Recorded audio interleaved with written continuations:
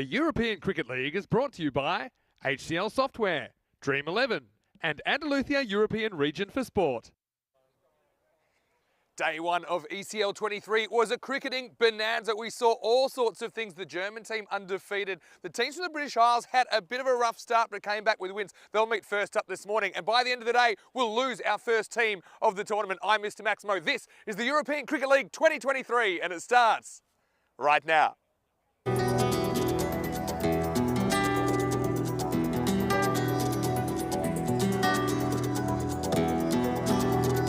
Ven conmigo a cruzar su calle, a vivir su ambiente. Ven conmigo a vivir la vida intensamente.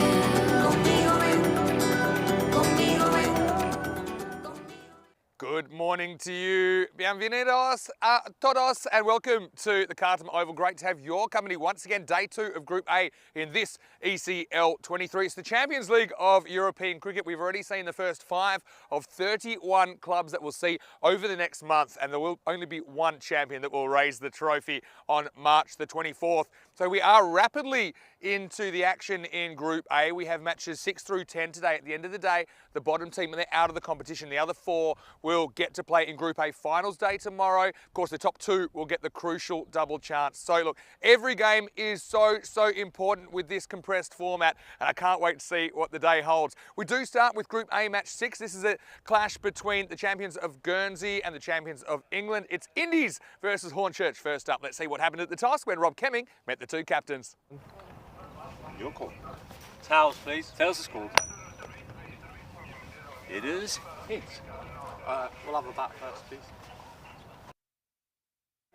So it is Nathan Tissier of the Guernsey champions, Independence CC. They've won the toss and elected to bat. I do think it's a good toss to win. I think probably for the most part yesterday we saw runs on the board, kind of pressure telling on some chasing teams. When you have to do it, and if you fall behind the rate, it can get a little bit tough. The wickets fall and things can kind of fall apart at the seams pretty quickly. So yeah, both these teams, they did start with a loss, but they came back with a win, so they're 1-1. And look, net run rate becomes really important as well. Just the way things are at the moment, if you freeze the action right now, it feels like these two are competing for maybe that second spot. Depends on what Darmstadt, the German champions, do today. But I think that this game is really important as far as that double chance goes.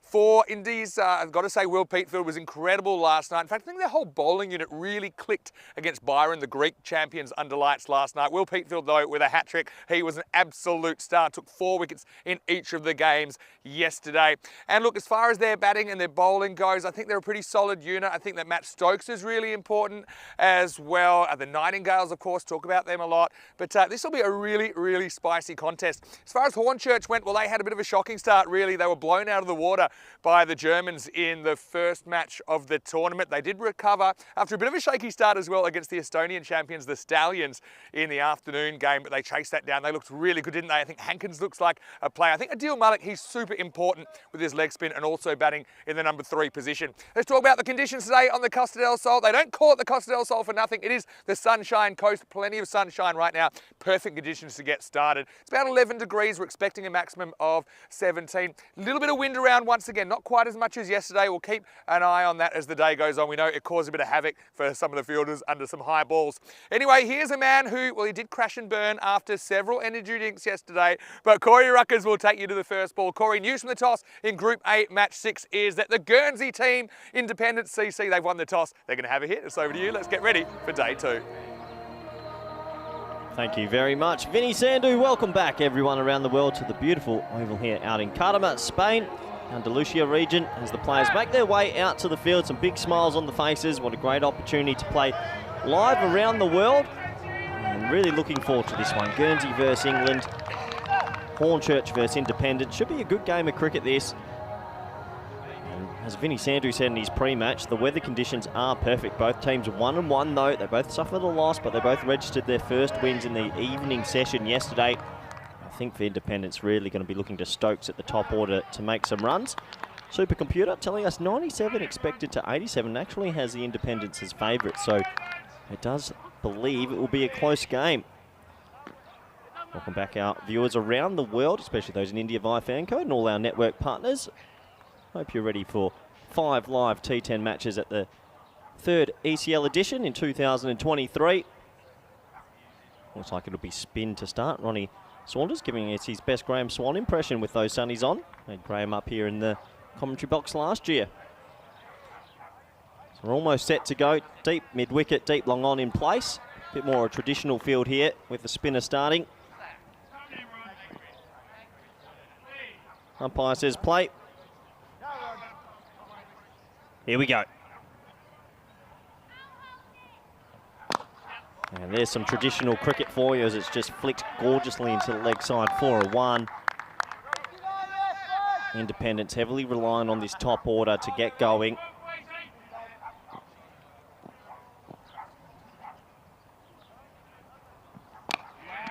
And another very traditional shot, which you wouldn't see from some certain teams out here at the ECL, but these two teams fairly cricket educated.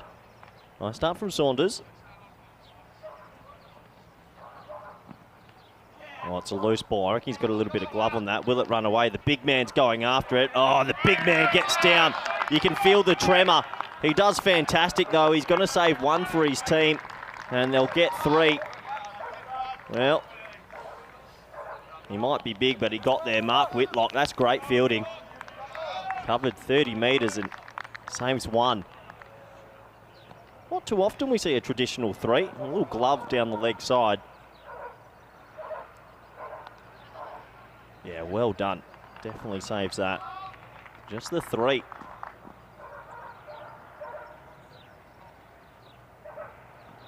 And he's got him.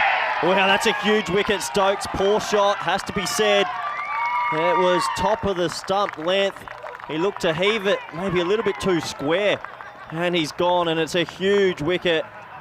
Stokes is out for 1. Saunders, he gets the last laugh, and it's 4 for 1.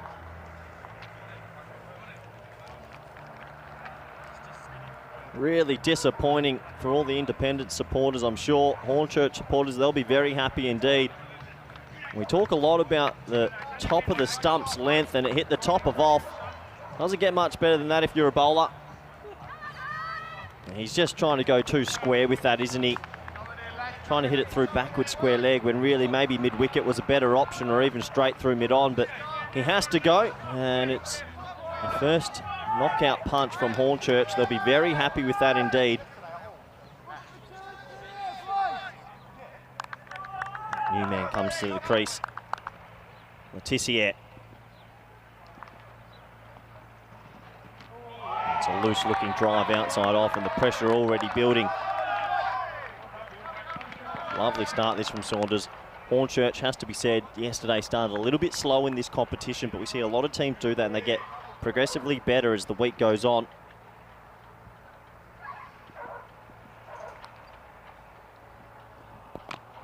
Again, really good over from Saunders. That's a 10 out of 10 first over to start Hornchurch's day. And at the end of the very first over, it is 4 for 1. Tissier and Nightingale, they'll be looking to try and capitalise in these first few overs. We have a look at what's coming up over the next month. This is Group A. Obviously, it's shortened now. The groups only go for a couple of days, singular round robin.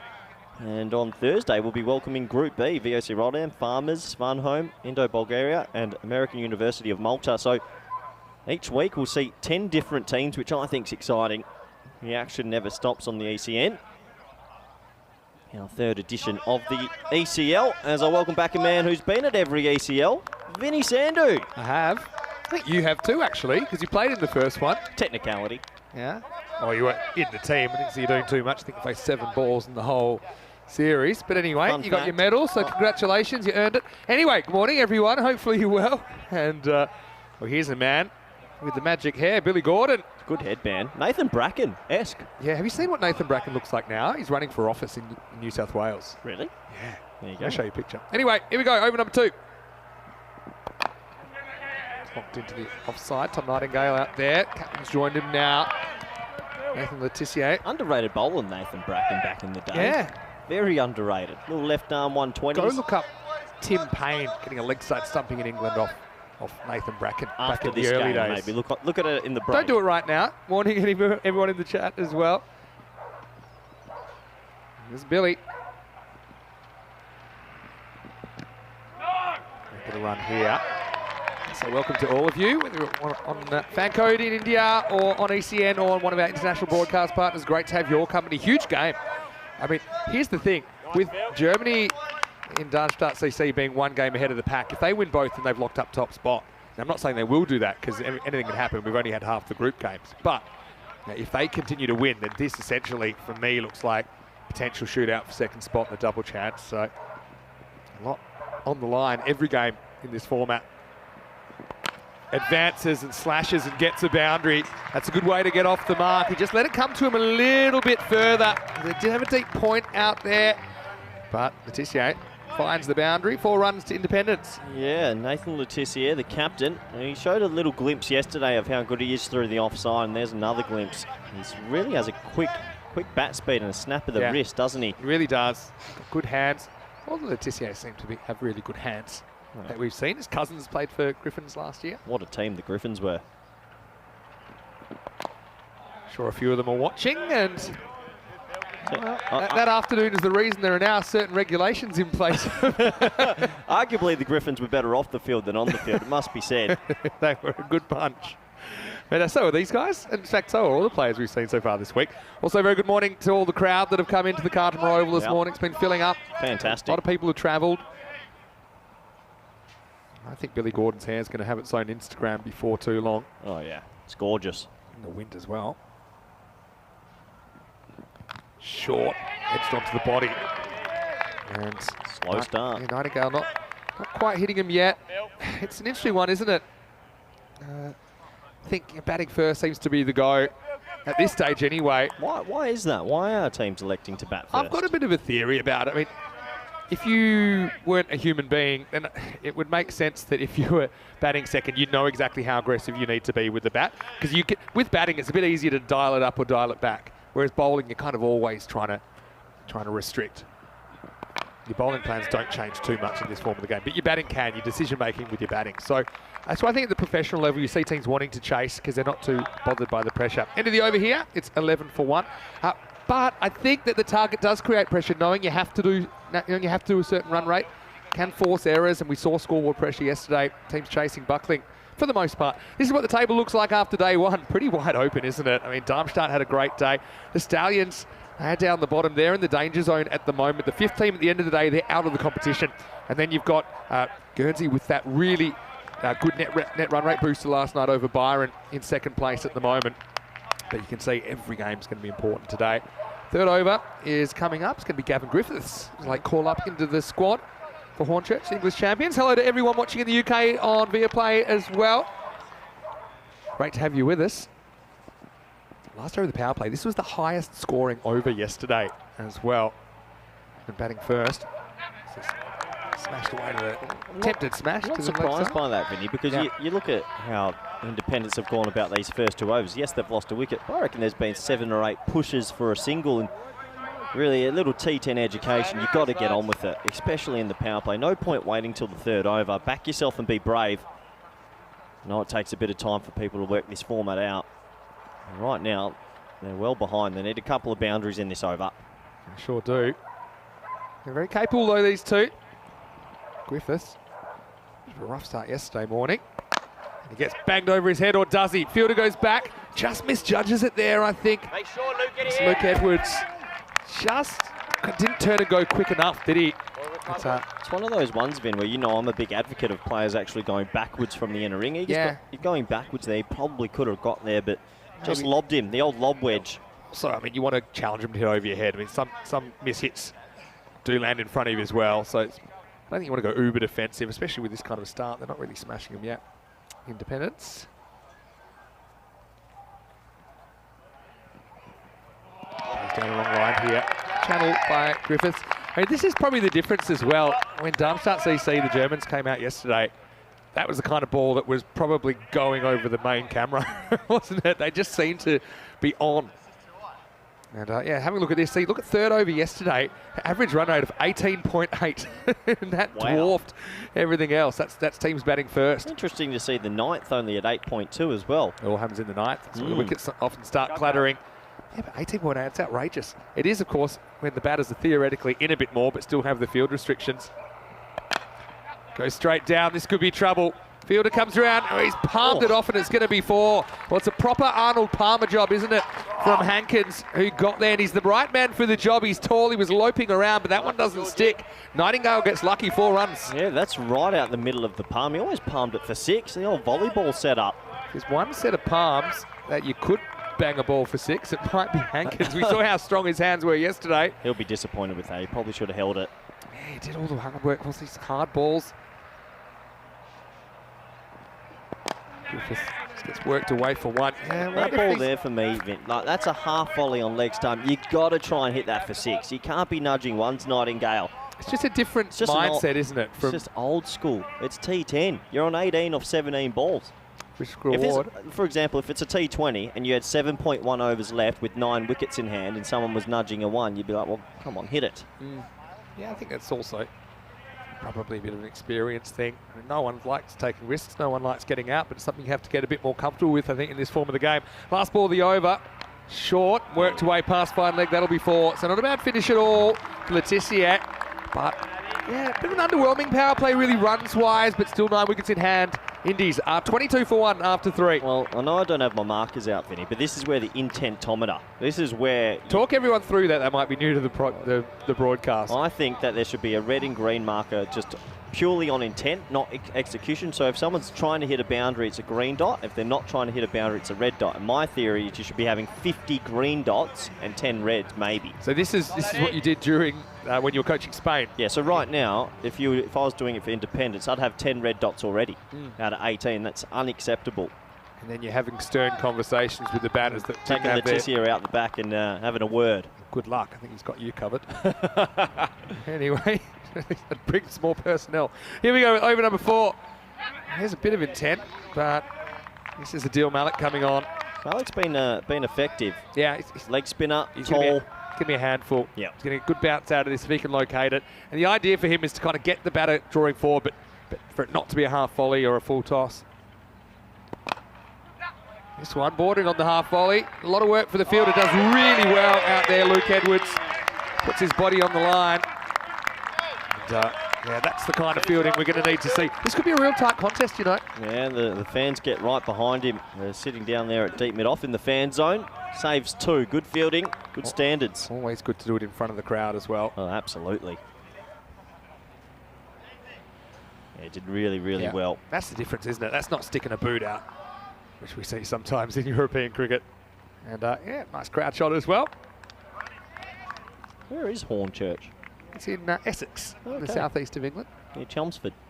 It's a beautiful part of the country. I have spent a night out in Essex. Oh. It will not make it to broadcast. After it, doesn't get it. Trouble. Oh, no one really put a name on it there. Billy Gordon coming to his left. Thought it might have been his. He had Chris Sains coming to his right. They hung in the air a long time. So far, the ground fielding's been exceptional, but the aerial balls are still a little bit sleepy, maybe. It is the early morning fixture, 11:30. Here's the intent, though. They know they get it and move on. Yeah, it feels like early morning. It's not that early. Back and cuts, and this beats Gordon. I think this will be 4. So Nightingale getting going now. It's a tough one for Malik. It's probably just a fraction short of where he wants to be. And nice shot by Tom Nightingale. Cuts it away into the gap. That's a really good cricket shot. Goes deep in the crease, outside leg stump to create a little bit of room and splits the gap. Good batting. That's where you can use the bounce if you go back. Yeah. If you're trying to drive, that's pretty tough. That's live action. Oh, it's good seed. Oh. Going to beat everyone. Gets a glove on it, Murray. So it'll just be 1 by. But yeah, Malik, he's a handful. Oh, Mark Whitlock out there. What an athlete. He's doing some good yards at the moment. Saves a couple again. Yeah, Whitlock's another spin option they've got for maybe a bit later in the innings. Next one pass. It's good variation. That slides that one through a little bit. So still not a lot of damage on the scoreboard despite the boundary that over. And it is 31 for 1 after 4. Yeah, so 31 for 1 after 4. They've got 2 men in. So that's that's probably the most important thing at the moment. If one of those 2 can go big, then they've got a chance still. Here we go. Oh. Haven't quite fixed the scale yet, but okay. They've gone from 4 to 7. What a jump. So is this run rate? So it's run rate. So their run rate right now is a touch over 7 and over. Pretty close to 8, to be honest. Oh, there we are, Vinny. Morning, everyone. we're up here and, in the box. I've got to work on my robot for when the robot suit gets here. Can't wait. Let's get into over number 5. It's going to be Ronnie Saunders to come back. Pretty good first over. A little bit of Johnny Travolta today, to be fair. Yeah. And, okay, big thanks to Hype, our new energy drink partner. You did a world record Hype yesterday. Hold on to it. I do believe... 9 cans of Hype yesterday. What goes up must come down. It wasn't a good night for Corey. I heard you crashed. Has a crack at it. Yeah, I mean, it was pushed through from Saunders, wasn't it? Well, just hits the chest pad of Tissier. Probably high. High. The only thing that was saving him was straight in line. Yeah, good decision. Yeah, very good decision. Good umpiring. Because you can't see the stumps anymore when Tissier's blocking them. That's one of the most difficult things, I think, for the front-on umpire to call. That's where you might need square leg to help you out with a little glance, saying a little bit high, but good decision. Yeah, you kind of have to do it on feel. Can't really see anything. We're struggling a little bit here, Vinny. It's good bowling. Saunders, he's having a very good spell. It's not the Guernsey we saw come out last night against Byron, absolutely take him to town. But then it also has a lot to do with the quality of the bowling. Saunders has been excellent here. There's George Hankins, he was great last night. This is a full toss, hanging in the air. No ball called. No ball, so it's going to be a free hit. And they're going to get a 1. They've rolled it in. They don't realise, but it's a no ball. Well, whenever you see a kind of horizontal bat shot played, you're probably going to have an issue with this. Good call. And the thing is, in ECN, if it's waist height, it's actually a no ball. It's a waist high or higher, so it's a good call. Yeah, it's a few of the fielders having a look at the com box, but yeah, that was high. Probably it's above waist. Belly button height. Yeah, unfortunately, so free hit time. Well, that ball's lucky to still be here. That's the kind of ball that was disappearing over the trees last night. I think that's what Hankins was feasting on yesterday, a couple of 7s. And yeah, the animals next door have been pretty quiet. I'm a bit worried that we've been taking them out. My free hit coming up. Well, this is a real opportunity for Indies. Backs himself to go over cover, and he does, and that one's going to send the crowd scattering. Maximo! Nathan Tissier grabs the single on the sacrifice fly. The kids, how's the arm? How's that? Oh, no. That's really nice. I tell you what, I wasn't this unselfish as a kid. He gives it to his friend. And nice shot. Yeah, really nice shot. And that's the immunity of the free hit, isn't it?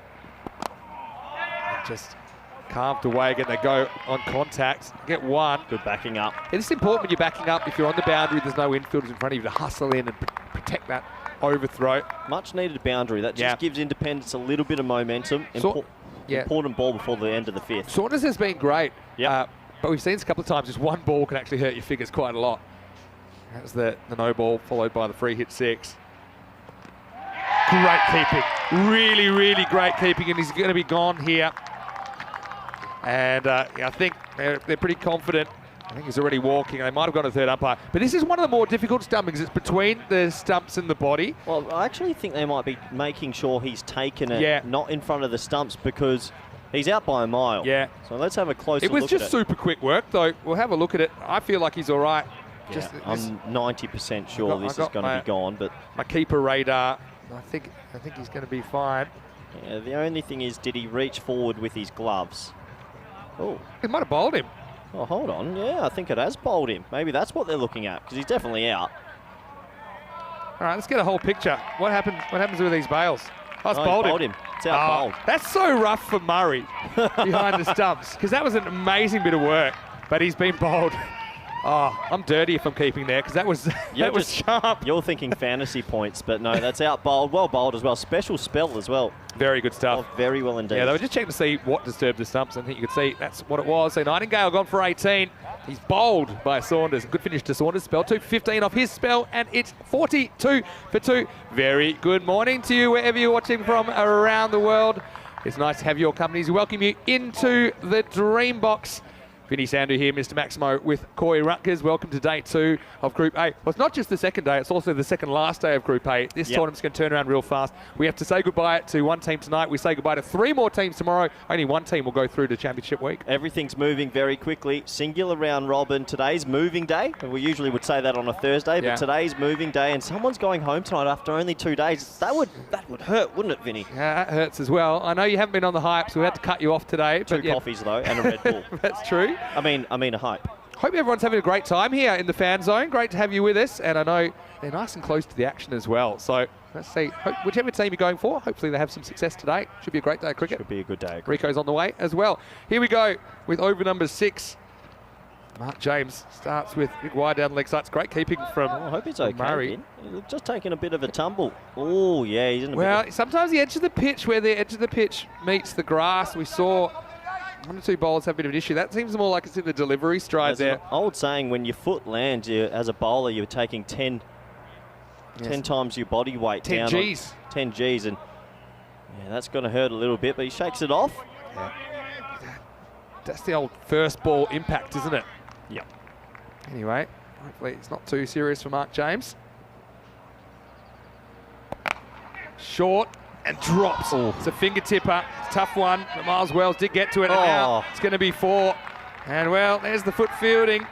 Yeah, probably wasn't the way to do it, so a bit of a double fail there, and it results in 4 runs for Indies. Must be said, it's a hot chance, but he did get 2 hands to it, and then Malik goes with the foot, not advisable, and it goes for 4, so opportunity missed there for Hornchurch. I'd say Hornchurch, some of the youngsters have some mad football skills I've been watching on the boundary, but this isn't how to do it. He actually kind of slowed it down, knocked it towards Malik, and then, yeah, there it was, and kicked it into the rope. Thick inside edge. So actually, it'll test the fielder. That's the way to do it. Gets down to it. Vinny, did you see the test last night? I didn't see. I saw the score, but it sounded crazy. Crazy. One run. Spent a bit of time looking at the back of my eyelids last night. I reckon we're getting a golden ball today. I've got a feeling. You got the tingle? I'm on today. CJ Peatfield comes in at number 4. Keep her up to the stumps. I've been impressed with Murray so far. With his hands, his footwork.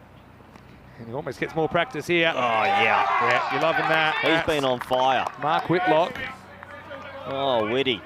He's my #1 fielder so far. 3 or 4 times the big man. He's a real character. A flying bus. Yeah, I think they actually had to make the neck hole a little bit bigger for Whitlock at the presentation Could have ceremony. one of the biggest necks in world cricket. 100%. I can't wait. I hope he bowls. He's a bit of a cult figure, I think, in the making, Mark Whitlock. It's dragged to the onside. There's no infielder there. Just haven't got their timing this innings. They haven't been able to string 2 or 3 strong shots together in 1 over. 50's up now in the 6th over. Look, having said that, I mean, Guernsey, their bowlers were on last night. I think they had no weak points there. Did they get much swing under the lights? It wasn't a lot of swing. It was just like good areas. Yeah, okay. Good spin bowling as well. Hit straight. Won't quite carry. Oh, good fielding. Good awareness from Hankins. Does well to staying in the field of play. Yeah, so, and they seem to have their plans worked out, Indies, the way they opened with certain bowlers, they closed with Peatfield. They had some good middle over bowlers as well. Everyone kind of knew their role. Because after this, gets driven back. And a bit of work for the outfielder. Should just be a single. It's the end of the over. James goes for 10 in the 6th. The score is 52 for 2. Well, we like to think at the ECL past scores maybe around that 120. So they got a lot of work to do in the last 4. I think Hornchurch at the moment would be the happier of the 2 sides. Tissier the key, 28 off 18. Needs to explode. Past score batting first yesterday, 115. I'm calling it over the 3 years of ECL we had. I really think 120 is part of this event. Yeah. I'd probably be a few short, but not far away from you. You got to think of the times where we've had 170s and 180s that lift that though. Also a few that have gone the other way. True. Tissier, 28 of 18. Top scorer so far, Nightingale with 18, but couldn't really get going. Malik's going to be a bit of a challenge as well, coming on in the 7th. This is where you really need to get moving. Just feel that could create a chance. Yeah, big over. Really big over. Gone for cover back. Goes for it. Doesn't really get it, but he gets it over. The fielder, Hankins, can't deal with it. Maximal. The Tissier, he takes a chance and gets away with it. 6 runs. Yeah, this is the over. 6 off the first. It was a 52-metre hit, but that's all you need. Just got enough elevation, really. That's the thing with these boundary dimensions. It encourages batters to go for shots. They know they don't have to get 100% of it to get it over the fielder. Wants to go again. This time he fouls it into his body. I wish he just stayed still there. He looked to go over cover. Just stay still and go back over mid-on. So, yeah, I think that's what some people don't realise. They say, oh, you know, some of these 6s are going miles. But, yeah, it's the incentive for the batters to go for it is there. That's why we see so many big shots attempted. A bit like that one, and he gets none of it. Yeah, another Well, big slog, really. Just stay still, go straight again, like the first ball. On the clock here, I think they're okay at the moment. Most teams have been pretty good with the time so far. Yeah, they'll be fine, Vinny. Well bowled. Sees him coming down, darts it in at the pad. So after the 6, 3 consecutive dot balls. Yeah. You can see there. Plenty of batting still to come for Indies. Poll in the comment section, I noticed. 57% of people favouring the Guernsey side in this contest. Yeah. Waits for it. It's a slow turn that time. Had to generate the pace. Couldn't beat Gordon at cover points. This is a good comeback from Adil Malik. Sacrilege to hit a 6 first ball of an over and then 4 dot balls. That just can't happen. What a good comeback from Malik. Goes with the angle. It's a quicker ball angled in. It's going to be another boundary, so they do find the ropes again. So it's not a write-off that 7th over in the end. Independent CC, they are 62 for 2 off 7 as Malik goes for 18 in his spell. Yeah, quicker into the body, does get something on it this time. So 10 off the over, but an opportunity miss. It feels to maybe turn into a 15-run plus over. Just a reminder that there's plenty happening at the moment. Oh. And if you'd like to know more about it, you can always send us a message at European Cricket, or you can get me at Mr. Maximo. And 5 O's, Vinny. Yeah, 5 O's. Where's the 6th? Belongs to cricket. See Rutgers _28 if you want to send Corey a message. Rico will be here a little bit later on as well. Thanks to everyone that sent me a message. A lot of messages saying how much they enjoyed the first day of action. And it's nice to see ECL back. Get your questions in. Get them in. And also, yeah, check out the Facebook page at European Cricket as well. Here we go with Mark James coming back for over number 8. Then Ledge. Flying the fielder in the circle. I want to say hello to Shrug and James Stewart and CNF lovers. And to Helix. Everybody else is watching from all around the world. And I've got a lot of viewers on Viaplay in the UK, British Isles, and all the Channel Islanders that are turning in as well. Anyone from Isle of Man watching? Anyone from Isle of Man. I don't think they want to watch too much cricket at the moment. Goes after it. This is another one that's out of the ground. Goes with the angle. Tissier goes boom, Maximo. I need a bit more of that. We're into the last 3 overs. The final fling is here. Well, Nathan Tissier, when he stands a little bit more still and goes through mid-on, looks $1 million, and he does exactly that. He's got enough power in that frame. I'd like to see him try that again. Don't move too much, back over mid-on. It's the length from James. He had something to work with. Now he elevates over cover, and this one is much sweeter. Maximo! Back to back, and he brings up his 50. A little bit of an under-the-radar 50 from Nathan Tissier, but it's been a good one. Brings it up off 26 balls. And the captain just trying to bat his team into the game, and James in some discomfort. Oh, James looks like he's been taken down. Tissier, well, that's probably shot of the innings. I said stay still, but he shows me backs away and over cover. Well, he was pretty still at the point of contact, though. Yeah. That's the thing. Look, James has struggled from the very first ball when his front foot landed here. He's battling through, but Tissier is only going to grow in confidence. Goes again and hammers it straight down the ground. Tattoos at Maximo. And this could be big, big trouble. Yeah, James, if he's not right, you'd wonder, is it wise to finish the over? Because right now he's losing this battle. Well, right now Tissier's in and he's smoking them. 3 back-to-back sixes. They needed a big over. They really did, and this is the one. And can he keep going? There's still 2 balls remaining, I believe. Hello to Zach Knight as well. Great to have you in the chat. Adash saying he loves the fast-paced tournament. A lot of different teams in a quick space of time. He's bowled. Well, James does well. One-legged warrior, and that could be a big wicket. That saves you a lot of runs down the stretch. So Tissier goes to the well once too often. He has to go, but for a well-made 56, it's 81 for 3. Yeah, well done to make a 50, but he was super disappointed to get out there. He was just starting to get on a heater. It's like in those old NBA games when you hit 3 threes in a row and the ball turns orange. I thought we were going to see something magical. On fire.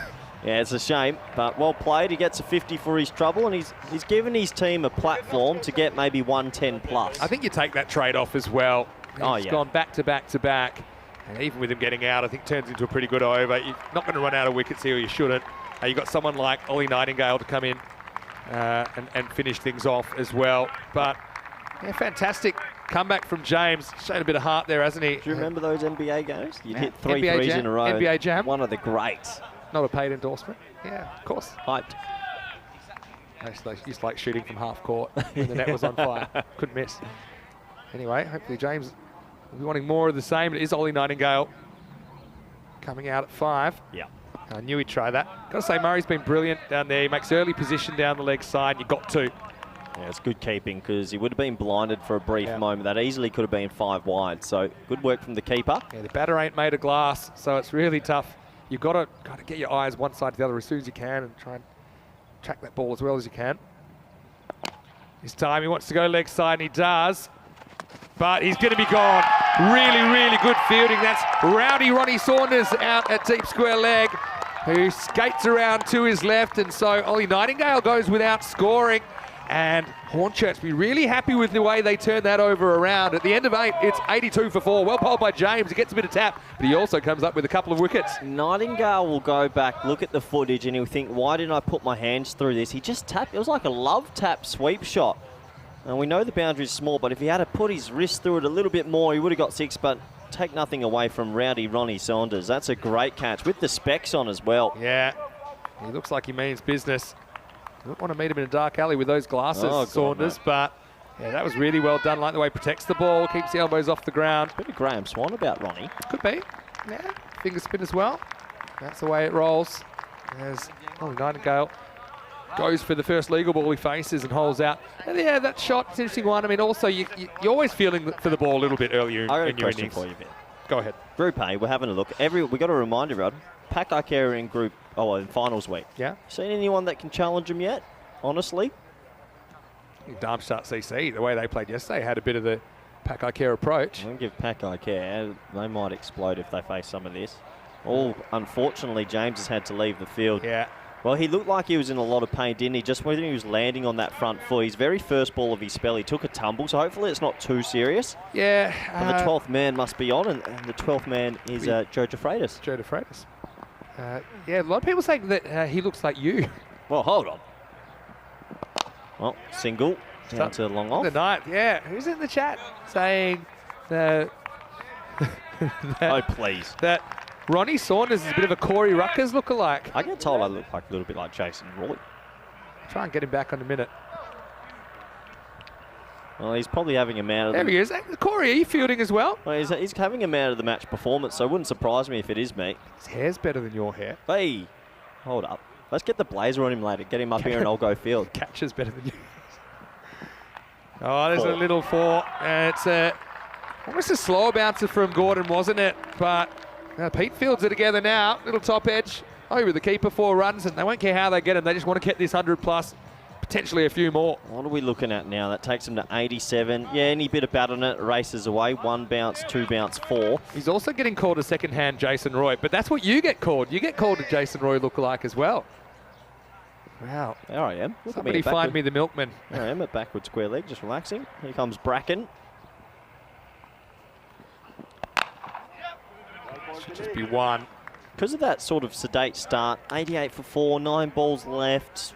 Boy, can they get to 115? A couple of big 6s in there.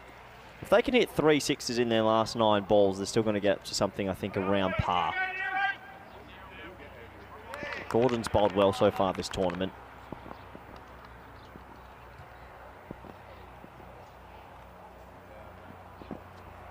Plays down the wrong line here. CJ Petefield and Will Petefield batting together. Will Petefield, what a night he had last night, taking a hat trick. With his first 3 balls that he bowled, he took 4 wickets in each game. That's 8 wickets in a day. It's a pretty good day in T10 cricket, must be said. Bowling late in the piece, I know you get a bit of tap, but if you want to clean up the wickets, the janitor. Just rock up, put it anywhere. He's bowled a lot better than that, though. There's another slower short ball. Catch it, Corey. And well taken. Well, have a look at him there. Call him who you like. The Saunders in the action once again. And yeah, making the batter generate the pace off that shorter delivery. So Hornchurch, certainly 24 hours has made a huge difference for them at the moment as Petefield has to go. CJ Petefield, that is. And the score is 88 for 5. They just look like they've talked about their bowling a little bit more and their off-cutters, leg cutters into the wicket. Keeping it outside off, a few Yorkers. They've bowled really well, it must be said. Besides Tissier, all the other independence batsmen have really struggled. That's the luck factor, isn't it? I mean, we saw a top edge off a similar ball go for 4 earlier in the over. That time it finds the fielder. So disappointment for CJ. He's only able to contribute 4 in this game. And with 7 balls left, 88 on the board for 5 wickets. Yeah, no one else has had the power to get it over that sort of leg side. Letizier's one-man band at the moment. Someone needs to come out here and really play a little cameo. The comparisons with you are going down now after 2 catches in a row. Gordon bowls well, gets it up in the block hole. Anthony Stokes has to block it out. So we're going to the 10th. Oh. And well, bit of running repairs. Oh yeah, but that usually helps the old tied around shirt on the ankle. It's 88 for 5 after 9. Yeah, it looks like it's just the impact on the front foot the first ball he bowled. Bowling, fast bowling or medium bowling is not an easy thing to do. The body goes through a very... When you actually think about what cricket bowling is, it's an awkward action, isn't it? It's an unnatural act. What is natural, though? Good question. 2 for 15, Saunders looks good. James, he's got his feet up now, his foot up. 2 wickets for him, coming back well. Other wicket went to Billy Gordon. Gavin Griffith's going to come back for over number 10. His first over went for 11. So around the 100 will be interesting. Okay, I think you'd have Hornchurch favourites, but you know, the bowling unit from the Guernsey team, they were pretty clinical last night. And again, so were Hornchurch with the bat when we saw them against the Estonians. Probably top order determines how this game rolls. Gavin Griffiths, a little high-level cricket. Now they're going to throw. People are running everywhere at the moment. Well, I mean, you've made the time. Oh. There we go. This is not magic spray, Mary. Where's the magic spray? Magic spray, Sharon. Shazza. No magic spray used, though. You okay, Corey? What are you getting done there? The old fingers. That'll do. Anyway, here we go. Over number 10. And this is skied. And who's after this? Keeper wants it. And, well, I tell you what. If you're now they're going to think about going for 3. There's no one covering the stumps, and I think he's going to be run out. Well, that was quite incredible. If you're a fan of foot races, I've heard of the hare and the tortoise. I think there was 2 of the latter on this occasion, but it will end up in a run out. You can't really blame them for trying this on because the stumps were unattended.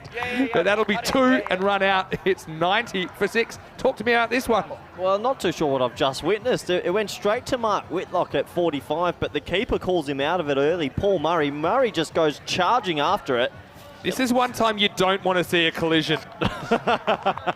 Would have created well done, look another at universe. This. And then he says, hey, somebody go there because I'm throwing it to you. It doesn't even bother taking the glove off. I got to say, it's pretty smart work. Heads up play from Griffiths, who just sees the lights are on but nobody's home at the keeper's end. So he's like, hey. And look, I don't mind that from the batters because they basically try and catch the fielding team napping. But you might as well try it on. Yeah, it's not a bad effort to try sneak another throw. I think Mark Whitlock at 45, that was his catch though. Probably, but once the keeper calls it, you normally get out of the way. 5 to come. Reverse-age, miss-age. Yeah, reverse Malachi. Missed that by a long way. Not a bad option if you can get a little bit of bat on it. Flies away. Yeah, true. They do have that short third man in the circle. If you get it finer than him, that's normally a boundary. Interesting shot first ball though. Jack Brown out there, 4 to come. Jay Brown. Boundary at 2 gets him up to the triple figures. Always looks a bit better, doesn't it, on the scoreboard? Oh yeah. Psychological barrier, isn't it? Short again. Short and slow. Yeah, and I think they tend to do it really well by not slowing the arm action down a bit. So when you see a short ball, you're naturally kind of a bit jumpy, that you don't want to be late on it. And you could see he just had to adjust his shot. Brown does get off the mark. Been a good close to this innings. Actually closed pretty well against the Germans yesterday and against the Estonians as well, Hornchurch. Had a run of 7 dot balls. Can they get a boundary? Darmstadt They need a CC. boundary, Vin. Got to get to 100, surely. Peatfield will be trying. This is going to be dropped. And they'll just get 1, I think, in the end. I suppose it does save the boundary. That's Sains out there. He batted well yesterday. Yeah, I'd be disappointed. He made good ground to his left and he got 2 hands to it, but just spills out as he lands on the ground. The edge wasn't thin enough to fly away for 4. It was kind of a bit of a clonker. Sains. One half of the Chuckle brothers, who tend to field behind the wicket. along with Whitlock. Let's unearth a few characters from a club we haven't seen before in ECN. It's this one bounce. That's really good fielding by Hankins. I think there was a split-second moment he thought, should I go for the catch? But he does the right thing and just stops it. You don't want to concede a boundary. It's just a block. Yeah. Going for the block there. Uses that big frame and just gets right behind it. Might have bounced off Hankins' six-pack almost all the way to the circle there. So lucky, just a little bit of give. Last ball coming up. Maximo makes them set 100. Pete Field on the rack. Full toss. Clonk said they'll probably have to go for 2. Yeah, you got to run it. Yeah, it should be run out. They go the long way and run out. Nice work. They'll have a look at this, but for me, looks like 1 and run out. That'll make it 94 for 7. Again, umpire's just having a review. So yeah, interesting target, isn't it? I mean, Hornchurch, they bat well, they win. If they don't, they won't. I think that's what it comes down to. Few short of where they want to be, but just remember how good Independent CC were last night. Yeah, look, they're probably 15 to 20 under par. It's going to take a big bowling performance from Independence to stop Hornchurch, who are starting to figure out this T10 format. As his last one definitely run out. I just want to check it to be sure, but it'll be 1 and run out to wrap it up. Murray had a good 10 overs behind the stumps, I thought. Yeah, he did. Did some really good things. Got robbed of a stumping by the Bales. But yeah, he was solid back there. Made some good stops down the leg side, I think. They probably saved them 10 runs. So nice work by the Gloveman. But that will be the end of the first innings of the day. Independent CC from Guernsey, they won the toss in match 6 of Group A. They elected to bat. They've got 94 runs on the board. Hornchurch feeling, I think, the better of the two teams at the halfway point. The fans are happy, Vinny. A lot can change. It's very early in the day. I see everyone having a nice time. Middle of the day here on the Costa del Sol. Right now, they'll know the job is only half done. This time yesterday, we're chasing a lot more than this. It was a bit of an unknown. They're getting settled. They're getting ready. And I think probably they're going to want to put their foot down in the power play. Somebody like Hankins up there who batted very well yesterday. Paul Murray, he was opening yesterday as well. So I think power play becomes all important. But yeah, 2 teams that did start with a loss came back with a win on day 1. And should be a good contest heading into the second half of this one. Always nice to see the crowd getting behind the teams. A lot of supporters have travelled from this one. But it was rowdy Ronnie Saunders. He was up and about here, and he's one big reason that Hornchurch were able to keep Independence to just 94. Yeah, he bowled really well. They gave him the new ball. He got the big fish of Stokes, and at the start, there was a little bit more of Hornchurch restricting the Independence batsmen. It was Tissier, though. He came out at number 3, and he did take himself a little bit of time to get going, but once he did, he batted beautifully. This was palmed over the rope for 4. Hankins with a shake of the Arnold Palmers. Tissier, every now and then he plays some gorgeous shots through the leg side. Looks like he's very strong in the cover region as well. And the fielding standards overall by Hornchurch, especially the ground fielding, was exceptional. And you could see the supporters in the background. They really did enjoy that, throwing their bodies around, doing everything they can to try and get the points in this early morning fixture. Overall, Hornchurch, they bowl a lot of spinners, don't they? And it did work. And Saunders, even though he copped a little bit of tap, bowled a really economical spell. Tissier was trying his best to break the shackles, but wickets were falling at the other end. We thought this was a really good stumping, but on closer review, it had flicked the top of leg stump and the bail triggered off, so it was out bowled. Another wicket, James came in. He got a little bit of tap and unfortunately an injury as he had to go off the field after his second over. Malik, well, you got to get down and use your hands, don't you? It wasn't through lack of trying. Hornchurch, he restricted the runs really well. Tissier showed glimpses of breaking out. It was 3 back-to-back sixes, and this was the stage where we thought, well, are they timing their run? Independence, we thought, we may be playing a little bit sedately and not looking to be too explosive early, but they tried to come back late in the piece. These are those 3 back-to-back sixes. That was the shot of the innings, over wide extra cover for 6, and then another one over long on. And this was the big ball. Tissier had hit 3 in a row, and he was on fire. And James, with one leg, slipped in a Yorker on leg stump, and that's a big turning point in the match. If Tissier had to stay a little bit longer, maybe they would have got to 115. Rowdy Ronnie Saunders with a good catch, running to his left, covering about 7 or 8 metres quite quickly. Nightingale had to go for a golden duck, and it took us right to the back end of the innings. A couple of edges for 4, a couple more wickets falling. Everyone in good spirits here on this Tuesday morning. good defensive effort from Hornchurch. I think they bowled really well this morning. A lot of cutters into the pitch, mixing up their pace a little bit more. And there was a couple of run-outs right at the end to wrap it up. Paul Murray with the cheeky run-out. Probably should have left it to his mate to catch. Yelled at Griffiths to get to the stumps. He did. So 2 and run-out. Now, for the very final couple of balls, there was a dropped catch here. Good diving effort to his left. And the last ball was 1 and run-out. That's the right way to be for Independence. You just got to keep running till you run out on that last ball, but he's out by a couple of feet. And that did take us to the close of the first innings, a 94 for 7, but I think those men will be very happy with their work. They bowled in better areas today and definitely used their changes of pace to great effect. Let's take a quick look at the scorecards, shall we? And 94 for 7 for Independence. Looking at that top order, it was one man, Nathan Letitia, 56 of 28. Tom Nightingale, 18 of 15. 15 balls is 25% of the innings. I think he just had to show a little bit more intent. Only 4 extras overall, and no one in that middle order really got going. So it was only Nathan Letitia, the captain, that showed a glimpse of what this team can do. We'll have a quick look at the bowling figures now, and yeah, really impressive effort from everyone. Rowdy Ronnie Saunders, 2 for 15 at the top, 1 for 13 for Billy Gordon. Good economy rates for Griffiths and Malik, and James got a little bit of tap, but he did get Letitia the big fish, and that maybe swung the game back in Hornchurch's favour.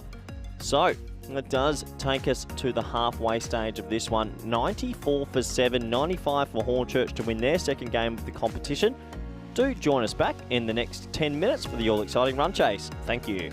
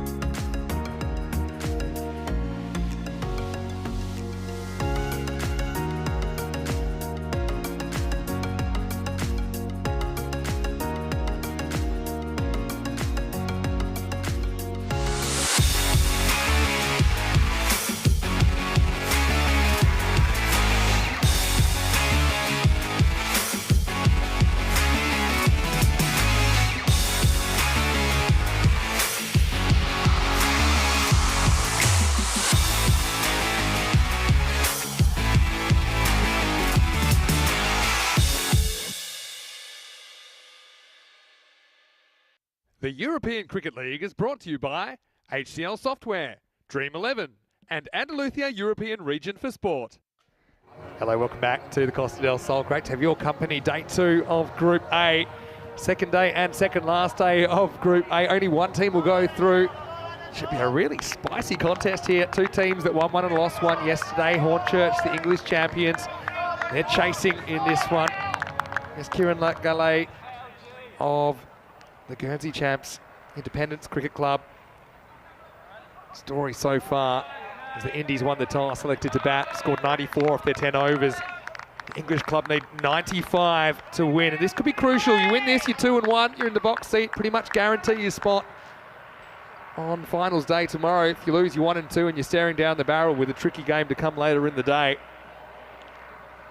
George Hankins batted so well last night. Admittedly, the Estonian side, we gave him a few gifts that he cashed in. He'll be facing up 95 to win.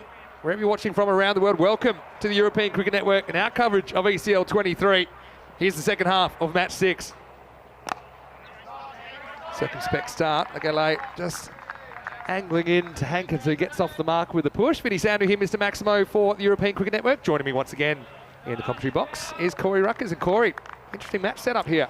Interesting match if they get Hankins early, I feel. Hankins bats 15 balls in this chase, or Malik, who comes out at 3, looked really good yesterday. Even this man, Sains, opening the batting. They're going to have to take some early wickets. I like Sains at the top. Get one here. So, yeah, I suppose the difference between chasing 90-odd and 130-odd is kind of just needing that one boundary and over to keep you on pace compared to 2, and that's quite a big difference. One thing I would say about Independence Cricket Club, though, they bowled really well yesterday. They seem to have their plans worked out. Advances and gets it past the fine leg. This will be for the opening boundary. Hankins just making the most of that angle into his body. We kind of saw that first ball as well. Like, not quite getting it right so far. Yeah, he's angling it, everything in at the stumps, and it just spells danger. So 4 for Hankins, and well, it might be a score under 100, but if Hankins faces 15 balls, Finn, it's going to be game over early. They have to get him out. He had a couple of tree toppers last night that he smashed into the property next door. This is short and picks out the fielder. It's Mark James. Just a single. Yeah, just a single pulled out. Another pace off delivery into the pitch. Good fielding. Well done out there. So you can see that one boundary, and suddenly they're kind of on target for that 9.5 and over.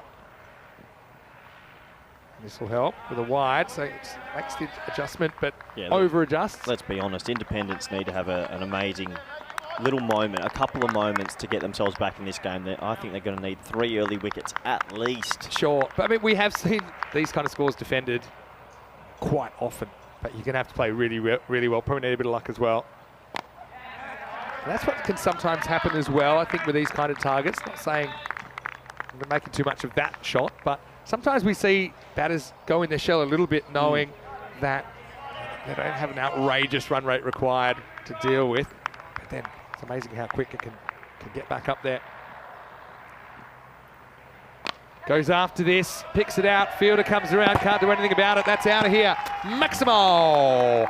Again, there's that little angle in. Sains does the business, clips it away for 6, and it's the end of the first over. A good one for the English club. It's 14 without loss. Yes, you can see here, without even trying, they've gone 14 off the over, and when you're chasing a score under 100, it's a perfect start. I think Independence here might have to change their options and bring one of their spearheads on a little bit earlier instead of saving them deep.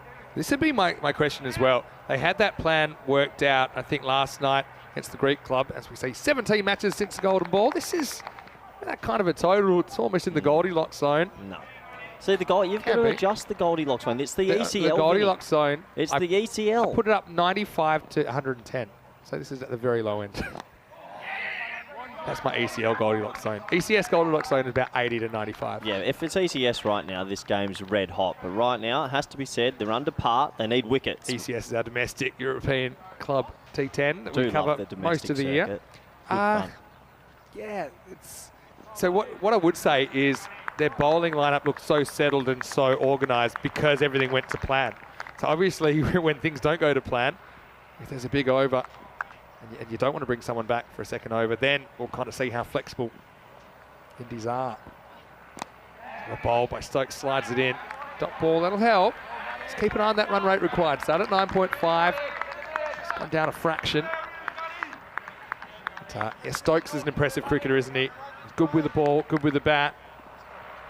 You can see that getting that hoop. Wind, like we've said a few times, it's a bit all over the place. Slides this through. Leg bye coming up. Yeah, good bowling. He's getting it full and straight, getting a little bit of movement through the air. So not half volley lengths. 2 Yorkers in a row. Here comes the real challenge, bowling to Hankins, who's looking in a rich vein of form and seeing the ball quite well. No doubt. I think he enjoys that ball just sliding into him.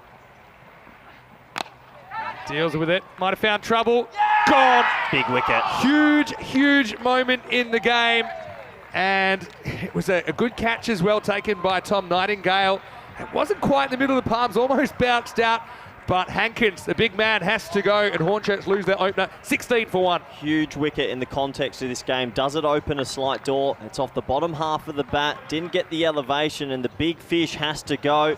Good catch in the end, Vinny. You're right. It wasn't in the middle of the palms, but he holds on to it. And that does add a little bit of spice into this fixture. Sure does. And, yeah, look. Yeah, watch Let's have a look at it. A little bit of a bobble, but little bit of an ice cream doesn't cone. matter. He holds on to it. That's all that matters. That's right. I mean, Hornchurch yesterday, they made 87 against Darmstadt CC batting second. Okay, they were chasing a bit more. They were chasing 136. But that certainly helps. Indies, they'll be confident if they execute their skills that they can defend this total. It's not like a 60s or a 70s. They do have 95 on board. Pepsi helmet. Yeah, to bring out the big guns. Adil Malik does bring out We need to get hype on the side of that helmet. Anyway, Adil Malik, good player, coming out at 3.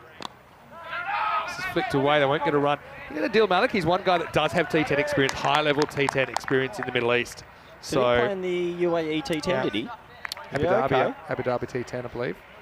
Yeah, they started in Dubai the first season, then it went to Abu Dhabi. So he's played there, so okay. So he understands the format. He understands. That helmet tells you everything you need to know. Last ball, the over. Pushing no run. So great over. Fantastic by Stokes, who only concedes one, and maybe there's a leg by in there. 1 and a leg by, 2 total. Brilliant over. And it brings them right back into it. 16 for 1 after 2. Well, we said they're going to need early wickets. There's one of them. Can they keep going here, the Independents from Guernsey? Don't tape on the helmet. There's nothing more alpha than that. I like a bit of tape on it. It's always funny the people that don't tape it. Let's have a look at the table. You see why this is such an important game. Indies can be the second team with 2 wins, and so can the English club if they win this one. Remember, the top 2 get the double chance tomorrow, which could be important. Oh, there's some high needs for the Stallions. Was that the Stallions? No. It's Byron. Byron, sorry. From Greece. Lagale comes back for a second over. And so playing it out. They probably feel, Hornchurch, if they don't get in wicket trouble, if they don't get in wicket trouble, then they should chase this down easily. But yes, these runs aren't going to make themselves. That was a kind of length delivery, wasn't it? Got the long on back, so I didn't really want to try and elevate non-drive.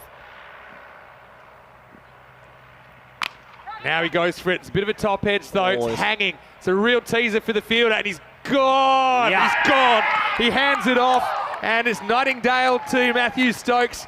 They'll check this, but I think there's no problems at all, and that's a big wicket as well. Sains goes for 7, 16 for 2. Boy, oh boy, game on. This is going to be out. They're going to have a quick look at it, but I'm 100% sure. We've got a great angle from the commentary box. He kept his composure. Yeah. He took the catch over his head and passed it to his mate. That's out. Sains has that dead man walking kind of look, doesn't he, as well? I wasn't positive he was going to fall over the line, but he just wanted to be careful. I think it was news to Stokes. Let's have a look. Yeah, it's definitely out. Well done. We need to create an assist tally on the charts, because that's a 10 out of 10 effort. Good composure. Yeah, and he just wanted to take a step. Didn't want to take the chance. He said, I can see you. You're in my eye line. Unselfish work. Yeah, I think that catchers should be like run out. Should get a slash. There's got to be a slash now. The way the game's changing, that's 2 men are involved in that, not just the one. Sains, unfortunately for him, just need to get 1% more on that, he might have been fine. Game on now. Second wicket to fall, 16 for 2. They needed a good power play, and it's happening after that first over. Saints goes 7 off 7 with the 6. A couple of defensive strokes in there. Well, game on. I always think it's so unfair the second guy gets the credit because he just pretty much stands still and hasn't lobbed to him.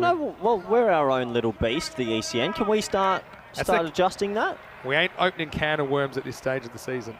No? We'll revisit it. I do think that, catches should become late run-outs if the last 2 people to touch it.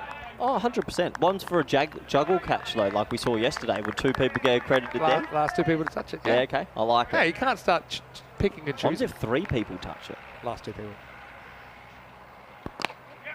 Pretty good from Nightingale. He's turned his spell around, hasn't he? Murray's off the mark. Great name. Nightingale, good bowling. They're getting it full and straight. They are targeting the stumps. I guess it's a risky thought process if you offer up half volleys, but you do give yourself a chance of all modes of dismissal. That's true. I want to see how attacking Malik is here. 3 balls to go to the power play. Oh, it's a Jaffa. That's a good one. Well, he comes wide with the crease angling in, and it just goes away late. Well, Nightingale's just working his way into the spell, and he's got 2 balls left. Oh, Nightingale. That's the way it goes. Yeah, that was a Jaffa.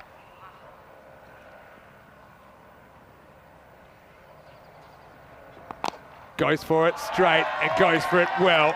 Maximo! That's how you get off the mark. Don't count this guy out. He can get them there in a hurry. As Nightingale bowls in the slot this time, he doesn't get away with it. Yeah, Malik doesn't mess around, does he? That's a gorgeous stroke. He barely even touched that, and that flew for 6s. Looks like the 12th man's running a helmet on, so they're thinking keeper up to the stumps, try and keep him in the crease, and Clayton, the keeper, will be coming up now, which I don't mind every now and then. You've got to be proactive as a fielding unit. Has its risks, though, as well, because Nightingale has been angling a few in. He could lose one down the leg side, and you don't want to give away a 5 wides at this stage. Malik goes 6 and 1, and he's done. As Nightingale goes 1 for 22. And at the end of the power play, it's game on. Hornchurch 24 for 2. Yep, you're all right, Vinny. Game on. Good power play for Independence. 2 wickets, the top order, but that man on your screen there, Malik, they're going to have to get him early as well. I want to say a quick hello to a few people that are in the comment section. To Ryan O'Connor, just mentioning, Will Peatfield still to bowl. Suddenly that could be a tough chase. He certainly has bowled really well towards the end. Will they bring him back on a bit earlier, depending on how this chase is going? Hello to James in Estonia, to Kai Bay in Australia. Andy House is in there. Virat fan saying the fielding was impressive. And Ramesh Satheesan, who we'll see with UCCB of Romania a little bit later in the tournament. Online today, Vin. Why wouldn't you be? Hello to Shrug, watching from Jersey as well. Spying on the Guernsey team. Well, this is trouble. It's big, big trouble. And that's out of here. Maximo! And it's a proper loosener, isn't it, from Anthony Stokes? You can't really afford those. This will be an interesting one. Yeah, it's probably not too high as far as no ball goes. Ball, Vinny. You can't offer that up. It's probably because he's got the back knee bent and it's coming down, but still got the treatment, didn't it? So yeah, that'll be 6 runs. And yeah, one thing about Anthony Stokes, certainly bowled well last night. That first one came out all wrong. Yeah, when you've got only 90 odd on the board, you have to be pretty special and you can't make a mistake. The ball retrievers need a bit of help. Yeah, unfortunately, that ball looks like it's been lost to the abyss. Yeah, bit of a shame, that first delivery. Yeah, I tell you what, we're up there. We're looking for that ball in the jungle. We can't see it. When the ball retrievers can't find it, you know it's trouble. Anyway, yeah, that's the thing with double-digit totals, a couple of 6s. Suddenly, the game swings back to the batting team pretty quickly. Stokes, nonplussed with his first delivery. This is hit straight down the ground to 6 more. Maximo! Well, watch out, watch out. Adil Malik is on a rampage now. He goes back-to-back 6s. And the game swings back towards the English. Well, he's hit 3 6s from his last 4 balls. It's a half volley and he clatters into it. That's mullered. Again, maybe on the full side. Still very good shot. Wasn't a half volley. Better length. Yeah, that's the length. Yeah, it is, isn't it? Just was pulled back a little bit. That's the length and that's the pace. The first 2 balls were a lot slower as well. It's also the luck factor. I mean, that could easily get skied straight up in the air. He was lucky that he misses it there, Malik. Some goes back, punches into the gap. It's good fielding once again. Tag team. Well, those two, I feel like they could go out for a romantic dinner with that kind of chemistry on the boundary. They've been very good together so far. Yeah, Malik's looking hungry for runs. I mean, the required rate's still only 9 with 8 wickets in hand. Batting team should win this 9 times out of 10, but independents are finding hard. Say 9 out of 10. I don't think it's 9. No? Sure, 9 and over. 7.5 to 8 times out of 10. Oh, please. Come on. Up to 2,100 games. I think I know things can go pear-shaped pretty quick. And to be honest, the run rate required hasn't really moved too much.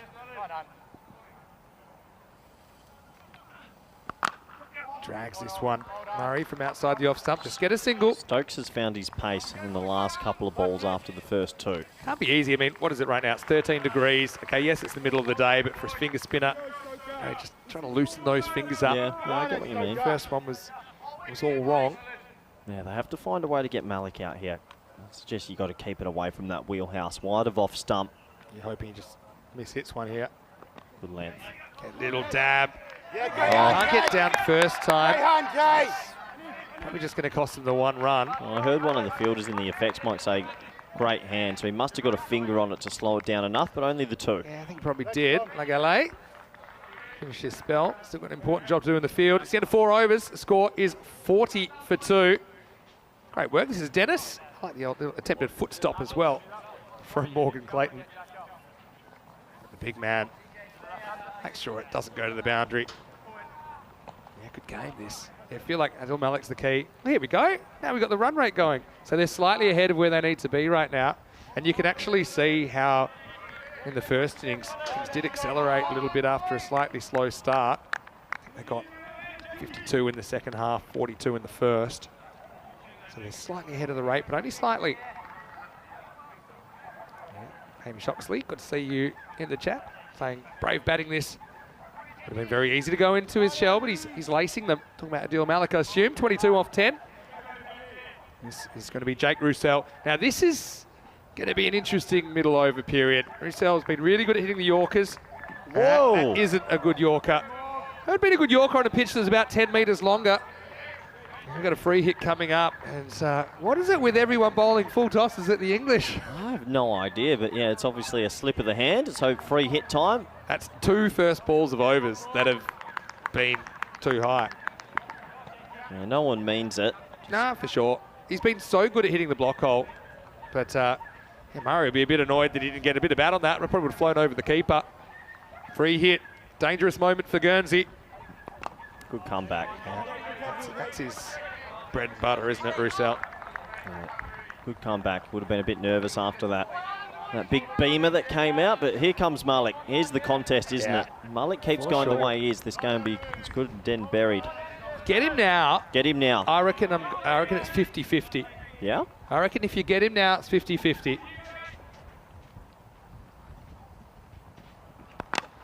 In the air. No one's catching that. No one on the field anyways. Flies over the scoring tent. Maximo! This man is starting to show us what he can do. And Hornchurch, they're pretty happy about it. Well, Malik looks like he can block sixes. He didn't time that, and that flew. He's a gigantic man, and he's looking like he's in red-hot form. Just misses the block hole, doesn't he, there, Roussel? That was not out the middle of the bat, and that went a long way. Metre short of the target. Oh. This one's half a metre short. Off the inside half of the bat for 1. Not easy for independence here. You feel a bit of tension out there, and why wouldn't you be? You don't want to be 1 and 2. You don't know how the other results are going to go either. And if you end up 1 and 3, you could very well be in the danger zone, depending on if the Stallions can find a win or 2 today. Yep. So, Roussel hasn't quite been as deadly accurate as last night. Another full toss this time, not quite as high. Well, what's going on here? Oh, it didn't run.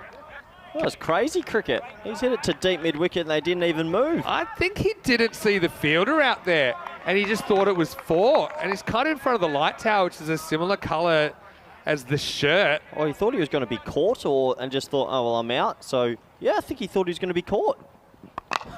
Wow. I don't think I've seen that before. He remembers to run this time. Yeah, well, I'm glad they sorted it out. That could have easily ended up in a 2 batters at one end situation, which would have been a total disaster. Anyway, does get this one away. Brings up the 50. Yeah, interesting. Not seen that before. No singles out here, boys. Yeah, interesting. Anyway, here we go. Malik back on strike. Doesn't hurt him too much. Big delivery, this one, isn't it? Goes after it. Doesn't quite get it, but he's going to get enough. Maximal! Well, Adil Malik, he is such a danger man. And if you don't get him, you're not going to win this game. That's the end of the over as well. 5 down. It's 56 for 2. He must be using a tree trunk as a bat because he hasn't timed many of these sixes and they are flying. Really impressive. I mean, usually when you see the bat turn so much and it sort of skews with the bat swing, it gets caught. But he is hitting big sixes, massive. And you see the difference in the length. A Yorker that bounces between the batter's feet, that's really hard to dig out. But if you're a little bit short of that, a little bit short of it, like 1 metre, these guys are so good at just kind of getting under it and getting it up and out of the ground with these ground dimensions. What did you say? He played in the UAE T10. That's top tier cricket as well. So obviously he's got a lot of experience and he's taking them home here. And Roussel, I mean, he literally, most of that over is just a metre off where he wanted to be, half a metre off. And that makes all the difference, especially when you're only defending double digits. Anyway, still could be a very interesting game, especially if Malik goes soon. Anyway, great to have your company and hope you're enjoying the 3rd ever edition of the European Cricket League, the Champions League of European Cricket. And well, here's a man. He can change the game pretty quickly, Will Peatfield. He is being brought on earlier, has been bowling 8 and 10, but they know they just need somebody to deliver for them. So Will gets over number 6, bowling to Murray. Murray, that hurts. Ramps it into his own torso. I thought he ramped it into his throat at full. Oh no, it looks like high in the chest. Well, hope he's okay. But here's the thing about keepers. They actually love getting hit by the ball. You have to be a bit crazy. I can tell Murray's one of us. And yeah, he ends up wearing that. Yeah. Interesting option to want to ramp first ball though. Yeah, interesting option to ramp it into your own body as well. Probably know that Peatfield's going to be going full. That was his go-to last night. It was just kind of full at the stumps all the time. Anyway, Murray knows all about it. He's a tough cookie though. He's not too worried about it. Still plenty of work to do. This is a good contest. That's huge. Full toss and out of here. Maximal! That one is jungle bound as Malik cashes in. Once again, full toss in the English. They've been so brutal on these.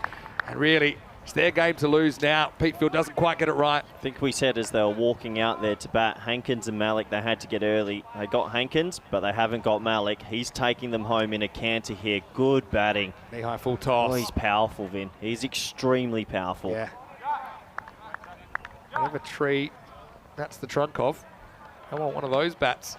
41 or 14. His bat it must be massive. Feels massive. He's blocking sixes. 41 off 14 without raising a sweat. I swear at one stage he was 1 off 6. It's a little bit slow to start. Slightly better. Almost up in that block hole. Just the one, but that's fine at the moment now. Conrad's got a good point, and I was thinking the same. Hornchurch have received the most full tosses that he's seen for a long time. Yeah, something about the Stallions yesterday, and even today. I thought the Stallions were bowling underarm yesterday at one stage. I think we'll probably want to prove a point today that wasn't indicative of their bowling efforts. Say hello to Terry as well. A few people liking your blazer, Corey. Oh, thank you very much. Yeah, James liking it. Still blowing his mind that you're wearing a blazer. Terry saying he's got a tingle. Not sure if it's golden ball or pins and needles. Definitely isn't golden ball. Can't see that happening from here. in there as well. It'll have to be dramatic. But, yeah, I mean, you're seeing the difference between executing your skills and not. And you're seeing it in real time here. Still, slim window for Guernsey. Chases a wide, spoils it. Now we got trouble. That hits, he's gone. Now they think about one. And there's a lot of wandering around middle of the pitch. A bit of Brown's cows about this, but doesn't really hurt him too much. Well, besides Malik in this innings, everyone else has looked a little bit out of slumber at the crease. Run out opportunity missed. Everything's heightened in this form of the game. So running between the wickets is certainly one of those things. You have to get out of the habit of ball watching and really lock eyes with your partner. Make sure you're on the same page. Yeah, Peatfield tries the slower ball but loses it down the leg side. It's very early. There's still over 30 runs to go, or 30 runs to go now. But if Guernsey lose this one, And obviously, they've only got one game to go. And they're going to take on the Talon Stallions in match 8. Depending on how Talon Stallions go, potentially could be an elimination decider. It's better from Petefield, but Murray handles it, no problems at all, and he'll retain the strike at the end of 6 overs. The score is 65 for 2. Yeah, 65 for 2. Malik still there. Murray playing a bit more of a supporting role, the left-hand, right-hand combination. Hornchurch in complete control, though. I won't want to be messing this up. Yeah, looking at the batting scorecard, pair of 7s. Mediocre starting hand in Texas Hold'em. Mediocre? Not a great start. You play pocket 7s aggressively. I only play high rollers. 42 for Malik, though, blowing him out of the water. Murray has been an ally for him there. If I raise with pre-flop, are you calling with 7s? Of course you are. It's a good starting hand. Depends how much. Everything's situational. A couple of cans of hype. You need to get off the hype today. The hype factory is in overdrive. What's your favourite flavour? Mojito? I'd say lemongrass. Okay. Yeah, nothing like a good taste of lemongrass in the morning. Very good. All right, and going back to Stokes, he did bend it a bit early. Whenever there's more runs than balls, I always think there's some sort of hope. It might fade fast with a couple more boundaries. Here's a chance for him. Oh, that would have been Malik run out. That one might have been the last chance. Direct hit, Vin, from my angle, which is deep mid-off. It did look like it was close. I think it would have been gone here. And Malik's sucking in the big ones as well. Hope he's all right there. Have a look. Get a good look at it here. In it comes. And yeah, direct hit. It was gone. Yep. Oh, it's a moment. It's a chance. Darmstadt would have hit that yesterday. Their fielding was electric. Darmstadt, Harlem Globetrotters of cricket after they were hitting direct hits from him everywhere. Malik just hacks across this one. Yeah, I always just think there's some hope. I mean, you think about how well the Indies' death bowling has been, but you've got to get Malik, got to get a new guy in and hope that he just can't get going. They have to get him now, because if he hits one more 6, it's a runner ball. And anyone can go a runner ball on this field. So last chance saloon for Independence. They need to get this man out. Slow ball, takes it on and wins. Maximo! Again, it's just a little flick, isn't it? It's a cutter, I think, from Stokes. Malik moves to 48 in style. Yeah, man of the match performance this at the moment from Malik. He's staring down the barrel of a 50. He's blocking 6s. He's that powerful. And real dominant innings from Malik. Been waiting for it. He's intelligent enough to just take the 1 here after the 6. So pretty much run a ball from now. Hello to Hamish in the chat. He had a question perhaps about the venue. Yeah, you will notice that all the overs are bowled from one end. But at the end of the week, at the end of Group B, we'll switch ends. So at the end of the week, not each group? Yeah, at the end of the week. So there's a few logistical things, changing cameras around, things like that. That's mainly just to give you the best viewing experience. Also helps with the speed of the game. Just making sure that we run to time, and all the teams have been very good, I think, so far at running to time. It's important when you have so many matches in a day. Stokes to Murray. Murray just hasn't been able to get going. Yeah. He's very lucky Malik's doing a lot of the heavy lifting. He's 7 off 12 at the moment. Yeah, he's frustrated, but like you say, he's not really under pressure, is he? No. But we saw him opening before. Again, he's quite capable, but it hasn't really been happening. Didn't really pick the change of pace there. Well, this last ball of the over, you actually don't want him to hit a 1.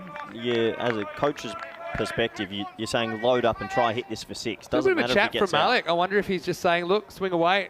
You're dispensable now. And he chops on. I think that was the instruction. And so Stokes does get his man.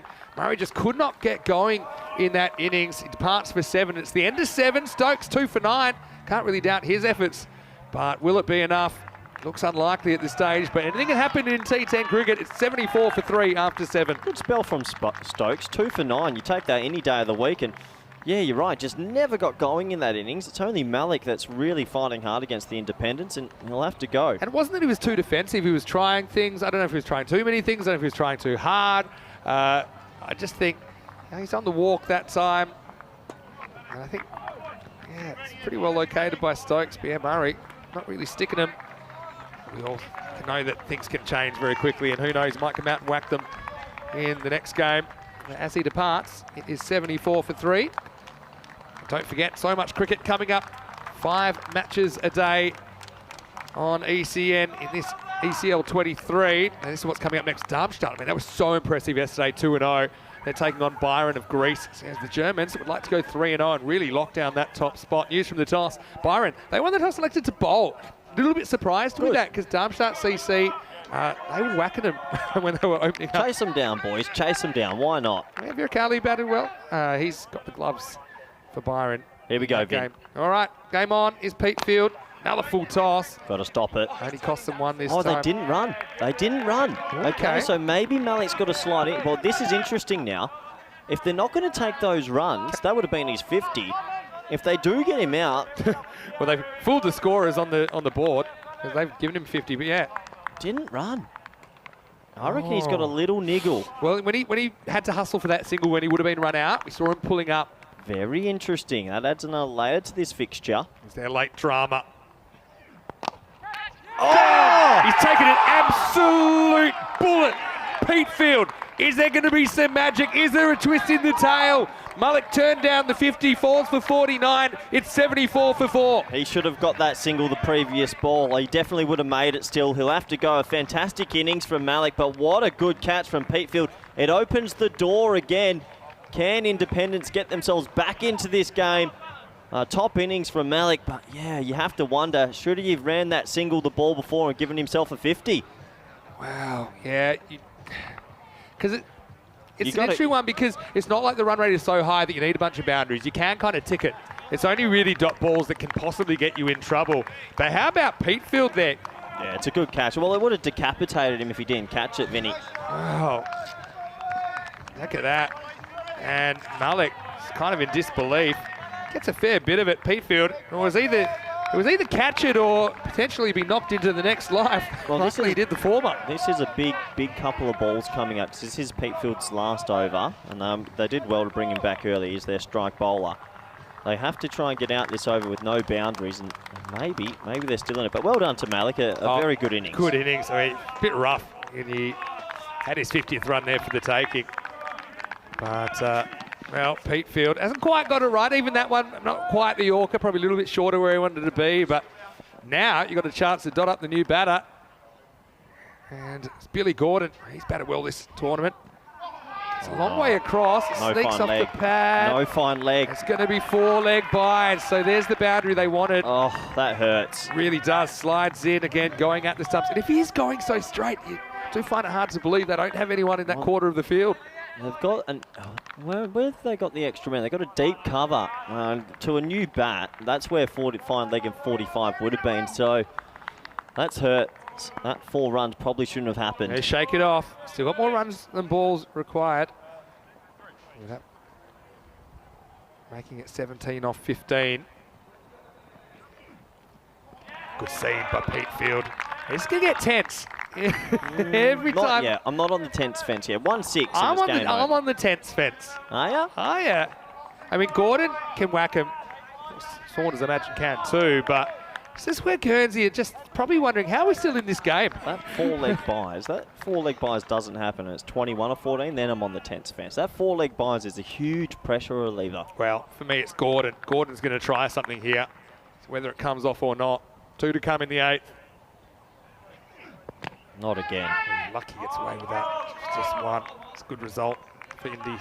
Well, so you got a new batsman in. I don't think you need a deep mid off, a deep cover, and a deep backward point. That deep cover could easily be. They're very close together, long off and deep extra cover. Yeah. I think probably 1 does the job there. Also interesting that their sweeper on the offside is kind of behind point.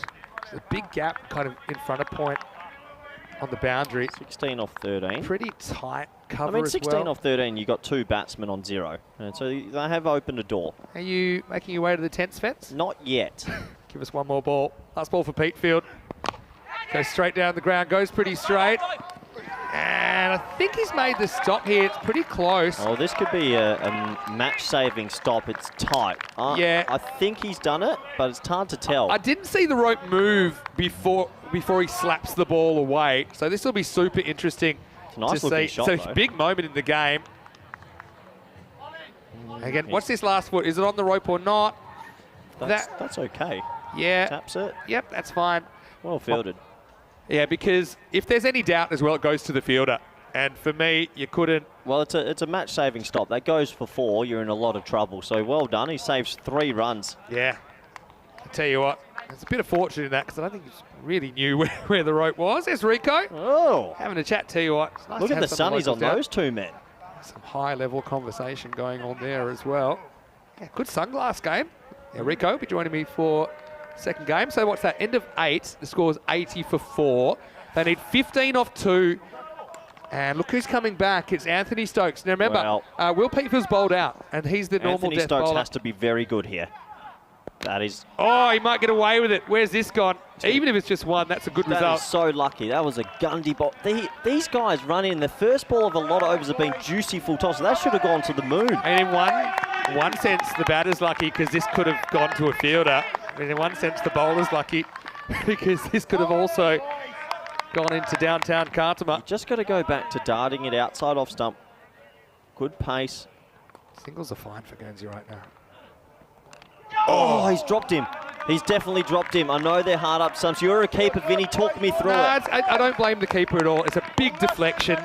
They either stick or they don't. Oh. Lucky it doesn't get past the keeper. He runs. Needs to be knocked down. Well done. Well done. Does, yeah. All right, Vinny. I'm in.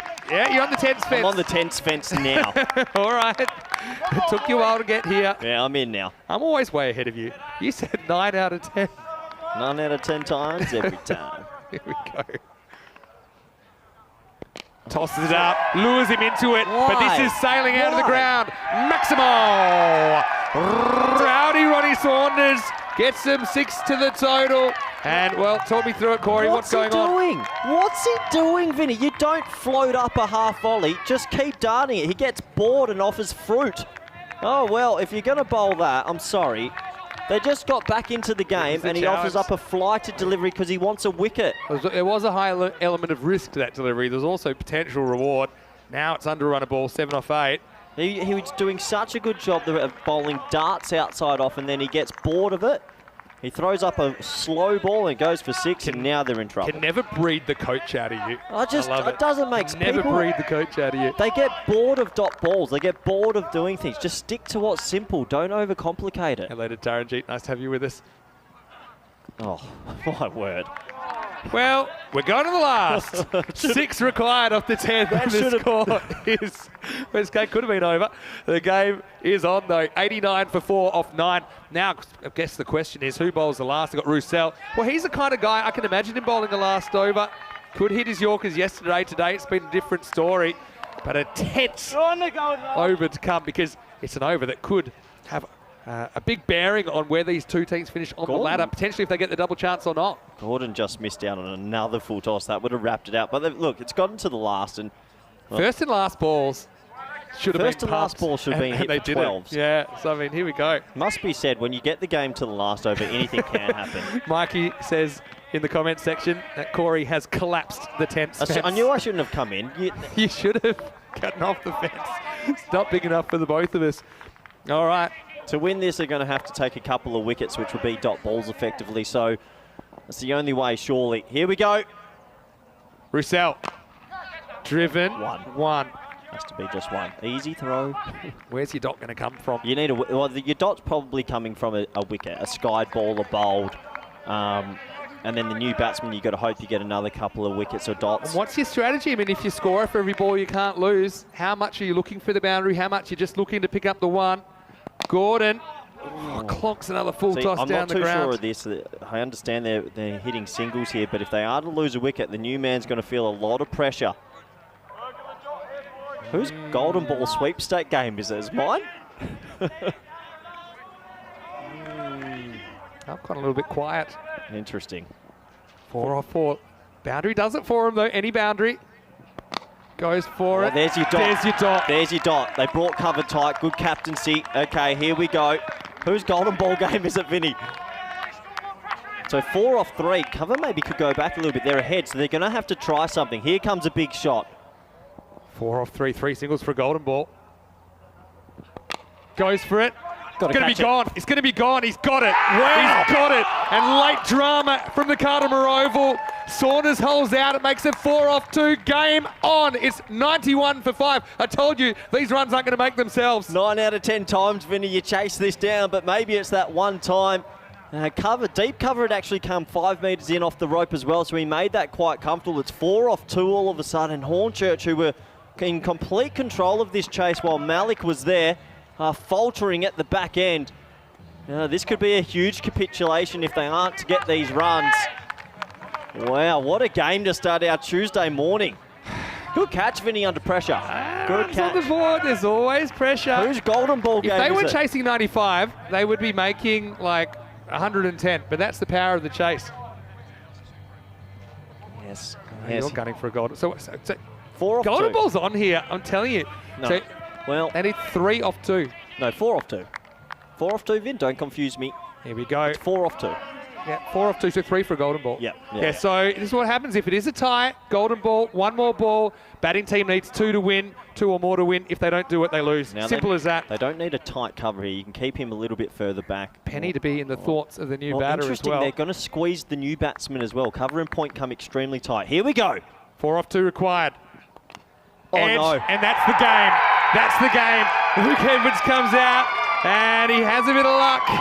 And it's good enough for Hornchurch, the English champions, to get by with just 1 ball to spare. It's a cruel game. A credit to Indies. They pushed the English team all the way, but it is Hornchurch 95 off 9.5, defeating Independence CC 94. What a game to start day 2. Well, they almost made a meal of it, and a little bit of luck goes their way. An edge for 4. And you have to wonder, could have they had a third man? Easy to say in hindsight, but a good game to start the Tuesday morning, Vinny. You do go hindsight, don't you? Think new batter. It's deep square. You want him to earn the boundary, not nick a boundary, but hindsight's 20/20. Well, that short third man, a lot of teams will count on. You've got to have him fine. The more T10. Because he's almost, he's like a catcher as well. Yeah, but anyway, look, a lot of relief there for the English fans and the English team. And I told you, this format, it really tests you. I mean, some concerns there as well for Adil Malik. Obviously, he looked to be struggling a little bit with a leg injury. We won't know much about that, I'm sure, until a little bit later. But yeah, I think it's pretty relieved English batters walking off the field. And I suppose the difference there for Indies, their bowling just didn't click today. They bowled too many bad balls. Some of them they got away with, but just could not get that Yorker the way that they had it last night. And so, well, that's just the beginning of day 2.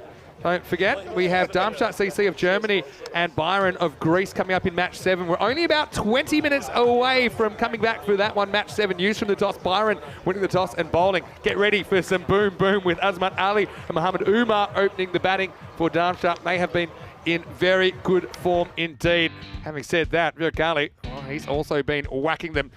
As we have a look at the highlights, it was 95 to win. If you thought it was going to be easy, Corey, you had another thing coming. Yeah, well, you were right, Vinny. You had that feeling it could be a tight one, and it was. It was a nice start, though, for Hornchurch. They got a couple of boundaries away, and it looked like they might get there in a canter because the first over went for 14. But it was this very first wicket that started the wobble. A nice catch down there at deep mid-wicket. And the very next wicket really brought them back into the game because they were able to get the dangerous Hankins, and it was a great piece of double, what do we need to call the pass over fitting? What would you call that? What do you call it when someone passes it over? I call it tag team. The old tag team I'm a bit of a wrestling fan, but yeah. Yeah, it was amazing, wasn't it? It's what brought them back into the game. Yeah, it was, and so it was an interesting one, wasn't it? It was a mixed bag, is what I would call it. I mean, Malik, though, I mean, you take his 49 out of this, and it looks like a very different game, doesn't it? So, I mean, that's doubly important, I think, when you look at his contribution, that he is fit. But yeah, this was the difference, not quite getting the Yorker. The power of Malik, who hit 7 sixes out of his 49, didn't even hit 4. But yeah, he was batting with that tree trunk, like you said, and he was having a very good time of it. They knew they had to get him, though. I mean, at the other end, Murray was just kind of struggling to get going. He couldn't hit a boundary in his 13 balls. But Malik, well, he had no such problems as he cracked the ball, strike rate of 245. Then Murray chopped on, and Malik was still there. It was an interesting one, wasn't it? He turned down a single that would have been his 50, and we thought that might be to do with the fact that he was struggling a little bit with an injury. And then he hits a bullet back to Petefield. And this was really what sparked the late tension, Corey. Yeah, it did. It brought them right back into the game. And unfortunately, there was a 4-leg buys, which I think here, that 4-leg buys hurts. And it's a crazy thing to think that, but it did swing it a little bit back to Hornchurch. They bowled well at the end. There was some good fielding from Independence to hold on. They fielded well, but just, You look back at, no outfielders behind the wicket, the 4-leg buys, the nick that wins the game. I know it's so difficult to captain this. You only have 5 outfielders to play with, but I think we had his time again. Tissier might have had a bit less protection in front of the wicket. That was a nice catch. That really kept things alive. It was Anthony Stokes getting Ronnie Saunders for 10. With 4 to win, Luke Edwards, well, come the hour, come the man. He nicks it away to the boundary. That's good enough.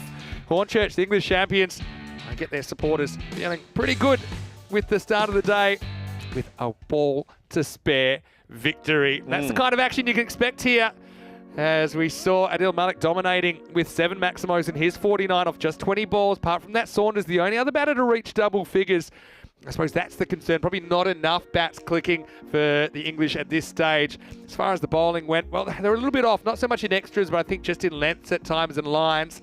And well, it was a good effort, but not quite good enough for Guernsey to get the points. And now they find themselves 1 and 2 with a tricky little game to come later in the day. Yeah, absolutely. It's 2 for 9 for Stokes. Well bowled from him. And Pete Field 1 for 11. He's having a great tournament.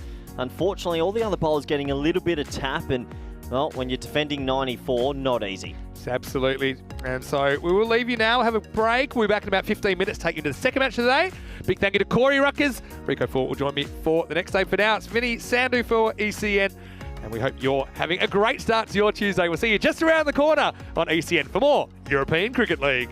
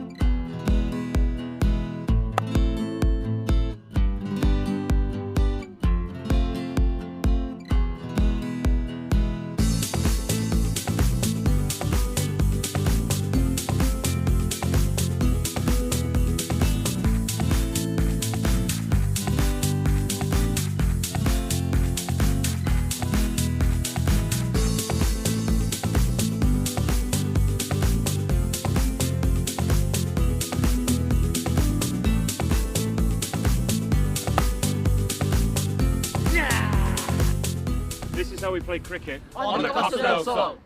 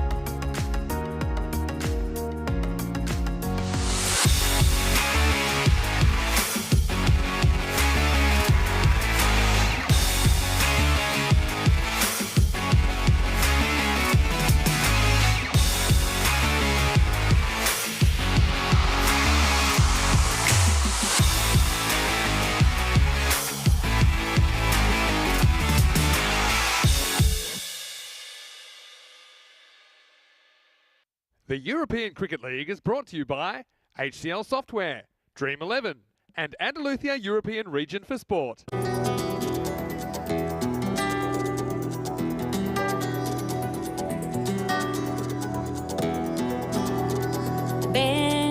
conmigo a cruzar su calle, a vivir su ambiente. Ven conmigo a vivir la vida intensamente. Conmigo ven, conmigo ven. Hello and welcome back. I'm in the middle of the Cartama Oval here on the beautiful Costa del Sol, the south coast of Spain. What a place to play cricket. It's hard to believe that we are just at the end of February, but conditions here wonderful out in the middle. Now let's get ready for the second game of the day. It's match 7 in Group A, and this is a clash between Darmstadt CC of Germany and Byron of Greece. Let's see what happens at the coin toss. Rob Kemming has the two captains. One. Yoko. Andalusia. Andalusia's. Yeah. We will ball first. So Aslam Mohammed of the Greek champions, Byron, he's won the toss and he's sent in the Germans. Well, a little bit of a surprise for me. I would have thought maybe they would want to put a score on the board. It's a bit of a risk because we know that the German openers have just been on fire in this series so far. They're 2-0, and look, if they win both games today, they finish top of the table, they guarantee that double chance. But look, it's not going to be so easy for them. I think everyone's had a look at them now, but for me, they were the most impressive team on day one, Darmstadt CC of Germany. Byron, they had their moments as well. They did start with a win. They kind of fell apart with the bat in the night game, but I do think they will enjoy the conditions here. I suppose they'll know exactly what they have to do, and they've got some firepower of their own. Will they click or not? That's the thing. And Byron, if they were to lose this, they suddenly perhaps are in the danger zone of not making it through to tomorrow. So I think a very interesting clash between two teams that have big aspirations of getting the 2 points here in match 7. Let's get ready for the first ball. And I can tell you, Rico Full standing by for the first time today. Rico, the news from the toss, the Greeks, they've won the toss. They're going to field. It's over to you. Let's get ready for match number lucky 7. Thank you very much, and a very good morning to everybody. Yes, let's get ready to party. That's what it's all about, and we welcome back Darmstadt. Had a perfect start yesterday, 2 wins out of 2, and both their openers, Asman Ali and Mohamed Umar, were in great form.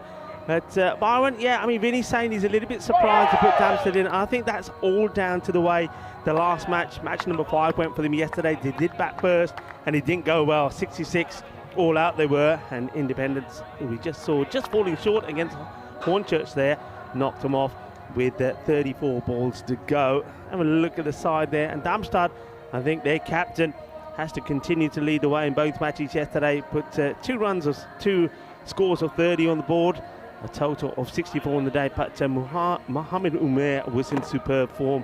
107 runs to him. 102 to 97 is what the bat versus ball wall is telling us in favour of Darmstadt. So can they keep this sensational start going, the champions of Germany, or will the champions of Greece put a performance in that saw them topple the Estonian champions yesterday, the Italian Stallions? Byron 133 for 4, Italian Stallions 91 for 9, the 42-run victory. So Byron, we know what they can do, but I think a lot will rely on Verkali. Well, Verkali's going to be behind the stumps to start off with as we get ready for this one. Asman Ali will be opening the batting, and the first ball will be bowled by a guy that I thought bowled absolutely beautiful yesterday. Certainly has bowled the ball of the tournament so far. That's Farhad Azim. He certainly gets the ball to come back in, and he's got a bit of pace about him, got some wheels, as they say. A very good morning to everybody in the fan zone. It's been nice and lively and bubbly this morning. Good morning, buenos dias, and Feliz Dia de Andalusia. Yes, it is a public holiday here in this part of Spain, the Andalusian province. A happy Andalusian day. And, it's time to party. Which one of these two teams will be partying? Darmstadt looking to keep their 100% record intact. Here comes the first. Bat versus ball. Azim gets worked away on the onside. Gets a single straight away. Nice start. Yeah, what a fantastic start to the day. A very close encounter we just witnessed between the Independents from Guernsey against Hornchurch from England, and going all the way down to the wire. This one has that sort of feel about it as well.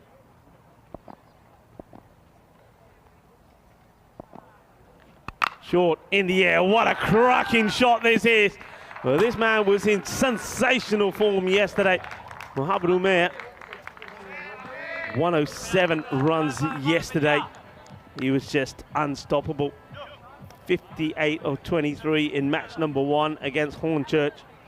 And then 49 of 17 against Independence. And he's the danger man. Well, both these openers, you've got to get early. That's got to be the plan. I think that's what all the teams would have recognised in Group A. Azim. Oh, this is going to be 4 more. Well, he drops one in short and he gets cut away for 4. Pitches up. He gets driven for 4. There's Mr. Maximo making his way back to the commentary booth. He's been doing a little bit of mingling, no doubt, with people in the fan zone. No Victoria Cervezas yet, Vinny. It's not that time. Yeah, I know a lot of people here in Andalusia will be celebrating. And Malaga is in the province of Andalusia, region of Malaga. It's well known worldwide for its Victoria Cervezas, one of our partners here at the Cartama Oval. And no doubt we'll be celebrating the Dia de Andalusia with a few of those as well.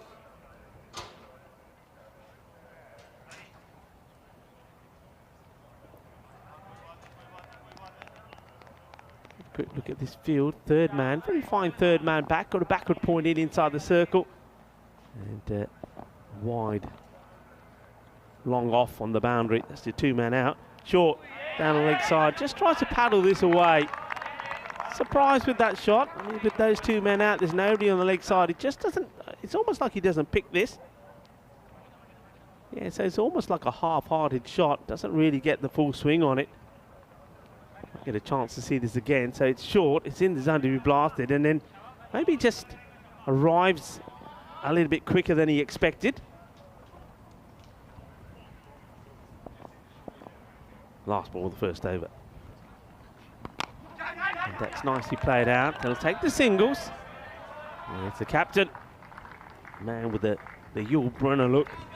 Does the fielding. He's going to be key in this one, isn't he? He'll be wanting to come back strong after that defeat in the very first night match of the European Cricket League. And a fine time to welcome back Mr. Maximo into the commentary booth. Nice to be back. This is what tomorrow looks like. So tomorrow is Group A finals day. The 5th team, unfortunately, they don't take part. So we're going to have to get rid of a team tonight. The top 2 teams get the double chance. They get straight into qualifier 1. 3rd and 4th play an elimination match in match 11. Then, of course, the winner of the 1 versus 2 straight into the final. They'll play the winner of qualifier 2. So this is why it's super important. And look, Darmstadt, with a win here, they can pretty much lock up a top 2. And obviously 2 wins will guarantee top. And there's one man that doesn't want that to happen. That is the Byron skipper, Aslam Mohammed. Now here's a guy I really like. Spiridon Vasilakis to bowl over number 2. Big appeal. Vasilakis, yeah, I liked his work yesterday. I think he supported Azim really well. Vinny, I cannot believe it's like day 2 and we're already talking about finals day coming up. Right. It's just crazy. It's not a bad shout, except pitches. Look where it bounces just to the right of the stumps. So that's why there's no danger for the batter. Maybe a bit high as well. Yeah, it's a crazy format, but it's very entertaining. Oh, no ball will be called here for sure. Just too high. And that's going to be 5 runs in total. 4 to the batter, 1 for the no ball, and worse still, free hit to come. So he's going to have the license. Here's the captain, Ali, to go the full Monty. Yeah, second morning, few stiff bodies out there. We've seen a few of these, haven't we? Azmat Ali cashes in with the boundary and he gets a free hit coming up as well. Got to say, I am impressed for the most part with Spiridon Vasilakis. He's a professional football, you know, plays in the Greek 2nd division. Okay. So he's just a natural athlete. And so, I don't know how much cricket he's played. He's 23 years old. I'm really impressed with kind of the raw talent he's got. And he's backed himself into a corner here. Free hit to come to Ali. It goes big outside the off, and it will go all the way.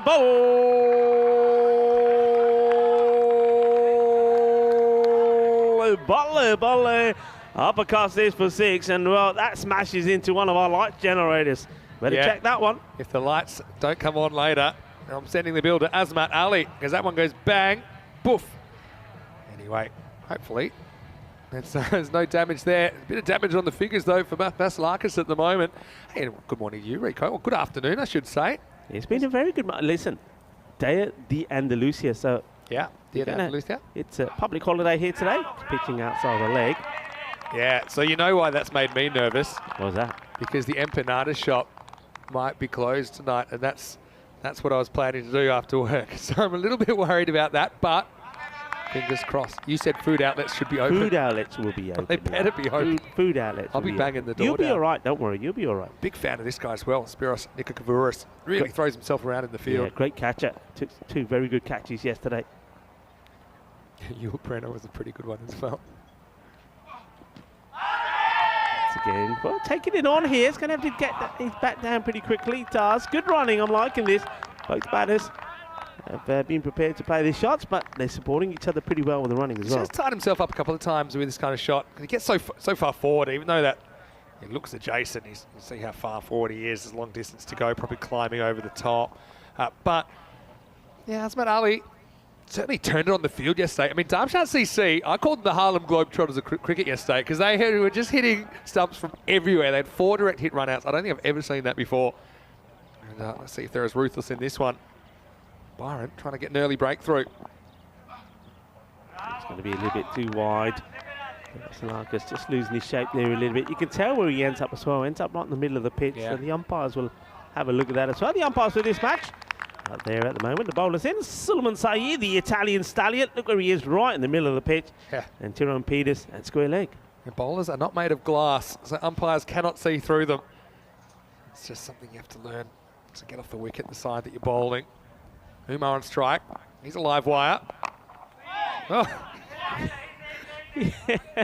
He has no idea. They're having, both the batters are having difficulty picking this one up from Vasilakis. I love this because he actually has no idea, Umar, where this has gone. He's looking up and he's a bit nervous because he thinks maybe he's hit that up. And oh, there it is. Here's it bounce. Sneaks through for a single. Hello to Lily Panda as well. Always great to see you in the comments section from New Zealand. Also hi to Marnus.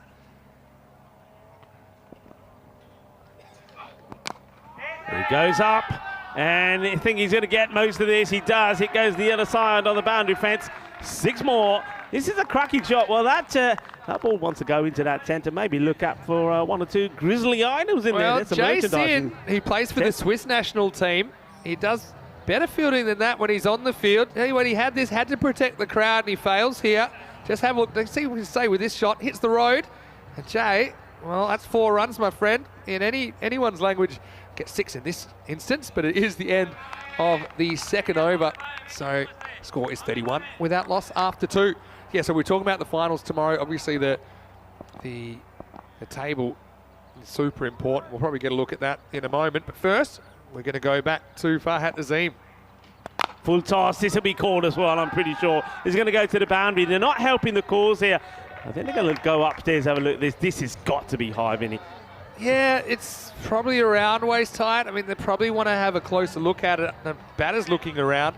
Yeah, this is... I mean, I know he's a tall guy, but this is high. Yeah, let's have a look. That's no ball for me. Yeah, it's got to be called. I think that's waist high. Got to be called. At that pace, it's got to be called. They're still having a look at this, I think. They're going to go with the umpire's call. I like to see those calls. I don't know why, but for some reason, I love the way the batter called. is just standing there saying, I know they're having a look at this. Let them look. I'll get the shout. Well, to me, that's waist high. Yeah. It's hitting him in the belt. And so I'd like to see it called, but anyway. Lucky to get away with it, They've been Azim. consistent. Umar does get a boundary, though. Well, this is where it hurts you because he's going to have to go, whereas I know it's a tough one for the umpires where I think if the correct call, called on that no ball, that would have been a free hit.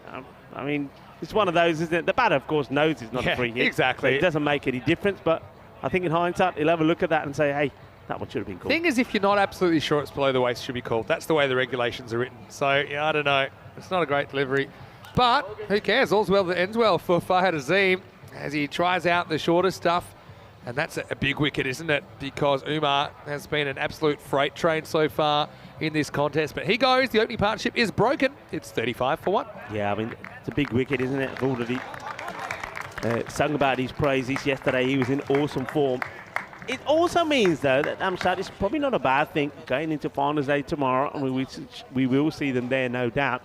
Exactly where? Well, we know by the end of today, but I think it gives an opportunity to maybe one or two of the other batters go out there and have a decent knock. But you do see the back of a man who was, well, in fine form yesterday. He will go, but the captain's still there. Umar will go for, well, unlucky 13 of just the 7 deliveries that he faced. Good catch there from Verk. Yeah, does a pretty good job behind the stumps, doesn't he? Azim to Shakur. So that's for the wide. And Shakur, I've seen him playing for the German national team a fair bit. I saw him in the ECC last year. Good player, nailing down that number 3 position. It's the thing, Darmstadt CC had such a great day yesterday. The question is, can they keep going at that kind of pace? You feel like almost always you have a slip somewhere along the line. Obviously, these are very short weeks, only 3-day groups. But still, it should be interesting to see how they go today. Good delivery, well played as well, good bit of cricket. Shakur yesterday, he was getting his opportunities, probably didn't get as much time to bat as he would like, but he's got that opportunity today. When he did go out, he had to get on with things pretty much straight away. And he was able to do it. He was able to play some good, quick shots. He made a short, quick innings, so opportunity for him to shine. Captain Ali back on strike. Yeah, this guy, impressive with the bat and in the field yesterday. 2 of those direct hits were his. Slow delivery, takes the pace off. Just rotating the strike. Oh, he wants 2. Oh, well, I thought he was going to overcommit there, and an opportunity for the captain of Byron. Aslam Mohammed would have been certainly involved in getting the run out here. Very keen to get back, wasn't he? Yeah, what happened here? You can see a late decision to go again. Suppose the eye contact saves them there. Yeah. Otherwise, it could have kept going, and then we would have had a real mess on our hands. 2 balls to go for Farhad Azim. Whipped away to square. Clean pickup, gets the throw in. And once again, the Darmstadt batters, one thing they've done well is run between the wickets really well. And you made a key point there. They're always looking at each other. Eye contact is everything. Yeah. I actually think eye contact's even more important than calling. If you go to a really high level when there's crowd noise and all these things, you often can't hear calls. But you just got to get a sense of where the ball is, but then really lock into your partner when you're making those decisions. Everything's heightened. I said this in the first game. Everything's heightened in this game. Everything's a bit more intense. And the pressure affects different people in different ways. Azim to finish the 3rd. Go down the leg side. It's quick delivery, but couldn't get the direction right. So another one goes up on the extras. I want to say hello to Luke as well. Saying Darmstadt looked the best team in the group yesterday. We'll look to build on their good performances for sure. Yeah, no doubt about that. And I want to welcome everyone back, whether you're watching on fan code in the Indian subcontinent or if you're watching on ECN or one of our international broadcast partners. Great to have your company here on day 2.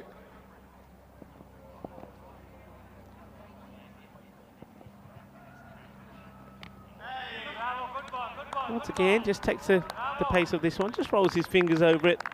He'll take another single, end of the over. The power play comes to an end. 41 for 1 at the end of 3. Hey, look, not a bad one, really. When you're going at 40-plus power play, you're setting yourself up for those bigger scores, aren't you? The Darmstadt CC, they're just really, really comfortable in the format. And normally, I'd say it's an uncomfortable format. That's what makes it so watchable, because I don't think most of the players would say this is the format that we don't. There's formats we like to play more than this because they can be a bit more comfortable. But the fact that they're uncomfortable, I think makes it great TV, because you're forced to play shots quicker. When you're bowling, you're always kind of in the crosshairs. And I think, for me, I think the English team and the Guernsey team, they really enjoyed that first game just because the intensity, and the supporters were loving it too. Yeah, they were. I mean, I was there on the side, and they were going through the motions. Well, the the Hornchurch supporters. 1 minute they were up, 1 minute we're down. Good delivery, good start from Mumtaz. He's a key player, isn't he, for Byron? Yeah, he sure is. He's a bit of a beast at the top of the order as well, potentially for Byron. But yeah, that's the kind of length, isn't it? When people are going at you, not much you can do with that as a batter. You can only really get the bottom of the bat on it. And again, That's what we talked about, Vinny. Perfect delivery.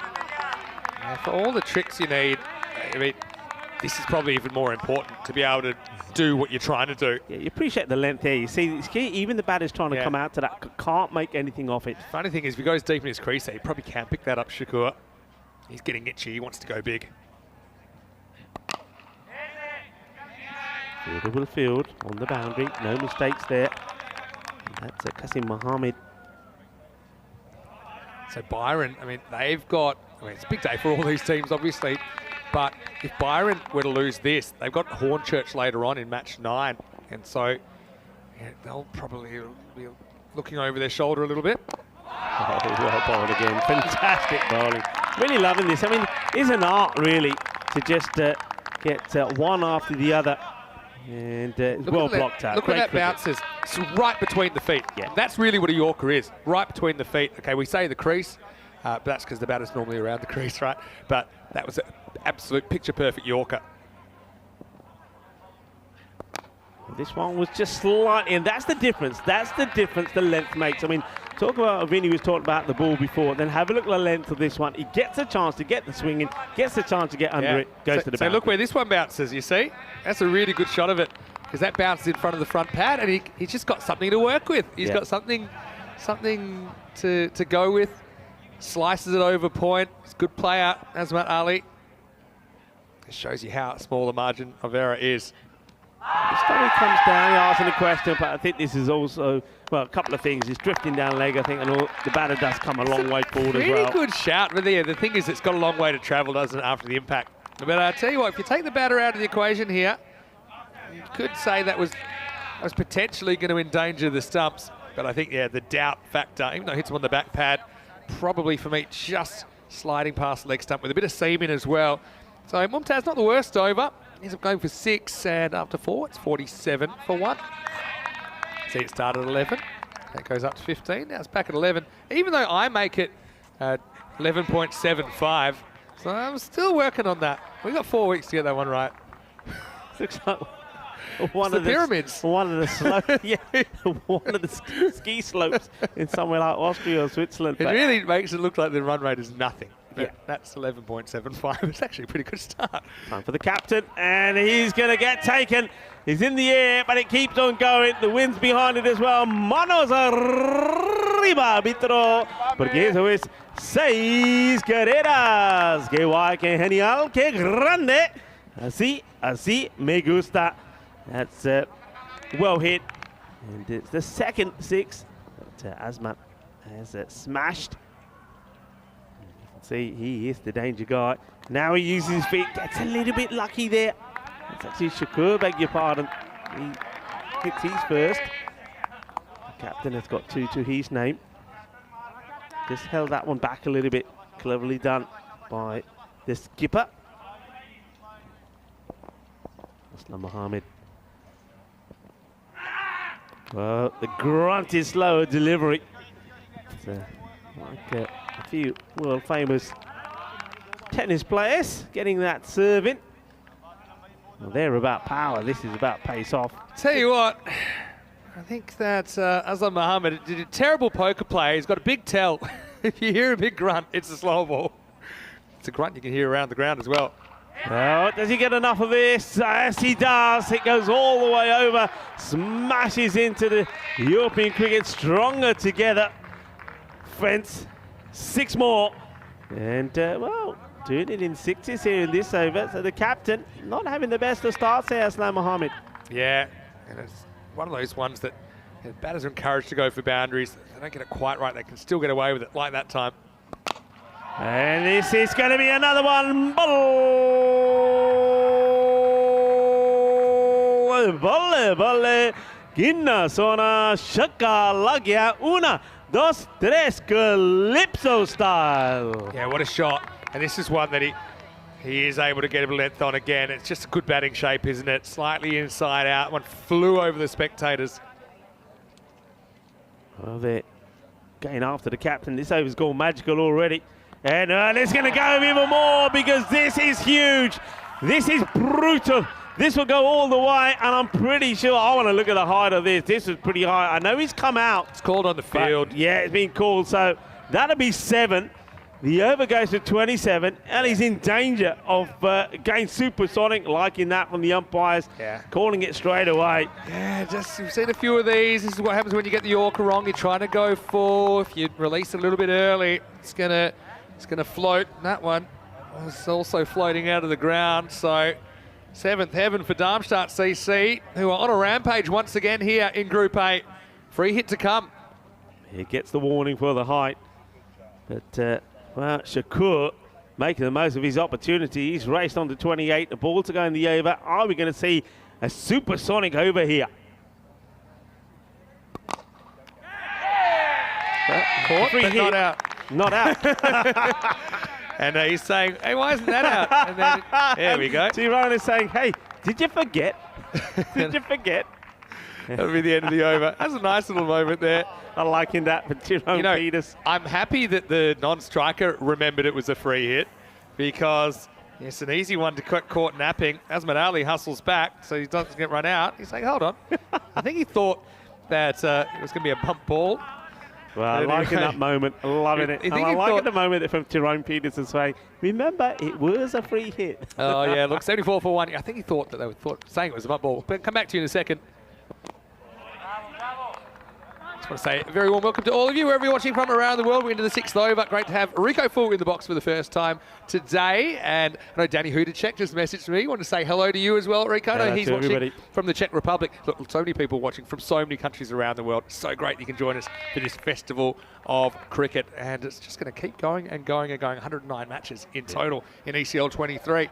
Mumtaz is back and he gets smashed down the ground. And that's 6. Maximo. Sonic boom time as Shakur moves into the 30s. 34 off just 11, and he's really hit his straps. Well, I tell you what, I mean, the last over went for 27. Shakur just went ballistic, and he's now going after Armin Mumtaz. That's a cracking shot, and it made a cracking sound as well. It did. Mumtaz didn't get the Yorker there.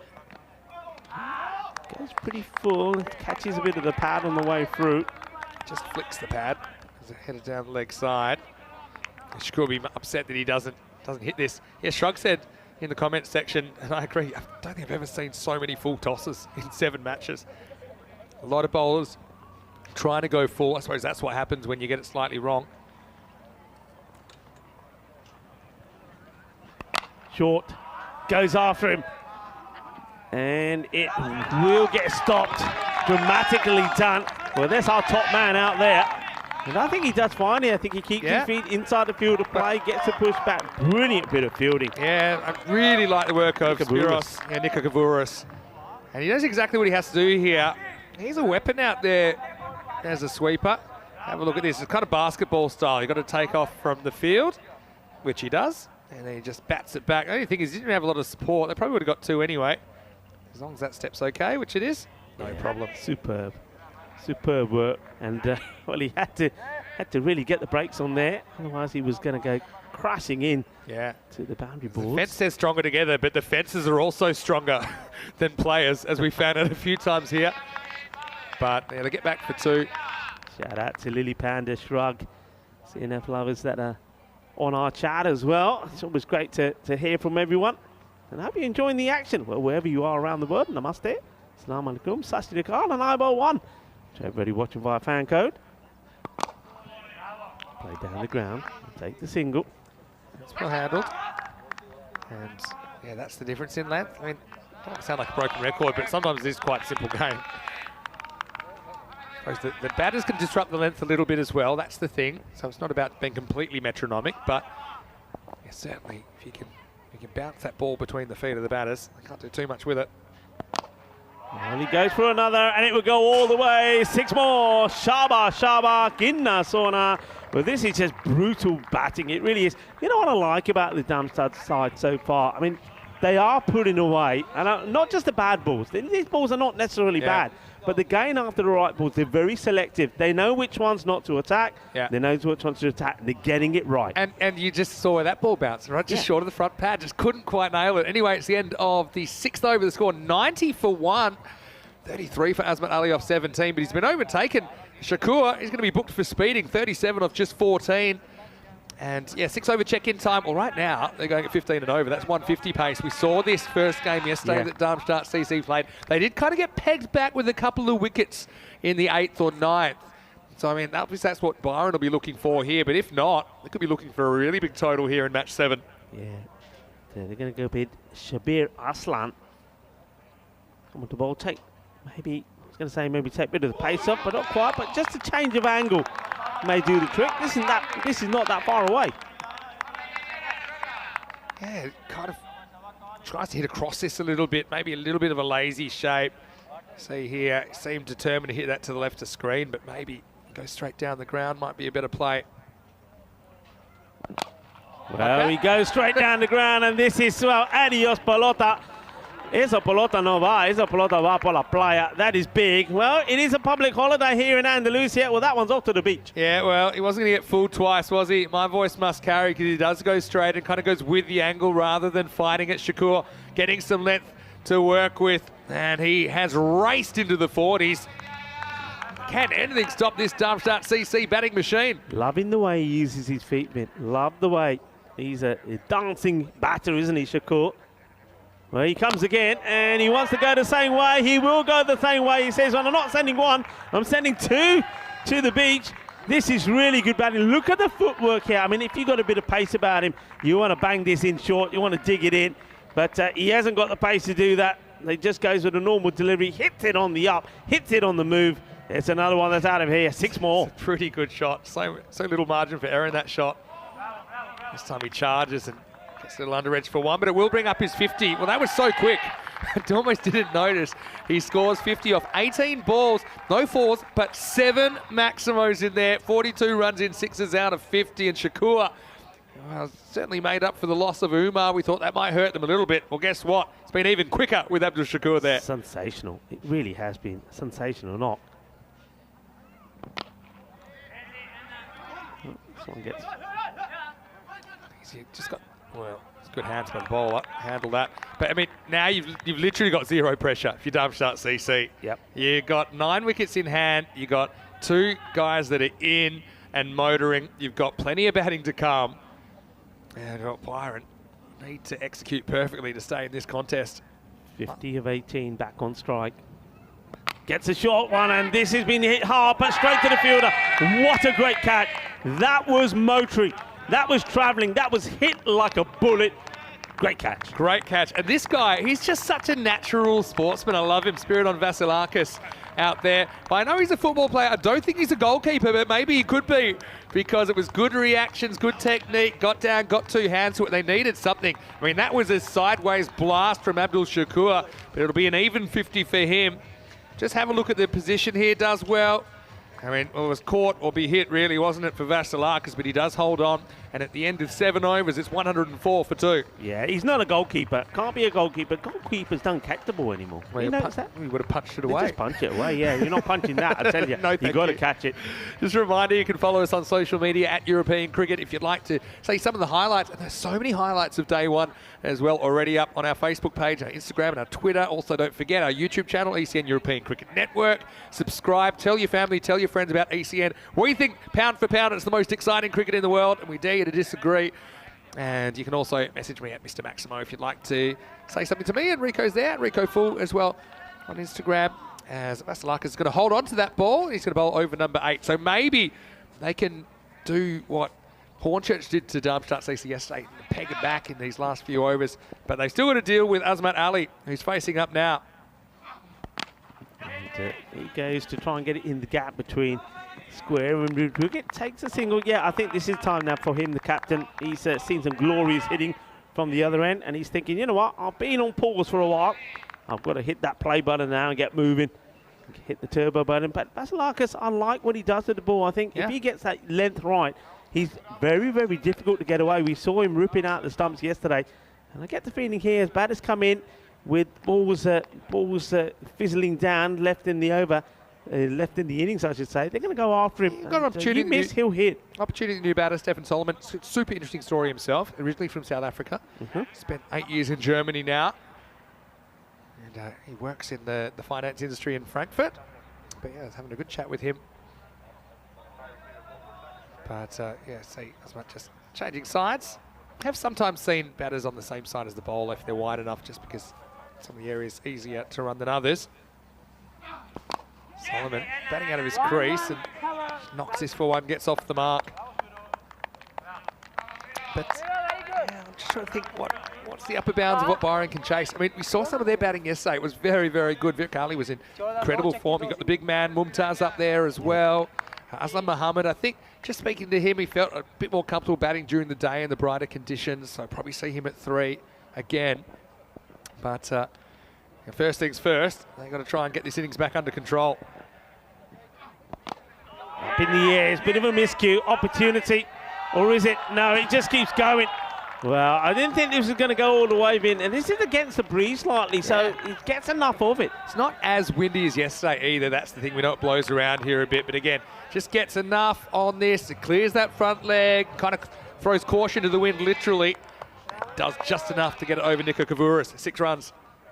Yeah, well, it is time for him to get moving, like I say. He's hit the play button, and he hits a big 6 into the 40s now. Vasilakis be able to remove him. Yeah, and he does. Right on the money. Well, that is a boogie, oogie, woogie. Grizzly fire ball as he knocks the stumps over. And that's what he does. That's what I like about him, Vin.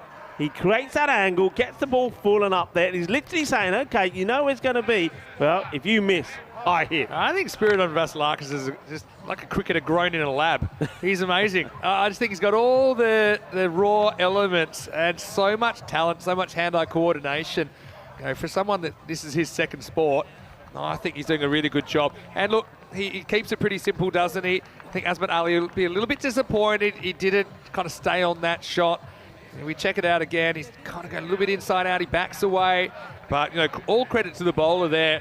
So Darmstadt CC had a bit of a crossroads in this innings now in the 8th over, 112 for 3. Yeah, good areas to be bowling. He doesn't get strayed by the batter moving around, keeps it right up there, keeps it full, and knocks him over. Jagade fatte star, dande torde there, nicely done. And the new batter comes in, and you're right, Vinny, this is the sort of stage that Darmstadt were in against Hornchurch. And I think, if I remember correctly, I think they scored 9 runs or something like 9 runs during a period of 7 deliveries.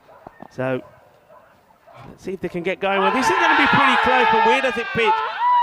Well, Vasilakis can't believe it. I reckon this is pitching outside the leg, on or outside the leg stick, and that's why. Thought. Yeah, that's what I thought straight away.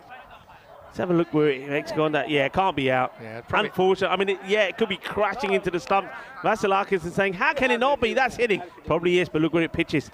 Good umpiring. I think it's probably missing anyway. It hits him outside leg anyway. Definitely time to get excited, though. I like it. Tissier on strike. Doesn't quite get the middle of the bat. Get a single. So that will be the end of the over. So Tissier will have to go back into the firing line. End of 8 overs, 113 for 3. So it is, 113 with 2 to go. So what are we looking at? 141 pace at the moment. Look, 10 and 10, 133. It's going to be a testing chase, no doubt. But we've seen 150 chase here before. We know that the quality of some of these top order bats, they get going, they're super, super hard to stop. But you can see those wickets, the run rate just coming down. We'll have another go, and another go. It's, let's go for this one. He's stepping down, just 9 off that over and a wicket. Very good work from Vasilakis. Captain back into the attack. You'll find things a little bit healthier now that Shakur's not there. He went for 27, remember, True. his first over. Everyone, put your ears on, because I want you to pick Aslam Mohammad's slower ball. You'll hear it. He's going to get unlucky here. Just goes a little bit wider, the batter.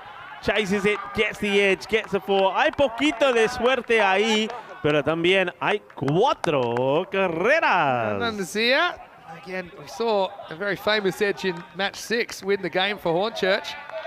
Just tries to slice this away. The Byron skipper won't be too happy that he concedes a boundary in that fashion. There's going to be at least one slower ball here, maybe this one. Mini grunt that time, wasn't the full grunt. Good area. See that Nazir though, he's just trying to hit the ball in one area. He's got to play the ball on merit. He's got to play shots out in the offside as well. I asked Aslam Mohammed about how does he look so young, how does he look so fit for a 51-year-old. He said, living in Greece. Well, this is not the best of deliveries. It's a gunny ball, and he gets whacked away for 6. Manos arriba, arbitro. And, well, Tyrone Peters puts him up in the air and says, horns. That's pretty good horns by you. Yeah, Tyrone does like the horns. Out they came. Tasty bananas. Very healthy snack, high in potassium. Hey, we got some fruit here today. Thank you to Alistair Priddle. Is providing us with some nutrition. I want to thank the Sunset Beach Club for providing me with 2 bananas.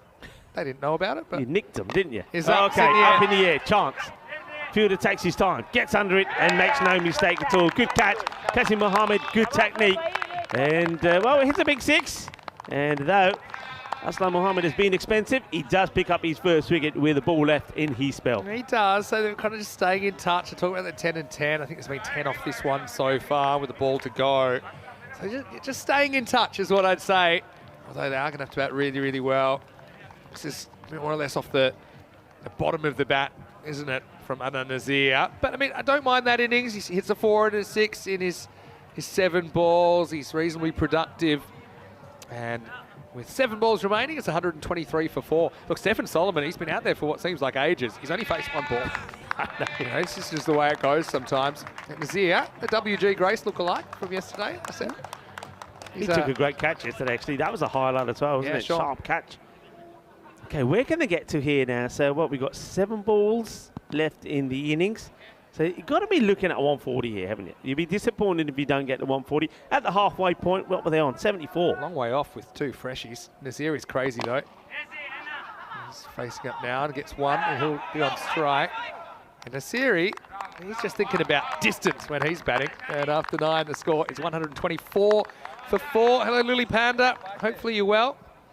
And she's saying sunshine wine, Oliver's fresh seafood, and the occasional gyros.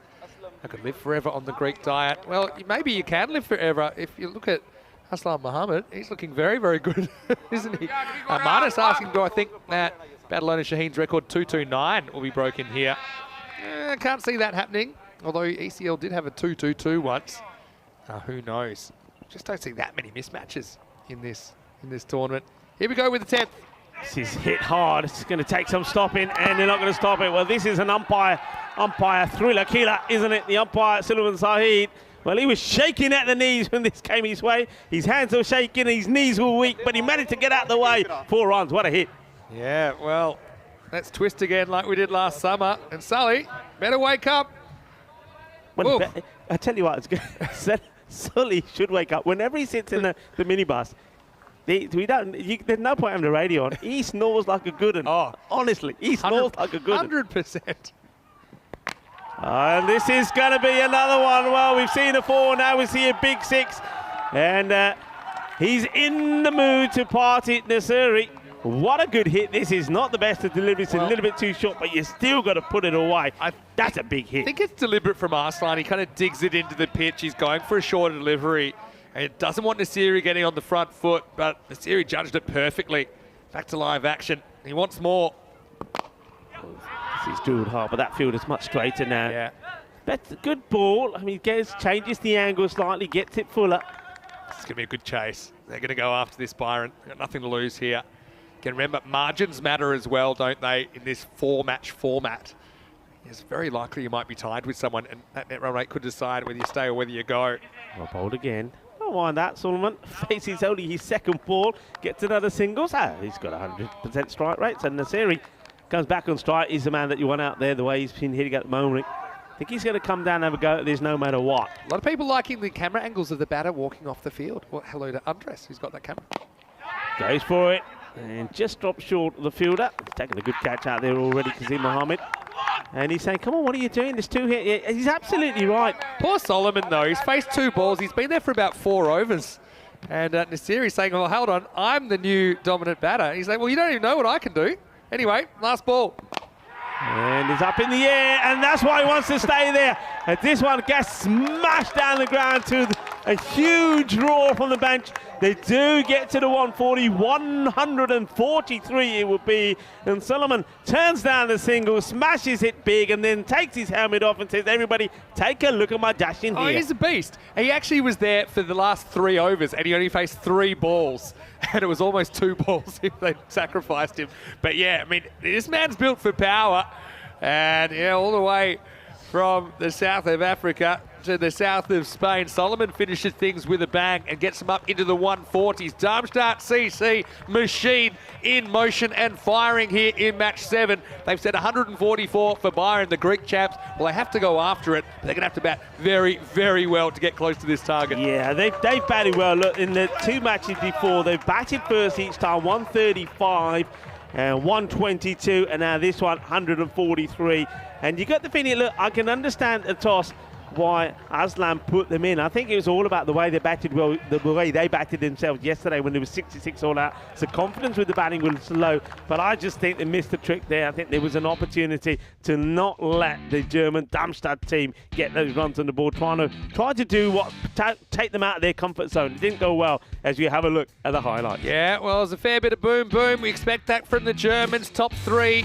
So dangerous. A few full tosses again. The full toss virus has been a bit contagious amongst all the teams, hasn't it? But yeah, the captain out there, Azmat Ali with Mohammed Umar. And yeah, really, you couldn't really criticise the approach, even though Jay's fielding was a bit poor in the fan zone. But yeah, this is what we thought may have been a no ball, wasn't called. And then Umar pays the price very next ball, skying one Vukali behind the stumps with the gloves, makes no mistake. But that just brought Abdul Shakur at number 3, and we really saw what he could do. He scored a half century off only 19 balls with 7 maximised. So Shakur was just scintillating to watch. He was blazing the ball all over the place. 7 sixes. He didn't deal in 4s, just 6s. That's all I want to do. He said, when I hit it, it stays hit, and it did. Some of his hitting was just absolute clinical. And, well, you got to say, he took the captain to the cleaners. Then the Aslam Mohammed had no answer to him. He was blasting for just 27. Well, this one was the last ball in that over. It was a free hit. It wasn't out. It wasn't out because, as we saw the umpire, Jerome Peters, saying it was a free hit. You can't be out of a free hit. But the boundaries could come in. This was an amazing piece of work once again for Nicoburus. I think he's just sensational out there. He just covers the field so well. There were some good catches as well, but only when they had the opportunity, because most of the time he was out of here. It was big, and it was an exciting knock, and that was a 50 that came up. When he got to 50, and then he would get out to this. What a catch. That was going like a laser bullet. Great catch. And it's, well, a young man that's really been impressing us. Vasilukos was out there to take that catch. And, well, he held on to the ball as well, because though he was hit for one big one, he also smashed the timber as he came in and knocked them over. Jack their foot their start. That was the end of the captain, but not before he made a valuable contribution of 41 of 21 deliveries. Loving the action, loving the highlights. Big shout out to Spring Productions. I don't know, wherever you're watching from around the world, you'll agree that the action shots and the angles that we're getting from Spring Productions are absolutely sweet. Well, that was pretty sweet as well. Sweet out the middle, sweeter than a bowl of Rasmalai, but the catch was up to the mark as well. Kazim Mohammed looked pretty cool and comfortable behind that one. And they just kept coming, they're just going, and you just thought then maybe that Byron were going to slow them down towards the end, what Hornchurch were able to do against Darmstadt yesterday, but well, not this time. Darmstadt, they had other ideas. And then Mr. Popular, the big man, Hercules himself smashes the last ball for a big 6, getting them to the score of 143.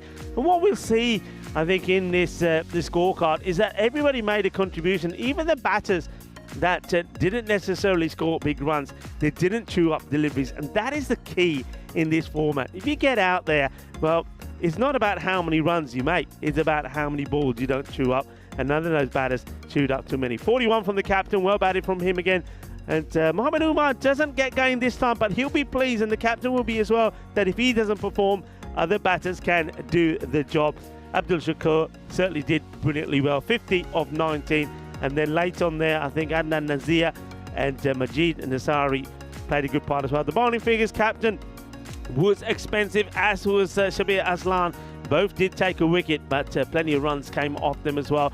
The other three bowlers were more or less where you'd want to be in this format. So just a couple of magical overs that took the score to where it was. As we look once more at the mid-match summary, Abdul Shakur, well batted. What a fantastic knot that was. He plays the ball to all parts of the ground, was supported well by Azmat Ali, and then a big six towards the end of the innings, which made it look pretty healthy. Bowling-wise, well, nobody really was able to dominate, though once again, Spiridon Vasilakis, I think he certainly shone out there, took a very good catch as well. So it's going to be a big score that's going to be required by the team. There's champions from Greece, Byron, 144 required. And that chase is coming up in about 10 minutes time. So join me, Rico Fuller, Mr. Maximo, when we return. Volvemos en 10 minutos por fin de partido número 7.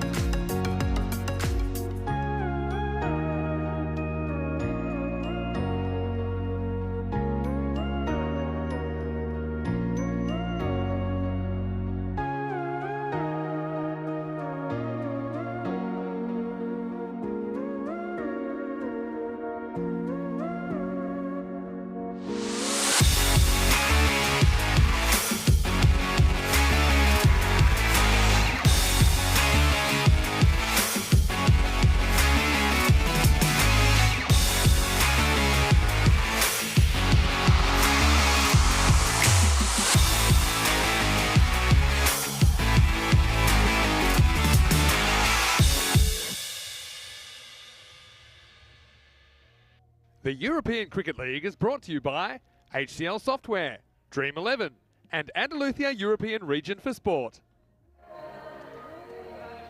Hello and welcome back, everybody. Bienvenidos al campo de Cártama Oval, ahí en Andalucía, la región de Málaga.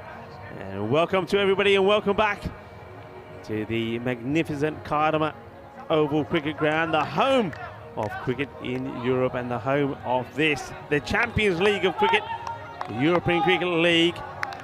And we've got a great match on for you here. Match number 7, Darmstadt. The German champions put 143 on the board, so 144 required by the champions from Greece, Byron. We've got Verkali and Ahmed Mumtaz out there, hoping the bowling will be Mansur Khan, and he starts with one down the leg side, and the keeper takes his cover, has to shy, and almost pulls off for run out. But how close is this? Does very well, the keeper here, Kudratullah Wolfat, because first of all, he's got to try and stop it. And he's scarping to get there, he does. And then, well, gets the glove off quickly. Here comes the throw, the batters getting in each other's way. I'd like to see this side on, just see how close it was. But we'll maybe have a chance later. Goes big, that's gone. Adios, Bolota. This has been the story of today. He don't bowl a good line, you get punished. Well, he only just survives not being run out, as he almost gets knocked over by his smaller partner, Verkali, and then the next ball, it's short, it's in the zone, it's down the leg side, and it gets absolutely mullered as it goes for a big 6. This is what they need to do. They've got to believe, they've got to fight. They want a good power play as well. Khan, Mumtaz, gets it outside the off. Good comeback. I think having seen what Mumtaz can do if it's short, I think your best bet for the bowler, Mansur Khan, is to try and keep that ball outside the off. Rico Full here for the European Cricket Network, and alongside me, here's Mr. Maximo himself, Vinny Sandhu. Good to be back. Well, everyone, take a seat and enjoy. It should be good. That's 2 good deliveries, 2 good comeback balls after being blasted over cow corner. Yeah, well, Mumtaz, it's kind of American football style, that extra wide they took, but got away with it. Bang the next one, missed a couple. You see they're going to be hyper aggressive in this power play. You kind of got to be. Byron made that kind of 45, 50 power play, I think. Well, shots to catch it, but nobody's catching this, as this one goes all the way over the fence once more. 6 more. Once again, it's all about the length. Just loses his run slightly, the bowler Khan. He runs in, then he gets into a bit of a shuffle, ends up being short. The good thing I like about Mumtaz, Vinny, he doesn't try to hit it hard. He just stands tall, hit through the ball. That was kind of blunt force trauma, that one. It wasn't really out of the middle, but it was just muscled over the boundary. Oh, you can't be bowling there to it because you're going to get pasted. And that one is big. Adios, Bolota. 6 more, and that will go all the way. And Tyrone Peters, he puts his hands up in the air. And you know what he's saying, Vinny? You know what he's saying? Yeah, horns. Yeah, that is a proper horns as well. I tell you, that ball might end up on a milk carton because that one is missing. It was halfway up the trees. I have no idea where that ended up. Well, the magical start they wanted, 20 off this over. There's still a ball to come. Mansour, if he's got a Yorker in the lockup, it might be time to bring it out now because this is a guy they want to stop sooner rather than later. Yeah, well, he got it right after being blasted for the first, got 2 dot balls in, and then he's gone short again. He's got punished. And this one now is club straight. Well, this is an exceptional shot. Get out of here. This is outrageous. This is huge. This is sensational. This is the European Cricket Network. Crossbar challenge complete. This one endangers several of our crew up in the camera tower. It's just a flat bat smack from Mumtaz, and the big mummy's away. 26 off the first over. And how are you guys going? Give us a thumbs up if you're all right. Chris Taps up there. Chris Taps is saying, hey, how many of those helmets have you got? We could do with a couple. Well, they should be on danger money up there. That was an absolute blast. Hello to Lillian, to Tarek as well, to everyone tuning in from all around the world. ECL action to Neville. He's lurking as well. 18 matches since the golden ball. It'll be a high-scoring one. I think the highest scoring golden ball we ever had was 167 in Cyprus. So that just shows you anything's possible. That's one way to bring the rate down, isn't it? Just hit 26 off the first 6 deliveries. That'll do nicely. Oh, no need for the zoom on those cameras. They were very lucky to survive that. Anyway, no problems. Let's get ready for over number 2. And I think they're going to take the pace off here with Umar Khan. Don't mind this. I think you need to change the rhythm. And Vic Ali hasn't faced a legal ball yet. He had one that went down the leg side, and they snuck an extra. He's facing up now. Hit this well, but straight to the fielder, who takes the fizz out of it. And now, well, he takes the fizz out of the ball, but now his hands are fizzing. It was good fielding. He'll wish that he stopped it, because now you got the big mummy who's on strike. He's trying to give his helmet away now. But, I wouldn't say no to him. But look, I think that single allows Mumtaz to kind of keep on this roll and see how far he can get away with this. Yeah, I think this is, I mean, the change, I like the change as well. This is about the skipper, and Hazman Ali saying, okay, he definitely wants the pace on, and also take the pace off, and also get a bowler on who's going to be able to get the ball a bit fuller. Yeah, I mean, this will be good. I mean, I like that they've changed the type of bowler to him, because he was just loving the pace. He was eating it up, wasn't he? Yeah. But the mummy returns here in over number 2. As Umar Khan trying to keep him quiet. Gets called a wide. Tough call, but I mean, if the ball's not completely inside that tram line, it will be called. Check it out the replay. Maybe a tiny bit of the ball. In fact, there's no ball called. Well, no ball. So I think this is for the keeper encroaching. Or a field indiscretion. So I think there was there must have been too many men out at one point before the ball has been bowled, I'm guessing. Yeah, it's called a square leg. So, well, it was going to be a wide, now it's a no ball and it's a free hit. So the mummy will love that. The bowler won't like it too much. There we Correct. go. Got the license to go the full Monty here now. This is going to be good. Everyone hold on to something. Mumtaz hits it firmly to the fielder, who does very well. Just manages to keep his foot inside here. Yeah. And just looking at the rope there, I think that little winch in the rope helped him. Yeah, I mean, it gives him a bit of room here. Have a look. Keep an eye on the foot, just there. Oh, he's okay. Just good shot, lovely shot, lovely use of the wrist there. So I think this is all about Ali saying, hey, don't forget about me. I know Mumtaz is a 6-hitting machine, but Verk Ali yesterday 67-31 in a player of the match performance against the Tallinn Stallions of Estonia.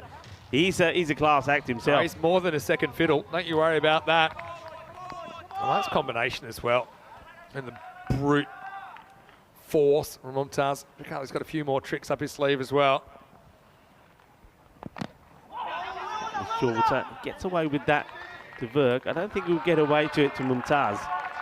Yeah, inside edge onto the pad, a single. Again, you can see how spin just forces you to kind of recalibrate as a batter. If they'd gone pace again, I think it could have been ugly. I'm surprised they haven't made a change in the field here. I'm a bit surprised they haven't opted to get mid-wicket back and bring up maybe long off inside. How does this miss? Teasing delivery, loses his shape. You can see, loses his balance. That's why he's down there, Mumtaz. Yeah, not holding back. Throws everything at it, but misses. Okay, he won't want to miss this one. Last ball in the over. He's only gone for 8, which is not bad from Khan. Power play. Oh, misfield. That's going to be 4. So they weren't even going to take the run there, because I think he drilled it straight at the fielder. But this guy, Hazmat Ali, is so good yesterday, but what a difference today makes. I mean, Darmstadt, they were looking like the best fielding team in the universe yesterday, and a couple have gotten away from them here. It's the end of the over. It's 38 without loss. Yeah, the captain lets his team down there slightly, and especially the bowler, Umar Khan, who was looking to keep that nice, well, fairly tidy over. The no ball wasn't his fault. It was an issue with the field. Look at the table here, Rico. So if Byron were to pull this off, then they would join Darmstadt and Hornchurch on 4. And that would mean Independence and Talon and Stallions. They're playing each other next. That's going to be a super important game, probably regardless. But yeah, every game important when you only got 10 group games. Yeah, very much so. He's just look at the big man here, Mumtaz. He's just literally just walking around.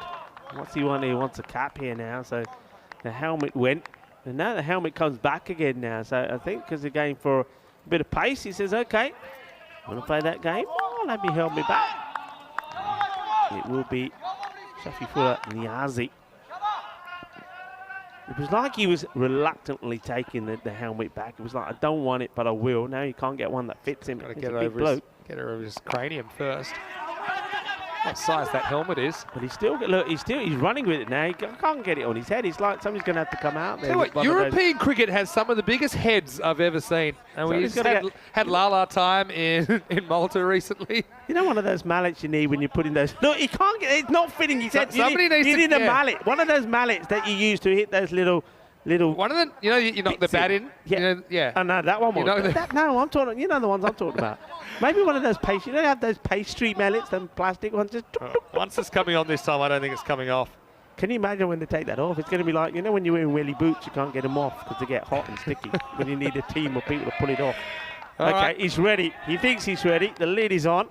Third overs yesterday went for an average of 18.8 in the first innings. Oh, well, this one is going to take some stopping.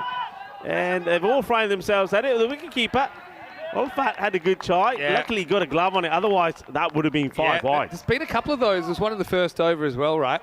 Can't really organise a dive here, Olfat. It's kind of a running scramble, and it kind of bat away like a goalkeeper tipping it around the post. I suppose it's a good result because you get Mumtaz. Well, I guess so.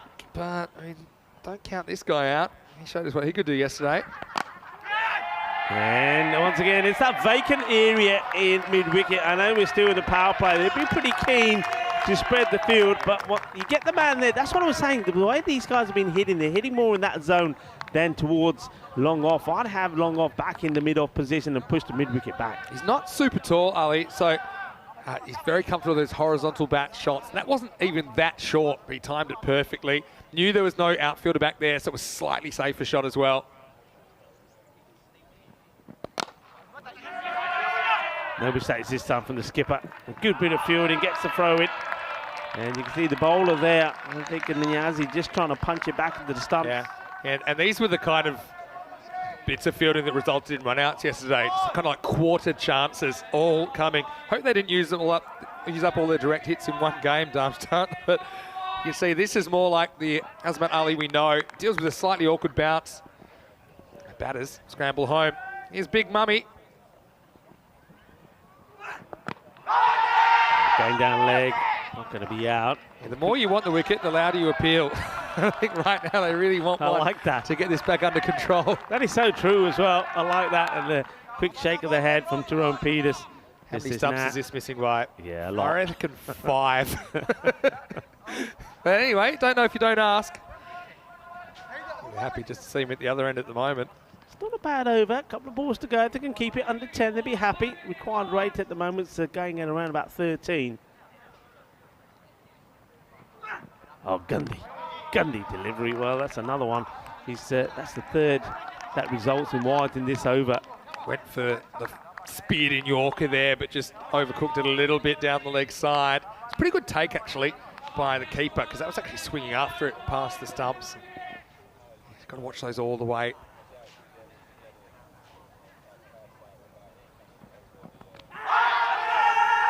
Not out, too high, going down leg. And, well, I was worried for the batter, Vinny. I thought that was going to hit him, you know where. Well, almost did. Tell you what, Darmstadt, if they don't win this, they might go to the World Appealing Championships. That was way too high. You know they say don't rub it, don't show pain. He says, I don't care, it hurts. What? He swings at this, starts rubbing it straight away. He says, ouch, that does hurt. Sometimes rubbing it can make you feel better. Last ball, the power play coming up. That's a nice shot down the ground, but he hasn't got enough of it, and it's a good catch taken. Comes across, takes a catch, gets the wicket, and is Abdul Shakur, well, he had a highlight of himself, made 50 with the bat, and now picks up an important catch, gets a breakthrough. So third overs, we typically see a lot of runs, but we also see a lot of wickets because the batters know time's running out with the power play and the safety of just 2 outfielders. This one doesn't get over mid-off. This is probably a shot that you get away with later in the game. because the fielder does start back. Nice catch, just skips around to his right. Abdul Shakur makes no mistake. A funny little innings, wasn't it? But unfortunately, it's over and the first wicket has fallen. It's 48 for 1 at the end of 3. Yeah, he gets to 12, doesn't he? But then falls off the 8th delivery that he gets. It just doesn't get the... It was the right shot to play, but didn't get the desired connection that he wanted. But the big man is still there. And I think they won't really breathe a sigh of relief, Darmstadt, until they get Ahmed Mumtaz out, because even though they lost that wicket, like for like, 48 for 1, at the same point, Darmstadt were 41 for 1. Yeah. It's so hard to stay at this pace, though. Let's have a look at... Taking a long time to get out there, isn't he? Yeah, I was going to say, that big clock up there. Have a look at the clock. Kind of got more or less under control, but still 16 and over. But yeah, a lot of those coming in the first. Look at the 19 off the last over. Pretty handy. Darmstadt seem to get the wobbles in the 8th and 9th, but always come good in the end. The field can be spread now, so as you see, the mid-wicket is in place. So fairly straightforward field. 3 men on the leg side, square leg, mid-wicket, long on, and then on the offside, long off, and a sweeper on the offside. New batter comes out. There's Qasim Mohammed. Qasim probably won't want to waste any time either. Get this field. Gap over cover. It's probably one area to look. Straight down the ground, a bit of a gap as well. Firmly struck, but straight to the fielder who totally misses this. And he's got the cap, he's got the shades, he looks the part, but he's not able to take the catch. And that's Nasari, really. He's going to be disappointed that he's not able to have got anything on this at all, or not take the catch. Just Stefan Solomon out there and under the big hat. And yeah, just kind of went straight through his hands in the end, didn't it? Have a look. You see, just couldn't get under the ball. Again, this time of the day, you got the sun to grapple with there. Anyway, a bit of a lucky break for Byron. This is where you need the big crowd. You get the big Bronx cheer fielding the next one. No, it wasn't a regulation chance. I mean, it was a bit more difficult than that. Solomon, originally South African. Spent 8 years in Germany. We were talking about him a little bit earlier. Got kind of stuck at the non-strikers end for most of the end of the innings. Finished with a good one, though. Lovely blast to 1.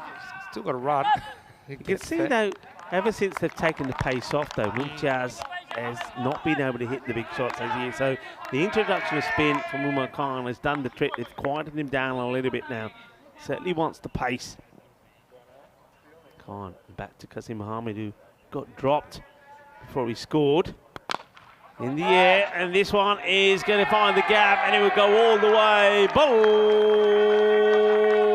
Bolle, Kinna Sona, Shaka Lagel. So just at a period of time when there weren't any boundaries, that will help. He forces that over. Extra cover, good hit. Yeah, really good batting. And I mentioned that was one gap that I would have been targeting. If you can get something outside off stump to elevate over that infielder. Bit of a mix-up. He's never going to make that. No, it's all about, there's a lot of noise out there, and once again goes back to look at your partner, and that's what they did well. 61 for 1 after 4. As this game is very, very interesting right now. But again, those key players, they've got to stay there for a while. I like this from I think it was Steve McVeigh, has this random comment. Says the appeal law always strikes me as a bit of a relic. He'd love to see a game just as an experiment where the bowling side have limited appeals per innings. So they must be used a bit like reviews. So you can't just yell for everything. You got to be. But imagine if then like one guy appealing from like the boundary. I think the captain would have to say yes, we're appealing for this. That's super interesting. And yeah, it would be chaos. Shrugs piped in with that. It would. But yeah, you'd only appeal if you actually thought it was out. Wouldn't that? I've never thought that in my life, and I've thought a lot of things to do with cricket. So imagine that. You only get 3 wrong appeals per innings. I guess the problem with that, though, if you're out of appeals, how can you get a wicket? Exactly, yeah. The innings would just go forever unless you bowl somebody. Put me down for, like, batting number 9 or 10 when they can't even appeal anymore. Because if you get bowled, I'm like, all right, I don't think I'm bowled. Bagging the stumps back in. Anyway, here we go, over number 5. Starts with a high one, and they're asking a question. I think they're going to check this. This will probably, it's been called straight away. Never really came down, did it? So now free hit, Tissier comes on. This for me, even the tall man, that's waist high, probably just above. So change the field because change the striker. See Mohammed on strike. He can absolutely go to town on this. This is the kind of ball you have to cash in, I think, when you're chasing 140s. And he's cashing in on it. It will go all the way. Sails up into the clear blue skies above the Cardamom Oval. The lovely shot, and they're loving it. A lot of noise. They're up on their feet on the bench. Well, Shrug says it. Full toss epidemic continues into game 8. There's been a lot of them. This is a low one. And you could definitely go after it towards the bottom of the bat. There's a bit of horns, baby. Horns from Tyrone Peters. Byron making such a good fist of this chase. Looking to get in the gap. But, good work from the fielder. Gets there quickly. Yeah, nice work under Nazir out there. Yeah, it's a matter of how long can it last. A bit like a whirlwind romance this first 4 overs. It's fun while it lasts.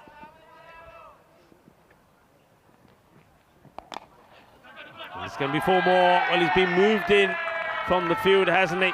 And that was Stephen Solomon that was out there to move him in. And, that was the area where you had that chance maybe to remove Kasim. But made a change in the field, and then it's not a good delivery really based on the fact that the field is coming from that area. They had the cover back and square leg up, and I think Mumtaz is a bit more leg side conscious. I don't know if you have to spend the deep cover. Yeah, this will go all the way as well. He fetches this from outside the off stump, and this is just brutal power hitting. What a hit that is. It takes him into the 40s. Well, Byron, are they pulling off something sensational here? Well, they've got it down to 120 pace. They need 12 and over from here.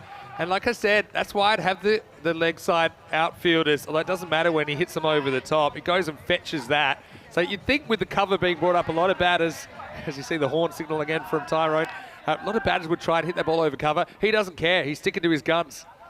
Byron, founded in 1925 in Corfu. Very, very proud club, historic club. Here's the mummy. Well, he's muttering it all over the place at the moment.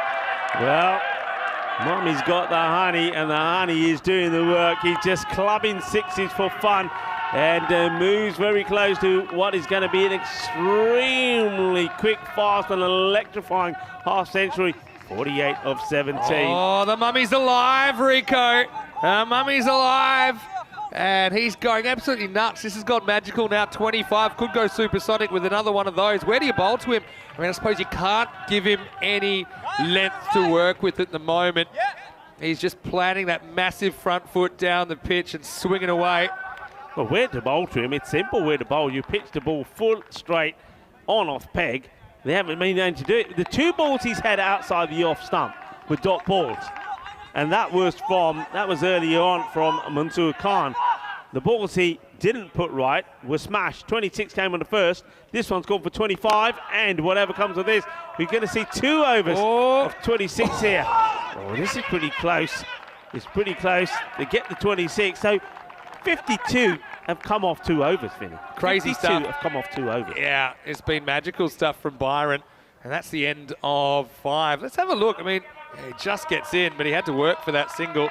So 87 for 1. They've got it down to 11.4 and over required. So this is what we're going to see in this format of the game. You're never quite sure what you're going to see. We saw Hornchurch kind of stumbling, but eventually getting a total in the 90s. Right now, I mean, Byron, they had to bat almost perfectly, I think, to chase down these 140s. But right now, it's their game to lose. I mean, they've got this game in the bag. They're carrying on like this. And the thing is, look how quickly that rate's come down. But they're just not bowling the right length at the moment. All it will take is one bowler to come out there, get 6 balls on the money. It will make all the difference in the match. I think he's just also waiting for a miss-hit, and there just haven't been a lot of miss-hits. Yeah. Those that he has miss-hit, still gone for 6. He's pretty powerful. The big mummy, Mumtaz, who's on 49. And a bit shades of Adil Malik from earlier on. He ended up getting out for 49. I think he's got plans on making his half-century. Well, he's not given a chance as yet. Also, got a bit of a look-alike from Oz Winterswim in the comments section, who thinks that maybe That's Stefan Solomon, looks like a rogue Rico, like a Lothario version. I'm going to get a camera on him in a second. Oh, are we? Okay. And number 21, please, if you could, for Darmstadt CC. We'll have a look. We'll have a look. To me, he looks like one of those guys that you have when you're on safari. He's a good-looking Especially dude when as he's well. got That's a comparison. That's a good compliment. I'll take that. Everyone's got a look-alike. Corey had a look-alike earlier on. Rowdy Ronnie Saunders. I prefer that Corey. one to Siva Kuma. Okay. Yeah, that's a very esoteric reference if anyone remembers the Kiel series in 2021 in Germany. Here we go, 87 for 1. Right, it's all about the second half now.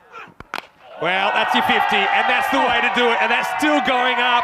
Well, lost ball, please. That one's embedded in the hill. Mumtaz goes large. The Mummy gets a 50 in just 19 balls. What a hit. That is humongous. Well, this is what it's all about. Sun, sea, sand, and sexy cricket. We are on the Costa del Sol. Well, that one, look where that ends up. Well, that ball's going to come back with the flat side. That what a hit. What a knock. Absolutely smashed. Here he is again. And so if they can keep it to 1 as a result. That was huge. I mean, that was gone so far off the bat. You got to love the fearlessness of these guys. They go with Shafifullah Niazi to come back. He wasn't expecting that. Humongous hit. Qasim Mohammed just wants to be. Well, I was going to say he just must be thinking about getting Mumtaz back on strike, and he's thinking, you know what? No, I'm going to play this, and this is a beautiful shot. This is as good as any that we've seen.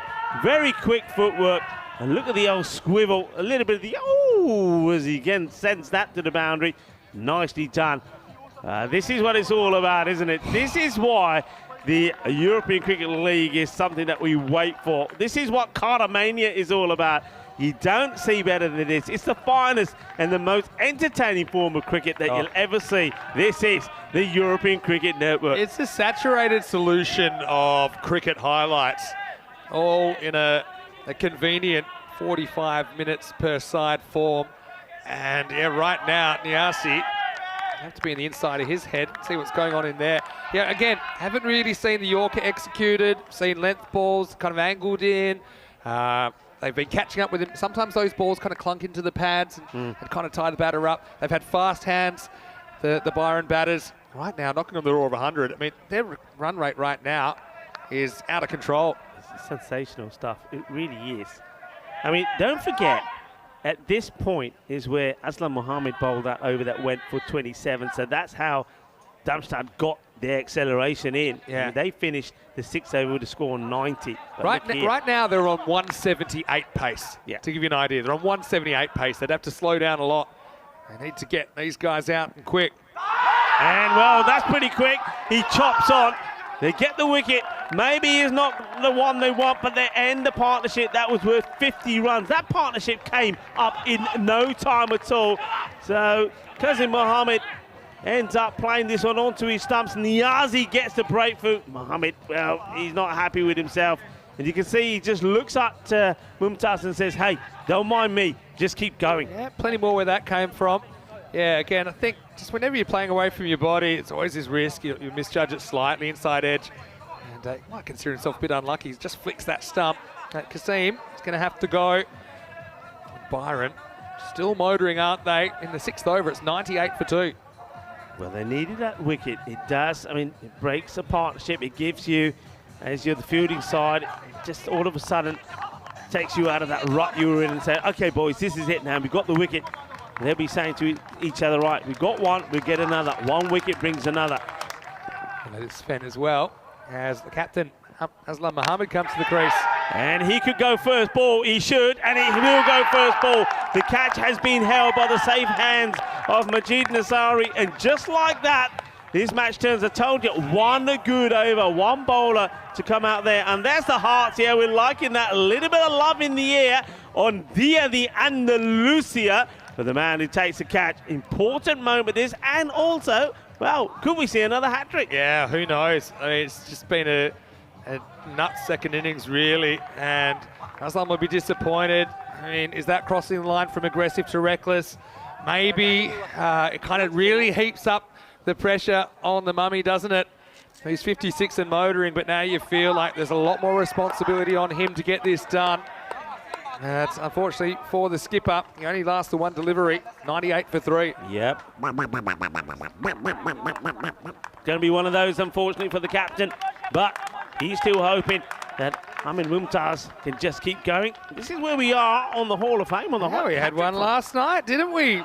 In match 5, Will Peatfield, 4 for 5, took 3 wickets in his first 3 balls. That was against Byron as well. So, well, could this be hat-trick number 5 of the season? Niazi to Arslan. And it's going to be whipped away. He said, hat-trick what? We're not talking hat-tricks. We're talking shaka time as he just whips this away off his pads for 6 runs. This match is alive. It's alive and kicking. Pound for pound, the most entertaining cricket on the planet. You're watching it right here from the Costa del Sol. That's how you deal with a hat-trick ball on ECN.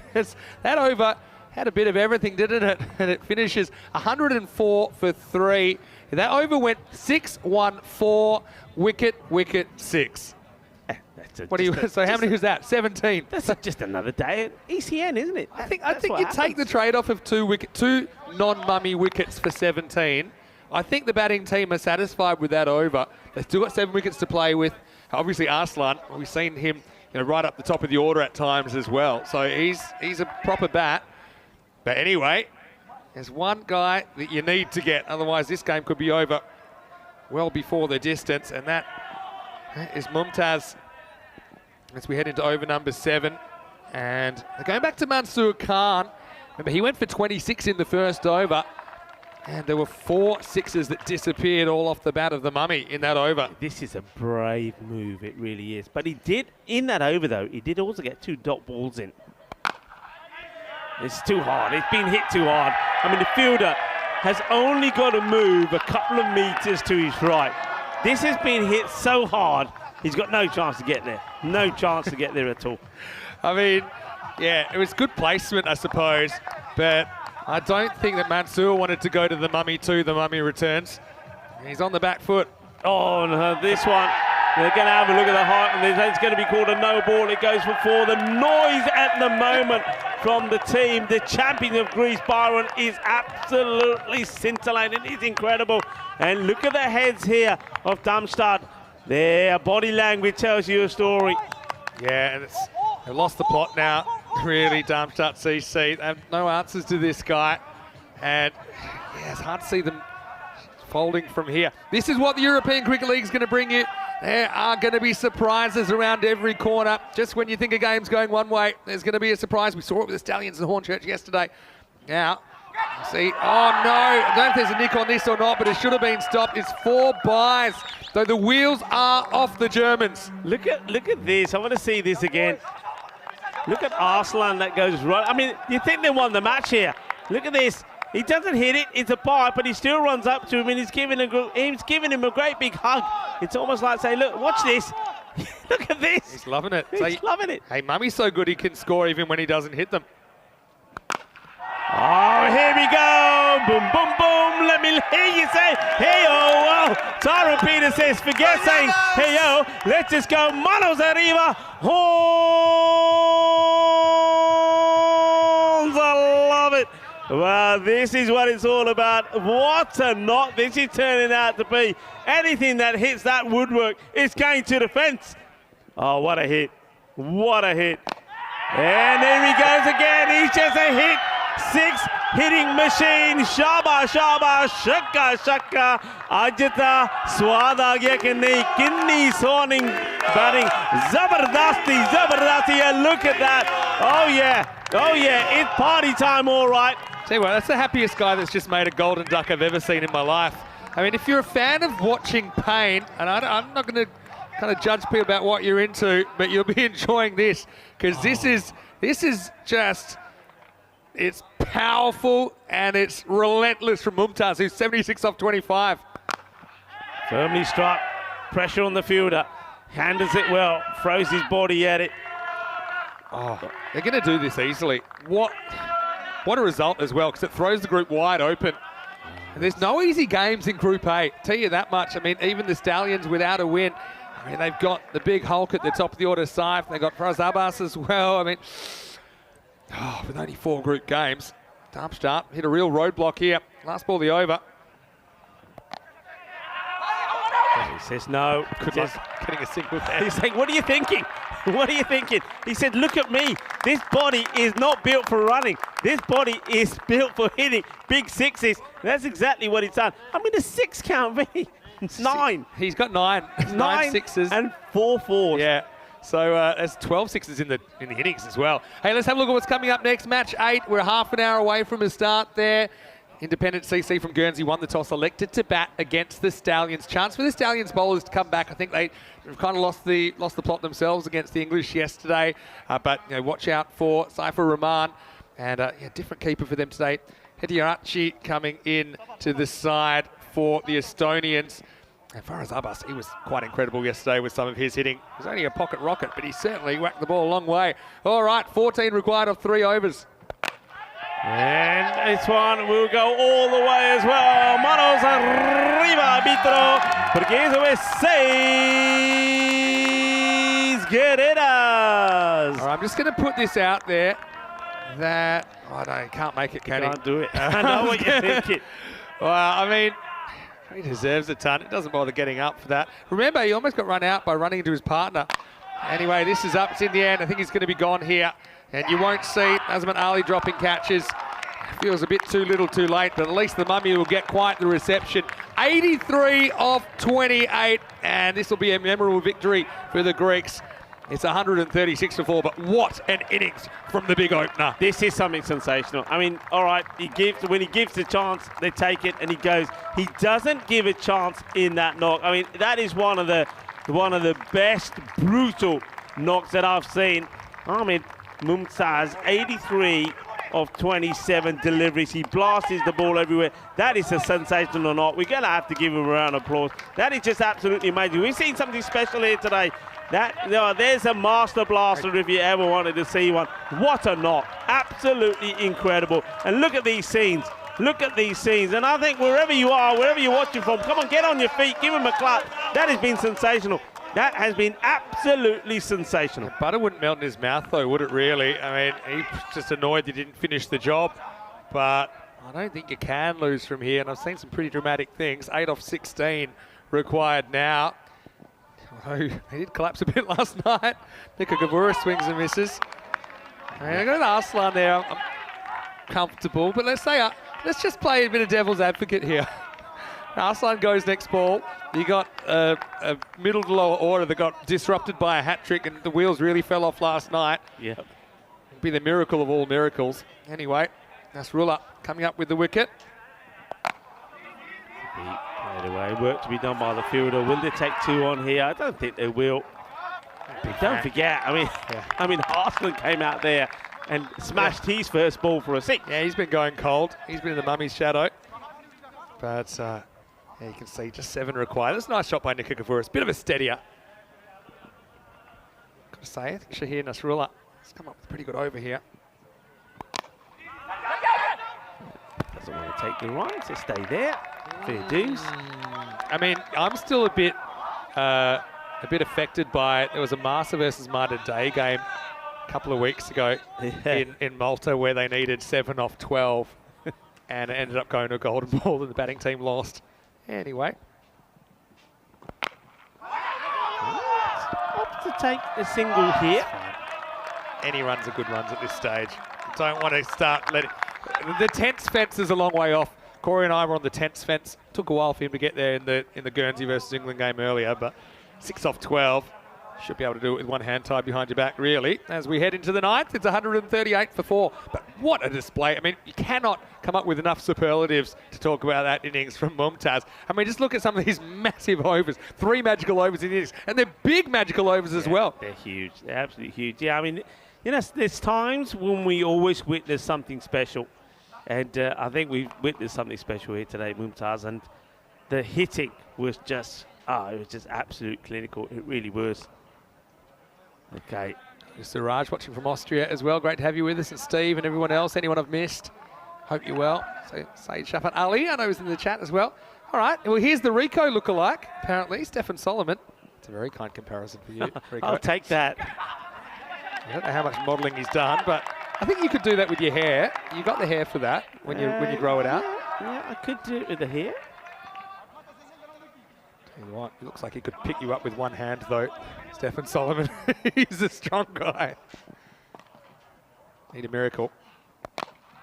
It's sliced up, but it's going to be in the gap. So here comes the throw. Well, this is where you're trying to get the ball. Oh, where's this caught him? It's all right. He's all right. He just puts his body in the way to stop it. If you can get to the last over, even if they need 2 or 3, then your strategy changes. You have like a hyper-aggressive field. You bring everyone in. You get batters nervous. But you got to get there first. No run. Getting a bit nervy here. I think they can't lose. Cannot lose. Remember the impossible chase here, Sweden versus Belgium, when I said they cannot win? Yes. And hits this nicely down the ground, and oh, it's a great effort, but what a lay-on. This is the best lay-on you'll see, because it doesn't take the catch, but saves the boundary by laying it onto the fielder. Great job, really, from Abdul Shakur. I mean, next best result was only 1. But if this sticks, and maybe I'm starting to believe, but no, I don't think you can lose from here. They What need a 4. superb effort. And, well, this is in the air, and it will be taken. So another wicket goes. Arslan wants to finish it off in style. He wants to get the boundary to finish this game off. It remains 4 required, but now 4 required of 7. Vinny? Vinny? Nah. Bye-bye, Arslan. Hello, batters that got routed for a hat-trick last night. Oh, okay. 4 off 7. Another very good catch there by the fielder. They can't lose. They can't lose. You keep saying that, but it can happen. No. I'm sounding like Corey from the first game. You never say that. You never say that. Look, we've seen some. Oh. We've seen some incredible things, haven't we? I mean, the last you just mentioned some finishes that we've had. I mean, look at the 5 golden. Every one of those golden balls that we had in Malta could have gone anyway, and every one of them was sensational. Everyone. What about Marta Day's one? I mean, come on. So, having witnessed all of those things and having witnessed the final in Malta, anything is possible. Well, this becomes a huge ball. Yeah. And it's Stokes and Tissier who's going to face it. And I'd love to know what the heart rate is in his chest right now. Solomon, what an over this is. In the air. We're going to the last here. Oh, yeah, okay. So it's the end of 9. It's 141 for 5. They just sneak in for the time, and that's something, luckily, they didn't give up the 5 runs, so they don't have 5 to play with anymore. They need 3 off 6. I think your strategy's got to change now. I think you really have to manufacture dot balls. For me, I'm not having 5 outfielders. I'm having some more in. And, you know, my cover, my mid-wicket, you got to bring him in and try and create dot balls and create them like not even trying to run. Yeah. Okay, because if you have the fielders back on the ring, they're always going to run, and if they both run, it's very hard to run them out. So it's this guy, it's Nazrullah who's going to bowl, and he bowled a really good first over, 1 for 8. But they got nothing to play with. They've got no mid-wicket in the circle. I think I'm surprised. That's an error. Mid-wicket up. I mean, I would even go as far as having your mid-wicket come up and maybe even push on with the square leg up in the circle. 3 to win. In the air. This is catchable. Oh, no. And he's put it down. Oh, he's put it down. Oh, man. What a huge moment. Oh, man. Mohammed Umar puts down a straightforward dolly. Oh, and he went crocodile style at this. What's going on? I mean, I suppose having no mid-wicket, you get it outside off and maybe the batter drags across it, but that was absolute soda. Now, and that was a third of the runs they needed right there. Now, any score ties the game, 2 wins it. You've got to start bringing up. Coming, yeah. A couple more, I think. He's got to come right up. I mean, he's come a couple of metres off the rope, but you've got to be up. Nika Kavuris and Tissier trying to save the game here for Byron. 2 to win. And, well, this will tie it. Will they go for the second? No. Well, now, there are no tomorrows now. I mean, you got 4 dot balls to get you to a golden ball. So, look, I still think you might have one back floating for a catch, but no more than that. I think the mid-on's got to come up in the circle. You know, bat on ball and go. You got 5 wickets to play with. You just don't want to miss it. Making this tense. Real tense. What a couple of games we've had this morning, Rico. What a match this is. What a win. I mean, the roar from the bench is going to be crazy. I want to focus on that. Get ready for it. In the air. And this is just going to keep going. That'll be it. It has been an emphatic, fabulous run chase that we've witnessed here. Just look at them. Just look at them. This is incredible. This is crazy. Crazy scenes. The Greece champions, Byron, have chased 144 for victory here. They do it with 3 balls to go. What a victory, what a moment, what an innings it was from Ahmed Mumtaz. One of the best that you'll see. Absolutely sensational, absolutely sensational. And well, this is why we always say, no matter what, you never say you can't. You got to try, you got to want to do it, you got to be passionate. And if you do, then you're going to get victories like this. This is just outrageous. Look, 2 drop catches. I mean, it was a tough one, the last one, but it was to stay alive in the game. If they stick, it could have been a miracle comeback. But look, credit to the guys out there, Nikokavouris and Tissier, get them over the line. But really, I think most plaudits will be for this man. And the Mummy set this ground on fire, Ahmed Mumtaz, in match 7. And Byron, they're right back into it. And that's a tough one as well for the Estonians, who now find themselves pretty lonely at the bottom, along with Guernsey. And they'll play a really important match next. Stallions against Independence CC. Independence winning the toss and electing to bat. And look, the Stallions, they lose that. They've lost touch, I think, with the pack. So let's see what happens. We're about 20 minutes away from that.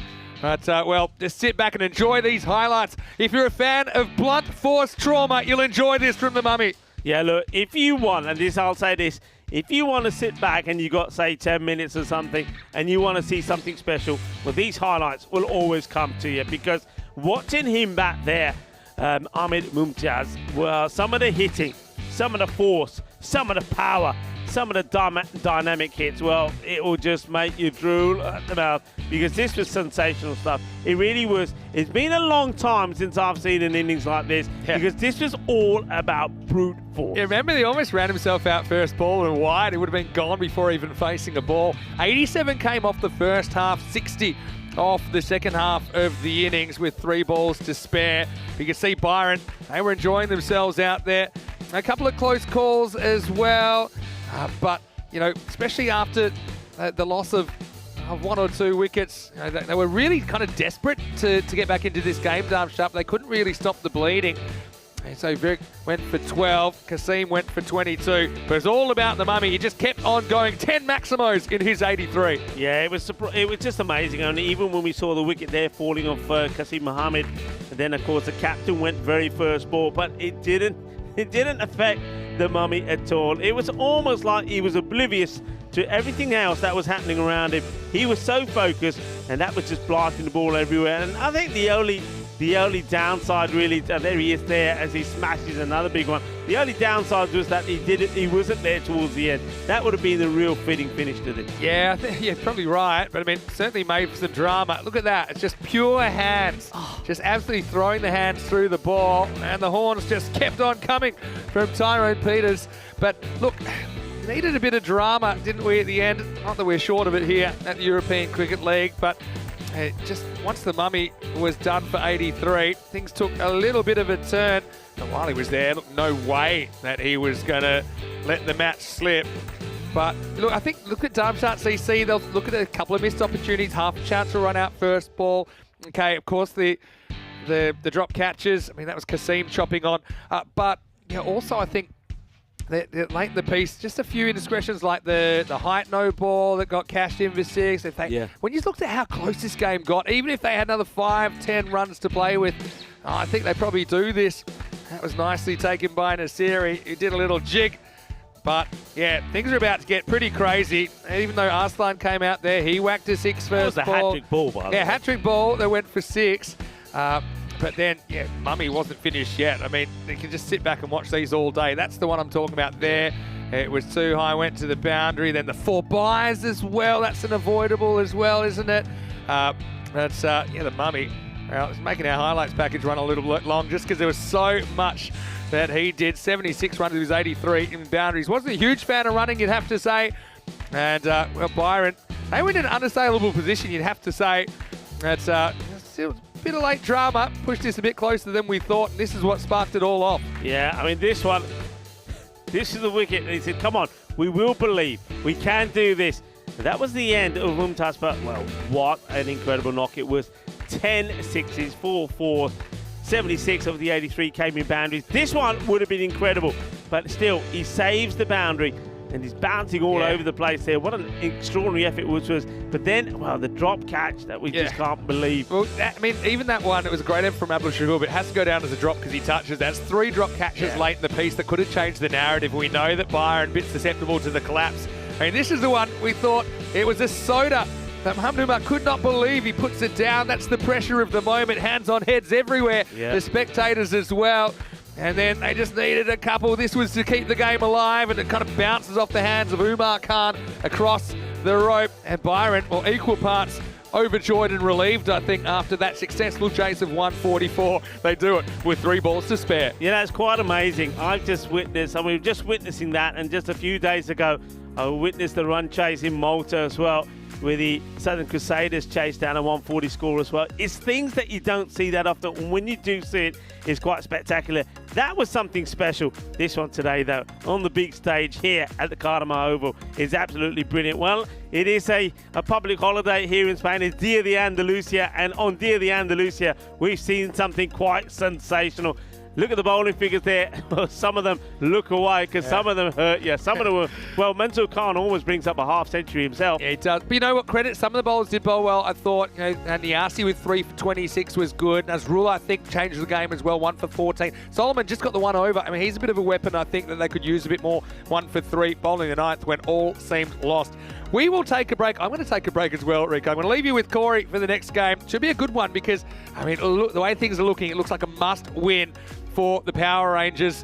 The Talent Stallions, they are up against Guernsey Independent CC very, very shortly. We'll have a quick break back in 10. Don't go too far. Vinny Sandu here, Mr. Maximo with Corey Ruckers on the way. Rico Full next to me right now. We'll see you soon for more European Cricket League.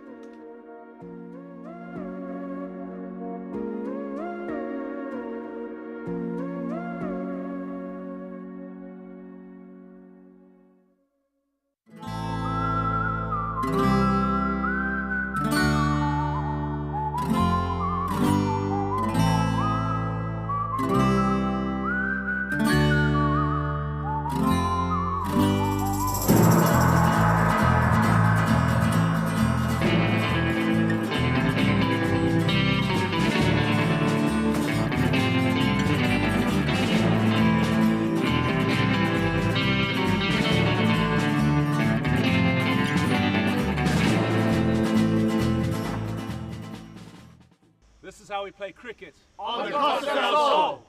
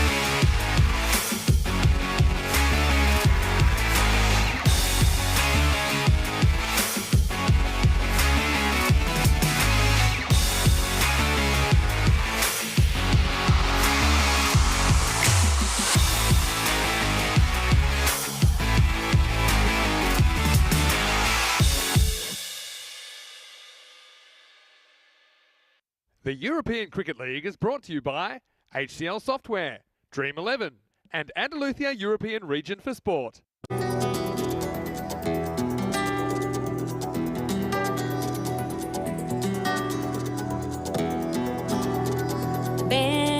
conmigo a cruzar su calle, a vivir su ambiente. Ven conmigo a vivir la vida intensamente.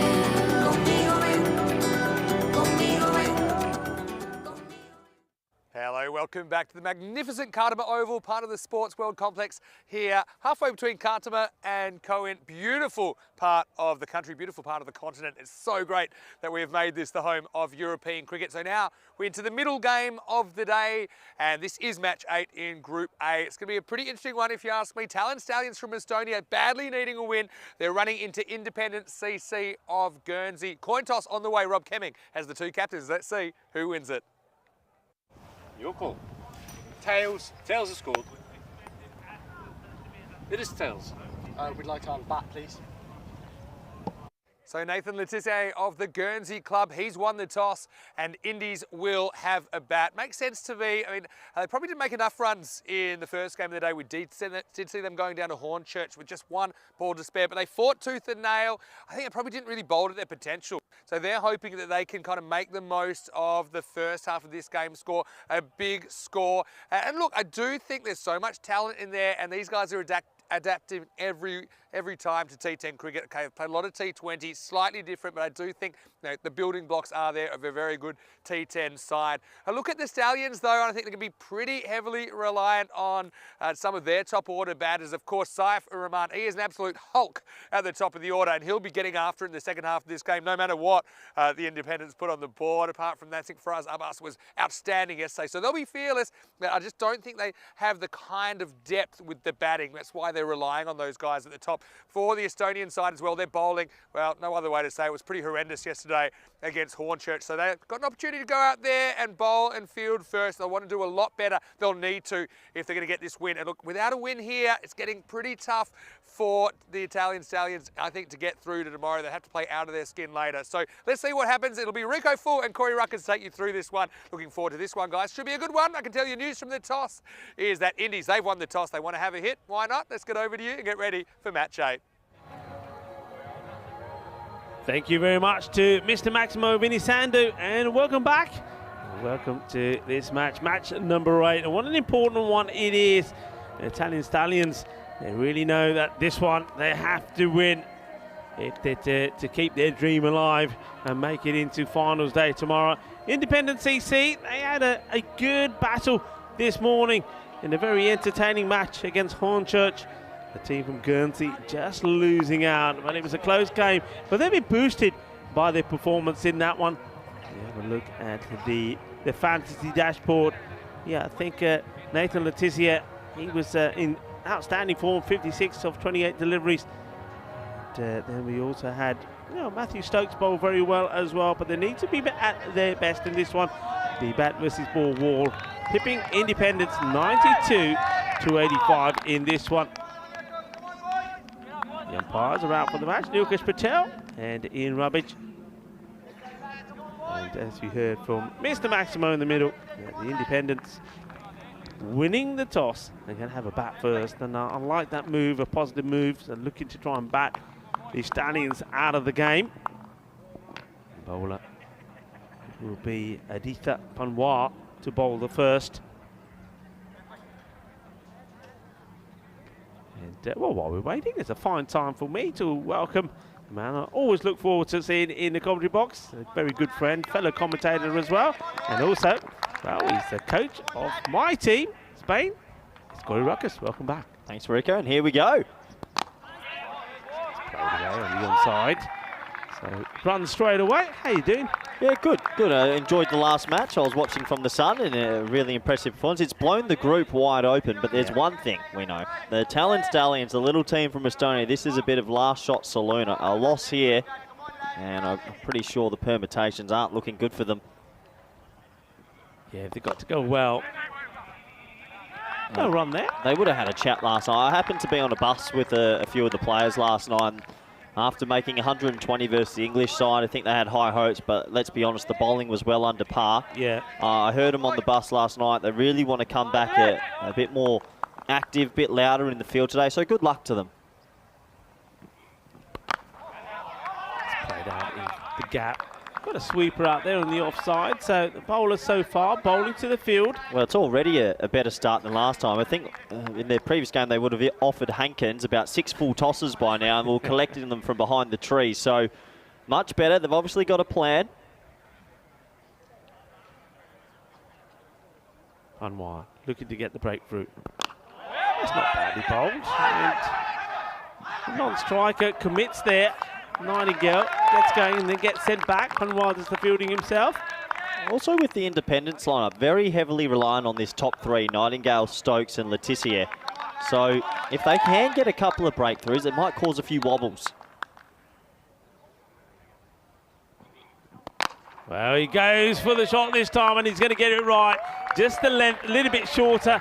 He knows it's a safe shot to play with nobody out there on the leg side. And once he hits this, it's going to stay hit. And that's the first boundary, 6 runs. Yeah, nice shot from Stokes. Deep in the crease, gets a length to work with and pounds that over wide mid-wicket.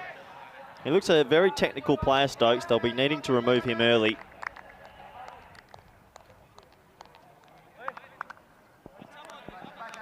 Yeah, no change in the field, so they're sticking with a long off and the sweeper out on the offside. So you're almost like saying to the batter, well, if you want it, go for it.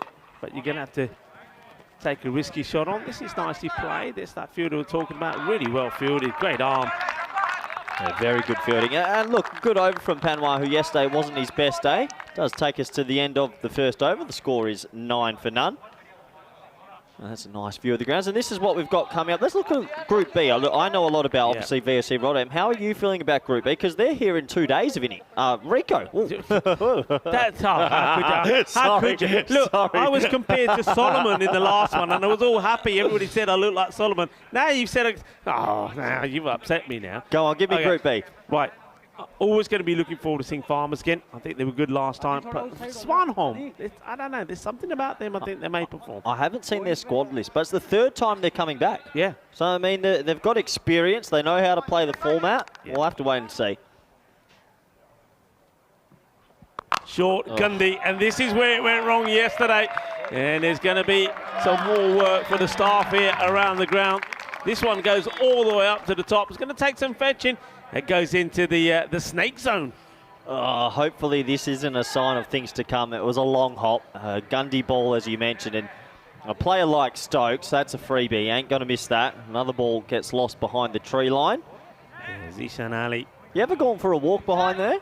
Imagine if we go collect the balls one day. There must be thousands from the last few years. Yeah, there must be. I think Andrew O'Connor had that idea this morning. He had a bag with him and off he went. He came back with 2 bags. I mean, there's a lot of balls up there. No, I've never been back up there, but I've been told there's a few wild dogs running around there and wild boars as well. So I'll stay this side of the fence.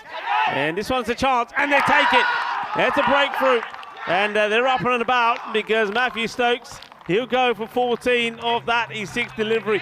They have to take their chances if they're to remain in this competition. And they take the first opportunity that comes their way. Yeah, good call, Rico. Any overhead catch is always a little bit tricky, and it's Stokes. He looks a good player, but he's had a few starts in this competition, hasn't been able to go on with it. And it's a better delivery, a better length. He cloths it straight to mid-wicket, and the first one goes. Can the Stallions get a couple early wickets and get themselves back into this competition? Yeah, good catch there from Rifat Khan. And that's what they've got to do. Any chance that comes their way, take it, apply the pressure on Independent and get the breakthrough. So it's literally the case of 6 and out. Yeah, 6 and out. One thing, Independents have been very reliant on that top 3. Yeah. Another wicket or 2 here. Everyone loves an underdog story. I wouldn't mind seeing the Stallions really make a good fight of this. He better comes in, and it's the man who scored a half-century against Hornchurch earlier today, 56 for 28. He's in good form, but you can't feed him. He can't be bowling short, so that's where he was. Is at his most ruthlessness. Good delivery. It's on the pegs. gets played out, single taken. Yeah, just a single for the Tissier. Off the mark now, so nice comeback here after the first ball was dispatched for 6.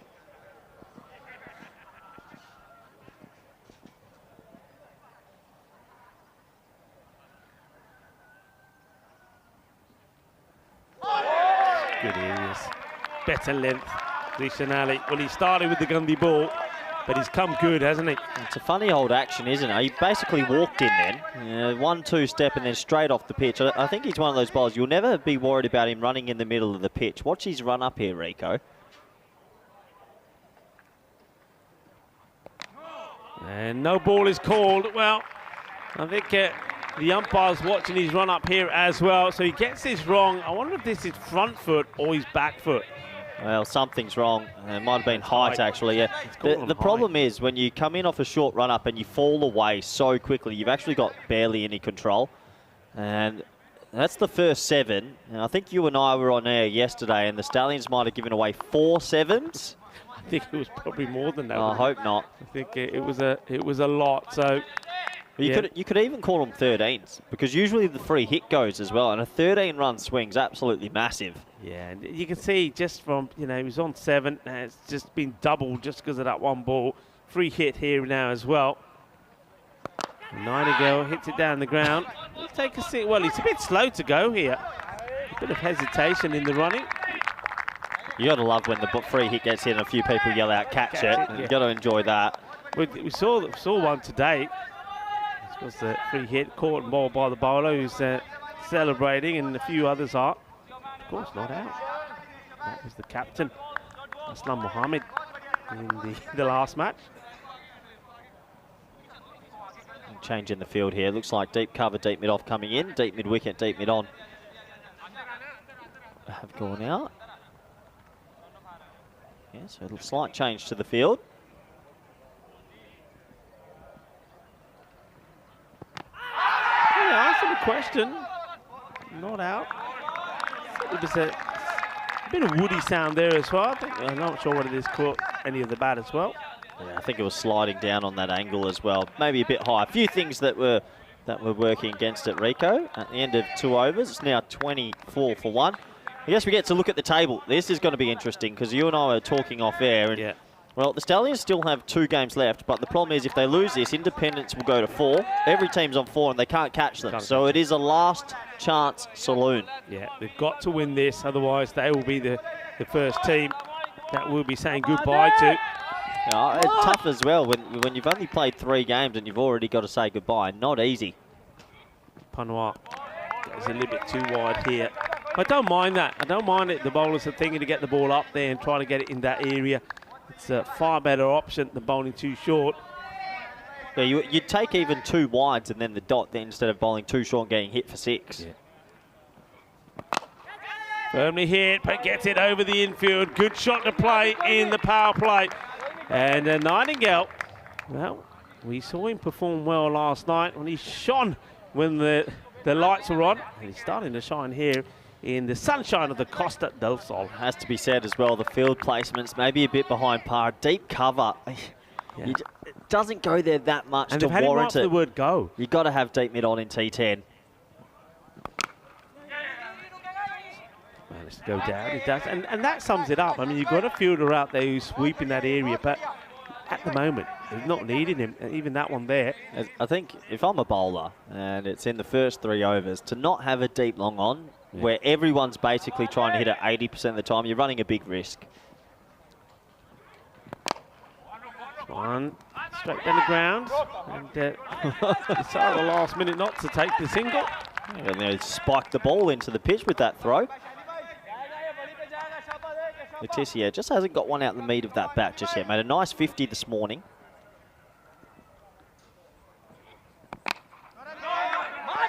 Once again, he wants to get to the other end, but he's not getting too much support from Nightingale. Nightingale saying, nah, not going, nah, not going, stay there. Well, despite a couple of poor balls, 30 for 1, it's okay for the Stallions. They're keeping it in check.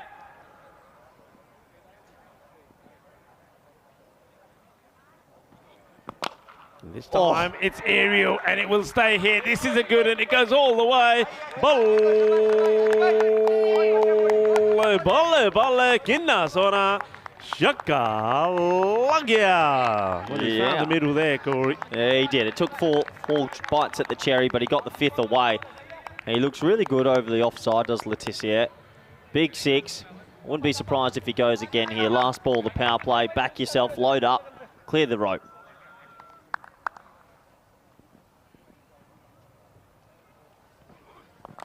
And it's a chance, but too wide of that fielder. It's a disappointment for Panois. He'll go for 25 of his spell. And he causes the rash shot from Tissier, but unfortunately for him, the fielder there at third, not able to get to it. 4 runs, end of the power play, and it would be 40 for 1. Yeah, those 2 boundaries probably sway the power play to the independent side, doesn't it? 40 for 1. Yeah, this game does swing quite quickly with the momentum. Yeah, 3 overs gone in this one, all on the line for the Stallions. Yeah, I mean, they've got to... I mean, this is their final, isn't it? Oh, it is. You treat this as your final. Almost every game they play now is a final. They can't really slip up much more. Even if they were to win this game, doesn't guarantee with the net run rate permutations that they'll go through. This group's wide open at the moment. If you were to tip who's going through Group A, could you say at the moment, or still... I mean, when you see that the first innings of the last match, you'd say, yeah, Darmstadt looked good, but look what happened. They got blown away. I think for me, Hornchurch is starting. I liked what I saw this morning with the ball. Yeah. They've got fire with the bat. With the ball, it started to get a bit more slower balls, quicker balls, changing it up, spinners. I think Hornchurch are going to come good. Yeah, I mean, you would expect that. I think after the failing first time round against Darmstadt. Question for you. So I want to put your coaching hat on here at the moment. So going back to that match this morning, okay, close one. Goes down to the last over. 4 required of 2 balls. Third man. Yeah, we spoke about it on there. I mean, yeah, I was surprised, I must admit. And I was watching as this one would go to the boundaries. Not the cleanest of hits, but once again, a little bit too short.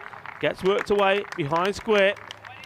4 runs. Yeah, I was watching it from the side then, and I talked to a few of the spectators and a few nervy Hornchurch supporters, and I said, this match is going to be won by an edge that's going to go for 4, because I saw the field. I thought, well, even if you don't have the third man, you have to have that guy really fine. You saw at the ECC, a lot of teams had a very, very fine man to try and stop it for the edge. So you're right, Rico. It's probably an opportunity miss for Independence. We'll take the single now after the fielder wasn't able to stop it cleanly. Just got to keep working hard here on that non-stop. Got to be working hard. It's not going to be easy, but keep working and try to. I mean, maybe what we've seen, and we've seen him get to 91, chasing 133 against Byron, and then we saw them set a score of 121 against Hornchurch, which was a good achievement from them. So if the batters get in, we know what they can do. Good work, nicely fielded. That's what they've got to do in the field. They've got to play hard. For Abbas, he's going to be a key player, isn't he? He's one to watch. But trying to keep this score to around about 110-ish. Yeah. And they've got a chance. Yeah, definitely. Well, they made 120 yesterday versus Hornchurch. So the batting cavalry's there. The bowling's the worry for them. But at 47, they're doing okay. Corner wide. They've definitely spoken about their lines, haven't they? They're really trying to hit that wide tram line over and over again. Yeah. Ekanaika is probably one of their top bowlers. Just try to finish the over off with that one. He goes again, and he comes back well. A very good delivery, liking that. A good over from Ekanaika. Just 8 come off it. The score moves to 48 for 1. Yep. Just a 7 off it. Really good over. 48 for 1. And all 3 batsmen, 14, 15, 16. Don't often see that. You'd want one of these two, if you're an Independence fan, you're wanting one of these two to really kick on and probably make a 50 from here. Yeah. For sure. Another glorious day here on Costa del Sol. Yeah, I think it's February in Europe and we're playing cricket. This is fantastic. It's February, but at the same time, it's the end of February. Last day in Feb. Is it the last day? It's the last day in Feb. I'm not ready for March. Where's the year going? Hey, and by the way, Feliz Dia de Andalusia. Public holiday here. Ah, very nice. Does that mean the empanada shop's closed tonight? Well, that's not good. The same as Vinny said, the same thing. Oh, no. Full toss, and here we go again. It's a 7, baby. Another 7. Was that the second? Second 7 of the innings. What are we going to make up a name for a 7? We got to give it something special. We had the Minimo for a wide fight. That's good. That's worked. Yeah, 7. Let us know in the chat if you want us to make up a new name for a 7, because we're seeing a lot of them. Yeah. I mean, look, they're on 55 off 4 now. If you take off the 2 7s and assume they just go for a 1 and a 1, yeah, they're actually only on 45 or 44. So, yeah, it's a huge swing. Yeah, Abbas, well, he's wearing the shades. Maybe take the shades off. Might help. I don't know. You can't be bowling those because... But the thing about those is that he's just basically helping batters to get in form as well. And that's the thing. Yeah, so it looks like there'll be a small delay as they look at from the well, ball. Let's give a wave. We're in our box here, the back. This is a nice view, I think. Maybe they can take it back. Show us the whole commentary box. Keep coming back slowly. This is where we spend all our days. Yeah, this is quite nice, isn't it? It's a nice home, isn't it? You look pretty sharp. Yeah, we're always looking sharp. There's our little commentary box. And the Lucy, everybody. And yeah, thank you. It looks like a fridge. Yeah, our ice box. Yeah, we're the good time crew up here. We let Vinny up here sometimes as well. Yeah. Yeah, Vinny said the same thing. It's the empanada. Oh, wow. This is a thunderous hit. And this one, we'll go to the other side of the field here. Well, that's out of here. That's a big hit. And, it's a 13er. That's a 15er. I think they want to check this. No, it's under. It's definitely under. Yeah, he goes down, doesn't he? Oh, look at that. That disappears into the conifers there. Well, that ball's doing a little bit of gardening. After all the hard work. Yeah. A no ball 6, 13 off 1. It just throws you so far behind the game. I hate to say it. You can't bowl full tosses. No more, please. Yeah, that one ball cost 13. There we go. There we go. Can you do that for another 34 deliveries? I think the empanada shot will be open. Don't panic. Okay. You'll be okay. It makes me feel good. But look, it's an opportunity for us to give a huge shout out to the Junta de Andalusia and all their support while we're out here in Malaga. Nice looking shot, but better areas. Better areas. Fuller outside the off, making batters play on the offside. Yeah, nice looking shot that. Just the single. Brings on the man with a bit of a hot hand at the moment, Nightingale. Firmly struck to the fielder. No issues from the man who took the catch earlier. And it was a good catch as well by Rufat Khan. Clayton Spotler in the chat says, call it the 7-up. That's not bad. 7-up. Yeah, bit of lemonade. Bill 7-up. That's not bad, you know. Mm. Oh, it's a 7-up. Lemonade.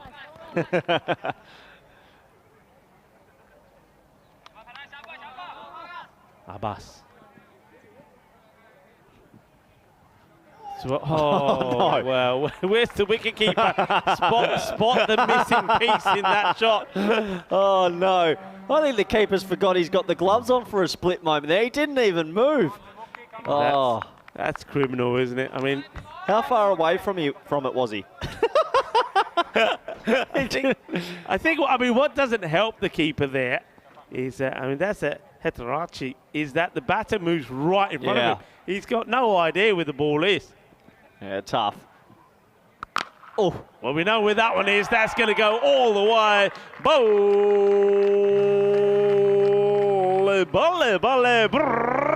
It's another Maximo, and the over will go magical. And not only does it go for 22, there's the 4 bars that came off it as well. And they are rocking and rolling at the moment as we reach the halfway point, 74 for 1.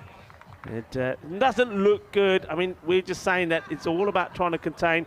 We're saying they need to try and keep that score to around about 110 to give themselves an opportunity. But the last couple of overs, bad lines, and they're getting walloped. Unfortunately, I think that's 3 7s maybe in the innings, or maybe 2, or whatever it might be. 1's too many, 2's too many, 3's too many. This happened to them yesterday, so unfortunately the bowling unit's letting down the batting side again, and they're behind at the moment. They certainly are behind. And this one shouts to catch it, but They're going to have to fetch it. Unfortunately, hits the fence. It's 4 more. And Nightingale, I'm liking his approach here. Yeah, he's just going on a whim now, isn't he? He's got a bit of heat behind him. Like the NBA Slam, he's hit 3 sixes, he's flying. And you imagine right now, Independents are thinking big score.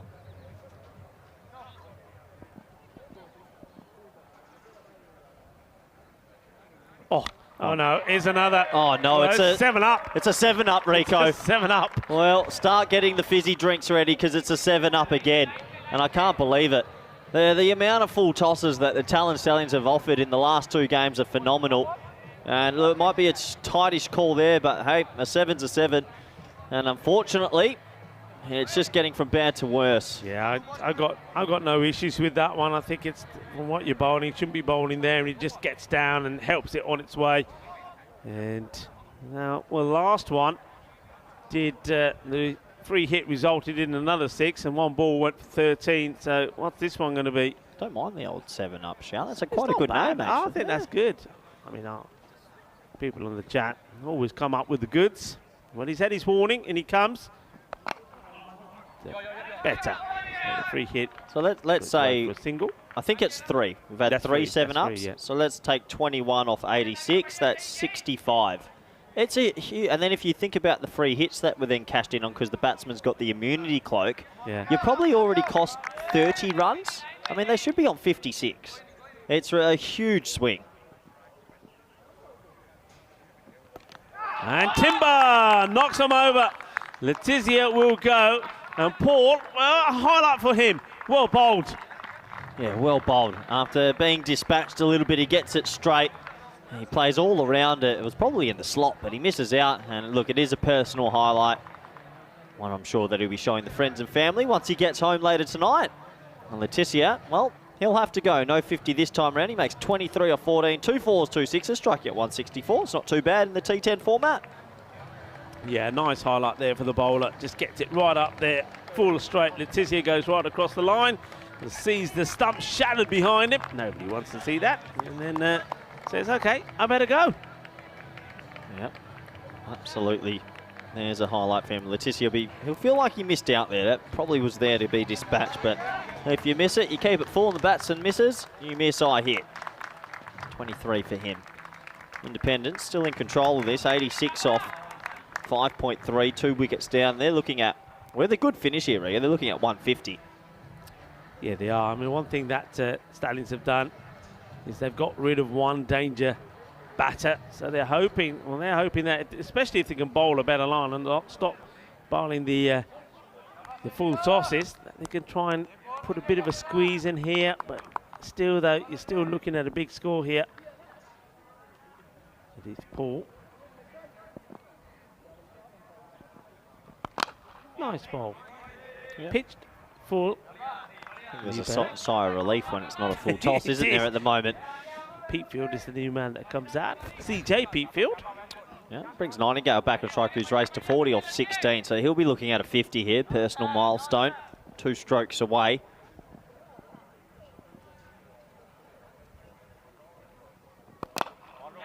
Nice looking shot, times it well. The fielder backing away a little from it, but does well, keeps his eye on the ball. Good little comeback from Paul the bowler. First ball was a no ball 6 and he's kept it to 14, so that's okay as well.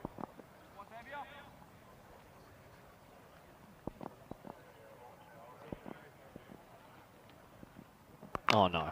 It's, well, this is pretty high as well. The fielder, extraordinary effort to try and stop it. Yeah, a great effort in the end. It goes for, it's not called a no ball. It was close though. It does go for top 10 out of 10 effort. You probably get a good view here, Rico. Well, yeah, I've just seen that there. It's a great effort. I mean, it's close. I mean, if that's called, you're not going to argue with it, are you? I think if that's called, the coach is walking on the field and he might be pulling a few of the boys behind the shed for a talking to. Okay, where are we at? 6 overs down, 92. They're going along nicely. It's a good rate. I mean, looking quite easy here to be posting the score around about 140, I think. Still got wickets in hand. Loving that shot. It's beautiful, isn't it? Yeah, it looks absolutely stunning. If you had told me, I played in the original ECL, if you had told me a few years later we'd be in Kardama with 31 teams, Estonia playing Guernsey in a T10 fixture, it's actually mind-boggling how big this is going at the speed it's going as well. Yeah, well, look, back in 2019, what was it, 8 teams? Yep. 8 teams. Well, look at it now. We've got 31 teams. It's the biggest cricket competition in the world. There's no other competition that has 31 teams playing in it. It's phenomenal. It's amazing. It really is amazing. It's great. And what a moment for all of these players as well. And he takes him on and is high up in the air. He gets under it and doesn't take the catch. Does everything right, just the technique there. I think maybe tries to take this crocodile style, but the catch goes down to Zishan Ali. Yeah, never looked fully steady, did he? Still moving at the point of contact to catch it. I like it. I like his bowling. What he's doing is he's drawing the batters out of the crease. And you saw the one before where the catch gets dropped out. And then batter, he's already committed himself and he had to play at it because he knows if he doesn't, he's going to be done by the keeper. This is uppish. That's a very good shot. And this is just a little bit too short. So he's got time to rock back, hits it on the up, gets it over the infield as 4 runs. Yeah, very nice shot indeed. Not easy to go inside out over extra cover off the back stool, but he does exactly that. And yeah, Ekanaika trying to bowl it wide, but it's a gorgeous cricket stroke. Looks like he'll adjust and come around the wicket now. Yeah, that's a nice shot of the hat-trick hero from yesterday. Oh, it's an edge. And it's a chase on the Iba. And, well, is he going to flip this over himself? He does. Well, he gets there, and this is where the flick back goes wrong, and now he's taking it out on the surface. And the arm does the 360, and the ball, well, instead of going backwards, goes forwards. Oh, unfortunately, he flicks it the wrong way. He goes, here you go, fence, and 4 runs. I just get the feeling there, though, he may have put his left arm down the other side of the boundary when he went to do that anyway, so it may have been 4 straight away. And then this is a full toss, hit down the ground, and it will go all the way. Manos arriba, arbitro, porque eso es 6 carreras, 6 más. And now they're not helping the cause, Corey, not helping the cause. It's another full toss, Rico, and it's almost as if sometimes they're bowling underarm and saying, hit me. It really would be upsetting if he were the coach of the Stallions right now. The bowlers just aren't delivering. Yeah, and look, you can always get in touch with us a number of ways. Of course, we've got the website, europeancricket.com, and also on social media. Oh, hello. We got 2 handsome chaps over there. You're looking at the business there. We got some nice photos yesterday, actually. Looking forward to seeing them. But look, if you do want to interact with us, you can Instagram message on Rico Full on his Instagram, or myself, cruckers_28. We'll try to get around to all your questions. Yeah, we do. We're loving all your support for the European Cricket Network. I mean, apologies that we can't always reply back. Just this has been thumped hard down the ground. What a cracking shot this is. A little bit wide from the bowler. May have even been called a wide. But that's a cracking shot. Giwala, he comes on the bowl. And Giwala, we've seen him opening the bowling on a number of occasions, but not today. They want to be using him to, I think the plan was to bowl out. Bowl the 8th and the 9th. And that's not the start he expected. Blazed away down the ground. And I'm now, catching it. Oh, this Rico, is huge. Rico. Corey, stay here. Don't go diving for that. Don't do it. Don't do it. Come back here. I'm pulling you back here. Almost got that. That's his 50, Rico. That was right on track. But what a special innings that is, Rico. What a great night, Nightingale. He gets the 50, 52 to be precise with that 6 of 21 deliveries. Well batted. Ball Badania, Tom Nightingale. And look, liking that. Look at the way he's played these shots. He's played all around the ground. Good knock. 52 of 21. Yeah, very good knock. He was looking for us in the commentary box, and that was right on. Rico. Stay put. It's 6 more. Shabba time. Well, somebody get me a leash. I'm going to keep you on a leash. I'm going to keep you tied back. Give me a hype energy drink. Get me a hype energy drink right now, because he's trying to get us in the commentary box. Oh, wow. Well, I dare say it. Are we thinking early? He's 58. I don't want to say the word. But there's plenty of time here for him to get to a magical figure. Giwala wants to come around the wicket. And now he's going to get unlucky.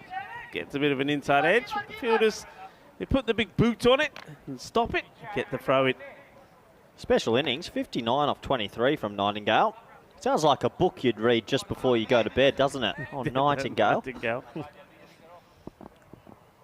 just hear them saying, come on, speed it up a little bit. I can see why. Keeping an eye on that time. It should be okay there. They've got this over. And then the next to complete it up in the air. Well, will they take this one? Yeah, they will. He gets a little dive forward as well for his effort. So they do pick up a wicket. And it will be CJ Pitfield who will go. He went out there, played the right approach, didn't he? Played some good shots, quick shots. But he's going to depart for 19. That was only ball number 7 for him. Yeah, nice catch in the end, and a wicket for the Stallions to give them a little bit of confidence. Set himself well, turned his body quickly and got into a good position to catch that. The third wicket down. You do feel that Independents are in control of this fixture at the moment, though. Still 2 overs to go. Pitfield has to go for a quick fire, 19 off 7, 3 fours, 1 6, striking at a very handsome 271. Yeah, Giwala does get a breakthrough. It's a wicket there, but he's gone for 17, and the score, I mean, we were saying that we'll really be trying to keep it to around about 110. It's already a score that, well, it's got to be pushing their limits. It's going to be pushing them, and like we said, they did score 121 against Hornchurch, but this is going to be, like we suspect, around about a 140 sort of score, and that's only if they bowl well. If they start bowling their full tosses again, it'll be more than that. Yeah, it will be. It does take us to the end of 8 overs. The Nightingales are at the crease. It's 125 for 3. I think Ollie Nightingale probably didn't even need to hit a 1 there. Maybe let his brother take strike. Yeah, 2 Nightingales out there. Oh, a couple of skyscrapers there, Rico. 9, 15, 6, 8, 26, 18, 15, 18. So the last 4 overs have always been 15 plus. They are motoring right now.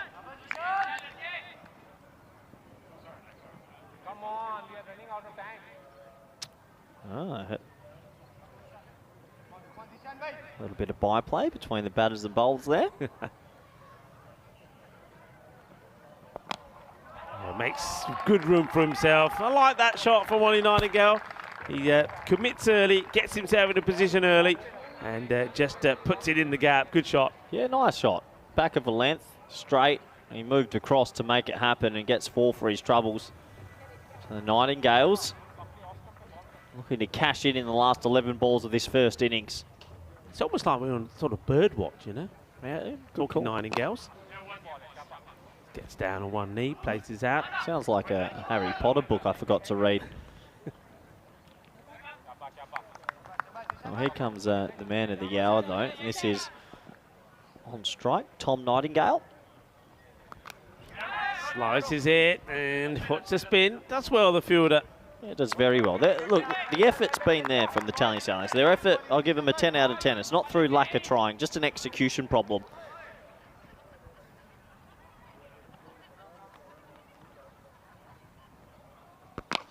Waits for it and gets it right, and that crushes into the stronger together banner. Well, this is what we've seen here from the Independents when they've had the opportunity, they've taken it. I like the way he just holds himself back a little bit once he's made the initial movement, makes a movement, stands still, waits, and then crushes it over the boundary. Good shot.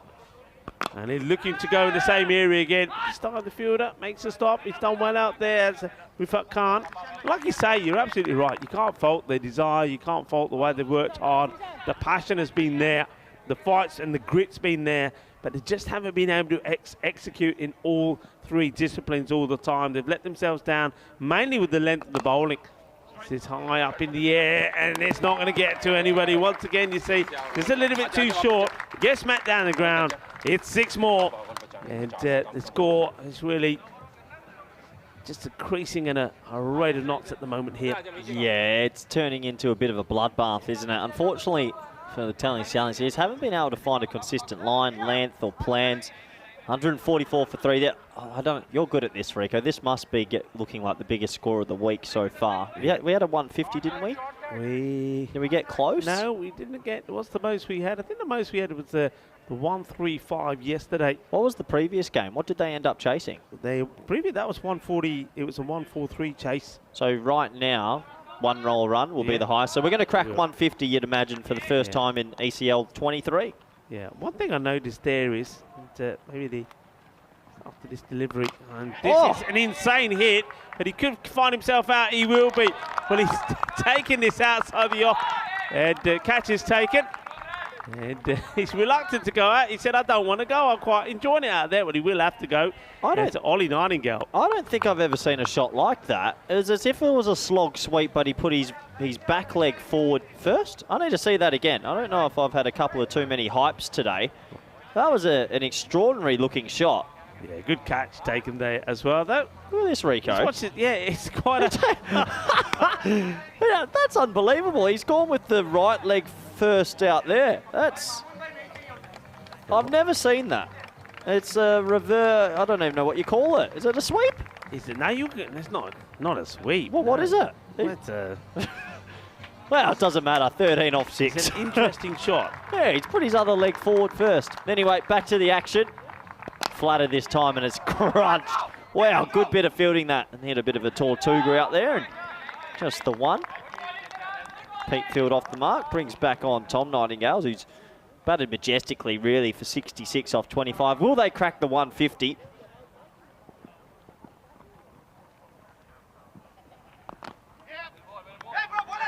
A run-out chance. No, he's made it. Now we'll look to the third umpire. Good bit of work from a bus to get back to the stumps, but for me, I'm pretty sure he's safely home. Yeah, I think he gets back okay. Good technique. Yeah, I can understand the umpire wanting to check just to make sure. There we go. Let's have a look at this.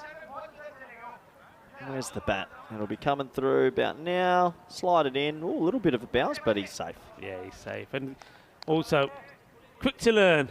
Run and slide on the surface, not on the turf, because they do tend to plug. Abbas. Be too wide. Yep. Trying to hit that wide tram line. 3 more to get to 150, first time this year.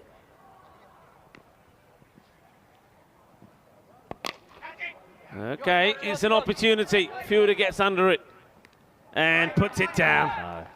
Disappointment there. That's for Safiul Rahman, the captain. Once again, does everything right, gets himself into a good position, but not able to hold on to it. Yeah, it's a shame for Abbas as well. It would have been a nice little wicket for him. Firmly struck. Fielder has to do well. Does amazingly well. This one's bobbling around. I'm liking it. And yeah, this is what we're saying. I'm loving the energy. I'm loving the way they're fighting, no matter what the situation is. And that's one Akanaika runs in, makes a stop. Look at that. That's good work. Yeah, great effort. Really good effort. And good match awareness by the batsmen. They came back for a quick 2. So that's the 150 up. First time this year in the ECL. And last ball of the innings. I shouldn't have said it. The amount of times to say last ball innings and it's a wide. Yeah, amazing. That'll be it. No, one more to come. I won't say this. No, don't say it. Don't say one more to come. Don't jinx it. Finish with a bang, though. Oh. Right, okay. All right. That's all right. I don't mind that. Oh, you can do that. He took off very early. Yeah, I don't mind that at all. Just reminding him. Nothing wrong with that. And, well, that's the bang, and this is over us. He's on the roof. He's on the roof. Oh, well, that is one of those.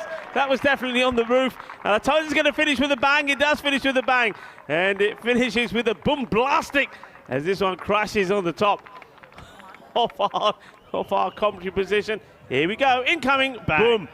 Shakalagya. Oh, I almost caught that, Rico. If I want. Yeah, very close indeed. But what a sensational innings from Independence. They ended up on 157, the highest score of ECL 23, our third edition of this competition. And it has to be said, Nightingale at the top, fantastic. 75 of 28. A standout innings, and the Independents, well, maybe they're finally finding their batting boots. Yeah, I mean, that was a very good knock. I mean, the thing about it was, again, it's all about the way that he timed it. The composure was good. Played some very good shots. I mean, okay, sometimes he got some bad deliveries, but shots all around the ground. And they'll be pretty happy with this. And I think one thing about the Independents, and I was very impressed with their performance against Hornchurch as well. Just a few things that didn't go their way. They ended up on the losing side there. Well, but it's been good. Yeah, well, all chart playing. So let's have a look at the Stallions versus the Independents. Well, look, there was some short bowls early, and Stokes, he latched onto them. He batted really well at the top. He's a technical player, and he did look the goods until this shot. It was a nice catch overhead. He took some good catches.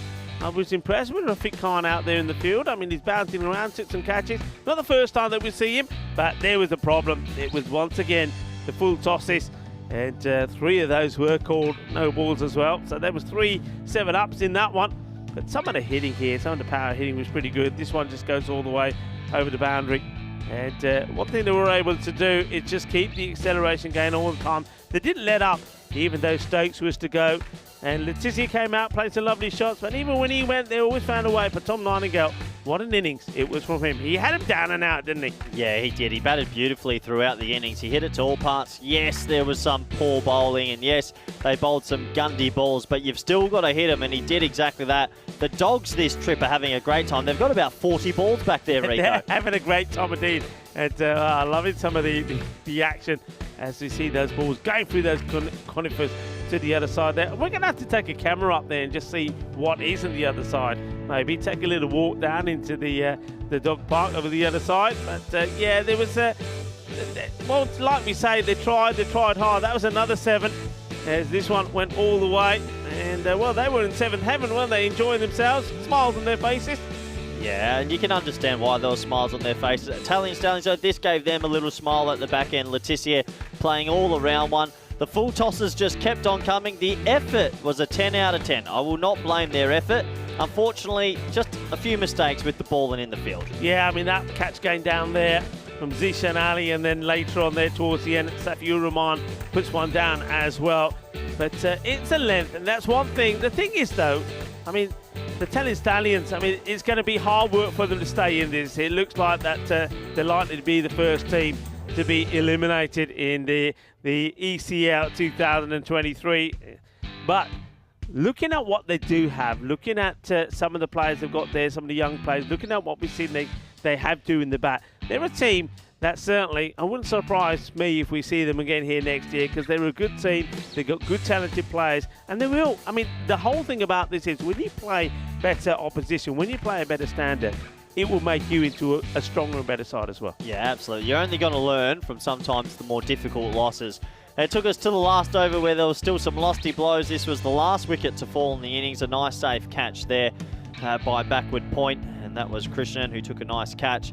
And, well, a few more boundaries to wrap it up. And they got past the 150 mark, the first time we've seen it this year in the ECL. Yeah, look, it's been the first few matches today have been quite crazy, haven't they? We saw 56 from Tissier.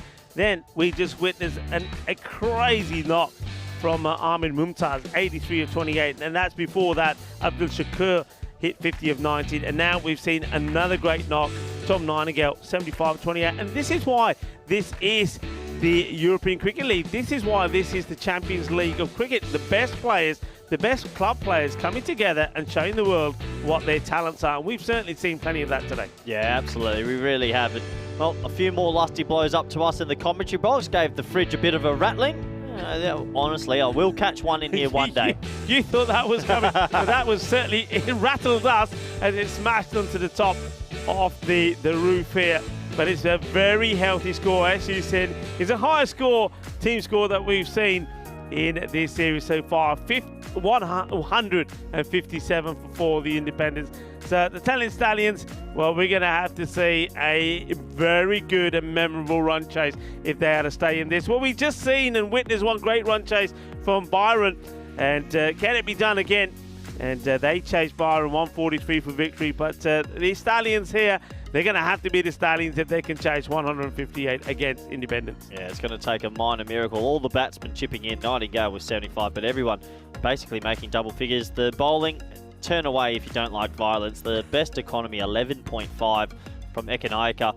They all got a little bit of tap, but as you said, Rico, it's a learning curve. It's the best players in Europe. You can only grow from it. Yeah, definitely, and we'll leave you with the mid-match summary. Remember, myself and Corey will be right back in about 10 minutes' time for the conclusion of this one. It looks like the Independents are going to go back to winning ways in this after putting the runs on the board, thanks to a superb knock from Tom Nightingale, 75 of 28.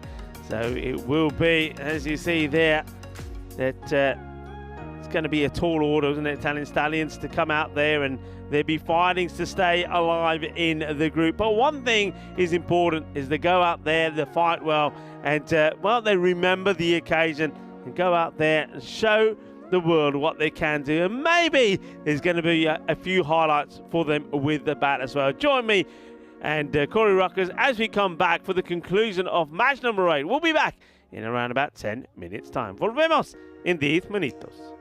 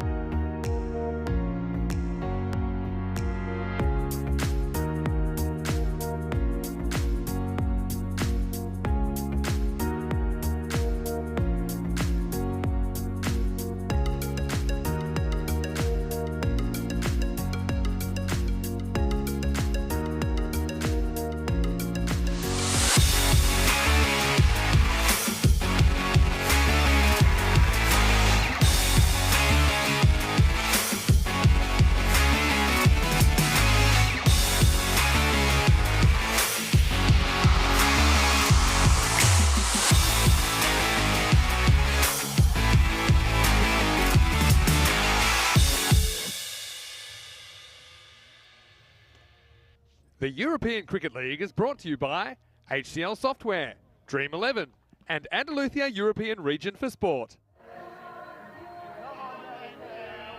Hello and welcome back, cricket lovers. Nikesh Patel and Ian Rummage, the man in black, have led the players out.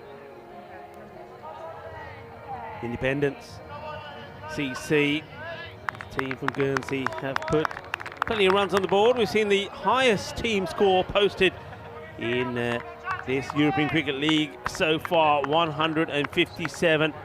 And the team that really playing for the survivor here, the Stallions, have really got to come back strong here. The Stallions, they need a victory here. Don't get a win here, then they won't be able to make it through to their finals, Group A finals day tomorrow, with just a game to play later. They'll be 4 points behind the team closest to them. They've got everything to play for. So get ready for the action. It's going to be Kieran Legale to start. And the openers is going to be Faraz Abbas. See what he can do. He's a good player, plays some nice shots. He's played some good innings the other day as well. Wants to get off the mark straight away. This time, and just some of the key batters. We've seen that Safiur Rahman, the captain, will be key. Zishan Ali's also been able to be in the runs. Faraz Abbas scored a sensational 82 of 41 deliveries yesterday. Put a good partnership together with his captain, Rahman. Can he get going here today? Well, that'll help him get off the mark. Take the single as that one. The skids pass. Nathan Le Tissier, Rico Full here. And alongside me is one and the only Corey Ruckus. Corey, welcome back. Fighting fit. Oh, I'm ready, Rico. You're ready. Well, yeah, go on. I'm hoping Stallions get off to a flyer and make a chance of this. I feel this odd bit of guilt if they're out after 3 games. I'm so used to seeing teams for so long, but it has been tough for them. This man on screen now, Rahman, the tall left-handed batsman, he needs to get firing straight away. Powerful shot, and it's not going to be stopped despite a great effort from the fielder. Diving, doing this sort of Superman style. All he's missing is the cape. But Matthew Stokes, he's been good, hasn't he? He's a good player, but even he can't stop this. What a shot. Well, we said it needs to get going straight away. Is this a sign of things to come? He laced that. He's a big man. When he hits it, it stays hit. Well, this one is staying hit. Adios, pelota. Esa pelota no va. Esa pelota va para la playa. Qué grande que va. Eso es un golpe muy fuerte y muy dulce. Más dulce de tarta de chocolate. Wow. Wow. He's given that a hammering. Well, what's the word we used to say? He mullered it. He's mullered that. That's gone 75 metres at least. Well, the big man's in. 10 off 2. Here we go.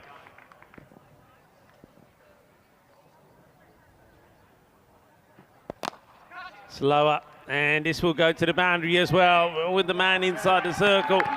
Shouts to catch it, and it's not going to happen. So this is what we're talking about. 4, 6 and another 4. Well, the captain, Rahman, is hungry for more. Yeah, it's a slower ball. It's a good piece of bowling trying to change pace, but he picked it just well enough. Another 4. Here we go. The pressure's on. Shot. Oh. Shot, Rico. He waited on that. A little bit of width, and he laces it through the offside. It's 19 off the first. Rahman, 18 off 4. Well, this is the start they needed. And they get just that. And Kieran Legale doesn't know what to do about this, doesn't know what the reply is. He's tried things, took the pace off, tried in different areas. But this is the thing that I think some of the teams, maybe the teams like here from Guernsey and also Hornchurch, are not used to. Just not used to European cricketers coming out and just smashing the ball from the word go. The score is 19, and it's also 19 matches since the Golden Ball. I believe this might be your game in the sweepstakes, so I hope not. No, you're right, Rico. That sort of brave. One thing, I think you said this last year when Spain had to chase 140 versus Ireland. Yeah. Is when you have to chase something ridiculously big, there's only one way to go. Yeah. You play freely. God, edge. And Abbas, he tries to play freely. He gets a feather edge, and Stokes, who's having a pretty handy day with the ball, he picks up his first. Yeah, good catch taken behind the stumps there by Clayton, and it is Faraz Abbas, who is the dangerous man. He was in scintillating form yesterday, and that's an innings that I'll remember for a while. The Stallions facing being the first team to be knocked out of the group stages. But Faraz Abbas, he's left us with a few highlights. That 82 yesterday, 41 deliveries was something sensational. But here today, well, he sneaks off, and he's going to give a wicket to Matthew Stokes. And Stokes, we know he's a big player. We've seen him do with bat, ball, and in the field. And he gets a wicket that they wanted. Abbas departs. Yeah, really, really big wicket early. Abbas, I saw him hit a splendid 70-plus versus Hornchurch yesterday. Unfortunately, not many runs this time around. You can't blame him for trying. Italian Stallions need to remind any viewers out there, need to hit 158 to win. That's 15.8 and over. No easy ask. No, it's not at all. And it's, you know, and when you're a batter, you're going out with that mindset. You're just thinking, right, every ball, if it's there or thereabout, I've got to go for it. How do you prepare? I mean, how do you prepare a team? I mean, you're a coach of a side, you're chasing that score. How do you prepare the batters? What are you saying to the batters when they're going out there? It's just, you've got to back yourself. You have to back yourself. And it's sort of a, no, don't be selfish, don't be selfless. And if you get out trying to hit a six and do that, it doesn't matter. That is the nature of the beast. I think on the network, I might stand correct, 106 over all our ECN, ECS, ECL, ECCs. 163 is the biggest chase, something like that. So this would be up there. So just over the field, that's going to be 4 runs. The bowler disappointed. That couldn't be caught up with by, well, it's Legale that goes for this. Does he time the jump right? Well, I think this sort of does go through him. I'm not surprised the bowler is a little bit disappointed. And, well, it's Gale's the name, not Ballet. That's probably why he's not able to catch up with that. Doesn't really time the jump perfectly. So it's going to be 4 more runs. So Panois is up and running. Yeah, a little bit of luck that time for Panois. The edge goes for 4. How will Stokes respond? Well, with another wicket as it gets guided straight into the gloves by Panois. And this is, I think, the thing you're saying, that how do you go about the approach? Well, if you go out there and you're trying to hit big and you get out, fair enough. But when you guide the ball into the gloves to the keeper, you've got to be kicking yourself. Ah, that hurts the coach. That really hurts. It's actually a wide ball. There's width on offer. And he doesn't put his hands through it. You've got to throw your hands. You've got to back yourself. And unfortunately, he doesn't. And it takes a feather edge and a second caught behind the over. We don't often see that. And Independence taking a stranglehold on this game as it did Panois, sorry. Yeah. To get up for 4 off 3. Yeah, he's going to be disappointed when he goes back and looks at this. He's, you know, look, watch. Oh, just hit it. Yeah, You've got to back. Hit it. Hit it. Don't. Yeah, he gets a bit too cute for himself, doesn't he? Tries to get a little bit funky. Yeah, nice smile on the face of the bowler. Stokes, he was disappointed not to have had his man earlier when it went for 4. But this time, it's nicely taken by Clayton. Zishan Ali, the new batter in.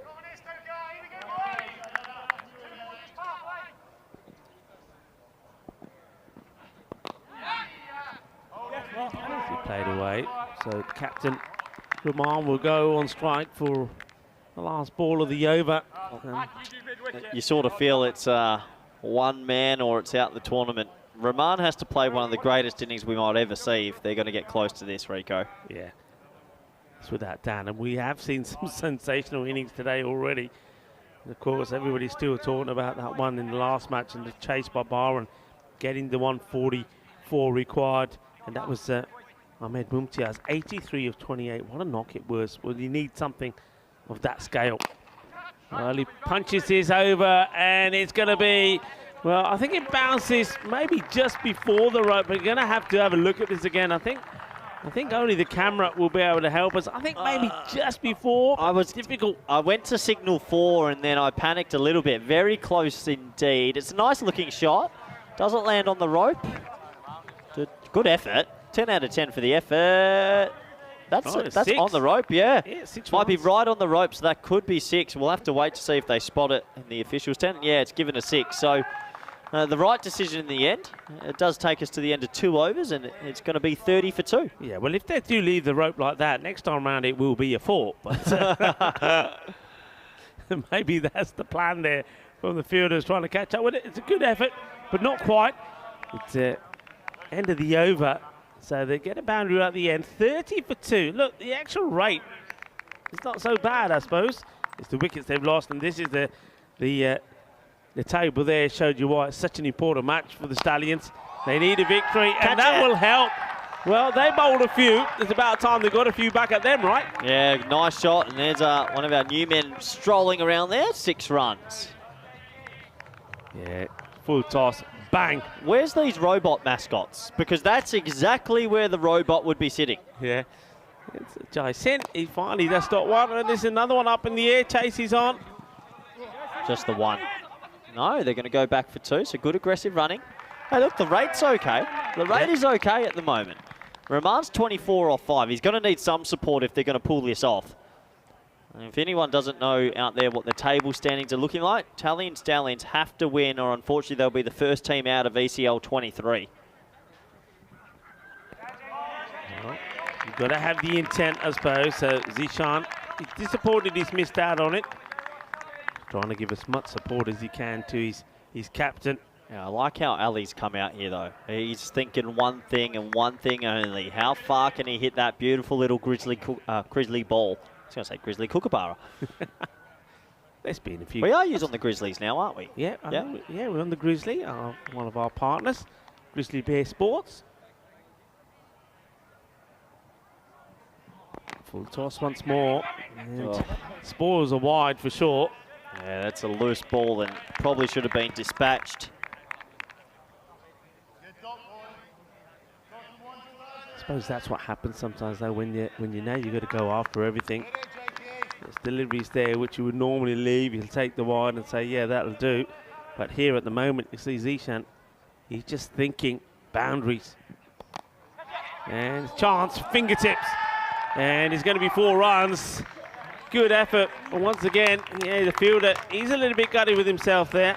I think that, is that Pete Field? Yeah, it was Pete Field. And yeah, gutted's the right word because he actually got there. 2 hands to the ball. It's tough. But it does cost them 4 in the end. And I think the Stallions are going to need a lot of luck. Maybe this is starting to turn the tide going their way in the luck side of things. 42, 1 ball left in the power play. He's got to send it. Good call. Good call. I like it. Oh, and now they're going to go. You said good call. They take a single anyway. Oh, this is just, it's not a good look for Independence, but you can see the batter. Zishan has hits it well, wants a single. Captain Rahman stands firm like he's rooted to the ground, says, no, I ain't coming. He said, stay there. Look at him. He's standing in the middle having a debate, and then, well, they decide, all right, we'll go afterwards. Yeah, it's a bit of comical cricket. I thought there's no way he's running because he wants the strike, but they do scamper through for, well, the overthrow, really, and it's 43 for 2 after the power play. And, well, it's a good start, 19, 11, 13. The problem was with the bowling. If you saw up there was skyscrapers everywhere. It was like a New York nightlife. Yeah. Skyscrapers everywhere, but 43 after 3, they're giving it a good shake-up. Listen, despite the loss of 2 wickets, in terms of where they are with the rate, they'd be pretty happy with that. I mean, like it was 40 at the end of the power play for the Independents. It's 43 here. Yep. And as opposed to 1 wicket, Independents lost, they've lost 2. But this is a partnership, isn't it? This is what you feel. These 2 stay together, anything can happen. They could be stronger together. Oh, I like how you did that. Slipped in the all stronger together mantra, Rico. Well played. A little wide to start here. A bit of shape there. Yeah, Legale. It's back. Field's spread now, isn't it? So this is where it gets real tough.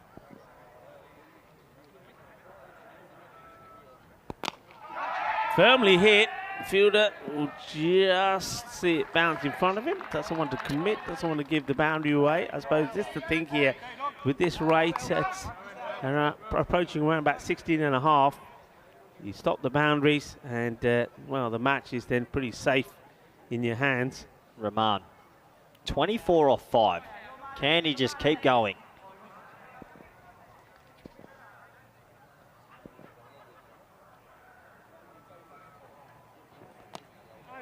Straight to the fielder. That's unlucky. Either side of him, he's got a boundary. And no, they decide not to run here. I think that's probably a fair call. Stay there. Unlucky. Trying to bounce. Yeah. There's one man just standing there at short fine leg, and he couldn't have hit it to him any more perfectly. So that's unfortunate, but hey, still on strike. 24 off 6.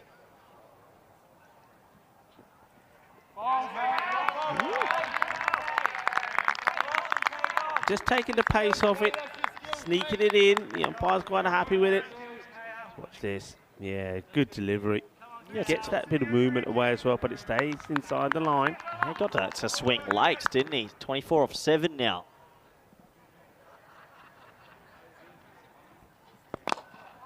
Shot, and this will be 6 more. Just catches the rope. Well, he's got the art of getting this ball to give the rope a little bit of a kiss on the way through. 6 runs. That hit the rope again, did it? On the rope again. Yeah, nice looking shot. So even though they didn't move the rope, it still catches the rope. Yes, I'll tell you what. Push it back even more. When I was an outfielder, Rico, I was pretty well known to be just sliding that rope a little further back with my feet. So I have a feeling that's going to be signalled 6 on the rope on the full. We'll have to wait to see if the officials pick it up. Yeah, I think they probably want to have a look at it one more time here. When I saw it, I definitely saw the ball just catching the rope just there. Yeah, there you go. Well, we don't make the decision, but if it was up to us, I think we If it's up to us, we're giving it one of those. Let's see. Yeah, put it up in the air. There you go. There was rope on the full. Well, you've got 158 on the board. I think they'll be okay. But yeah, Matthew Stokes is having a debate about it. Well, there's no debate about this, Matthew, because this is 6.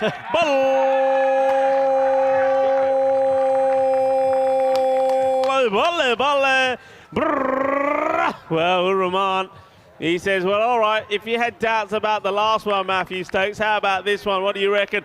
I think you put them up in the air, Matthew. Come and put them up in the air. Thank you very much. Good sporting. I think if people don't know at home, everyone can hear us out there on the field. Matthew Stokes having a bit of byplay with us as that is hit hard to a hole, but he's going to be gone.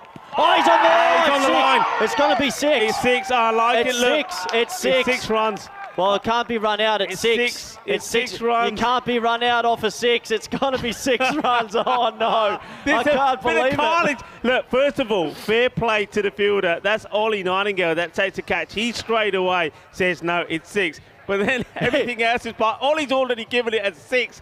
But, yeah, he puts his foot on the line. Watch this. Ollie Nightingale. Yeah, look. Good sport on the line. He knows it. It's 6. And he signals to 6. But in the meantime, well, Safi Rahman is walking off, and then he walks back. But you can't be run out off a 6. Run him out. I think everyone forgot the rules quickly. They tried to run him out off a 6, but it's 3 6s back to back. Hey, he's hit the rope again with a 6. He's hit the rope. He has. Never seen. Hey, what about this score here now? He's on 42. Oh, just, what, 10 deliveries? Have a look here. Let's look. Just watch this little go down a little bit there.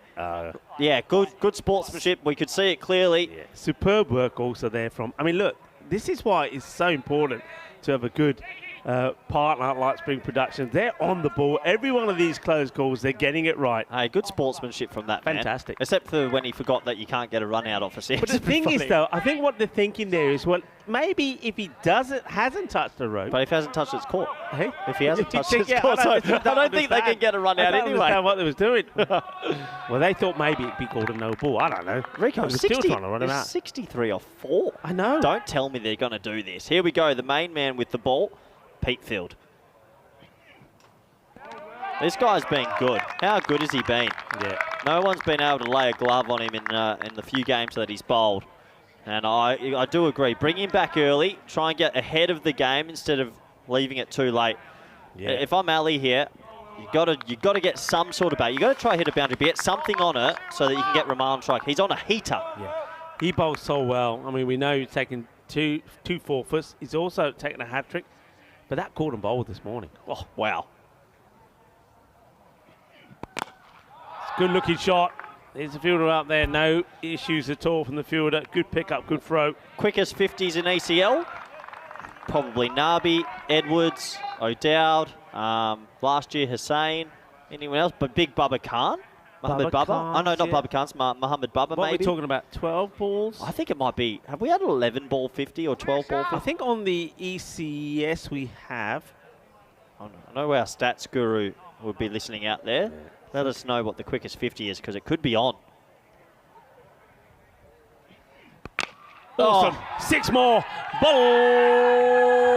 Bolle ginna sona zabardasti batting from Safiur Rahman. And that takes it to 48. So we're going to see a 50 that comes up here in 12 deliveries. I think, I still think the record is 11. I think it was broken about, was it last year at some point? Yeah, I can't remember. We'll have to look into it. But if he gets 2 runs off this ball, he's going to be right up there. 48 off 11. What an innings! Not looking for 2. This is 6 or out, I reckon. This is the way that he bats.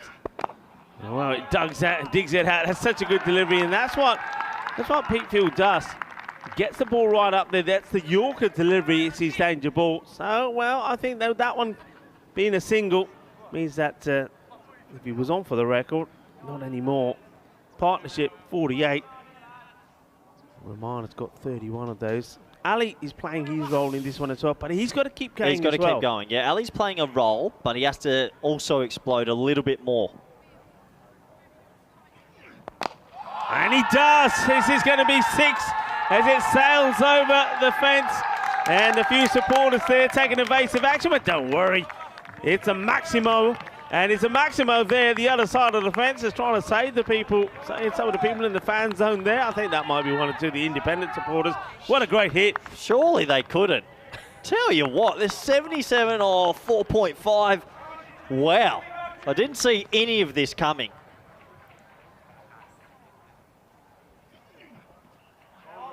It's well bowled. He just took a bit of pace of this one, got it in the right areas. But this is the thing that I was saying, though. I mean, Stallions, whatever happens here, if you are going out, go out in style. And that's what they're doing. That is what they're doing, you know. And I'm loving this. I mean, Safiur Rahman.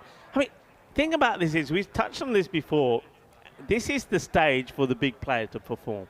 Yeah, as we say, as we welcome everyone to, well, we're your good time crew. Well, us too, and Biddy Sandu. Welcome to our home, and we love our home. What a view we have. It's gorgeous. But what we're seeing the best club cricketers in Europe. A lot of these guys I know will also play for their national teams. It's a time for them to shine. So whether you're winning or whether you're not winning, the opportunity is there to do something spectacular. And that's what we've seen today. It's been an example in all the matches so far. We're seeing it right now with a man that's on 49 off 12 balls and make that 50, and he deserves a big round of applause. So it's going to be a 50 off 13 for Rahman. While he's there, the Stallions will believe there's a chance, and it's good to see his teammates that are on their feet and gets a warm round of applause. So that's the quickest 50 we've had this year, surely. Yeah, absolutely fantastic knock, and applause all around. And also, that's what I like about this. A few of the independents saying, "Hey, we'll batty, buddy." Oh, Gundy ball. And, well, what a way to put it.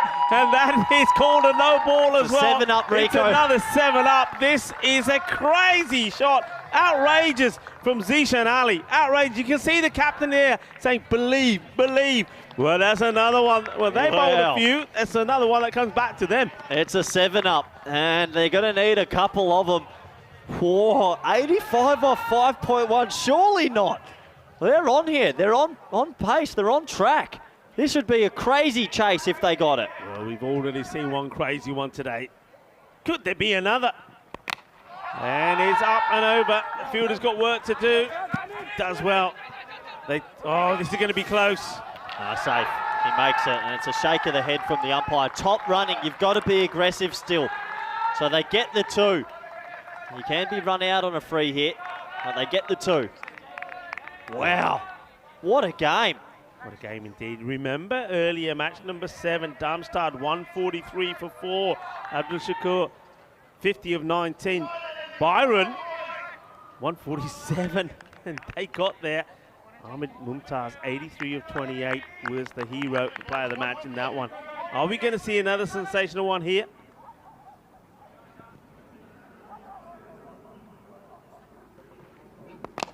Shot. It's straight at 6 more. They move into the 90s, Rico. It's on. Can you believe it? Oh, can I believe it? Well, you know what? This is the European Cricket Network, and we've seen some unbelievable things. So, yeah, I believe it. What a hit that is. That's got to be one of the shots of the day. It's a gorgeous shot, hitting it straight. Let's remind everyone, they haven't won a game. Right now, they're 93. Incredible. Whoa. Well, they're pushing. No, this is not, you don't want to run out here.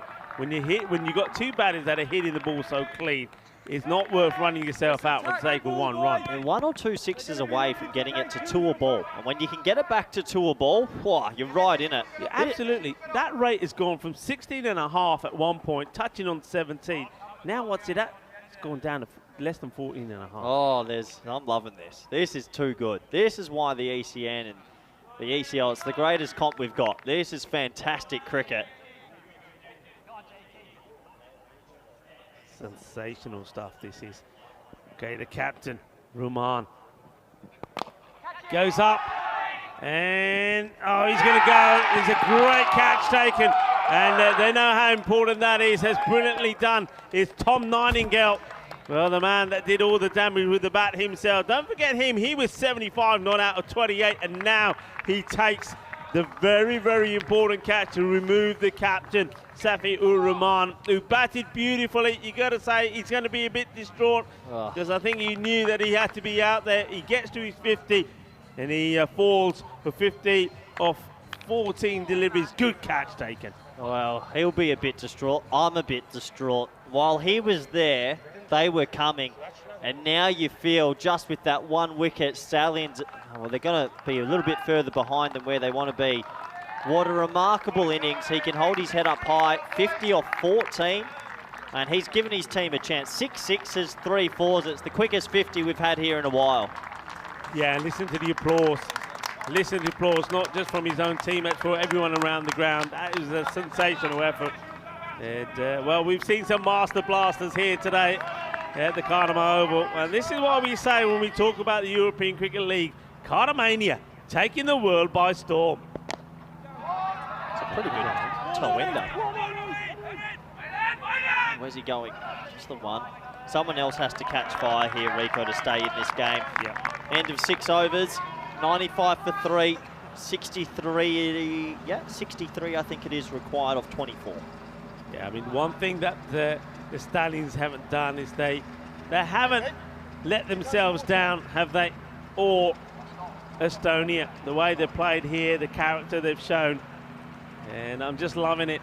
The captain will be very happy with the way that things are going for their guys and things are going for Estonia cricket. And though, I mean, it's far from done, but though they may fall short in this one, it's through no shortage of trying and it's through no shortage of not providing us some serious entertainment. So time for a bit of spin. Okay, they've held him back. They've held him back while the left-handed batsman was there. And they're now going to go back to the left arm off spin that we've seen earlier in comp. It's Anthony Stokes, who's probably been a bit hit and miss with the ball. A lot of pressure to bowl spin at this stage. Slices up in the air, it should be taken, and it's going to be dropped. That's an absolute dolly, and then he spikes it into the ground. Penalty runs. CJ Pitfield. Penalty runs, he spiked the ball. What is it about that part of the ground? I mean, that's where we saw a dolly drop by, it was Umar Mohammed earlier. Dolly Parton, wasn't it? That's a sitter, that's a goober. Not many other words I can say. Oh, well, it's a good job the non-striker stays in his crease. Because this is happening pretty quickly, but what a good stop this is. Good stop. The dot ball and a single to start this over. Very valuable indeed. Good match awareness from the non-striker. Gone. I reckon this is going to be gone. Yeah. And I think the batter knows it as well.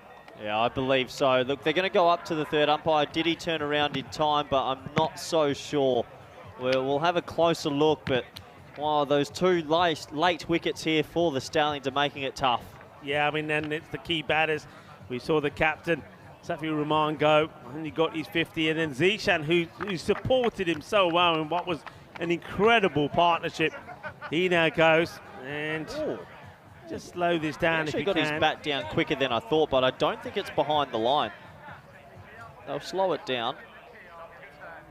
He definitely gets his bat back down quite quickly, quicker than I think most of us imagined, but I'm not too sure if it's behind the crease. Well, this is a reverse way of looking at it. gone. He did get it down quickly, but not far back enough. Yeah, I mean, good work there once again from our production partner, Spring Productions, showing us the evidence there. The bails coming off just before the batter could get in. And, he will depart. The new batter comes out. But once again, a very good knock, 37 of 18 deliveries. 4 sixes, 1 4 in that, so another good round of applause for a tremendous effort. You just get the feeling now with those two key batters gone that Rifat Khan and Chetakai Ekanaika going to find it hard to go at that sort of rate. I mean, what is that rate now? Just see how the rate changes so quickly. We saw it go down from around about 16.5 to 14, and just like that in no time at all. Number of balls goes up to 17. Yeah, 2 wickets of the 2 set players go. Ekanaika comes out. He's going to have to get going. I like that he's left-handed. It's a good matchup versus Stokes, but can he get one of his first few deliveries away over the rope for 6? He's got to go for it. You don't have time. You just don't have time. You're the left-handed batsman versus a left-arm off spinner. Just back yourself. It's 17 and over. No. It's all about intent. Like, the last 2 shots he's played, the maximum you're going to score is 2. And all of a sudden now it's at 20 and over. So, match awareness, people. Match awareness. Ekanaika. What can he do? Really find his range here. Can he bring up the 100? And he goes for it. The intent is there, but distracts him on the pads.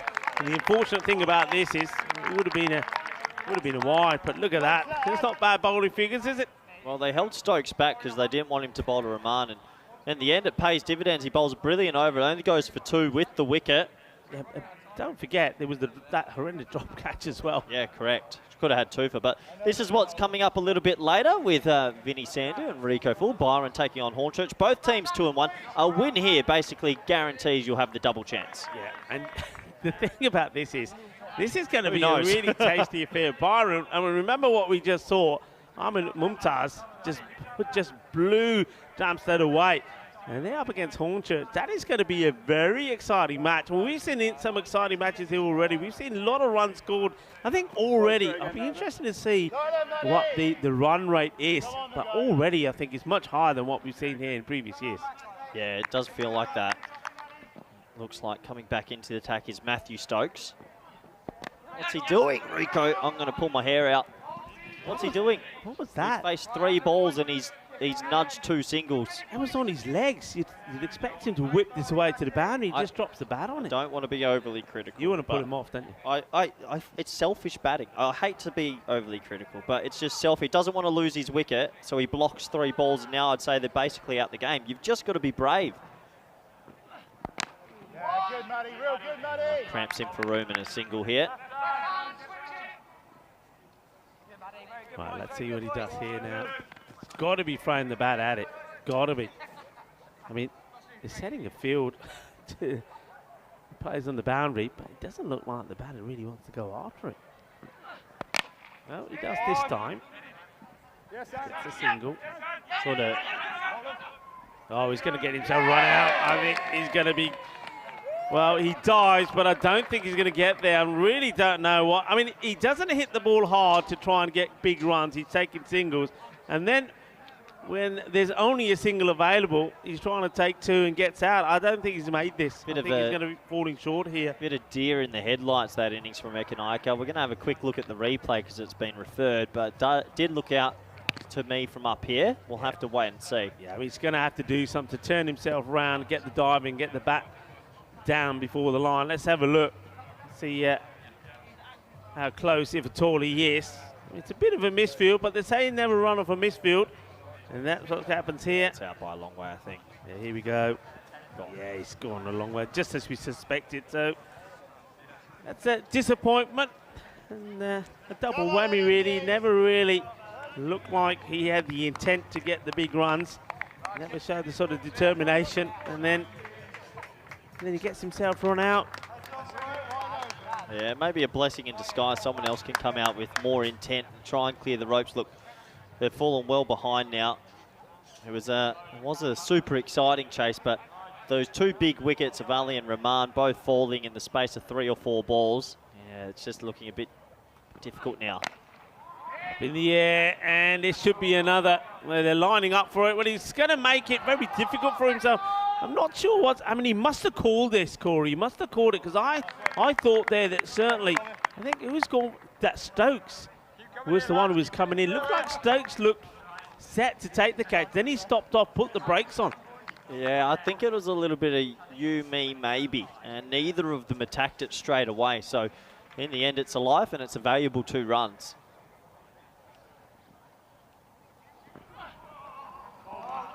Bowled, just a change up there. Dot ball.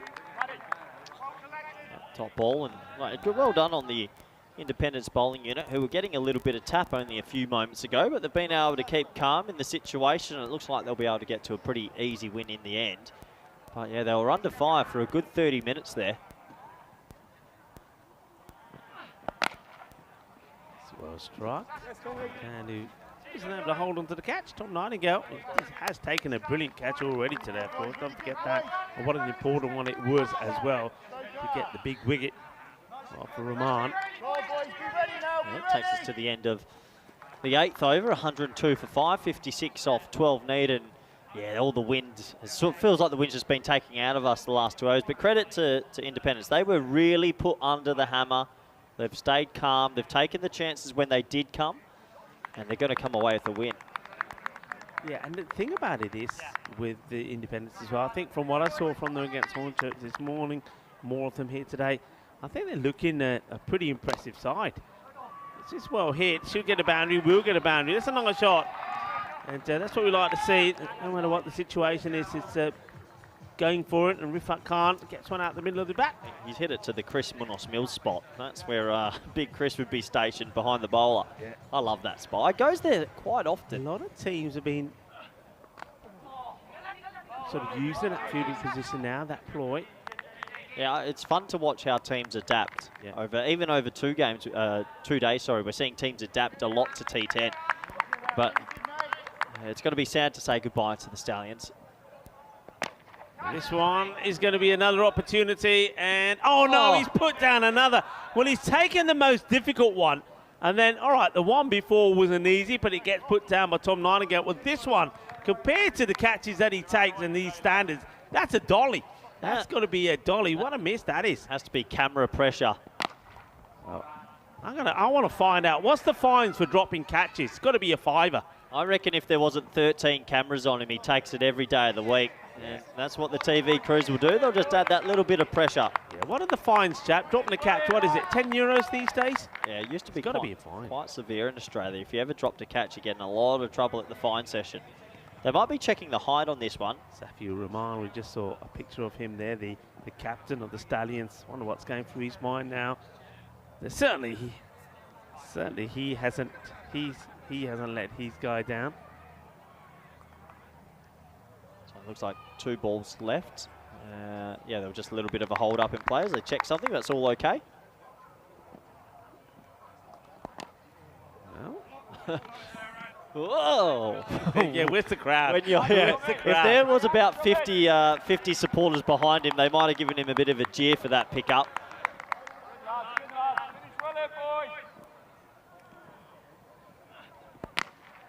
Comes down.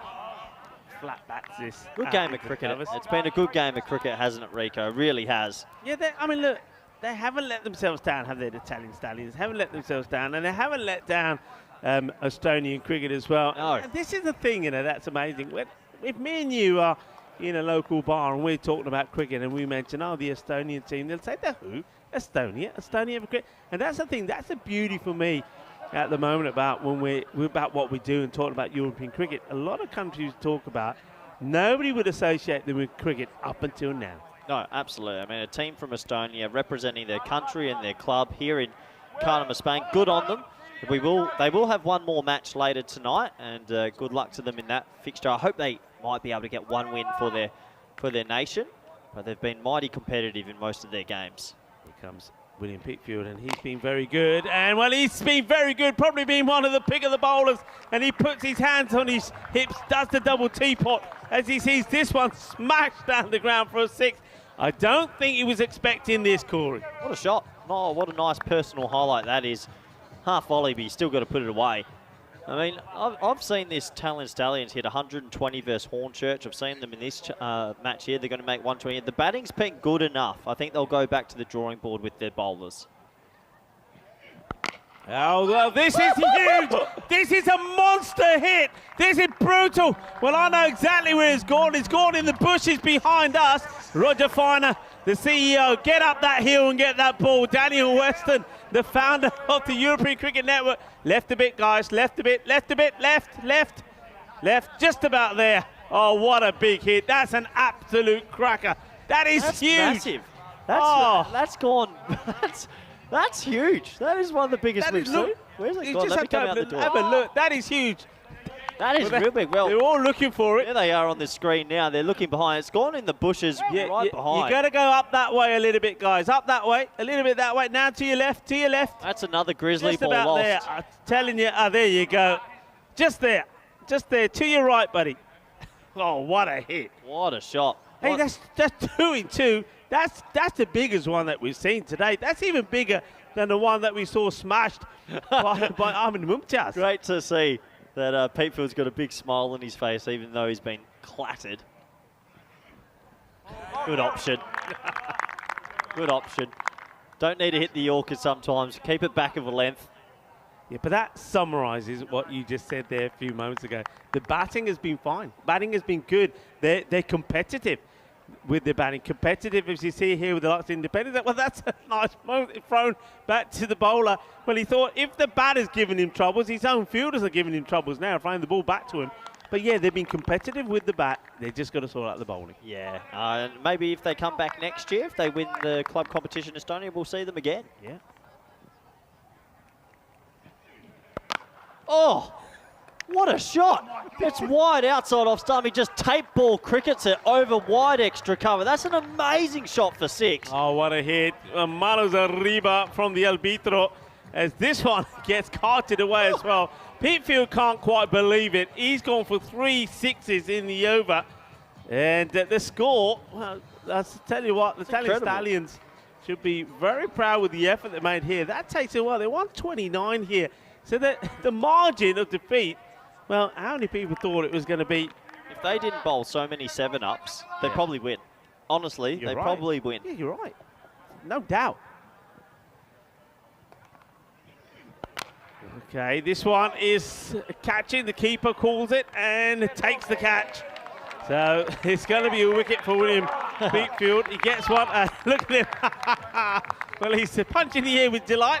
But I think he's got a big smile on his face as well because he gets the wicket, but not before Vivek Khan makes a personal highlight for himself. 31 he scores out to ball number 16. Quite a nice moment between Peatfield and Khan, actually. As the ball was caught, they both looked at each other and gave each other a thumbs up because that was a really nice battle to watch. In the end, Peatfield gets the wicket after being dispatched a few times. And yeah, good little cameo from Khan. Great to watch. And the Stallions have been impressive in this run chase. Yeah, it's been good. I mean, I'm pleased for them. Like you said, they do have another match to play here today. And they will be playing, you know, they've just worked hard. But I just hope, yeah, you're right. I just hope they are able to pick up something because a lot of people will say they deserve to. Last ball off this match then, and it's going to be a wicket. So William Peatfield will finish with 2 in 2. A bit unlucky Giwala there. It straps him on the pads, I think, onto the pads, onto the stumps. It's the fuller delivery that works well for William Peatfield. So it will be 130 for 7 is what they finish with. And it's going to be a victory by 28 runs. So well done. And it's been absolutely sensational to watch. The cricket here has been absolutely outstanding. First match was 94 to 95 in favour of Hornchurch. And match number 7, 143 to 147 in favour of Byron. And this one, well, it's another high scoring one, 157 to 130. It is the Independents that get the victory. But what a great effort there from the Stallions. I think a lot of people would not have given them too much hope. But it's only a 27 run margin. Yeah, really, really good to watch. We have a look at what's coming up next in Hornchurch and Byron. Well, Byron made that shock victory earlier. Will they be able to repeat the dose? A lot of good players there that I know are enjoying the T10 format after speaking to a few of them. This is going to be a corker, Rico. I think it really is. I mean, from what we've seen today so far, it's been a bit of a run feast. That one could be another one. Byron, we know they can score big runs. Hornchurch, they're finding their feet as well. That's going to be an absolute cracker. But what also was a cracker was the start of this one, the reply. There were some big hittings, and I tell you something, Independence, they end up winning this one. There would have been concern when Safiur Rahman was out there with Zishan Ali, because we saw some big hitting. Yeah, some lusty blows, and it was the big man, the left-handed batsman Rahman. He raced to a 50 or 14 deliveries. He hit it to all parts. He was really good at landing the ball on the rope, Rico. Yeah. Never seen someone do it more, but while he was there, people started to believe, and it was a sensational innings. Yeah, it was. Well, this is a wicket early on where we saw a batter that we were hoping could give us something special again, and that was Abbas. And you just think, if Abbas had stayed there a little bit longer as well, well, it could have made all the difference. Disappointment, really, though, from Panwar. He just came out, and after getting a lucky ball, just guided it into the gloves of the keeper. But Zishan Ali, he was not interested in guiding the ball anywhere. He was interested in blasting it and blasting it to the boundary, and that is exactly what he did. Then we saw a sensational 50-plus partnership between Zishan Ali and the captain, Safiur Rahman. It was lovely to watch, and one thing it did do, it started to make their team believe, and it started to put the Independent CC under a bit of pressure. Yeah, they put them under immense pressure, but they did keep their nerve in the end. It was an amazing bit of hitting and power hitting. This was a good bit of sportsmanship. His foot just touched the rope before he forgot the rules, and everyone thought they could run him out off for 6. But these are the small margins that T10 cricket can be decided on. Rahman kept going on his Mary Ray. The strong man was smacking to a pass. He got some good support from Ali, who came out and started hitting it as well. And at this stage, Mr. Maximo might have thought, oh, they've got a chance. Yeah, he's probably thinking, you know what, we could see something quite amazing here one more time. And, well, the big man, while he was there, it was possible. He did get to his half century, but unfortunately, having got to it, he then had to depart. As a very good catch, you have to say, was taken to remove him. It was a brilliant catch from Matthew Stokes. But then Matthew Stokes, well, he got a bit of the butterfingers. Yeah, this was the changing point in the game. The wicket of Rahman, and really from that moment on, Independence took complete control. A nice safe catch, a warm round of applause for that special innings that we got to witness. And after that wicket, they brought Stokes back, the left-arm off-spinner. This was a goober of a drop, but overall, this over was sensational from the left-arm off-spinner. Yeah, absolutely. It really was. And, well, it was a bit of carnage as well. This was the stumping. So that even though they lost these wickets here, what I liked about the Stallions is, okay, they lost a few wickets, but other batters came in and still wanted to have a go. And that was what it's all about, have a go. This is another run out. You said at the time this could have been a blessing in disguise. It probably was, because I think the left-hander, Ekanakan, wasn't really getting things done. He wasn't able to get any power in, wasn't able to accelerate. Acceleration came here. But, this was one of the drops I was talking about. So having taken a great catch, Tom Nightingale, when he took the catch to remove Rahman, he then dropped 2 in the spin. The second one he dropped was even easier. But fair shout to the Stallions. They kept going, they kept trying. Yeah, they kept trying, and a couple of missed opportunities right at the back. And this was the fun last over where we saw one of the biggest sixes we've seen so far this week, even though it's only Tuesday. A bit of fun between Khan and Pete Football. That was the one where it sent the whole crew into the bush. It just halfway up the hill. Look at that. I was trying to guide it. See, they didn't think it went higher. I'm telling you, higher, go higher. It went higher. And then this one, outside the off.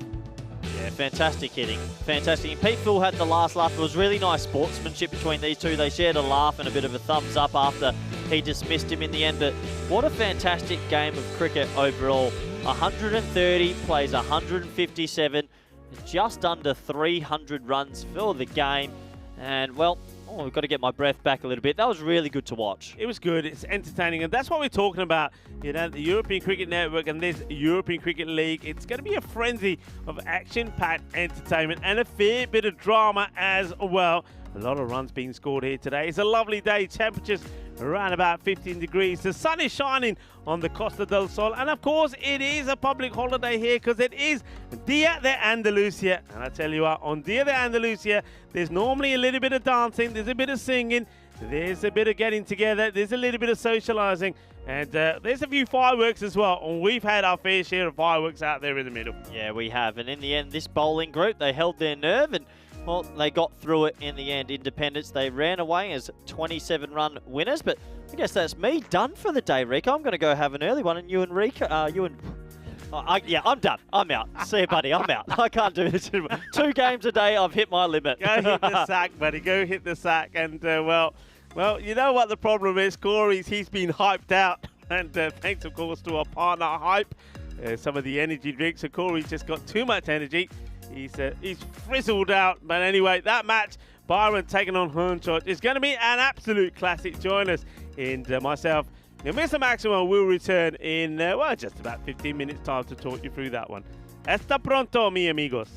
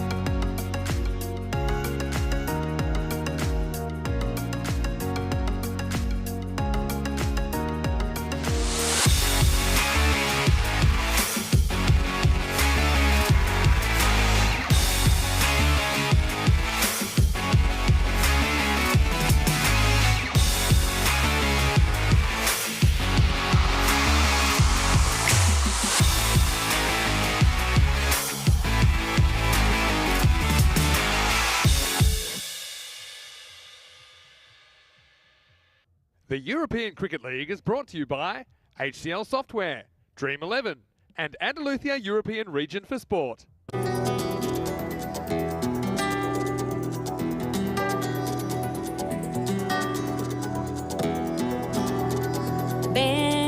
conmigo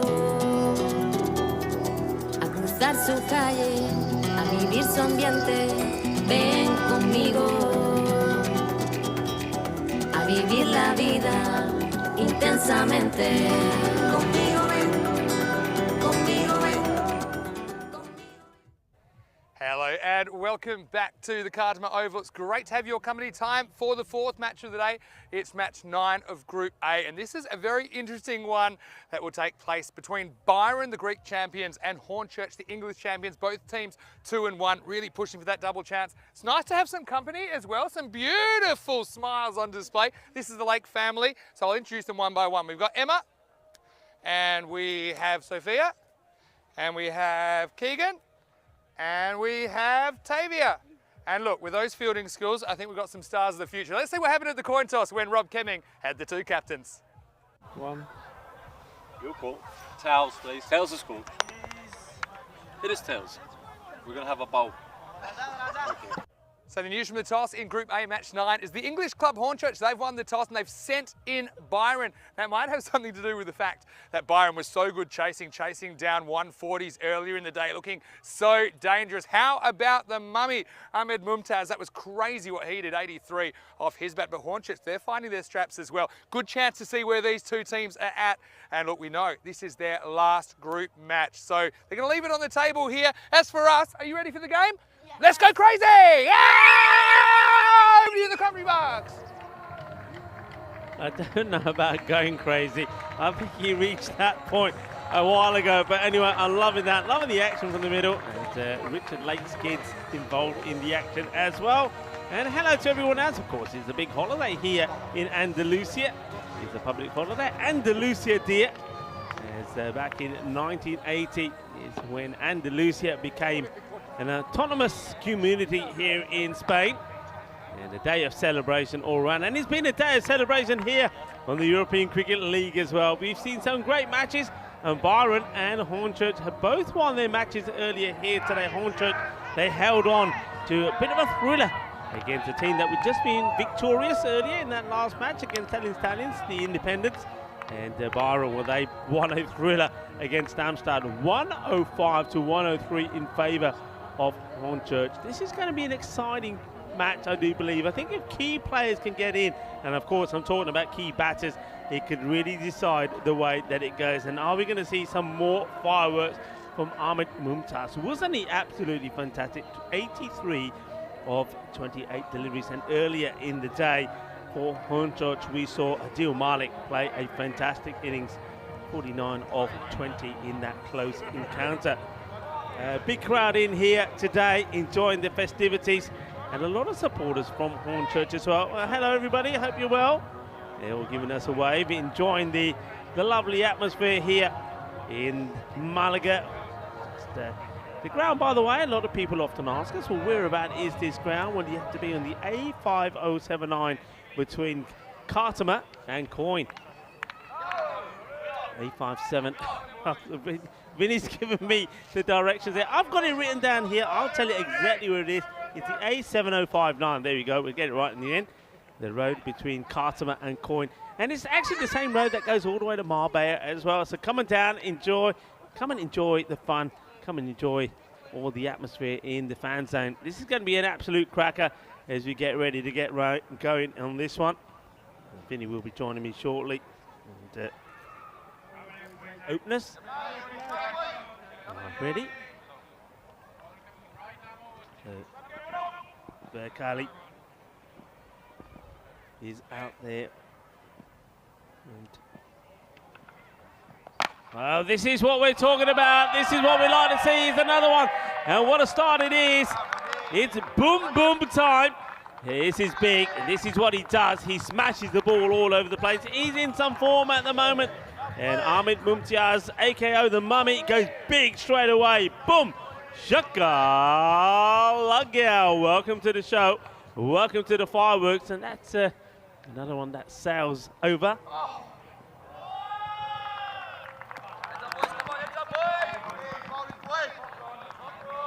So, 4 more runs follows that. 6 and 4, hungry for more. And gets a snick, gets past the wicketkeeper. Can't do anything about that. Paul Murray. See it here again. Just gets a little bit of the bat.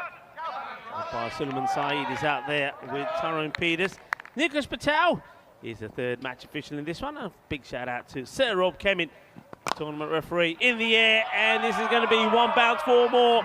Well, there's the supporters of Hornchurch. Well, if he's hurting them out there, if he's hurting the team, well, he's after the spectators as well. And it's all about action. It's all about entertainment. It's all about fireworks as well. What a big hit. The captains will be pretty happy about that.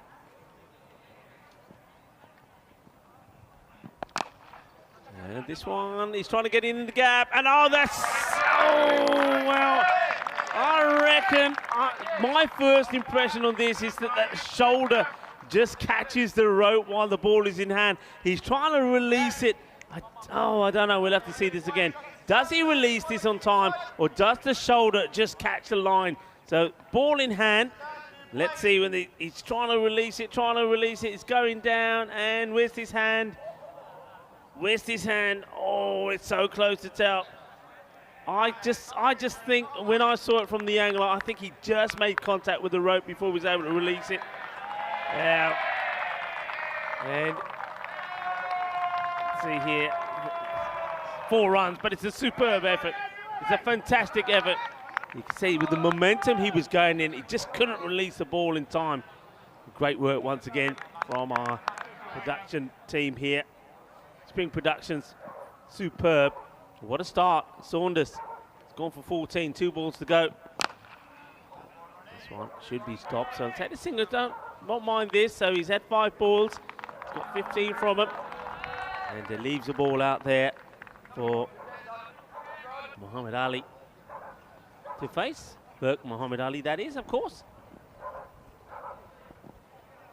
And to Burke, can he put a good performance in here in this one?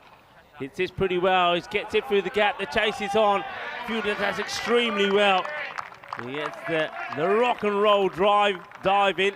Makes a stop. Well, we've got a bit of full house here, and it's time for us all to give a big wave to everybody on this lovely public holiday. It's Andalusia Day. Hello, everybody. Come on and give everyone a wave.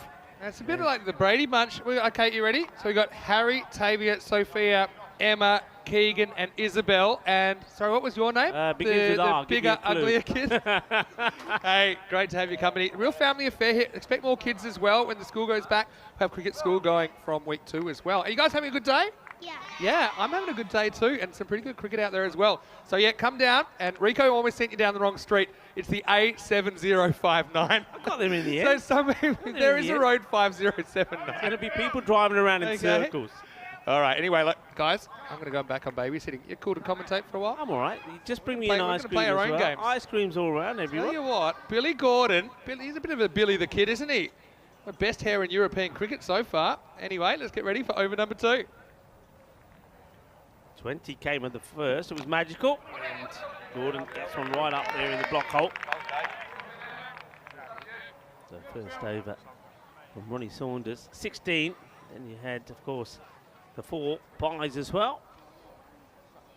So it wasn't a touch on there at all. It went all the way through.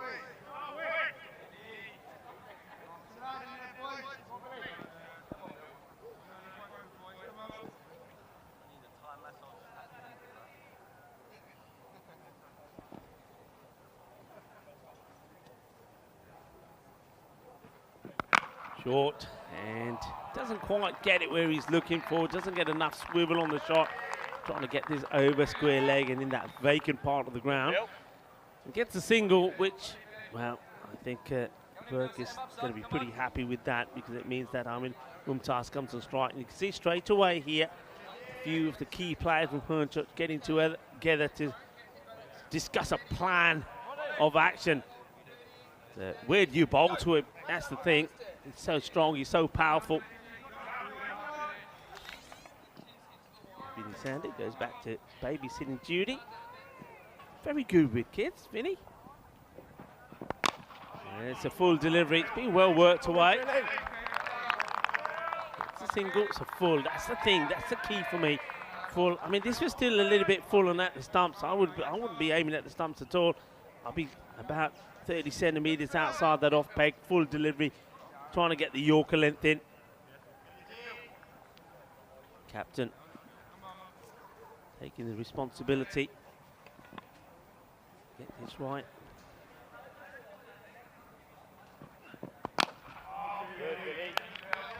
Slower delivery. Sort of a bit of a inducker, if you like.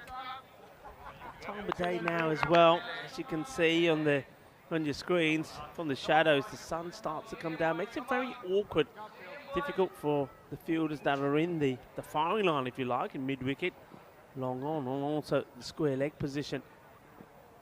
Once more. Oh, well, this is a wide. It's banged in. And I think this does more than he expects, Gordon. So, wide ball call. Okay, I'm back. Oh. Wow, that's a proper wide. I reckon a person standing on his shoulders, it would have been above the top guy's shoulders. I couldn't really tell because it was off the screen. Isn't it nice to see the kids around? We'll see more kids probably once cricket school starts going next week. There's Tyrone. Pretty cool in the shades. No delivery. They're going to have to hustle here, and they will get there. Anyway, a big thank you to all the spectators, and hopefully they're enjoying their time. Beautiful weather, hey? 16 degrees. Looking pretty good at the moment. And yeah, this is the fourth game of the day, obviously. Isn't it interesting, this group? I got a feel for the Stallions. Oh. I mean, they certainly played a couple of good half games, but just couldn't quite pull it together for a victory in ECL 23. End of the over, and a very good over there from Billy Gordon. Gets 5 runs from the captain, takes the score to 25. It's one we will have an opportunity to look at how that table stands, and unfortunately there, as we were saying, that the Stallions not being able to register any points at the moment, and they find themselves in a position where they can't catch up. Yeah, that is the situation. Look, so pretty much I think whoever wins this is guaranteed the double chance. That's kind of how it works out. Germany in a box seat for double chance. They could even lose by a bit. But anyway, let's get back to the action. Not just yet. Again, fake run-up always gets us. I want to say hello, some shout-outs. I know Paul Murray, I was having a word with him, the Hornchurch keeper, the UPR Kids football team that he works with. I know they're all tuning in, as well as Hamish Oxley, who's watching from Australia, but he's a former Hornchurch player. Everyone from the Hornchurch club that couldn't make the trip here, want to say a big hello to you from the Dream Box up here at the Cardamom Oval. And hopefully, one day we'll see you in person. Anyway, let's get to the real action now. And it's going to be Gavin Griffiths to bowl the third over. Indirected delivery. Set down the leg side. Right is called. All right, I think you're saying that's the. Yeah, I was going to say I think you might get told about the height as well. It's a little bit too. So that's the one for the over, I think. So just bear that in mind. Yeah, it's not an easy call from square leg, of course. They're looking straight into the sun as well at this time of the day. So I think you see Tyrone Peters with the shades. Solomon Said out there as well. I think umpire's been really good so far as well. I think a lot of time they haven't been noticed. So let's take this moment to notice that they're doing a pretty good job. Yeah, fabulous work by the umpires. Short and lids him. And, well, I hope that mummy's all right. Well, maybe this is the one for the over. The one before, I think they were maybe saying it was just below the shoulder. This one is above the shoulder. You can see, yeah, the one signal in the background. Yeah, but that one, that'll ring your bell. Good pace from Griffiths. Well, they've heard him, but have they shook him up or have they wound him up? Which one is it going to be? Yeah. Ouch. This time's not quite as high, but it is going to be high and out of the ground. Maximo! Well, the mummy strikes back here in the third over. He gets hit in the head, and then the next ball disappears into the jungle. Well, rattled? No. Shaken? No. Still there? Oh, yeah. This is another one which gets sent out of the ground. 6 more. Yeah, baby. The European Cricket Network. This is what it's all about. What does he go now? Does he ever try full? It's risky.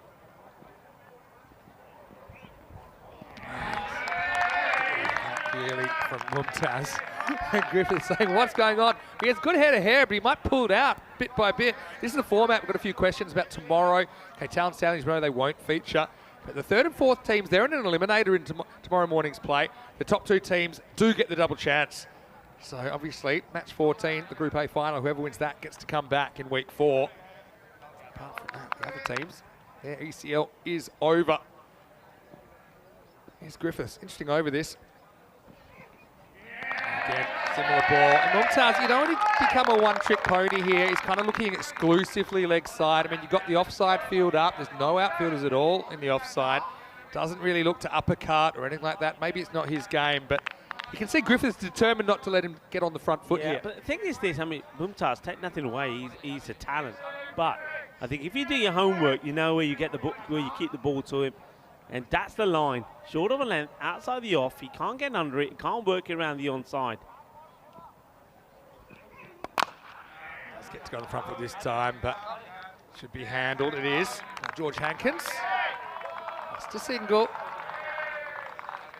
I say, Group A, if this is a taste of what's to come, it has been super, super entertaining. Like I said, got a feel for the Stallions. I mean, they were very competitive. They were no easy beats. And what a shake they gave that chase. And the thing I was saying to Corey, Vinny, of course, what it tells us is that even in places like, countries where you wouldn't even dream cricket is being played, Estonia, I mean, hasn't cricket come along a long way? And those guys, well, they'll learn from this. They'll come back even better. The batting was good, and they'll work on their bowling, and they'll be competitive. This is a slice of luck. El swing, hay veces que necesita poquito de suerte, isn't mucha suerte, 4 carreras. Yeah, and Virat Muhammad Ali, when he's got the Muhammad Ali back, sometimes it's there, sometimes it's not, but it will be the end of the over. And the end of the power play, Byron, not a bad one at all. They don't lose a wicket. They've got 37, so 37 without loss after 3. It's a chance to say hello to Ivan, who's in the comment section, and also to John Gray. Chris Smith had a few questions after that last game. What is the highest scoring game ever on ECN? Hate to break it to you, it wasn't even close. I think there were 287 runs in that last game. Our record was 403 runs when Badalona Shaheen 229 beat Men in Blue 174 last year. How about that for close? I mean, apart from the Stallions, unfortunately, like I said, they were no easy beats, but 4 teams on 4 points. So, win this game, you get that double chance. Here's Malik, go after him straight away and they get him. Maximo! That is such a good shot. I mean, you're seeing the first ball from a guy, probably never faced him before, but to trust yourself to go after it, and the Mummy does it again, 6 runs. What a day he's having. Oh, he's been in short. When you look at this, you don't think he's quite there, but he's got this way of being able to lever into a shot. Well, that's a nice shot there of our camera crew. They've been in a bit of the firing line lately. Yeah, that's true. Yeah, they need danger money up there, I think. But yeah, I mean, that's proper cojones to play that shot first ball. Adil Malik, he's pretty professional. I won't bother him too much. I'd like to make a few adjustments. They're going to take the 45 away, the fine leg, and they're going to move it over to like another third man. I don't know, you need 2 of these. I think it's more about leaving the 45 to present a gap. To say, hey, do you want to do something funky? Saying, no, I just want to crush you. Like this, but it goes straight up, and this is going to be gone. Murray does the rest, and it's Murray getting the Mummy. Believe it or not, you're seeing is believing here at the Kardama Oval. Adil Malik breaks through with a big wicket, and Byron lose the main man at 43 for 1. Yeah, that's I think this is more about, for me, I'm just going back to that field placement there and change. This is more about mind games with the batter. I think that fielder being moved has got nothing to do with what they're expecting him to do on the offside where they put him. I think this is all about saying, hey, we're moving the fielder from there so you can hit the ball there if you want. And I think he goes for it. Yeah. He goes for it, he gets it wrong, and they get the wicket. Originally when that went up, I thought it might be going straight to Whitlock in that position. It would have been the most genius move ever. Mumtaz, certainly nothing to be sneezed at. He gets 15 balls, he gets 30 runs here in match 9. It's a very skillful piece of leg spin bowling that removes him. It's 43 for 1. Yeah, and the key thing there was, again, is what I was saying, is about getting the ball right there. If that is on the leg side, it's disappearing. If it's straight, disappearing. He gets it outside the off, so he's going to be fetching it. And I know he's done very well with it in the last innings, but you're going to get it wrong once or twice. He gets it wrong, catch is taken, So they remove him, but there's still a few danger men out there, you know. It's interesting, but I mean, I don't think he needed any encouragement to keep trying to whack it over the leg side. Anyway, it's going to be Kazim Mohammed coming out at 3. Still, obviously the Mummy's been the main man today, but these two have shown quite a bit with the bat as well. Remember Hornchurch in the early game as well. It kind of got the staggers on the way to finally chasing down a score mid-90s against the Guernsey champions, Indies.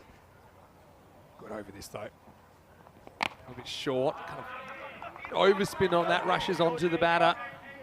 Vic Muhammad Ali gets 1. So yeah, let's just see what that wicket does, because apart from that, Viruk hasn't really gotten going yet. Obviously, Kazim's very new to the crease.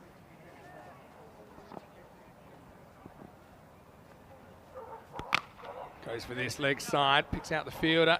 Never easy in that part of the ground this time of the day. It is handled, and that's the end of 4. The score is 46 for 1. Yeah, I mean, it gets the big wicket. Malik gets a breakthrough, so that plan of spin to try and remove the big gun does work. Yeah, I think that's been quite effective to Mumtaz today. We kind of slowed him down a little bit before, but then went back to pace and started smacking them everywhere. I wouldn't say it's a weakness. I just think it's an opportunity to just keep changing the type of bowler and disrupt the rhythm of a guy who's hitting well. Another spin option. Looks like this is Whitlock coming into the attack for over number 5. Look at the scorecard. 30 of the 46 runs off the bat of Mumtaz, but he's gone. Still captain to come, Aslam Mohammed. Entertaining contest. Remember, winner of this guaranteed a double chance tomorrow. Byron would be an epic comeback if they could not only win this game, but remember last night they were kind of torn apart, weren't they, under lights by Indies. Such an even group. Stallions not getting the results, but the other 4 teams, you can throw a blanket over them. Whitlock is going to be bowling the over when they're ready to go. Just a bit of communication there, and once again, I think it's Whitlock. Just he's getting a bit licky, was he? Yeah, he was getting, using a bit of saliva on the ball. So I do this the other day as well. Sometimes it's habit. It's habit. You just forget. Well done to the umpires for picking up on it. Spitball worked out okay, because there's a big swing and a miss from Kazim Mohammed. Got to say, I love the supporters being here as well. I mean, I wouldn't be too comfortable telling Whitlock what to do personally, but I mean, that's what the umpires are there for. Takes it on. Does he get it? He does. Maximo! Kazim with his first brings up the 50 for Byron in the 5th over. Yeah, good hit. It's just in the zone, isn't it? So the one before was a little bit wider. This one, a bit fuller, bit straighter. And it's in the swing zone. Boom! Shakalagya. Over it goes. 6 runs. Yeah, they kind of hit skids a bit in this innings. It's a real opportunity now with 4 to come. Goes again. Kind of finds the gap. Saints does well. Pardon me, it's Hankins out there. That slides and picks that up. Yeah, just look at the fielders on that side now, all struggling with the sun. They've got the shades on the cats, but even with those, you can see before the ball is bowled, look with it, have a look. I wonder if we can get maybe try and get the camera on Hankins there, who's fielding right below us, where he's keeping the hand out to try and stop the sun while the ball's being bowled. Can't tell from the shadows, actually. Just have a look at the shadows on the pitch. You can see they're getting longer, which means that sun's getting lower. And this one is out of the ground, into the jungle. That's halfway up. Maximo. Both batters get a 6. Whitlock had some good deliveries in this over, but a couple have disappeared. Yeah, good shot. And of course, I know a lot of talk has been about Mumtaz from Byron, but don't forget this guy, Viruk Ali, made 67 of 31 yesterday in that player of the match performance. He didn't click earlier, but now, well, with the mummy gone, it's time for him to perform. It's probably wide, straight over the line. I like the full teapot there from Whitlock. Be a good Simon Says player. Yeah, straight over the line here. I think he does it again, I think I saw it again. Yeah, he's going to get in trouble, you know. Although, to finish. Now as we get to the end of 5, and the score is 61 for 1. So pretty even contest here in the first half of match 9. Welcoming you back into the Dream Box just before the sun comes in our eyes as well. Vinny Sandu here, Mr. Maximo with Rico Full. Big thanks to Corey as well. Great job from him today as well. How about the spectators down there? Give us a wave. We've got quite a few spectators here from all around Europe, and some have come even further. So I hope you're enjoying your day. There we go. And look, right now, Hornchurch, they've got a big squad of supporters. I know that they're super excited for this experience, and they don't want it to end. Of course, it won't end if they win the Group A final tomorrow night. Whichever team wins that is coming back. Yeah, and I'm speaking to some of the spectators. They're loving the atmosphere, loving the setup here. And, you know, they said they didn't really know what to expect, but coming here, it was the wow factor. And that's what Cardamania does. And this Cardama Oval cricket ground, it really is quite sensational. Now, this is Rowdy Ronnie Saunders. Now, he has a nickname. His nickname is Wristy. And that's because he's always got a damaged wrist. For 2 years, he's had it strapped up. That is the reason. Well done, but it's going to be a wide. I do like the hands of Paul Murray behind the stumps. But yeah, anything missing legs is going to be called a wide. Is there a story to why? I don't know how he did it. Damaged? I don't know. But it's got to be a bit uncomfortable when you're bowling off spin like he does. That'll do. That's up and that's out of here. Maximo. Well, it's been literal hit and miss off the finger spinners, but that time Saunders disappears, and he might have a sore wrist, he might have a sore neck after that, because he saw that one disappear pretty quick. Yeah, Qasim Mohammed deciding he wants to get in on the act as well. When they hit clean. Good sound. This is an exciting inning so far. Oh, it almost comes back onto the stumps. Quicker delivery, gives it a little bit more. Had the length to work with though, but yeah, misjudged the pace because it did slide onto him a little bit quicker than he thought. This was almost going to come back on the stumps off the pad, but didn't quite have enough. Murray quick to make sure the batter was back in his crease as well. Takes it on and wins again. So this time he gets the pace, he gets the length, and he puts some hurt on the ball. Maximo Qasim. But when he's hit him big as Byron swing the way into the 70s. Wow, this is just awesome hitting. What can you say about this? This is about just being brave, and it's proper batting in this sort of format. Go out there, play your shot. Don't be afraid to lose your wicket, and have confidence that the next batters can come in and just take over. That's the way Byron seemed to be. Goes offside. This is more into the gap. 6 more. Seis carreras más. Mohammed goes back to back, and Saunders is starting to become quite expensive. He's got 36 against his name with the ball remaining, and this shows Qasim's no one-trick pony. Goes over the offside this time. Yeah, the first over went for 20 that he bowled. There was four byes in that as well, so 16 technically towards him. Well, he's throwing the bat at it, but he's going to have to go. He throws the bat, hits the pad. The umpire says you got to go, and well. How about this for action? The bat is saying, you know, this is the bat saying, you know, if you're going to play that shot, I'm out of here because you're going to get me out. And that's exactly what happens. Well, they do say it's a format where you have to throw the bat. I don't think it should be literal. Qasim Mohammed certainly knew how to get after the bowling. Yeah, but this to me looks stone dead. See it on the replay. Tell you what, bad time to be a keeper as well. I don't think Murray's wearing a helmet. But yeah, that's gone. That's hit him in front of middle and off. And now the ball goes one way, the bat goes the other way. Well, the batter is going only one way, and that's back to the pavilion. It's a pretty good innings, but it comes to an end. 27 off 10 from Qasim. Good T10 innings for me. It's 81 for 2 after 6. The thing I like about this is, the bat goes flying. He's got a mind of his own. He's turning around to get his bat, and by the time he picks it up, the umpire's there with his finger up in the air saying, "What do you mean? What do you mean?" Oh, look at this.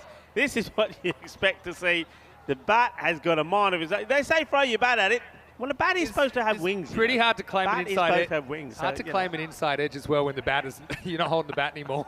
It actually reminds me, there was a last ball game in Sweden, like really early on in 2020, and the batter needed one to win, and as he swung his bat in his backlift, he let go of it, he got LBW, he couldn't do anything. He didn't have a bat anymore. This could be another one, hanging in the air. Who wants it? Well, Gordon was late to move.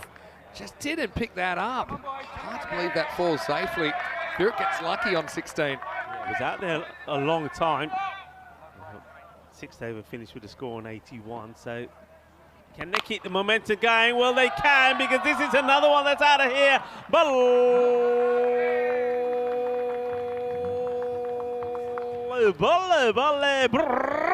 Inna Sona Shaka Lagya. The captain, Aslam Mohammed, comes out and he decides, well, he's going to play just in one way as well. And he goes for another. Back to back. This is bigger than the last one. Whoa. Hi. Kinna Sona Shaka time. Badhiya batting, Zabardasti batting. Aaj mundiyo. The swad aa gaya cricket dekhe the. Mar Manamar. How about that from Aslam coming off for Golden? He's keeping the ball retrievers busy. I mean, Malik is hard to get after, but he goes back-to-back Maximos out of the ground. This score is climbing. Well, 2 out of 3 ain't bad, as Meatloaf said once upon a time. Gets a fair bit of movement on this, doesn't it? It moves pretty big. You just get the feeling if he gets it in the right place, then, you know, he's going to cause a lot of trouble. But sometimes it's just been a little bit too full, and batters have been able to hit him before that spin comes into contention. It's good length. Didn't really know whether to come forward or back. Probably get 2 here if they hustle. They will. Deflected away from the outfielder. What a good start to Aslam Mohammed's innings. He's so talented. He's 51 years old. He said, it's the Greek lifestyle. Keeps me young. Yeah, don't disagree with that. Greek yogurts, you know. Is it? Yeah, it's the what do they call them? The bacteria in the Greek yogurts. Good bacteria. Good bacteria. Yep. 7 overs down, 97 for 2. Aslam, the skipper, will retain the strike. We certainly hope that you're enjoying the action here on the European Cricket Network, wherever you're watching from around the world. This is basically how the tournament looks. Monday to Wednesday, we have Group A this week. Thursday to Saturday, we have Group B. It repeats for 3 weeks. Now, whoever wins the group, there's finals days on Wednesday and Saturdays. They will join Pakai Badalona in the championship week, which starts on the 20th of March. So there'll be a 7-team championship week. Yeah, I can't wait to see which one of these teams comes through. Right now, I've got no idea who's going to be the Group A qualifier, and that's the way I like it. Yeah. The discussion here between the batter and the umpire. Not sure what that was about. He's the captain, so maybe he's got a little issue. Again, microphones aren't that good. Not quite sure what he said. Okay, it is going to be Whitlock to continue. Yeah, they're going to really go at him here with his finger spin. Whitlock's got... Oh, I know some of the players have started kind of... I think it's okay. issue with the lid here. Okay. I'm saying I'm not going to accuse Aslam Mohammed because he's a pretty honest chap, but you've got the clock ticking. But see, all of these things, like, that'll add time onto the clock. The referees are red hot on that. But yeah, I've seen a few of these little... Still say gamesmanship? Still not right here. I don't know what's... I reckon maybe he's put a bit too much sun cream on his head. And here we go. That's his beanie type. That's what it is. He said the beanie's moving around. And you know that Grippo stuff? I'd be putting it on his skull. I mean, he's got one of the slipperier heads in European cricket, and so nothing's going to stay on there. See what? That's what's going on. He said that the helmet's slipping around because of the beanie. Suleiman Saeed saying, I mean, I don't know how many bounces Whitlock's planning, but I suppose it makes sense to keep the helmet on. There's always a chance of a top edge or something like that. With a throw from the field. Right, he's ready. We're ready to go. He scored 15 or 5 deliveries. Yep. Whitlock now. All settled. And after all that, we get a wide. Signalled by Jerome Peters. Is out there with Suleiman Saeed. 2 match officials.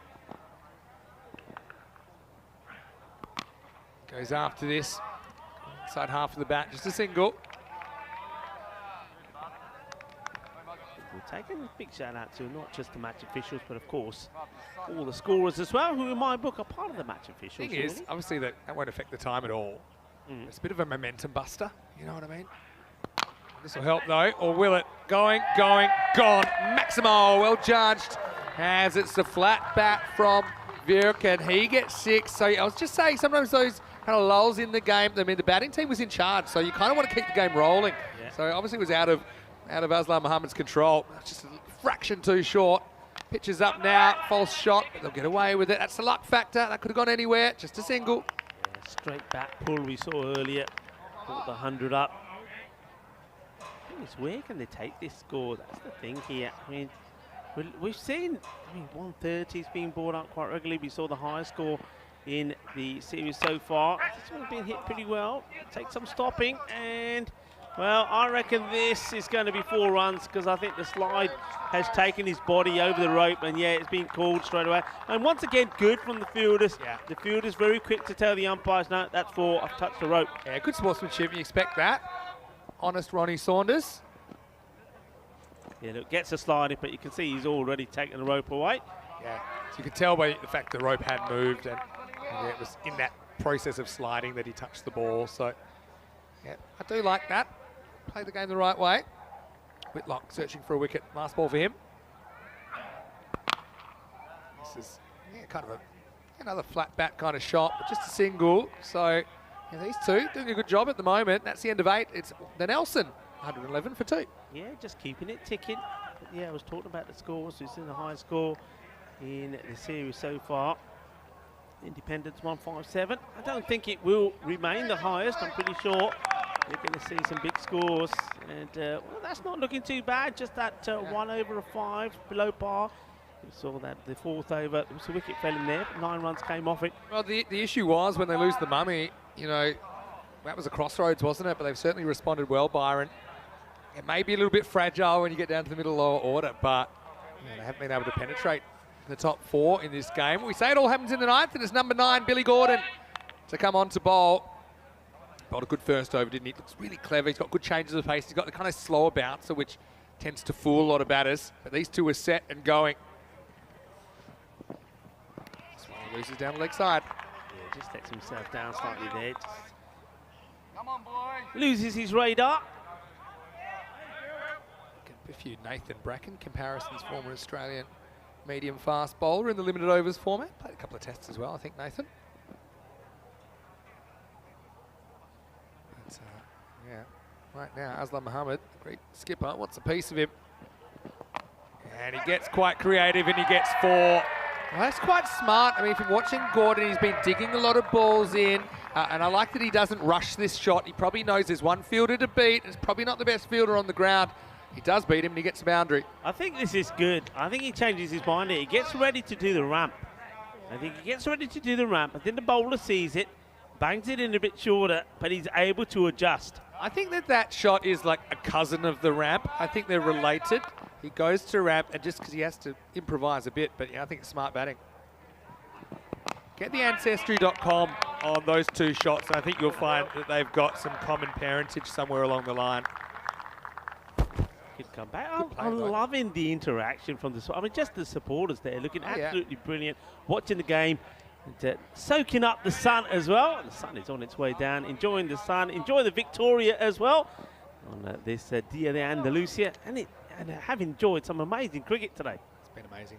Really loving it. 10 balls to go.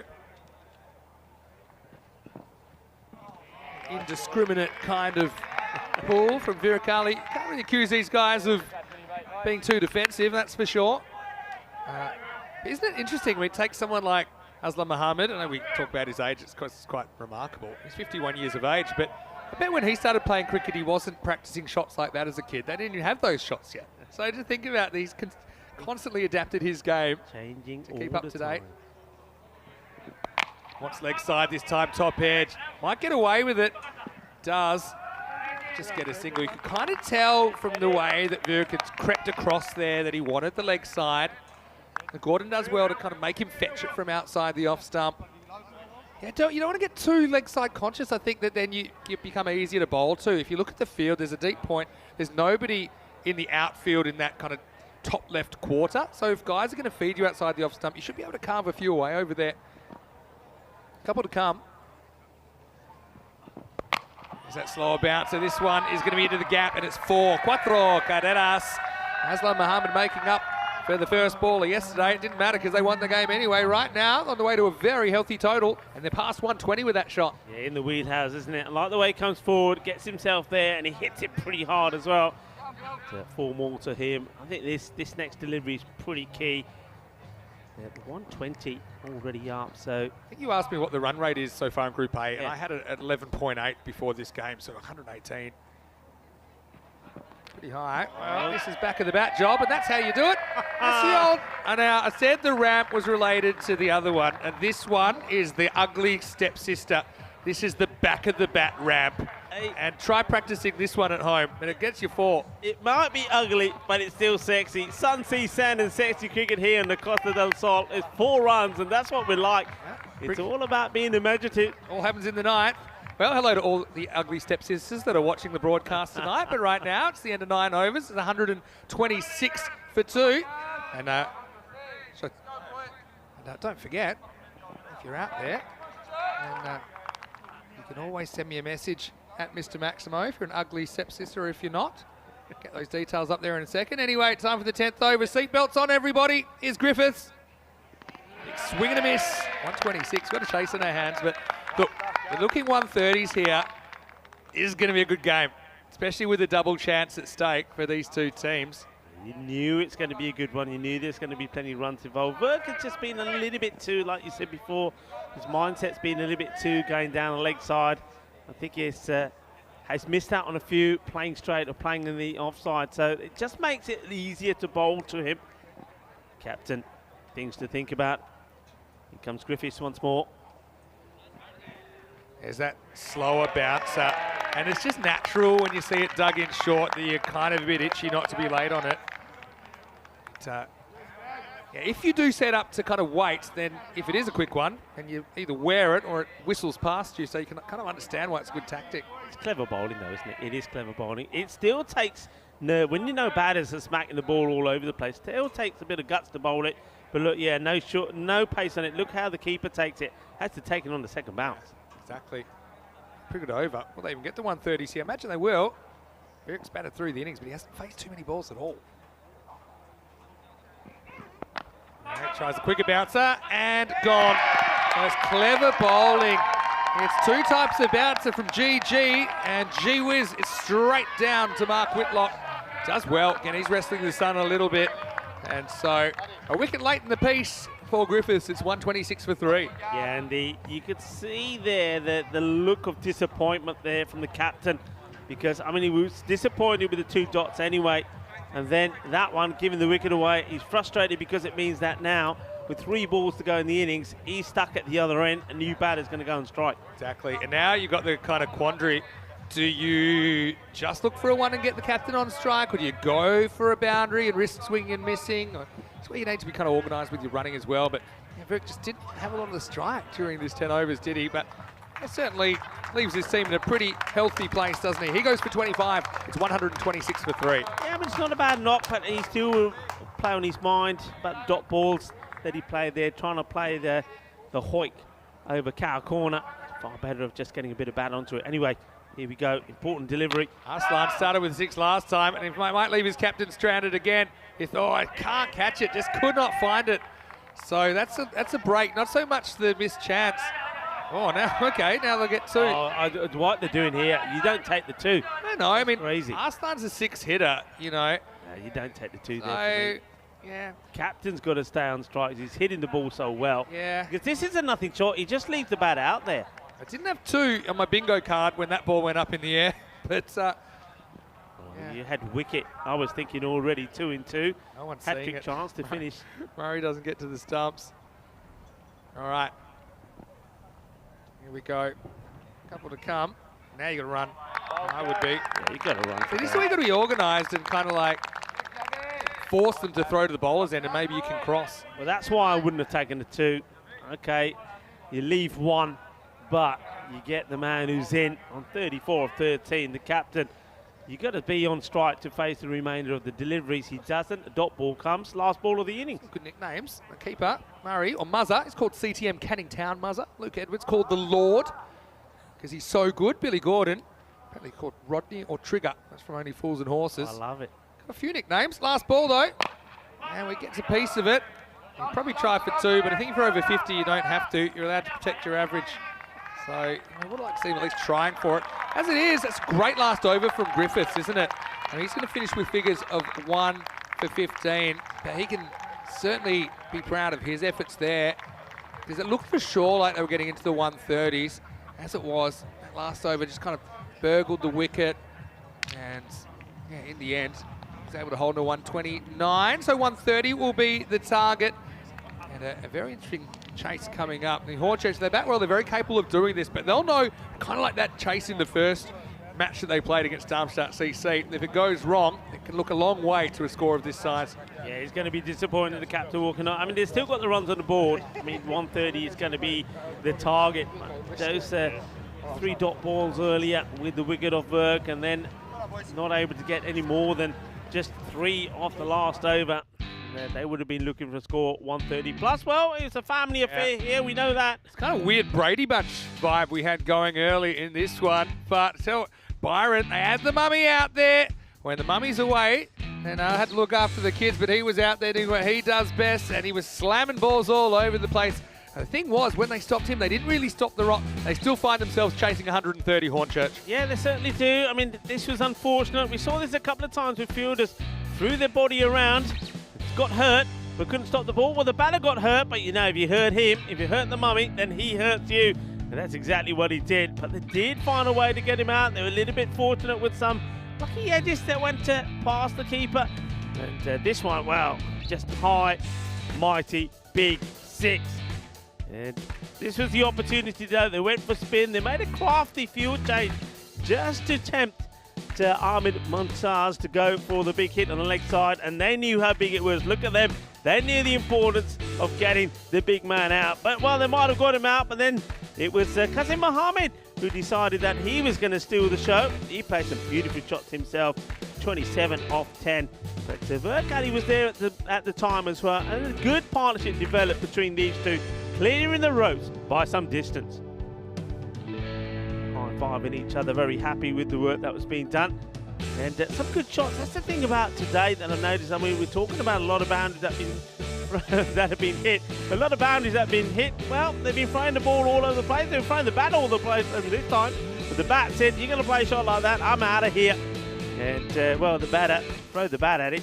Well, he took it legitimately, and they're throwing themselves around as well. Another wicket. But it wasn't all plain sailing, because then the captain came out, and though the last time we saw him wasn't in the best of form, this time Aslam Mohammed was. He hit 2 humongous 6. Took him a while to get himself sorted. Taking a while to get the lid on, but once it was on, he hit the ball pretty well down the ground. This was another one where the fielders threw themselves at it, made the stop, but catching the rope at the same time. And then it was time to get funky.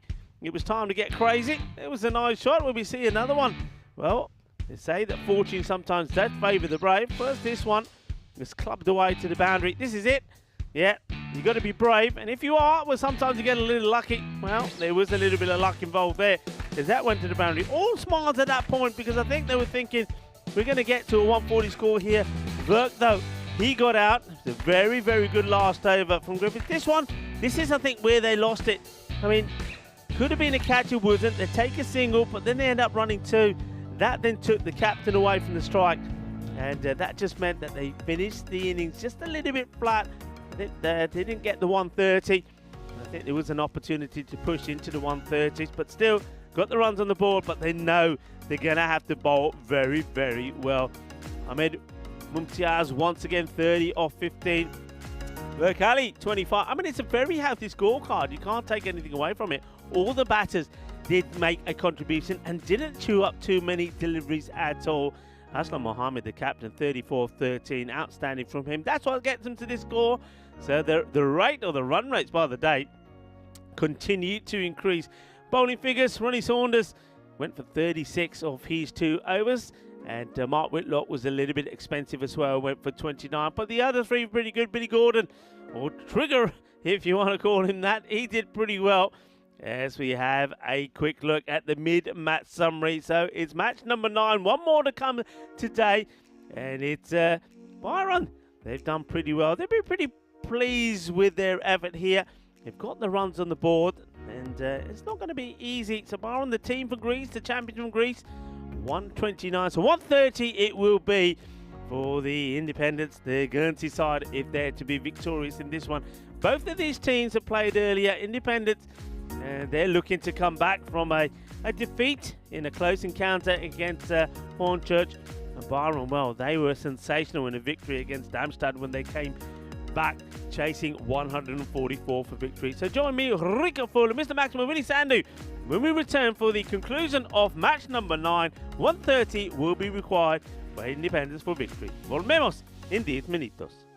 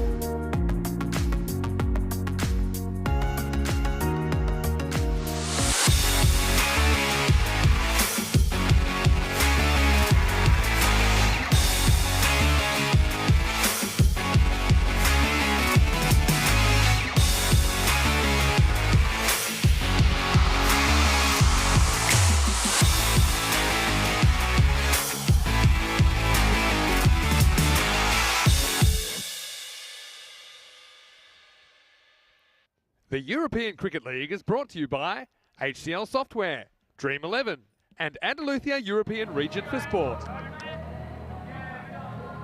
Hello cricket lovers and welcome back to the region of Malaga for this European Cricket League. Malaga, the 6th largest city in Spain, and the birthplace of Picasso, and known as the capital of the Costa del Sol, and also known as the venue, the region, and the town Cardama as the home of the European Cricket League. It's the home of cricket in Europe at the moment, and we've seen some sensational action from the venue today. So we get to the completion of match number 9, match 4 in the day. Byron, the champions from Greece, have put good runs on the board, 129, 130 required for victory. Hornchurch from England, looking to knock those off. Here we go. He played and the chase is on. Well, his ball versus fielder. Fielder will just get there. You know all about Spiros Nikakouros gets there. He's sensational in the field. Nikakouros taking some really good catches. Gets around there pretty quickly.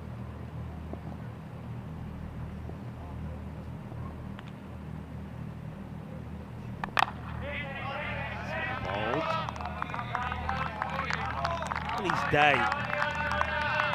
The bowler here, Farad Azim, can be pretty spectacular.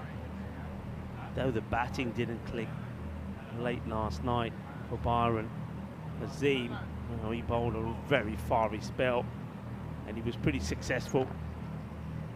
And, bowled some cracking deliveries. One of them, the umpire involved said, is the best delivery that he's seen so far in the year. Played out, they've got to deal with it, they do. Captain AKL Yulbrunner gets the stop. The single. Hornchurch, remember, victorious in the first match in the morning against Independence. Good to make it a good day for them. Their opponents successful against Darmstadt in an incredible chase. Chasing 144 for victory and doing it. Again from Azim. Batting at the moment with some respect, I would say. Azim got some wheels. Big welcome to everybody back. Enjoy the action. It's been a superb day of cricket. The European Cricket Network. Thank you to everybody that's been involved in the chat and the conversation. And a huge thank you to everyone around the globe that's been following. Big shout out to people that are watching via fan code in the sub-Indian continent. Azim. Hankins. Doesn't feel right. Hankins have to wait as Azim goes back to his mark. Hankins really, I think George Hankins, the man who got things started for Hornchurch yesterday when they got that victory against the Italian Stallions. 60 of 23, got the player of the match award in that one, and he showed just how powerful a player he is in that one.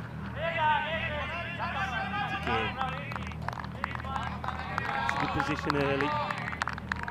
Keeps his shape, plays it away out to the man at point, takes a single. Just right back to Ronnie Saunders.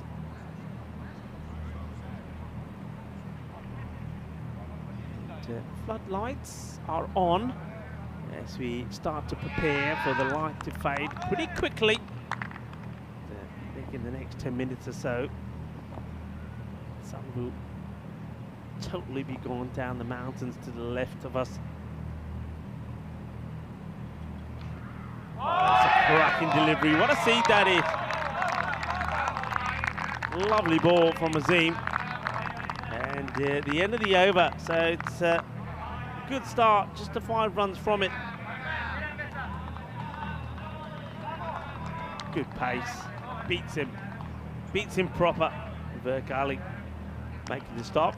20 matches since we've seen a golden ball now. Saw 5 of them, of course, in total in Malta. That was quite incredible. But you know there's more to come. And you know that the European Cricket League will deliver some. Maybe we'll see one before the end of Group A.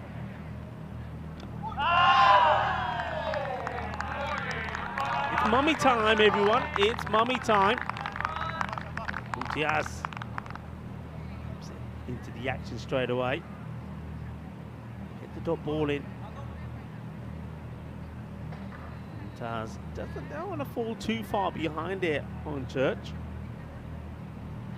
Oh, that's such a good delivery. Asking the question, and the umpire puts the finger up. There was definitely a noise, and I can't think of what else it could be. And Hankins doesn't like it, but will have to go. Vert takes a catch, and it's our man again, Mumtaz, that gets the wicket. And well, let's see it again. There's definitely a noise. Disappointment from the batter, George Hankins. Just watch if we can pick anything up here at all. I mean, obviously going for a bit of an inside edge on here, and all going up. Don't see anything yourself here, I've got to say, got to be honest. I mean, I thought it was more, when I see the appeal, because I couldn't see the stumps at first, I thought it was more likely that it's going to clip the pegs on the way through. It doesn't. It's a little snick.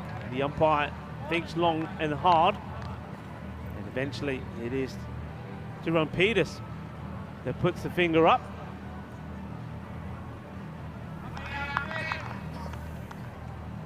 Jerome Peters saying, yeah, it's a little bit of bat pad. I think that's the signal that he's signaling to his compañero.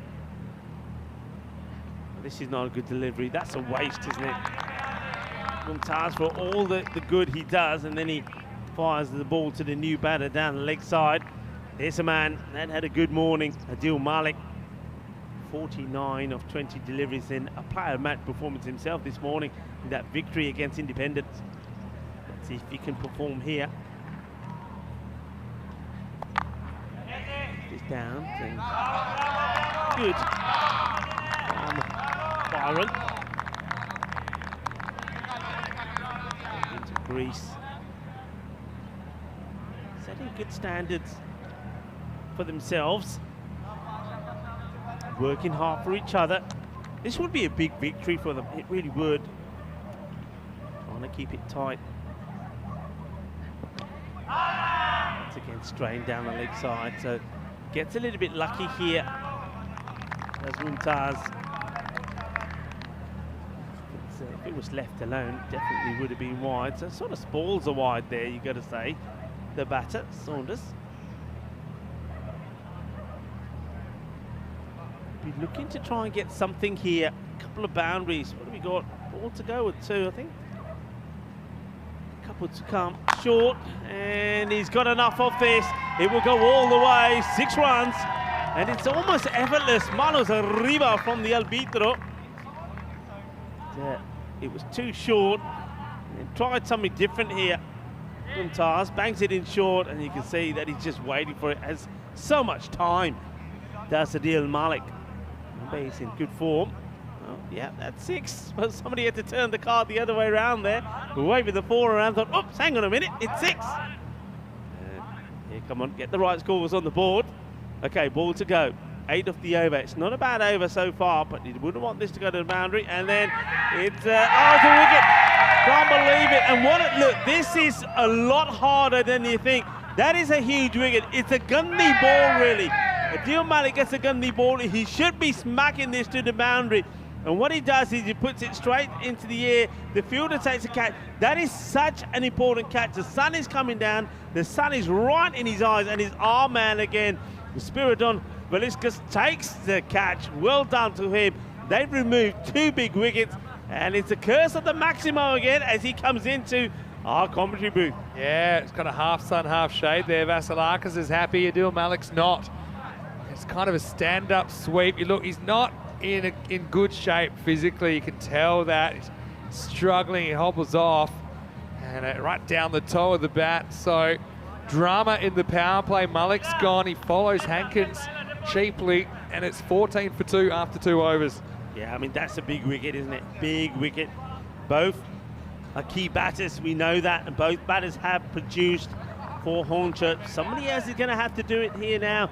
George went earlier for 4 of the 6 deliveries that he faced. Wasn't happy about it, but had to go. And now we've just seen Malik go for 7. Just have a look at those. Have a look at all those 4 of a kind, 4 fours. Every team except the Stallions on 2 wins right now. I suppose the difference is Independence. They've already finished their 4 games. The other 3 teams that are on 4 points can improve. So whoever wins this are guaranteed the double chance. Get the double chance. The recipient will be determined later on. How about Mumtaz though? This guy can do everything. The mummy with 2 for 8 in the 2nd over. Yeah, it's sensational. And the thing is, the key to all of that is he's not trying too hard. He does get lucky with the last one though. It wasn't a good delivery. And yeah, true. Malik just guides it straight to the fielder. What a good catch with the sun coming down like that. One of my favourite Spiridon Vasilakis. Professional footballer in Greece, turning his hand to cricket. 3rd overtime. Knocked away, they'll get a single. Talk me through the Hankins dismissal. I mean, I saw it. I was walking through the fan zone. I thought originally it was given caught behind. Looks like it was LBW. How did you see it? Oh, I mean, I get the feeling, if you ask me, I think that Tyrone Peters, when he was having a chat there with his umpire square leg, I think he was saying that his bat pad caught. Okay. That's what I was seeing, and I certainly heard a sound of bat. Oh. Certainly did, but okay. Well, it was given LBW officially, and that probably normally is done in consultation with the umpires. So, controversial moment. Yeah, for me, okay, if you assess it as an LBW, probably hits him in line. Probably the issue is he's quite forward. There's always issues at climbing over the stumps. Is it not? Maybe that's why he looks to square leg for a bit of advice with height, to get a bit of an indication. The thing about Tyrone, he's not afraid to give him. I think in this form of the game, if you miss it with your bat, it's probably not getting, probably a little bit of doubt creeping in. You can still get given if the umpire thinks that's going to hit the stumps. Full toss epidemic continuing. No ball called this time. So Hornchurch do get this call. Sains is in there, off the mark immediately. He's got a free hit coming up. And this is the thing. Remember, ECN rules, if it is waist high or above, I think that would hit him in the belt. So I think it's a good call. Chris Sains now becomes key in this innings, doesn't he? We know that. Sometimes it's a bit of a slow start-up, and once he gets going, he's difficult to stop. That's the young man we're talking about. Very sensational. Spiridots. Zim likes to bowl 1 and 3. It's short, and then the uppercut comes, and it's going to be dropped. Well, he did all the hard work. He seemed to judge it well. We know that wind can kind of cause you a bit of chaos, but that's Nick Katechis down there who spills it. I suppose he does keep it in the field of play, so that's a small consolation. But really, should have done better. Yeah. Oh, you know what? His foot is on the rope there, you know. I reckon you're going to look. His foot starts on the rope. This should be called 6. But is he touching at the same time? Coming. Oh. Yeah. Well, I think he's okay because he's got 1 foot in the field of play. So as long as that foot comes off the rope and he's not touching at the same time, it won't be 6. So yeah. The thing is, you can't come from outside the boundary and then touch the ball before you touch the field of play again, if it's your first contact. But I think for me it was okay. Again, the benefit will go to the fielder, so it'll just be 1. That's probably what put him off as well. Katechis. You feel the rope under you, you're like, it doesn't feel like grass. That's not a great situation.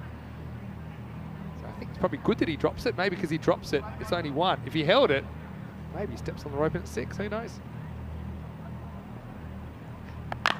Goes over the leg side, gets enough to get it over the infield, and this is going to be a boundary, badly needed. Sains He did some good things yesterday, didn't he? And this power play fading away, trying to make something of it. Hornchurch 22 for 2. Yeah, he did do good things yesterday. Took him a while, like I said, to get going, but he did score 34 off 18, so we know what he can do. And, I see him here, just to notice the last couple of deliveries. And when he bowled the no ball, the high ball, he didn't look too comfortable. I don't know if he's got a bit of a groin injury or something. Looks a bit uncomfortable. Well, there's the twos, 22 for 2, so you know what they say. Well, it is Dia de Andalusia, so all the Spanish will be making wishes now. Haven't seen that score? Oh, that's sharp. That is quick. That's a good finish.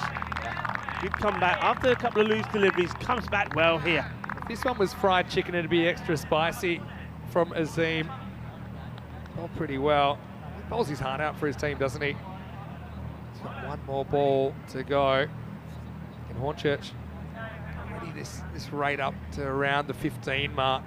So it's about 150 pace. You have to bat really well to do that. I'm just keeping an eye on the time. I mean, power play, coming up to 15 minutes. Yeah, true. The overs. We make it up with a bit of spin potentially. Taking a long. I mean, look at the delay here. Has that feel, doesn't it? Yeah, they're taking the time. They're taking the time here. Zim though, one more crack at Sains. And Sains cracks him back straight back over the umpire's hat. 4 runs to finish the power play. Well, don't count them out yet. 3 overs down, it's 26 for 2. Yeah, this is a cracking shot. I mean, it's attacking the stumps one last time. Loving the action when the ball hits the deck. And it's like a puff of smoke that comes off it as it accelerates to the boundary.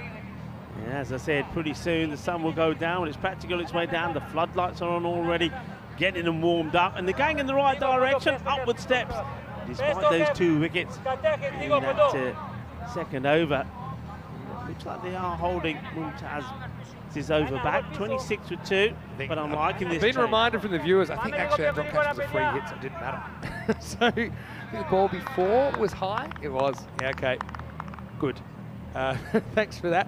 Hello to Josh Sayers as well in the comment section. Here's Vasilakis getting a bowl at a natural angle. It's called a wide. He doesn't look thrilled about it. He's like, hey, give us a break. Where does this pass the crease? That's the key. My feeling was when it's past the crease, it's probably inside, but sometimes left armers kind of get a rough deal from the umpires as far as that goes. Hello to Vibor Yadav, who's watching, of course. ECN personality now. A little bit short and out of here. Maximo! Now catching attempt. Oh. Well, that is in the sun as well. You need several pairs of sunglasses there. And Iggy, well, let's just say he makes the block, keeps it out of the jungle, but Hornchurch another valuable 6 runs. Big hit, boom, shakalagya, and Iggy nearly went pop. I'm glad he gets nothing on that. And yeah, look at the sun. You don't want to, yeah, there you go, Iggy. That's why you don't want to be trying to touch those. Dark glasses, though. Well, tries again, slower bouncer. This one's hanging. Vasilakis can't get there. Get 2 types of bouncer, hey? Trying to say, is that above the shoulder? Didn't feel like it was. It was about chest high. People also saying, good to see so amateurs bowling gas. Yeah, that for me isn't a bouncer. Almost. That's okay. You can see the batter having a look at the square leg. Sullivan Saeed. It's a good variation though, Vasilakis still kind of learning his craft. I wanted to go with those the Yorker delivery. That's the one that does the damage. Right, goes length, but it might be a chance. Hanging in the air a long time and caught. It's a great catch coming forward. I've noticed this all tournament. It's hard to take catches coming forward with the fingers pointing down, but that's Shabir Aslan in there that takes the catch, and it's an important one because Sains can do some damage. And the youngster breaks through. Vasilakis with the wicket. It's 34 for 3. Yeah, this is a great catch. I mean, look, we already talked about how difficult it is that side of the field this time of day. You're running forward. Not only does he do well to get there, but the technique to hold the catch. Yeah. He takes it really low down. Oh, that's a superb catch. Brilliantly done. We've seen plenty of those kind of bang off the palms and come straight out. But I even like the way he turns his body slightly and protects the ball. So there's no way. Good catch to see you keeping busy in the commentary box as well. That's Sains, unfortunately for him, doesn't quite crack double digits. He's the 3rd wicket to fall at 34 for 3. They'll need someone else to be a hero, the English. again, it's not impossible for the losing team to somehow sneak into second, but Darmstadt would have to lose and lose badly. And the losing team here would have to have a better run rate than Darmstadt CC at the end of the day, and that just doesn't seem likely at the moment. Yeah, Vasilikas, that's what I like to see him do. I like to see him attack the stumps, get the ball up there. He's got a bit of pace that will cause issue for the batters. And, well, when he's got fielders there that can support him as well, they're going to get the success. So, well done to him. He's having a good series. Sure is. Billy Gordon, though, can hit a long ball. He's going to be attempting it pretty shortly. First one, though, goes back and cuts, finds the fielder. So every top ball is putting more pressure on at the moment.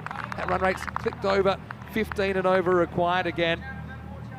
So it's going to be a big responsibility for these two, I think, to build a partnership. I mean, they still need pretty much 100, right? They need 96. Vasilikas springing his step. Gets this wrong, though. That's a gift. That is a proper gift, in fact. It won't go all the way. It'll be 4. But that's the boundary that Hornchurch were looking for. It comes from the captain, Billy Gordon. Yeah, Billy Gordon doesn't look too impressed, does he? He's got that look of purpose about him. It wasn't a good ball. It was a gundy ball. It gets put away. It's another one that hits the generator. This one, don't mess with the lighting now. I'm talking about that. That light's a bit school, isn't it? Yeah, well, you can shoot the lights out. You can shoot the lights out here, literally. I think we saw it happen in the Spain game. Yeah, we last did. year. We saw the lights shot out of the last ball of the day. Gordon takes it on and wins. He gets 4 more. So again, gonna need boundaries. Gonna need 2 to 3 boundaries and over, I think, to get this rate back under control. And he goes with the angle there. Vasilikas goes for 16 in the 4th, and the score is 42 for 3. Yeah, lovely shot. I mean, this is just timing to perfection. Timing and placement.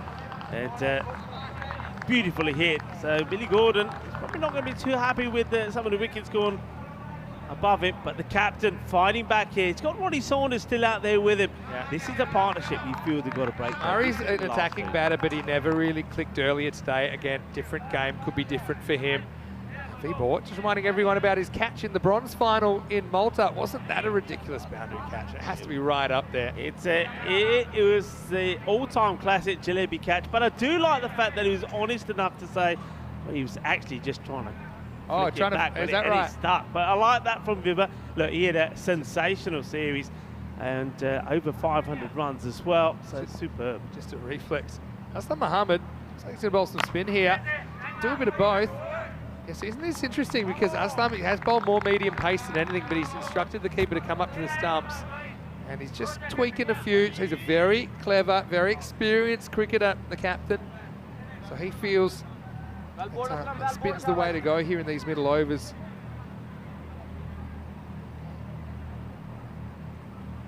Another little cutter. Gets away from the keeper, Virkali.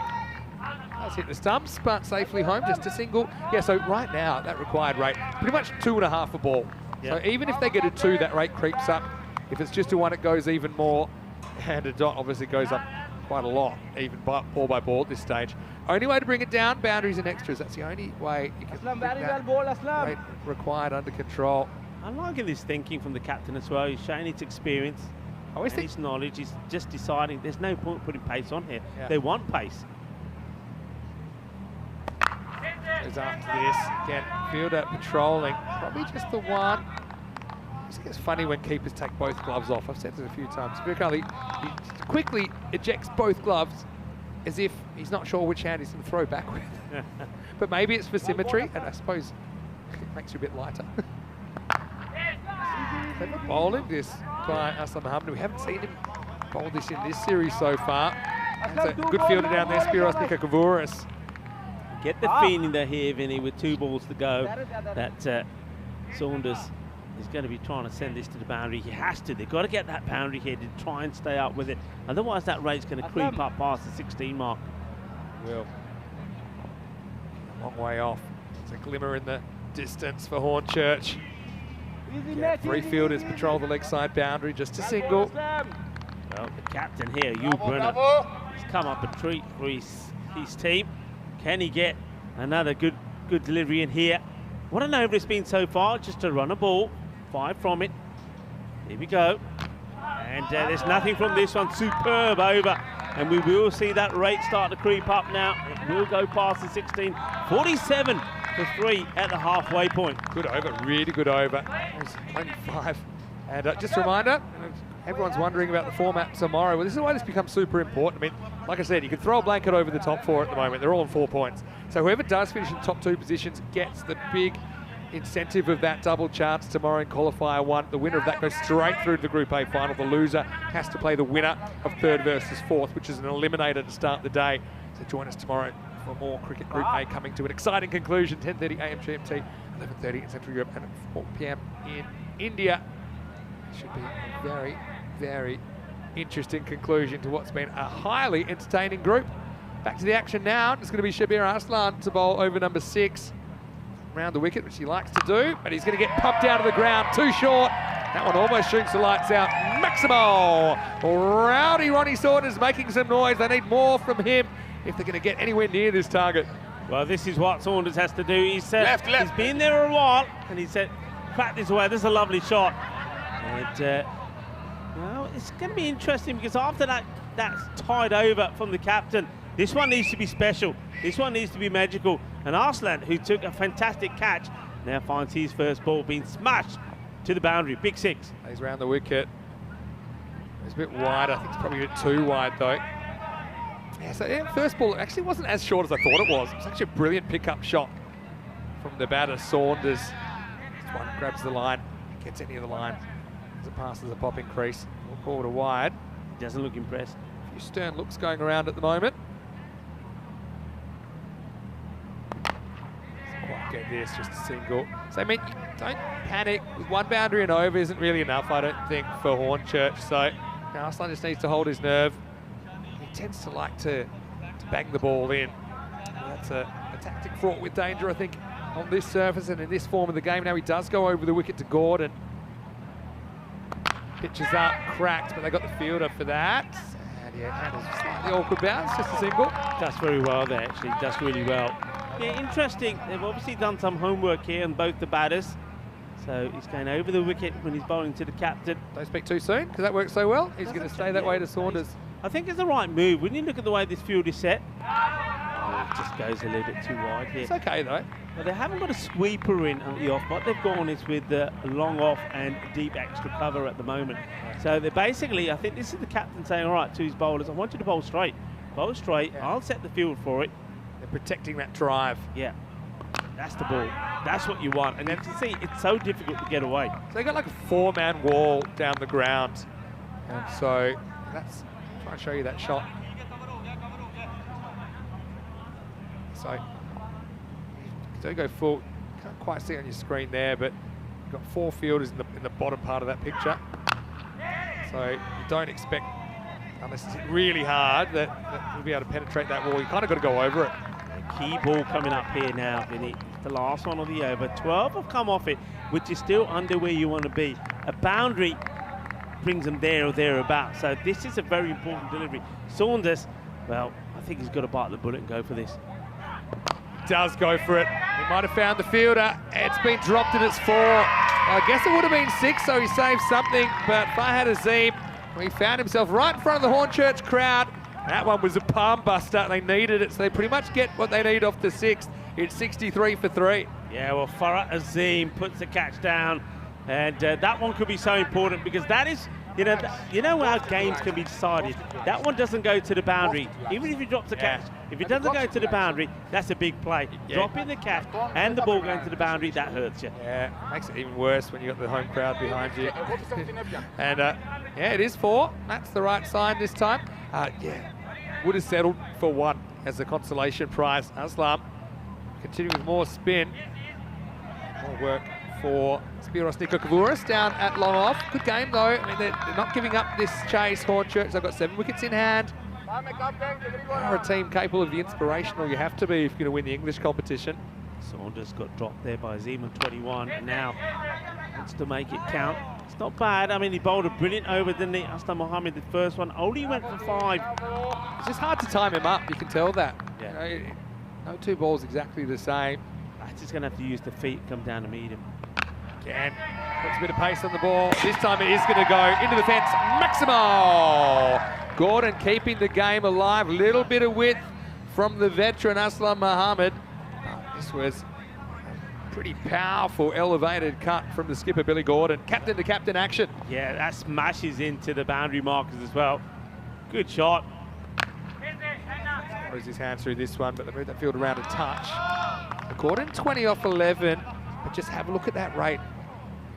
They need 17 and over or so. So even if you have a reasonably bad over, it goes for 13 or 14, that's fine as a bowling team. This time he goes straight down the ground and goes the distance. Maximo! Well, rowdy Ronnie Saunders. Well, we know that he's got some wrist issues. Well, there's no problem this time. Throws his hands through another one. Little skip down the pitch. Bangs it straight for 6. Inna sona shaka lagya. This is what it's all about. It's all about playing the shots at the important times. And, well, all of a sudden, Aslam Mohammed, things are not looking so good. A full toss, and this will go all the way. Boom!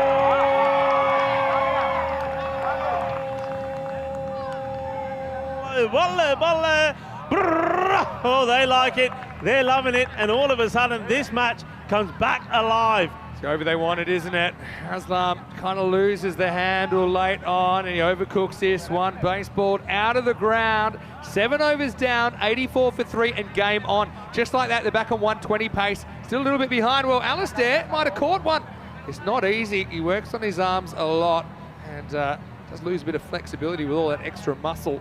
But anyway, let's talk about what's coming up tonight. The lights will be on. Darmstadt CC, the German champions, playing for the double chance. Stallions, we know that they can't make the Group A finals tomorrow, but they still will want to win. And look, they've had their moments, especially with the bat, the Estonian champions. Saifur Rahman wins the toss, elects to bat, and I think he's got one thing on his mind, getting a massive score. And Darmstadt CC, probably whatever it is, they'll want to chase it down. Plenty of good players on both sides join us. Around about 35 minutes for the first ball of the final group match in Group A before we hit finals tomorrow. Yeah, the last over from the captain went magical. 21 came of it. He brings his game alive. Salakis starts with a fairly high one. You're gonna have a look at this, you know. Oh, there could have been a run out. A direct hit would have been trouble. They still asking about whether this was too high or not. I'm just wondering. Yeah, it looked suspiciously high. It's not an easy one to pick up at this time of the day. Might be checking on this, Vinny. I reckon they're going to call this. Yeah, it's a no ball. I saw it straight away. Has to be a no ball. Can't be bowling at that pace at that height. Has to be a no ball. I'll be amazed if this isn't called, and there it is. It is called. So, free hit coming up. Hornchurch is holding on, and the youngster Vasilakis. What a fine bat led. Oh, this game's on a knife edge, you know. Free hit. License to go, the full Monty. Huge delivery coming up. Doesn't quite get it. He won't go for 4. They might go for 2 if they hustle. A little bit slow to get around. Good throw, might have him in trouble. He's gone. Well, as Foxing in the first degree from the fielder out there. He was just loping around. He was daring them to take the second. But he said, well, when you do, you got trouble because I've got a shotgun. I'm not afraid to use it. 1 and out off the free hit. Disaster strikes for Hornchurch. Saunders gets run out, and it's 87 for 4. This is rapido, the throw. Well, it was like a torpedo. What a throw that is from Azim. This is sensational. This is top notch. Well, this is a bit of world-class cricket, you know. I think they had to go for the 2. Saunders needed it, and they just thought that if they didn't get a 2, they would have lost the advantage of the free hit. Look at the throw. We have to, have a look at this again. This is superb fielding. Under pressure, picks it up, watch the throw, the arm. This is sensational. Yeah, it's great work. It's great work from Azim. But here's the thing.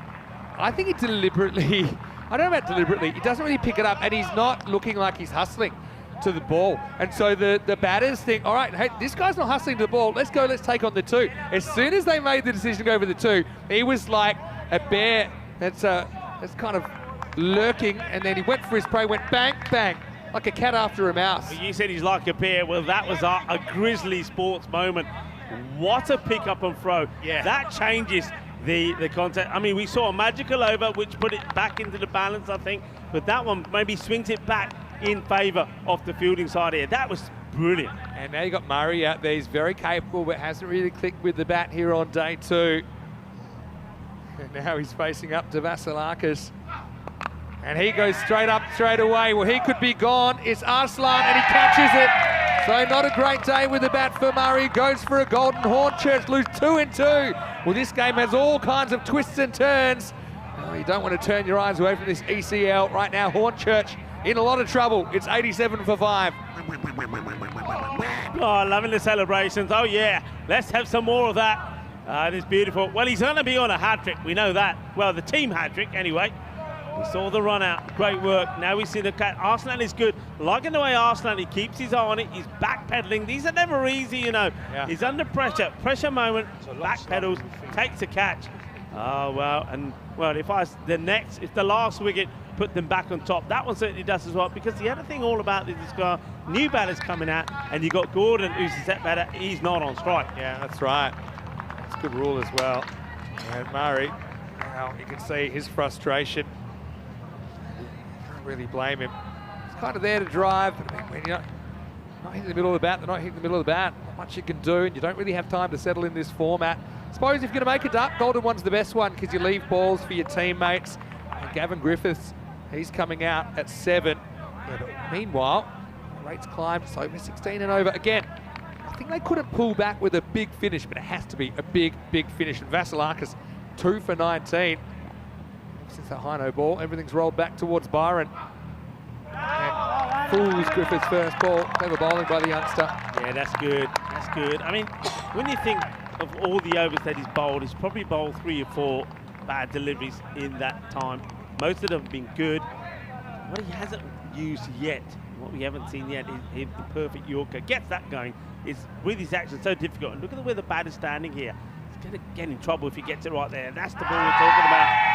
Answering the question, just misses the bat. Really good over this is, and the rate is starting to climb, Vinny. The rate is starting to climn. Yeah, it's quite deep in his crease. Seam on that. Yeah, he's got good natural shape. But look, yeah, Griffiths is way back. Almost a tape ball type stance, sneaking back, trying to. Oh, look at this. Hello. What's going on here? Who's that? Second. Well, oh, well. Daniel Weston. Daniel Weston, he's pumped. Put through his paces. He's pumped up. Oh, thank you for that. Maybe we get an ultra slow-mo of that coming up. Found it, the European Cricket Network.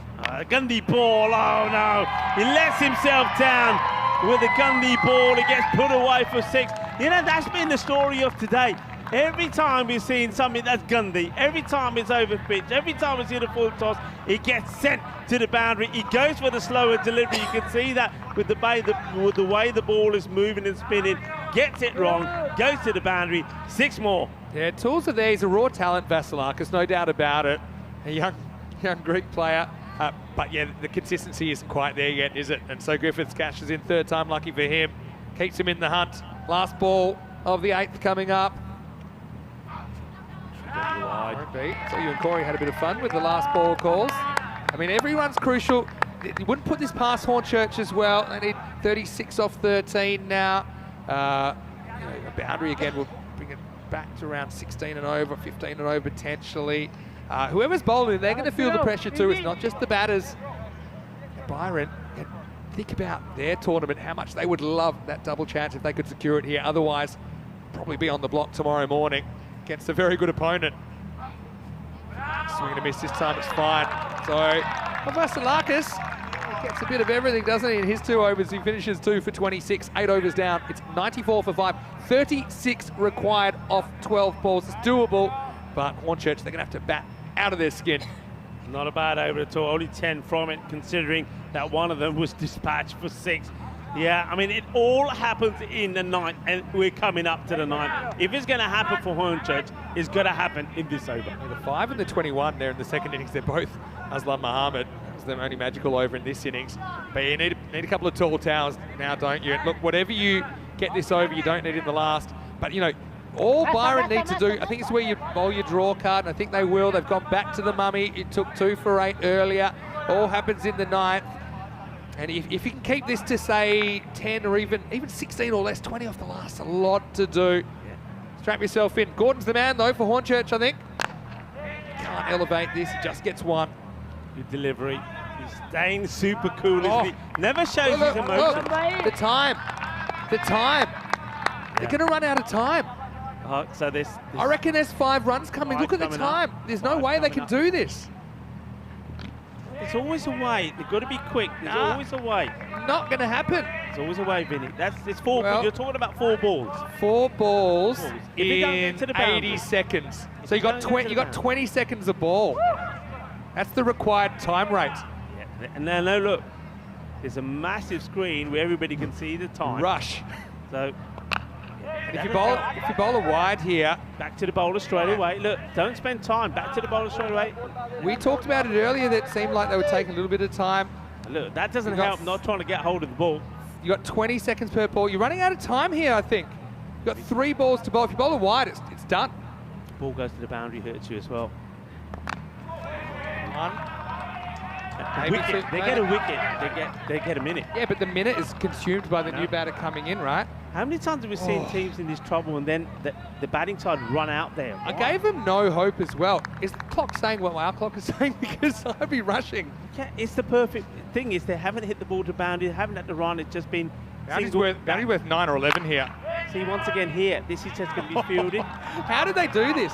Straight back to the bowler. Look, here we go. Here comes the last ball. I told you. How did they do this? You're panicking. Are you bending the space-time continuum? I tell you what, if he bowls a wide here, it's going to be worth 6. Because you're going for the buzzer beater. He's going to do it just in time. 7 seconds to go. Oh, look at that. Oh, this is unbelievable. I mean, if you're a fan of basketball, there's the buzzer, and they've done it just in time. Hornchurch, meanwhile, they need to go supersonic in the last. What a good spell of bowling. What a good spell of bowling. I mean, look at it. He's just so cool, isn't he? He never shows any emotion. When he's batting and he's blasting the ball all over the place, he's cool. He doesn't sweat. And now, the same thing there. 2 wickets, 12 runs, sensational. That really got to be the match. It had to be a perfect over. I mean, boundary was going to be worth 5 extra runs, and that would bring it down to something like 21 off 6, which is still pretty unlikely. But meanwhile, batters just couldn't get him away. All right, need Maximos, and now. I don't think that'll be one. Squeeze the fielders down the ground. I think good teams do this. They try and have that long on, long off close together. You can't really go through them. I think they'd much rather the batters go around them. Take a bit of a risk not hitting as straight. We say so often, and me and you, Matt, at cricket, we've said that the way the fielding has improved across Europe has been amazing. And I think what teams are starting to appreciate is that fielding wins your matches. It's not always batting, it's not always bowling. Fielding wins your matches. And this match has been won by some fielding. This one will once again crush into the banners there, but it's done and dusted, and I think you can see that in the body reaction from Gordon. That run out for me changed the content of this match. I'm telling you, I reckon it was a good old-fashioned fox as well. And if you don't know what I mean by that, I used to have players, there's one guy, Tom Muscata, you watch us sometimes, in Australia. He was the master of chasing the ball and looking like it was not a very good chase and just kind of loping after it. As soon as he heard them turning for 2, he was like a whippet, bang, ball in, run out, and ended up looking at this. I would say silly, but and I don't know if that was deliberate. Well, we always had fielders on our side who would have them in the deep, but every time they got the ball, underarm, roll it in underarm. That's the other one. And they even allowed batters in unimportant time to take 2s. But as soon as it came to an important bit of play, arm over the stumps, adios. That's what it's all about. Chance, oh, well, this goes wrong. Through the fingers of the man that we're talking about. But Farhat Azim has got a golden arm. But when it comes to catching, well, forget it. He's got holes in buckets. Oh, well, when it comes down to it, I mean, net run rate could be a factor for Byron. I think it'll be tough to see them overhauling Darmstadt. Well, Darmstadt would have to drop a lot to go below them net run rate wise. So it'll be 6 to finish. What an entertaining game. Look, 129 to 114 in the end. Just 15 runs separate these two teams. Azim, well, he was the man that created that run out, which changed the course of this second innings. And the English, well, they're going to finish with a 2-2 record. Byron, they go 3-1, and they are the first team to guarantee the spot in the double chance tomorrow. Again, we still have to see what happens in the other matches, or the other match, I should say, to determine the final standings. We know the Stallions, they'll be out. And this is the last match coming up in around about 20 minutes. Darmstadt CC And I have to chase, and I haven't done that too often. Talon Stallions winning the toss and electing to bat the Stallions. Look, they won't really care too much about the other standings. They just want to walk away from Spain and their first ECL with their first Estonian ECL victory, and they're very capable of doing that. We saw Darmstadt blow a 140 plus total earlier. So join us in 20 minutes for the exciting final match of the group stage in Group A as we have a look at Byron. Well, they're happy now. 10 overs ago, it was all a little bit up in the air. I think that one was given LBW in the end. Hankins hit in line. And the umpire thought it was going on to hit. But the mummy, well, he's been a big difference, isn't he, for Byron today? We saw it with the bat earlier. This time we saw it with the ball. Yeah, he certainly was the big difference. I mean, 2 wickets in that first over. I mean, that one was smashed away. But this one, it should have been smashed away, and it was put straight into the hands of Vasculos. He was absolutely over the moon because that was a tremendous catch under pressure. That was when the sun was right in his eyes. This one goes down. It was a free hit. The catch doesn't matter, and that's why he tried to take it really casually. Yeah, no doubt about it. I mean, they just fell behind the pace and could never quite peg it back, couldn't they? I mean, they threatened to. They certainly they hit a few boundaries in the innings. Have a look at the overall boundaries. We saw 5 4s, we saw 9 6s in the innings, so it's nothing to be sneezed at. Iggy, well, he was a bit busy. The sun was causing havoc for him as well.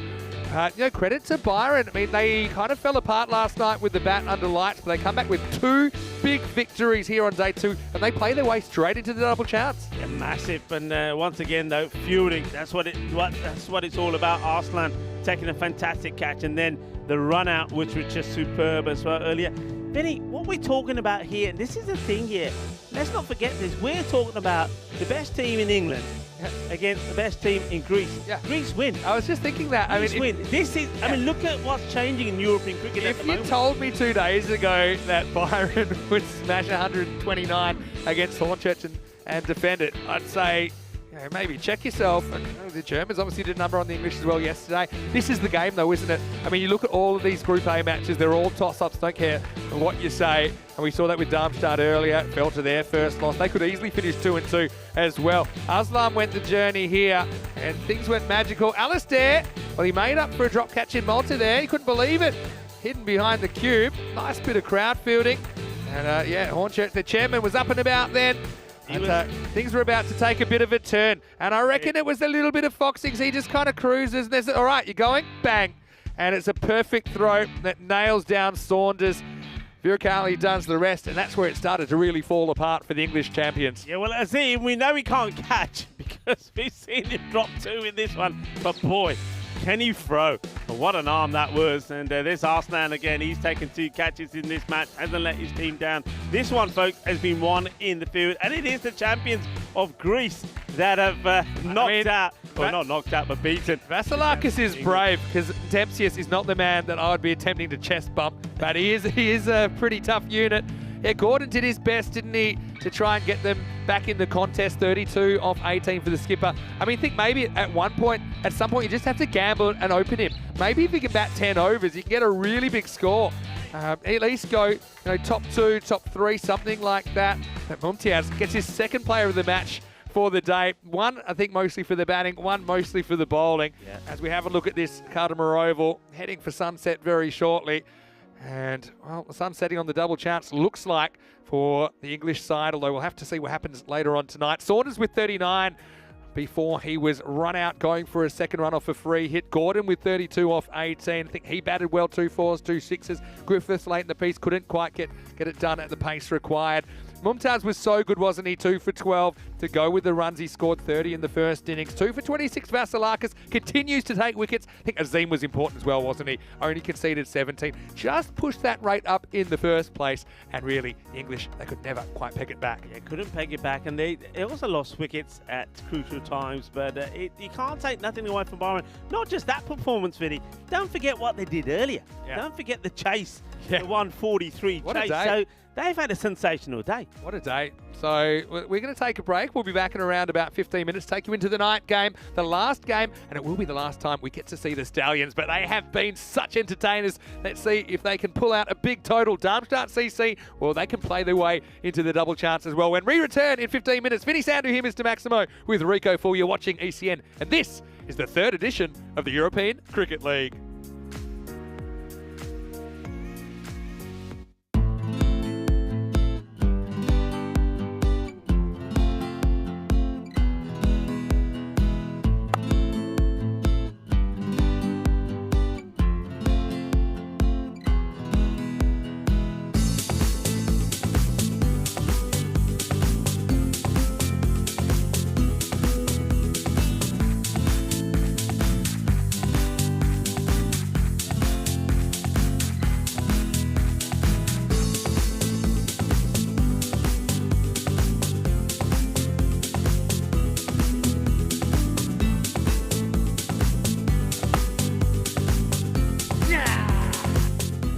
is how we play cricket. On the Costa del Sol.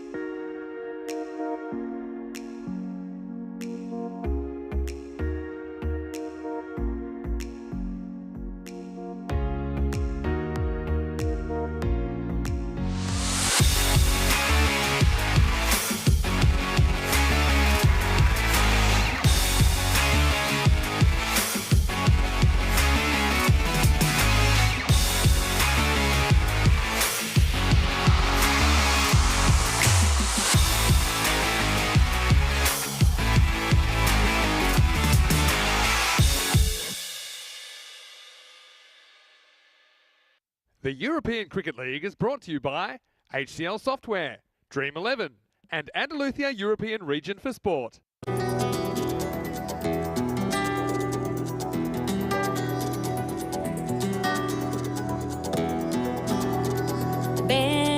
conmigo a cruzar su calle, a vivir su ambiente. Ven conmigo a vivir la vida intensamente. Conmigo ven, conmigo ven. Hello, good evening. Welcome back to Kartama. It's great to have your company, Kartama Oval, on the Costa del Sol. Well, the sun is down, and I can tell you what, the lights are on. We're ready to go. It's the last group match here in Group A. It's come around real quick, hasn't it? Match 10 is on the way. Well, one team's still very alive in the competition. One is a bit of a ghost, but they have one more match to make an impression. It's Darmstadt CC from Germany taking on the Stallions from Estonia in match 10. A little bit earlier, Rob Kemming had the two captains. Let's see what happened at the coin toss. You're cool. Hey, it's a score. Ooh, it's a roll. It is heads. Yeah, we're going to bat first.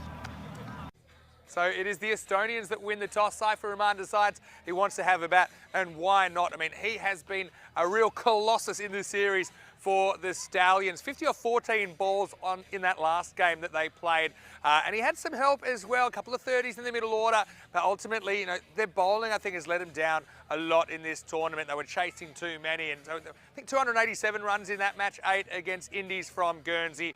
But they want to certainly go out with a bang. Look, Darmstadt CC, they're kind of still in the box seat for that double chance. With a win, they'd kind of go to the top spot. I think that's how it's going to work. The second spot, though, could be up for grabs. It'll go to net run rate if they lose. But I think the Germans, they're not planning on losing this. They want to make it 0-4 for the Stallions and take a win going into that double chance game tomorrow. So all to play for here. Last chance to have a look at the Estonians. And I know they really, really want to leave Spain with a victory. Let's see what happens as we go to Rico Full to start match number 10. I don't know what's going on there, but I know what's going on here. I'm loving this part of the night, and I'm loving this action shot from our partner Spring Productions, as it shows you all the activity happening there before the start of the match. The sunset, the lights are on, and well, soon we'll be in pitch darkness. Looking forward to this contest. Look, we know that Stallions, that they're not going to play no further part in the tournament after today. They can't make it into final stage tomorrow, but I've liked what they've done today. Both these teams haven't had a win today. We saw that Darmstadt, they thought they had the upper hand over Byron, but Byron, as we've seen here already against Hornchurch, they're a good team, the champions from Greece, and they attacked Darmstadt all the way to the end and knocked the runs off when they were chasing 144 for victory. And then the Stallions against the Independents, they made a good chase of the 158 required. They got to 130. This one, the bat versus ball wall, is saying 116 to 97 in favour of Darmstadt. The issue that's been, you can see the issue, average runs for and against in favour for Darmstadt, 133 to 109, but negative in terms of the Stallions, 114 to 144. That's where it's been going wrong. But look, I'm liking the positive move from Safiur Rahman. What a player he is as well. Winning the toss and saying, you know what, it's a last outing out there. We want to have a bat first. I'm liking that. And umpires for this one, Ian Rummage, he's at the bowler's end. Lucas Patel at square leg. Sharon Peters will be at square as we get ready to go. And it will be man that I really liked the look of the other day. What a knock it was when he scored those 80 runs. But, that's Abbas. He's a good player. Can he get going in this one? And he's going to need some good support from his captain, Safi Rahman. It's going to be at the non-striker's end. So here we go. Ready for the battle of bat versus ball for the last time on day 2 of Group A. And finals day for the group coming up tomorrow. Here's the first one from Khan. Push and run. It's going to be quick. In comes the throw. And well backed up. Good bit of cricket all round. Liking it. And the cricket today has been sensational. And so have you, wherever you've been watching from around the globe. Thank you to everybody being involved in the chat. It's been absolutely fantastic. A lot of chat going on there. And hope you've enjoyed the entertainment, and certainly there's been some entertainment. The European Cricket Network providing you with the finest and most entertaining form of cricket you will ever see. Cricketainment, that's what we call it, and that's what we deliver. And the action has been scintillating here today at the Cardamom Oval. Abbas pushes and gets off the mark. And now it's time for the captain, the left-hander. He stands tall and he hits big. Khan down the leg side, and this one is going to go all the way. Maybe it's being chased, and oh, they made a total mashup of this. Well, it will be a minimal 5 wides, and I don't quite know what Umar Khan is doing here. First of all, he doesn't want to stop it, he doesn't want to get down, and then like in the bit here, when the ball goes past the boundary, he then does the flip back. Look, oh, this is just, well, I saw Maximo playing a bit of, I think it was football in his introduction. Well, I think Maximo and Umar Khan could have a good contest together. Good comeback, good areas. That's where he wants to be. Well, he needed a loosener to the lefty. Now he's back on the money, but well, that was not a good look from Umar Khan. And that showed you just sometimes why us cricketers don't play football. He just keeps this in. Yeah, I think he's just snuck that one in. Rahman, I think he just needs to stay still. Don't change what he's been doing so well. Don't get excited. I know it's the last opportunity to perform on the big stage, but just be patient. Hit hard. That's what he does. It goes all the way. Manos arriba, Vitro, porque eso es 6 carreras. Qué grande, qué guay, qué genial, qué exceptional big hit.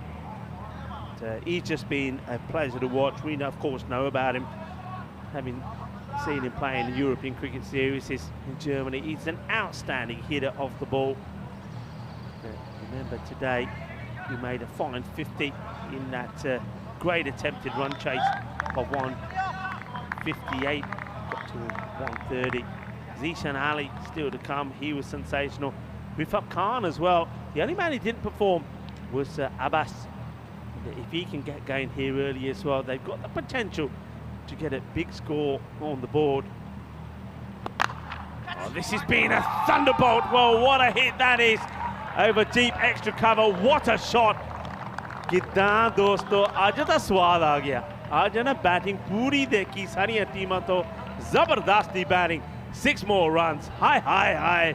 किन्ना सोना शक्का लग गया. Absolutely beautiful. And you know what I like to do, Shazad, if you're there, Shazad, and, or even Ravi, give us a head count of Maximos we've had in the day, because there's been a few. There's going to be a few more as well coming, or more than a few, a bucket load more. I never can remember a day where we've seen just so many big sixes. Of course, don't forget earlier when we saw that, well, monster innings from Ahmed Mumtaz. 83, he made of 28 deliveries. 76 of those runs of his came in boundaries. 10 of them in sixes, 4 of them in fours. That's been the story of the day. It has certainly been a day of fireworks. It is a public holiday in Andalusia. Thank you, of course, to the Junta de Andalusia for all their support. To tuck him up, good comeback on the bowler. And it's a day. Well, there were festivities in Andalusia. There were festivities out there in the middle as well. The Cardamom Oval, end of the over. And the score is on 18. So it doesn't quite go magical. And remember, you can stay in touch with us. We love all your comments. We love all your support, not just for us, but also for the European Cricket Network and your support for cricket in Europe in general. You can get in touch with us via Instagram, Facebook or Twitter, Maximo or me at Rico Full. And we like to use this platform to thank everybody that gets involved. And though we can't reply to all of your messages in person all the time, this is our opportunity to thank you from the bottom of our hearts. We totally appreciate all your support and kind words. Second over. He did finish 19 of the first. Swing and a miss, but it's going to be a wide. The bowler looks to be in shock when it's called, but yeah, that's fair. It's taking plenty of the line as it goes through.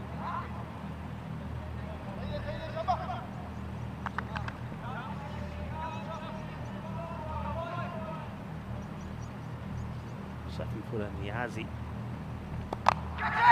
In the air, tries to catch it, and you get the wicket. And well, Niazi, he's sending some more love our way as a man who looks like he's set to be taking a tour of people around the Sierra Nevada. Is involved in the catch, and it's our man Solomon once more, Stefan Solomon, and that is the end. Looking captain, look, he's given us plenty of highlights. And Rahman, look, he carves this, tries to find the boundary, but finds the hands of Solomon. That's a really good catch from Stefan Solomon, and there's a little bit of love there from the bowler. And I'm liking that from Shafifullah Niazi. He's sending some love your way. One man who's not very happy about it and very disappointed, Safiur Rahman. But you know what? He'll be remembered for his performances in this Group A, and he'll be remembered for the way that he's led his team as well. But disappointment for the captain. But an opportunity maybe for the next batter, and it will be Rafiq Khan. This guy certainly did blast the ball about a little bit. Niazi gets a wicket. And now, before this next delivery, find time to quickly introduce back in the commentary box, Mr. Maximo. You're back. That'd be Saifur Rahman. He finishes his batting, at least at this ECL 23, with a bit of a whimper. Fortunate, isn't it? 13 off 6. They needed more out of the skipper. That's the way it goes. Hey, I was just crunching some numbers, okay? Tell me. So let's say, for example, that Germany don't win. They can still hold on to second spot, but they can't lose by more than like 13 or 14 runs. So it's actually not that much. Up in the air. And this is going to be over the infield. Should pull this back. Should get a couple. Do. Yeah. Good running as well. Yeah, so isn't that interesting? I mean, the first thing is, they won't plan on losing. I'll tell you that much. They won't plan on losing to the Stallions. But the Stallions, you know, something about teams with nothing to fear. They know they're going home. They want to take some points away from this. We saw them, certainly with the bat, crunching them earlier. It wasn't just Saifur Rahman either, although he made a very good half century. So yeah, that's the equation as I've got it. Now the masters of the direct hit, don't forget as well, Darmstadt CC. Yeah, but the thing is with Darmstadt, I mean, that last defeat would be hurting them when they lost to Byron. They would have thought when they put the runs on the board they want, but they didn't bowl very well. They let themselves down in the field. So they're looking to come back to winning ways here. So they're determined to get a victory here. Down the ground. The bounces goes to the fielder. Yeah, so I mean, I'll just show you, it's been a crazy group. So for example, Byron, who are on top at the moment, okay, if Darmstadt win or if Darmstadt win, they'll overtake them.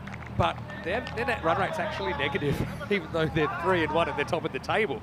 Yeah. So yeah, they're minus 0.062 at the moment.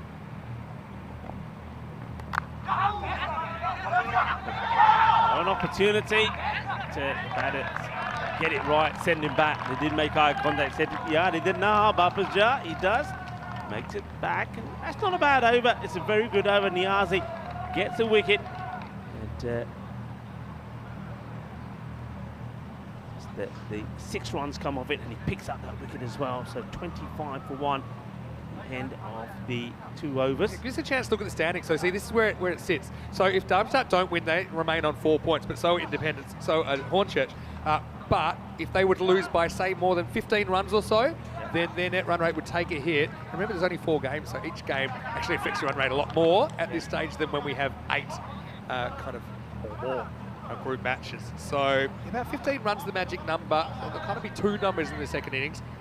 The more important one, I think, is to make sure you skewer that double chance, which is crucial. And well done, Byron. 3-1, despite getting a pasting 24 hours ago. Shows you how quick things can turn around. Second over, Mansour to bowl.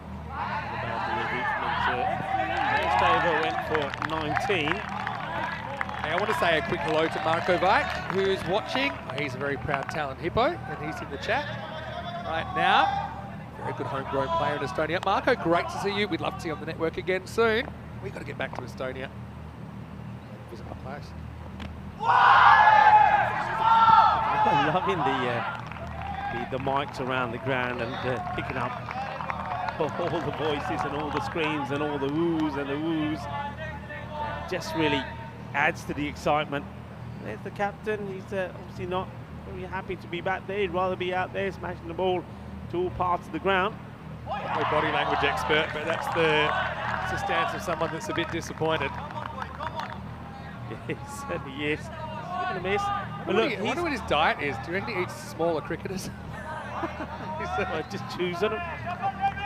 But the thing is, he's going to hurt at this moment in time, but he's got to be very proud with the way they play. And some of the performances, especially with the bat.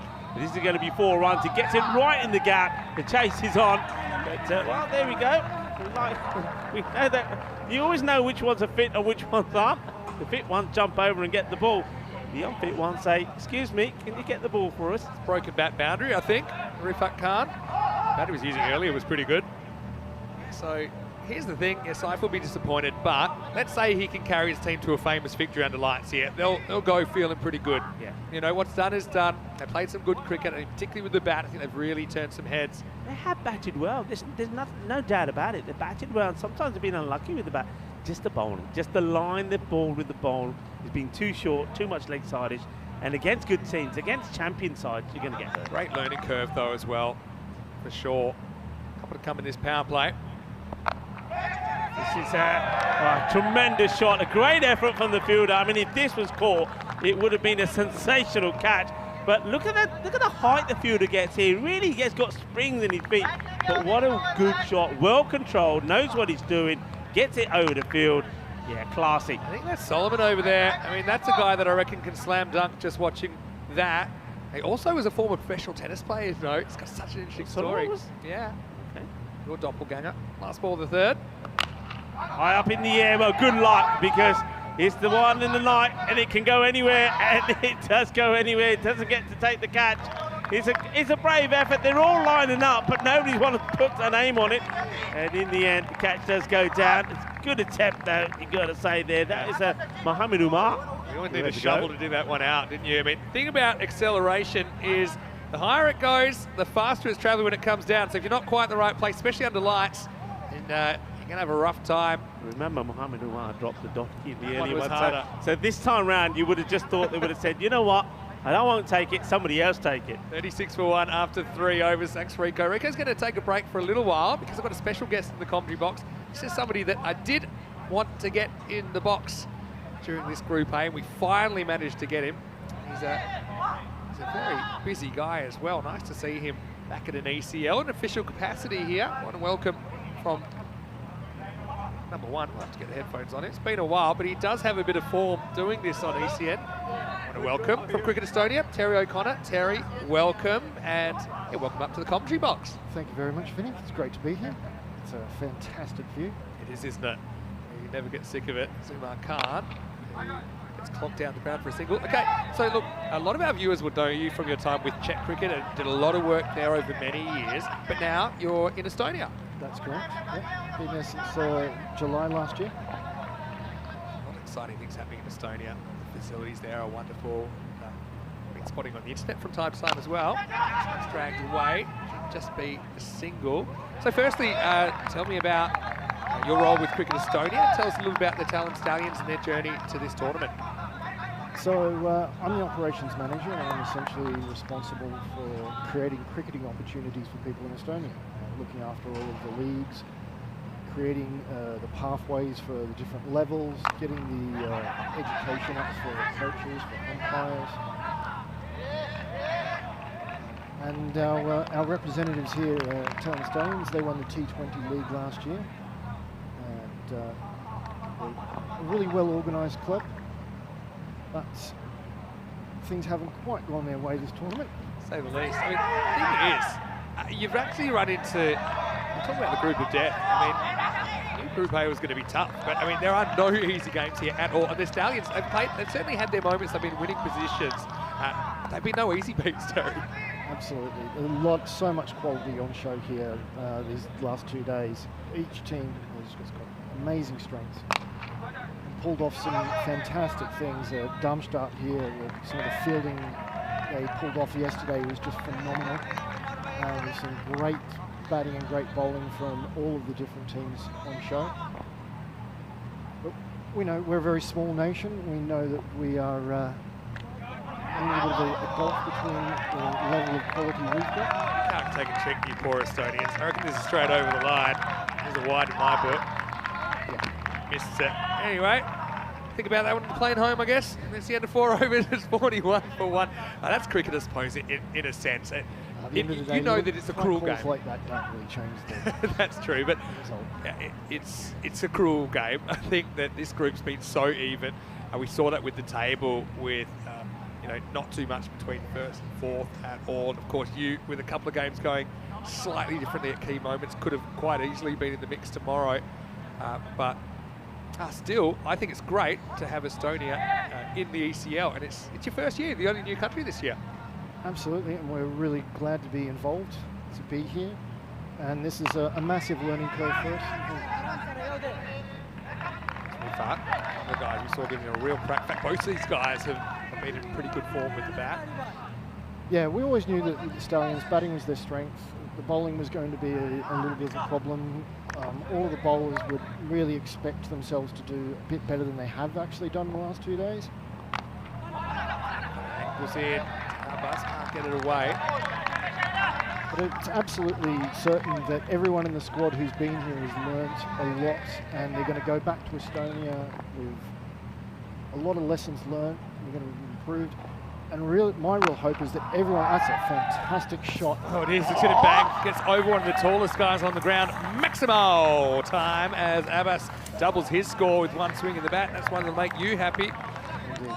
But I mean, I think you're right. The guys will go back to Estonia. And I think this experience will kind of rub off on the other teams. Of course, I'm sure it's very intense rivalry to get the qualifying spot now for the ECL. My real hope, I want the whole standard across the board in Estonia to lift. I want everyone back at home seeing exactly what needs to be done to get things to a higher standard so that we can come back in future years and compete at a higher level, pick up wins, whichever team it is that's representing us in the ECL. Yeah, of course. It was kind of railroaded into being a talent hippo, but of course I got time for all the games, all the teams there, and do like quite a bit of streamed action there as well. Oh well, this is a funny one actually. He's going to be run out. It's the total schmozzle. Well, I'll tell you what happens first. It hits him, he kicks it away accidentally. He doesn't know where it is. He's looking around, he's looking anywhere. He's running 45 degrees. He plugs his bat, he drops his bat, and he's run out. So apart from that, it was a fairly normal delivery. Typical ECN action. And obviously, when you got guys that are such in form, you don't want to lose them to a run out. Let's have a look on the replay, and I think you'll find that he's not even close to making this. There's the kick, there's the other kick. They can't find it, then he does find it, then he stops running, then he starts running, and he's run out. If he doesn't look back over his shoulder and instead just slides the bat, he gets home. I hate to say it. When you're 3 yards out from the crease, you can't be looking back over your shoulder to see what's going on behind you. My coach used to say coasters belong on coffee tables, and Abbas is too good to get out that way. It's handed to Kudratullah Olfat. He saw an opportunity, took it. As Abbas departs, it's 49 for 2. Yeah, well, we saw yesterday that Darmstadt, when they have shies at the stumps, they hit. Oh, they were incredible. Again, they did it here tonight under the lights. They don't. It's one of the things that I don't see any evidence so far of Darmstadt being phased by the lights, by the changing conditions. Yeah, it's a funny one. I kind of found a bit of a pattern that teams that talk about the lights tend to find it as an excuse. The teams just get on with it, and okay, it can be a little bit challenging. It's a bit different for sure, and the conditions are the same for everyone out there. Panwa, the new batter, and he decides to get started with the Maximo. Well, that's one way to do it. And well, Panwa actually at the non-strikers end did look a bit like Rifak, and that's what happens here. Elevates it, gets it out of the ground. Nice shot. Lovely shot from Rifak there. Lovingly known as Riffraff back in Estonia. some special viewers in here as well, Terry, at the moment. Last ball of the 5th coming up. This is off the hip. This is going to be another boundary. So, well, he loses his partner, but he doesn't spend any time grieving. Riffraff turns around the corner. And it also takes us to the end of the 5th over. It's 59 for 2. Again, that's good hands, good fast hands to get through that. And I just noticed that Ragnar is tuning in at the moment. She's your, I won't say sidekick, because I think she's very much your equal on the not Estonian sidekick. cricket. She's the host. So tell us a bit what's happening with your YouTube and with some of your Terry's Tips videos for Cricket Estonia. I've been enjoying them. Well, yeah, I'm glad you have been. So we're basically just building on what has been done in the past. You may be aware that last year, Estonian Cricket Association was the winners of the ICC Global Development Award for Digital Engagement. And we're just now extending that, going further with lots of little aspects. Ragnar, who you mentioned, she's the host. She's also the wicketkeeper for the women's national team. Great job. Wicketkeepers make the best hosts as well, Ragnar. I knew you were going to say that. Oh, tell you what, Terry, I don't know what you've done here, but this, does he move? Oh, it's a bit wide. It's a couple moves after the ball's bowled. Anyway. I've got my Estonian hat on, but I don't think we're getting the calls here, really. Really? Anyway, you'll get something here. They might get 2 on the fumble. Up goes the stop sign. Hey, Ragnar, love the work you're doing. I say my Estonian needs work. We've got James Stewart. He is in Estonia watching right now in the chat. Chris Schinkel as well. I'm here with Terry O'Connor, Operations Manager from Cricket Estonia. He's my special guest commentator. The first innings of this game. Toss, knocked away for 1. And hello to Marco Vike, who's in the chat as well. Mentioned him. Another wicket keeper. He's wicket keeper for the men's national team. Yeah, and he's a good keeper as well. I remember him playing in the ECS in 2020. Hi, Marco. Also hi to David Robson. And can't say disagree too much about your comment, although it's kind of more a sign of how things have been going. Things haven't really been rolling your way. Number 1, I rate you top of the table in outfits. I love the Power Rangers outfits. Feel like we could have done more to get a horse on them for you, but yeah, that would have been a nice touch. I like them. I can't. That's gone for too many. This is up, and it's just going to be 1. Hey, so you said Ragnar's in the chat. I want to ask you about women's cricket in Estonia and how that's going. Women's cricket in Estonia is very, very good. It was actually extremely strong about 10 years ago. The women's team used to travel around Europe, play against the Netherlands, against Germany, Belgium, Jersey, Gibraltar. There you go. Oh, it's called.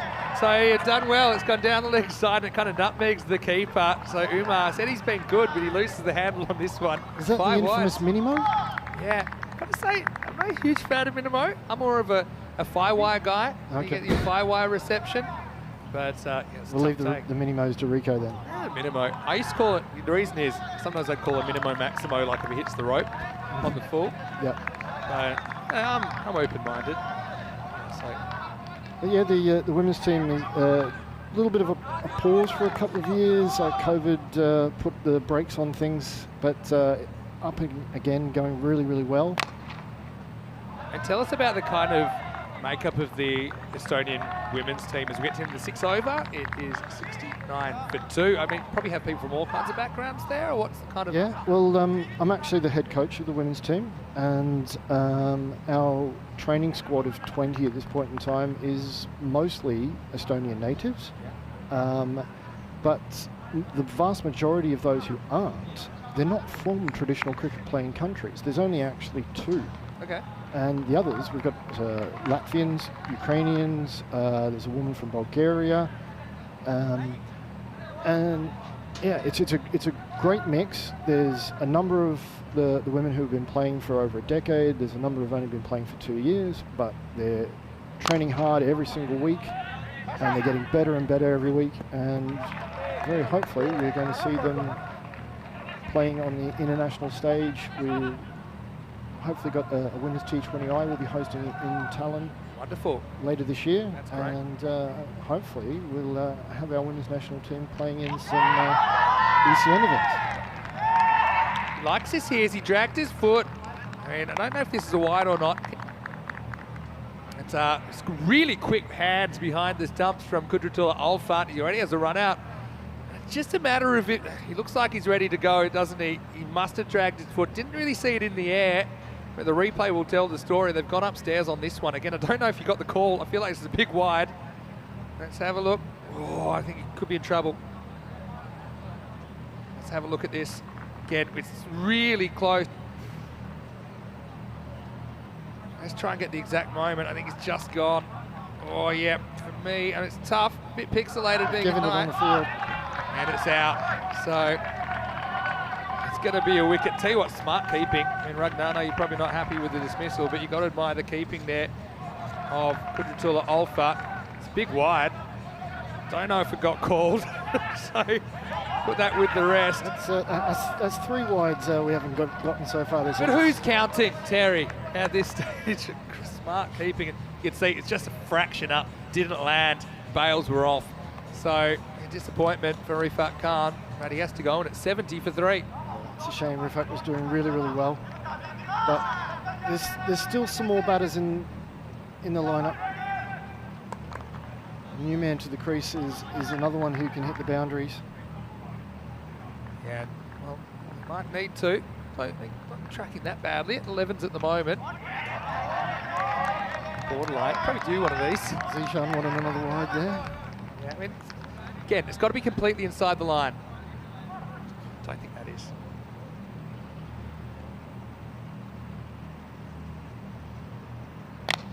One won't be wide either. For 1. Yeah, so I think that's great. Now, question from John in the chat. A couple of questions, actually. I'll go to Conrad because his is easy first. And also hello to Kush, but he's asking, is it dewy there now? No real dew, right? Dew hasn't been a factor so far in the night games. Not that I can tell anyway. Seems pretty dry. So hello, Conrad. Nice to have you with us. Yeah, but I want to get a question to you from John Gray. Uh-oh, look. Oh, wow. This almost bounces onto the stumps, and the batter Panwa had no clue. Yeah, the keeper's smart here, leaves it alone. It almost bounced right on the top of the stumps. Fast-paced game. We'll get to the question very shortly. And this is going to be sliced over the top, and this will just pull up in time. Now a bit of Thunderball factor. They get 2. They think of 3. Oh, he's going for it. Trouble. And they'll get 3. It's the first 3 of the tournament. I can't believe it. This one just blasts through the keeper. So a rare triple for Panwa. And right now, Alfred has no idea how that happened. It's the end of 7 overs. 74 for 3. Fantastic running from Aditya and Zishan there. Yeah, the line between silly running and good running is pretty thin sometimes. It's yeah, you see, they thought it got so far away from the other fielder that it was worth a 3rd, but I don't think anyone could believe they were taking it. Better throw there, I think had him in trouble. But he tested Olfart, he couldn't deal with it. So Keeper was expecting a Darmstadt direct hit. Yeah, well, true. It's probably fair. Unfortunately, you're not going to make the top 4 at this stage. But we do have finals day in Group A tomorrow. Hopefully the guys can come down and catch the final. It's always great. I know you've seen a few finals down here. So we start with the eliminated 3rd versus 4th. First versus 2nd. We only know that Byron's in there. We can't really confirm the other team in that qualifier yet. And then, of course, the afternoon games. So Stefan Solomon, who got called a bit of a Rico look-alike earlier. I think that's good for Rico. That's what he's called a wide. Okay, question from John. Let's get to it. He said, tell me a bit about the background of cricket in Estonia and where do you play games in Tallinn? Tell us a bit about the ground. So the National Cricket Ground in Estonia is at a place called Tissier. It's just outside of Tallinn. We've got 2 fields there and 3 net bays. This is up and gone. I'll come back to that. Panwa holds out. Well, no good deed goes unpunished. He hustled through to get the 3, but now Solomon breaks through. And so Tallinn, they lose a 4th wicket, 75 for 4. Catch under lights, isn't it? I know that some of the players would find it a bit of an adjustment playing under lights. Yeah, it's a new experience, but like you said before, you've just got to go out and play your own natural game and put it aside, focus on what you do well. We've got a lot of plans for the facility at Tissier, and hopefully we'll have a multi-sport indoor centre there in a couple of years. We'll be able to train and play indoors, as well as a 3-storey clubhouse. Yeah, because I've seen a bit of indoor cricket actually. that's been going on. Obviously, from my time in Estonia, they said once they tried to start playing in April, but the snow was an issue. So the actual playability. We don't have any matches scheduled for this year until the start of May. Yeah. And, so indoor cricket, is that the kind of indoor cricket? How hard's the ball? It's not the kind of indoor cricket. Just using a yellow ball. Yeah. The typical yellow indoor ball. Yeah.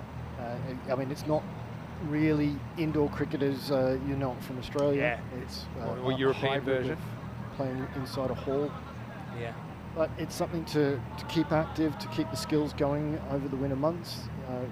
Quite legitimately, we've basically got 7 months of the year where we can't play outside. So it makes life really difficult. Now, this one almost carries to the field, who knocks it down. So it says Krishan, he's off the mark immediately.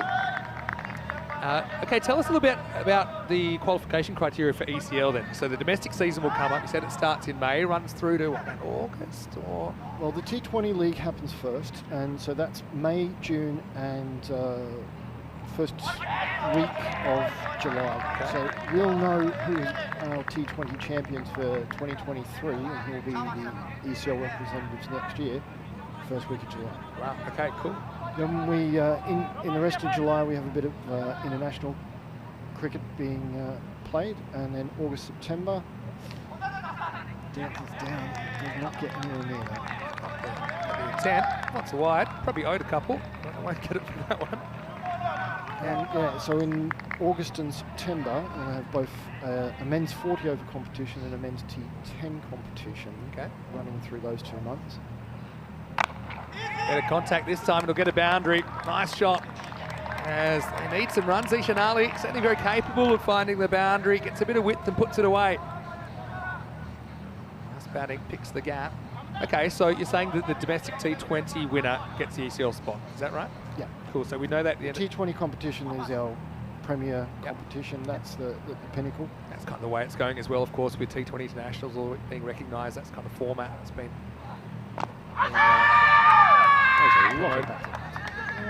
So even if there wasn't, I don't think it's hitting the stumps. It's the end of the over. 81 for 4. I did say that Darmstadt, if they don't win here, they should go to the World Appealing Championships because they certainly had a couple of good ones before. Anyway, takes us to the end of 8, and it's 81 for 4. Let's have a look at what's happened so far. A couple of big overs in there, 19 and 18, but yeah, you can see a couple of lean overs, a couple of wickets falling. So yeah, work hard, 100 plus on the board, and I think you can play the role of party pooper here because you can spoil the double chance for Darmstadt if you win by about 15 runs or more, because their net run rate will dip. Probably not that you care that much anymore. You're probably just looking to win full stop. Yeah, well, I mean, that's not the focus for them of how it affects the other team. It's more about going out there and playing. I mean, you want to walk away with a win. And look, Absolutely. every game's winnable. I think, you know, you've been in every game as well. It's just been a few lapses, but I think it'll be great experience for the guys. I mean, that's what everyone would say. I've got a question. When would you expect Estonia to play Test cricket? Never. We might be in the ground long before that happens. Oh, well bowled. Nasiri slips through the Yorker and Krishan can't deal with it. It's good death bowling, isn't it? It was quite fast as well for a spinner. So 10 balls remaining and the score 82 for 5. It's a very impressive ball, and see from the expression on Krishnan's face that he was well impressed with that delivery. Yeah, it was good, wasn't it? He was not expecting anything like that. I think we've had one of the lights go out. Yeah, just had a bit of a blowout. Yeah, he bowls the lights out. Smart work by Nasiri. He has 2 for 6 off 8 balls. Again, I just think that we'd love to also have some more ECN cricket in Estonia. I know that our calendar's pretty packed. I know that yours pretty packed as well, right? Because you have quite a small window. But yeah, I really hope that we can get there for some ECS cricket before too long, because we had a great time there. Just had the weekend series. No Stu Hook will probably retire because he's got an ECN average of 228, and he probably doesn't want to risk that. But yeah, Mr. Muscles, hello if you're watching. Always great to see you. Well, the thing about Stu, he's such a cricket tragic, there's no way you can keep him from going out to the crease and having another bat if there's an opportunity. So he's not going to just retire on that. And I loved it that his teammates gave him a bat that says Mr. Muscles. Showed me it last time. Hello to Zishan, who's watching from Malta. Says him, Billy, and Glenn are having shapes. They're having barbecue shapes. Remember barbecue shapes? Yeah. Of course, because your history, you grew up in Australia. That's right, isn't it? Yeah. I lived the first 30 years of my life in Australia. So you just recently come. Kanayaka, the new batter, left hand. Nice looking cut shot. Picks out the fielder who knocks it down. Suicidal 2 on the way. Turn it down, that's probably a good idea. Tell us how you ended up in Europe in the first place. I moved over to London in 2004. I was essentially working in IT, designing databases. And I got a German girlfriend and moved to Germany. Good shot. I reckon that may go, but it may not go. And it's caught. Smart work from Shakur. Ali got it 95% of the way there, but it wasn't enough. Nasiri cleaning up here. It all happens in the ninth. The lights have gone out. The batters are disappearing as well. The score is 83 for 6. Okay, so designing databases. Interesting. Yeah, can't do that anymore. That was almost 20 years ago since I stopped doing that. But I couldn't get any work in Germany because I didn't actually finish my degree. Right. Australia and England didn't care about that. Germany did. So I got some work in the Czech Republic teaching English. And so I was living in Dresden, and Prague's an hour and a half away. Yeah. So didn't think that was going to be a problem. Yeah. I was only supposed to be in Prague for a year and a half, and then we'd go back to Germany, and plans changed. Yeah, it can happen. 14 years later, I was still in the Czech Republic. Yeah. Beautiful city, though. It is, yeah. Stu Hook's in the chat. Hello, Stu. Obviously, his ears pricked up. I talked about him protecting his average. There's a new batter out there, Zahan Khan. Get that away. Again, intense there. A sneaky little couple of boundaries. Maybe they can get the high 90s, maybe the 100. Darmstadt will be pretty happy. It will be their first time batting and last innings of the day under lights. It can be a bit different. Stumping chance was a tough one. Light can't hold on. And now, good luck backing this up. It's going to be 2 byes. Probably owed a bit of luck. This is a tough stumping as a keeper whenever it's between the batter's body and the leg stump. It's a bit awkward. It was also quite low. Yeah. I think he just misjudges the bounce slightly. So they do get back for a couple. Score at the end of 9 is 85 for 6. Stu just telling everyone that Finland are their closest cricket mates. Makes sense geographically in Estonia, so we play them a fair bit. Latvia and Lithuania come up for a yearly Baltic Cup. Yeah, followed the Baltic Cup last year. It's a Baltic Cup this year. We not only have Latvia and Lithuania visiting us, we also have Iceland. Oh, wonderful. I know they've got 4 clubs in Iceland.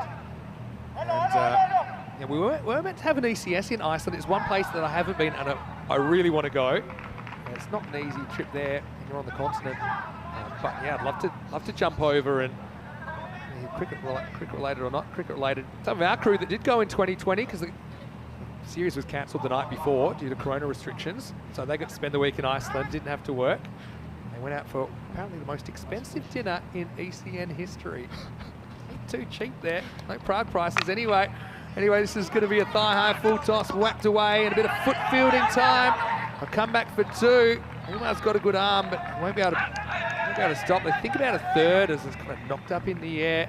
Love the old scramble of the 10th over. Hey, okay, before we go, back then, that was very intelligent from Czechia. You have done a fair bit of commentary on ECN, especially through the formative times of the ECS and the Czech Super Series was when we first came together in 2020. I was thinking about it earlier today, and I think including this, it'll be 43 or 44 times. Oh, this will be handy. Is that right? Well, speaking of 4s, there's a 4. And it doesn't matter how you get him. Makanayaka tries the pull. There's more glove than anything. Maybe a bit of handle. Just loops over the keeper, and there's one of the boundaries you need, Terry. Take them any way you can get them. So Michael says cricket on ice would be a nice event for Estonia. I think there may have used to be a cricket on ice somewhere around there. No, the Estonian Cricket Association used to do cricket on ice quite regularly, especially about 10 years ago. Yeah. But okay, winters are so mild now. Yeah. Global warming. It's not really possible. Okay, this is what I remember. I reckon when I was playing, we used to look up some cool places to play cricket. And I looked up this cricket on ice. in Estonia. And I recall one of the rules were the captains need to do a shot of vodka at the toss to toast the wicket. Were you aware of this? I've heard about it. I can't confirm or deny whether it is actually the case, but I've also heard the story. Seems like it's pretty interesting. Yeah, thanks so much for contributing to the chat. It's been great to be here with Terry Connor this innings. Stallions trying to reach the 100. They won't do it like that. Dot ball. So, I did end up playing ice cricket in Switzerland, that was only a couple of weeks ago, actually. That's a very famous one. It's been going back for 35 years now. It's a special place in ECN's history. It's the kind of test tournament for the ECN. We did that back in 2019. Well, yeah, as far as I know, Estonia was actually the first place to do the ice cricket. I want to get 2, but they're not. So I'll get 93. Maximo would be handy. It's at 100 even. But yeah, so 43, 44 games. And of course, Danny Hudacek also wanted to say hello. Got Joe Foster. I wanted to say hello to you as well. Got a lot of people messaging me, a lot of friends in the Czech Republic. They're missing you. And obviously to everyone back in the Czech Republic. They're very thankful for your contributions. And I love what you're doing with Estonia right now. Here we go. Last ball. Pretty good shot. That's going to be 4. Well, it's not quite a 6, but it's the next best thing. As Ekanaka finishes with a bang. And Talon Stallions score 97 off the 10 overs, 97 for 6, and what a good way to finish. Absolutely.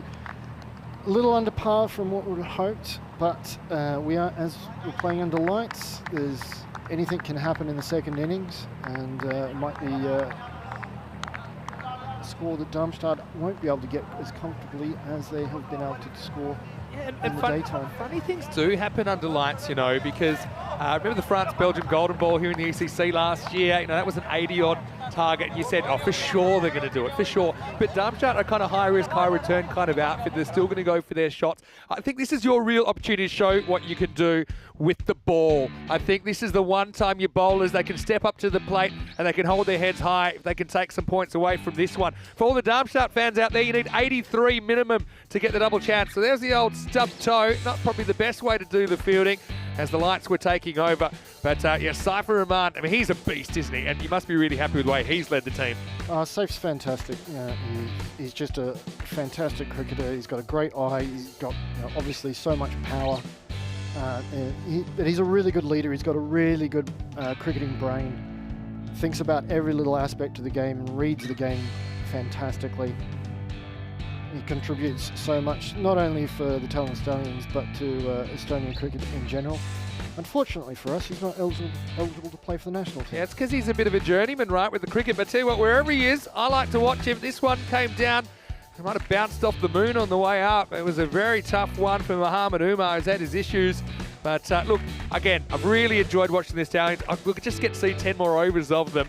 That was a bit of a disastrous run out. Faraz Abad made about 7 mistakes on 1 ball and found himself a little bit short. Also found himself batless, which is always a bit of a difficulty when you're running between wickets. But look, in the end, they do fight. And Terry, well, you've watched enough ECN to know that 97 can win you some cricket matches. Oh, yeah, we've seen teams defend significantly lower scores in various competitions. And last night we saw Byron, who have been smacking the ball around during the daytime, struggled to score, got out for a really low score. And they're a team who beat Darmstadt earlier today. So if Byron can be held to such a low score, there's no reason why Darmstadt can't be as well. Yeah, no doubt about it at all. Just thinking about that final score, you're probably 3 wides short of 100 in the end. But anyway, looking at Solomon, he came on and took a wicket pretty quickly. Look, I think, like I say, the lights, some people are more comfortable than others. But I think we saw Darmstadt CC, for the most part, hold their catches. So I think that, you just got to kind of put it out of your mind. It's a bit of a new experience. That was a real slippery Yorker to get through Ram Krishan. Tissier had a bit of a party here in match 10, 3 for 7 off his 2 overs. Again, Darmstadt CC, I mean, you must be pretty impressed with them. They've been pound for pound. I know they blew a big total earlier today, but they've been really impressive. They have been, particularly in the field. That performance yesterday was just phenomenal, but they've got such good bowlers and they've got batters who can hit the ball to all parts of the park and clear the fence with ease. And I mean, most of the other teams are all looking at Darmstadt as this is the team that we have to beat if we've got any chance to be the ones to go through from this group to the finals. So Darmstadt will be coming out firing. Yeah, they will, and just repeating that, if they get 83 at least, then they'll at least secure second place in the double chance, but they want the 98, I'm sure, for victory. You saw that a few sundries in there as well for the Stallions, helped them up to that score of 97. Just looking at the scorecard, again, Saif losing him for 13, that hurt Rifak. 28, the top scorer. 12s for Faraz Abbas before he got run out disastrously. And then a late charge from Ekanayaka, 12 off just 5 balls with 2 boundaries. As far as the bowling went, he saw 3 for 7 this year. He was the star. Also wickets for Shafiul Niazi and Stefan Solomon. Once again, I just want to say a big thank you to Terry O'Connor from Cricket Estonia. And look, Terry, I want you to stick around because I always like your company here at the Cardamom Oval. You certainly liven things up. I want to say, quite honestly, hello to all my friends in Estonia. I always love getting up there, and I hope you're going well. Hope you've enjoyed the experience. Hopefully you enjoyed the rest of the tournament as well. Big thank you to you. I know you're doing great things. To Ragnar, keep up the good work in the YouTube as well. I'm watching, and hopefully you'll be watching when we come back. It's the Stallions. If they get 2 points, you need to defend 97. The lights are on. That means crazy things are going to happen. Vinny Sandhu here with Terry O'Connor. Also Rico, he'll be back in a second. We'll see you after the break for the final innings in Jade. Oh, here we go. For me. Yep. Okay. As a resident of Estonia, you have to have an Estonian Cricket Association shirt. Thank you so much, Terry. That is so kind. I'll wear it with pride. Well, you go back and cheer on your team because I know you really want these 2 points. We'll see you after the break for more European Cricket League.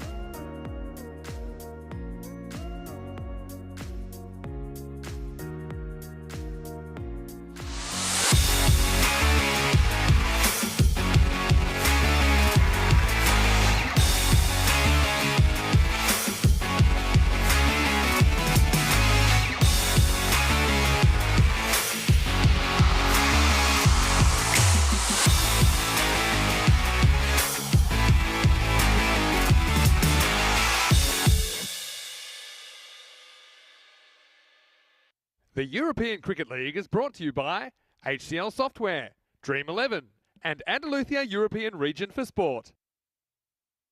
Hello and welcome back to the Cardiff Oval. It's quite the sight under lights. And Stallions had an exciting journey so far in the ECL.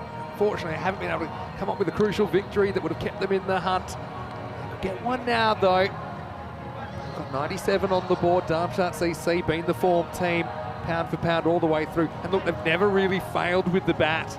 They're not planning to start now. You know, cricket's a funny game. 98's the target after the Stallions scored 97 for 6 off their 10 overs. To get the double chance, though, Germany could lose as long as they score at least 83. They'll know that. Let's get ready. Let's get set. Let's go. Starts with a 1. This is Aditya Panwa who's opening up. Captain Azman Ali pushes it away for 1. He's out there with Mohamed Umar. Many Sandhu here, Mr. Maximo for the European Cricket Network. Hope you're having a wonderful evening wherever you're watching from around the world. Here's the man. I'm sure he's having a great evening. Yes, Rico Full.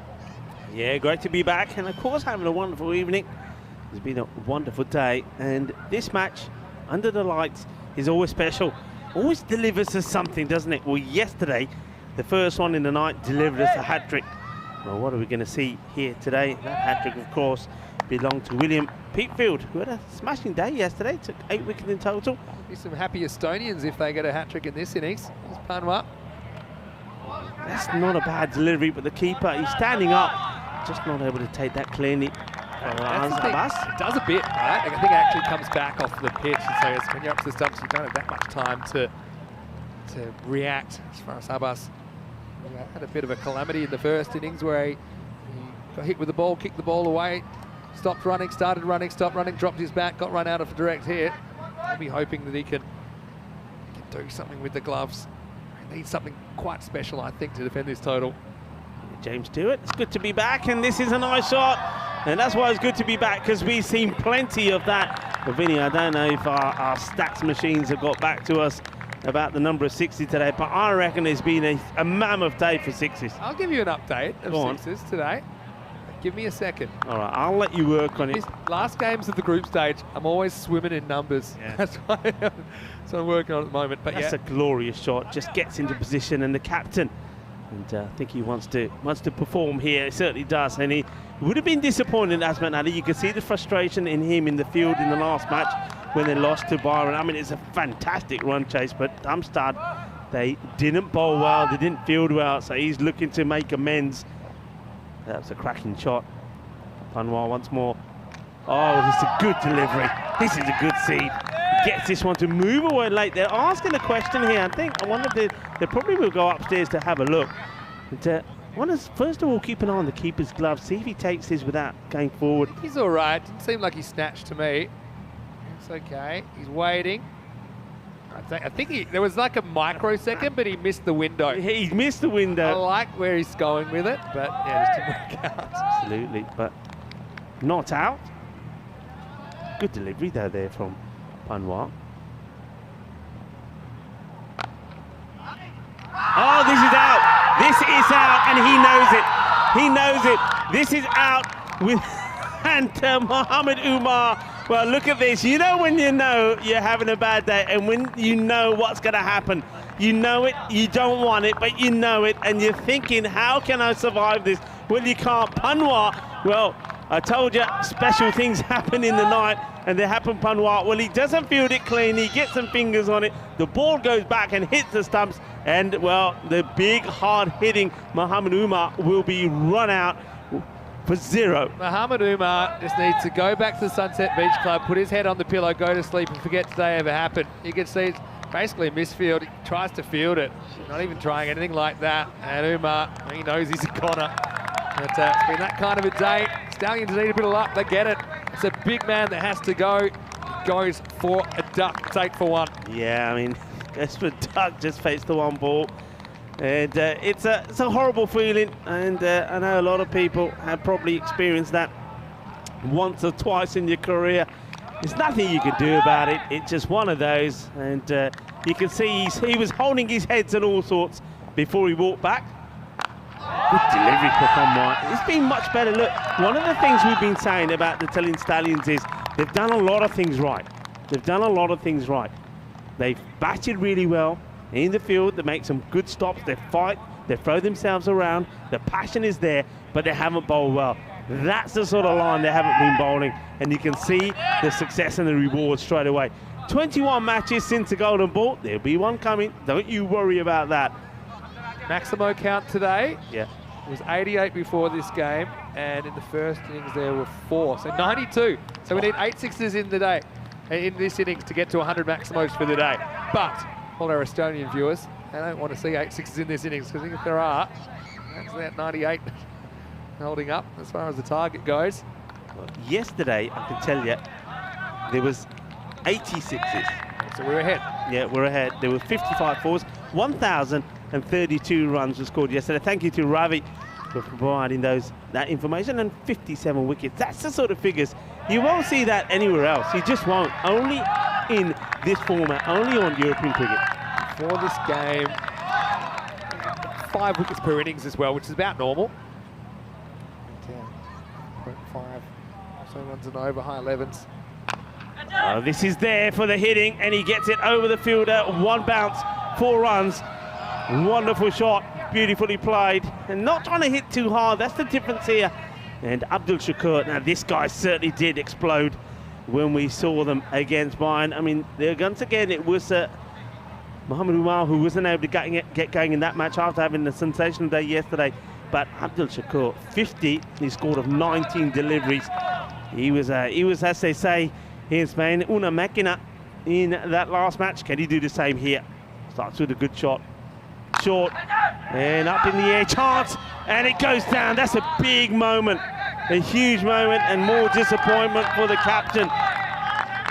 Gets the opportunity, puts the catch down. Shakur is not a guy you want to drop. Difference between the two teams at the moment. I mean, Darmstadt CC caught pretty much everything that came away. I think it was one real kind of ball that came from the clouds that Umar, of all people, couldn't quite manage, but it's a big moment, isn't it? Can't afford to give too many chances to these German top order batters.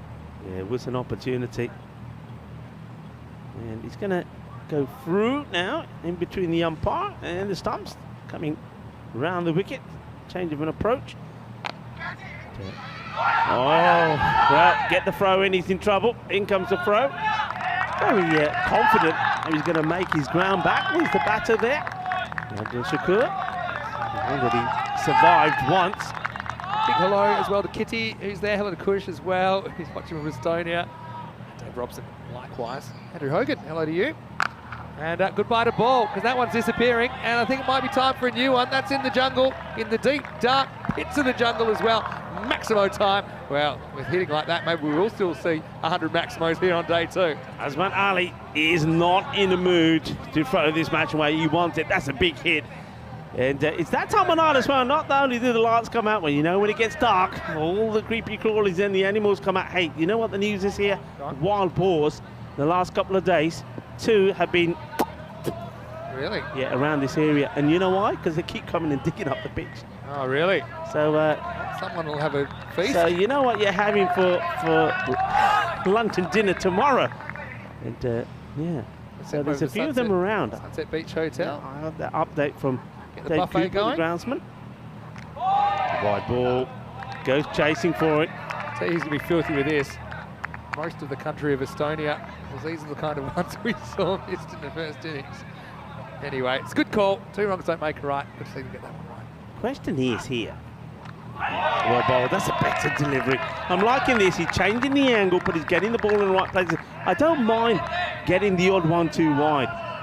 That's better than the full tosses they've been bowling. Let's hope they don't go down that route. Let's see if they can stop bowling what we're calling it. Well, that's a cracking shot. Beautiful shot. He gets a couple of chances at it, misses out on a couple, but this time round he rocks back, gets on top of it, cuts it away. Good shot. And the captain looking good. End of the over. And the score moves to 25. So it's a good shot being played. Yeah, let's see if they can avoid the 7-up, as we're calling them. Yeah, the 7-up, I know what you mean. No balls that go for 7. So basically, if Darmstadt CC win this, they're top of the table. If they lose, but they get at least 83, they'll be second. If they lose, they get less than 83, then actually independent CC from Guernsey will overtake them in second. So all the Guernsey people at home, all the supporters, they'll be hoping that there can be a dramatic collapse. It would have to be pretty dramatic. We certainly haven't seen anything so far to suggest the Germans wouldn't continue just bashing their way to the target. Anyway, Panwa bowled a pretty good first over, comes back to bowl out here in the third. Well bowled. Panwa, I've liked the ways he seems to have changed his approach slightly. He's not trying to bowl too fast, not trying to bang it in. He's learned, and this is what we said. Playing better, good standard of cricket, good players will learn and adapt, and Panwa seems to have done that. Not trying to bowl as fast, just getting the ball up in the block. Location, location, location. Goes for this one. I don't think it was quite there. I don't think we're short enough. Misses out on it, does the captain. Yeah, it wasn't really short enough to pull. Sometimes they're good at that. So no one back on the leg side, square of the wicket. So that's why I think he looks for it. But a deep point they're going to lie on at the moment. Last over the power play as well. This has been hit pretty well, and this disappears once again into the dark night sky. Will be 4 runs. Just bounces short of the boundary, I think. But unlike in the way he plays this, gets his feet into good position, hits it up and over. A good shot to play in the power play when you know that the fielders are inside a 30-yard circle. Exactly right. So Panwa gets a little bit of width, I suppose. Terrible work. See, these Germans got all the tricks, don't they? Oh, well, this is a classy little shot. And has he got the timing on this? And, well, it gets a little foot on it. The fielder almost goes over the boundary markers. Let's have a look at this. I think he just gets his right. Does. This is a perfect little through ball, isn't it? Loving the shot first. Look at that. He's just a little flick away. Getting a bit of length, so he thinks he can get away with that. Yeah, there's no problem there. As well. Good work. Ooh, he says, ooh, that was a big chase. Long way to go to not save the boundary, I suppose.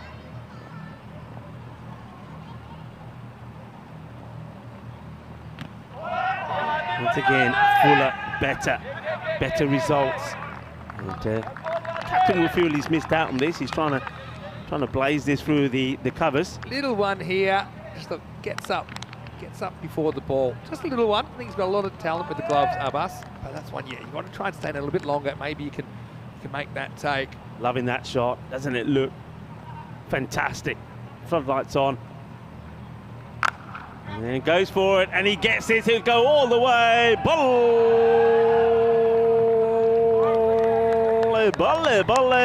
Ginna zona. Shaka. Lag gaya. Sí, así me gusta.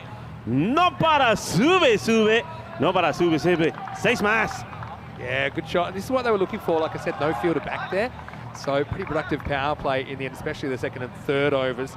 38 for 1 after 3. So if there's any signs of nerves in the German camp about what's at stake here or a kind of tricky little target, they're not showing it. They're batting with complete abandon, the way they've batted all through this series. Certainly wasn't their batting that let them down before. They still blasted 140 plus. Yeah. No one's quite had the answers to their top order yet. Yeah, Kanoka will come to bowl. He's second, so they're sticking with bowling out the 2 openers here. I think he bowled well. I'd like to see him stick to what he was doing earlier. He's not gonna, he's just gonna bowl over. I think he bowled much better when he came in between the umpire around the wicket and just angled that ball across. Maybe he'll change to that. Sliced. It should be gone. And it's been held. The catch has been taken. It's a good catch to take. This is going to be spinning a fair bit, and always difficult to adjust from the matches they played earlier during the day to these ones. So has a bit of a swing, doesn't get it right. Abdul Shakur will go.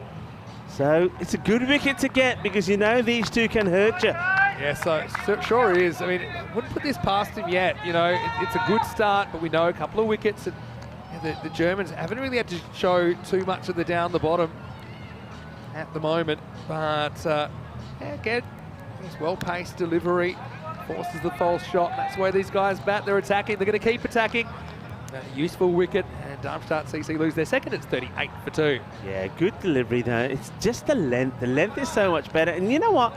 If you were to apply what they've done so far, especially in the bowling length, to the other games, they would have had a couple of victories. You know, they would have. It's the bowling that let them down. And Ekanaika, we know he's a good bowler, and he's showing that here now. He's bowling a good length. Look, he's got a bit of confidence flying through him now. He's picked up a wicket. A new batter comes out. It's only the captain who's standing firm at the moment, and it's Solomon that comes out.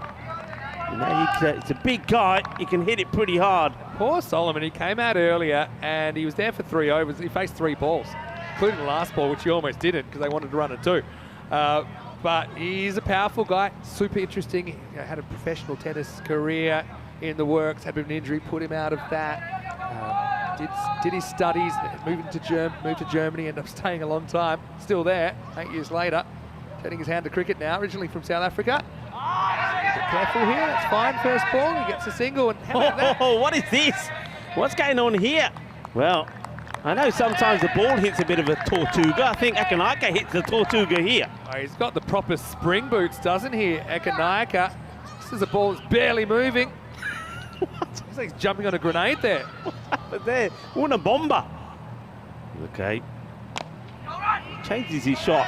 Looks to like he was going to flick this on the onside, and then pushes it through into the covers, takes a single. Once again, hello to Andrew Hogan, of course. Be remiss of me not to say hello to Mrs. Hogan. Hopefully you're well. And he's saying good morning. You know why? Where he is, it's 6:40 in the morning, if I'm not mistaken. So good morning to you. Still night time here, Tuesday night cricket. It's a wide delivery. The umpire does call it correctly. Nilkesh Patel out there with Ian Rummage, 2 match officials. Yeah, good call. And this one, well, does come back. Has to play at it. Does play at it pretty well. Could been touching over to wide, but happy to take one. And Darren Corky saying he went to the same primary school as Stephen Solomon. Was a great tennis player. I know that he had high ambitions, but might have been a bit of a knee injury that kind of threw him, unfortunately, out of that sport. But yeah, great to see him playing cricket. He's done some good things as well. He was pretty good with the ball earlier. He's a bit of a triple threat, to be honest. He's a good kind of bit-part player. He can excel in all 3 disciplines for the Germans. Oh, missed stumping. Missed opportunity here beyond the stump from Abbas. And, well, that's a big let-off. That's the wicket you want at the moment. And the captain, Ali, gets lucky. Yeah, I mean, it's the bounce that does him. And also, didn't really turn back. Does everybody. Sliced away, and this is what I like. You see, there's no shortage of passion, no shortage of desire. Can they pick up their first victory?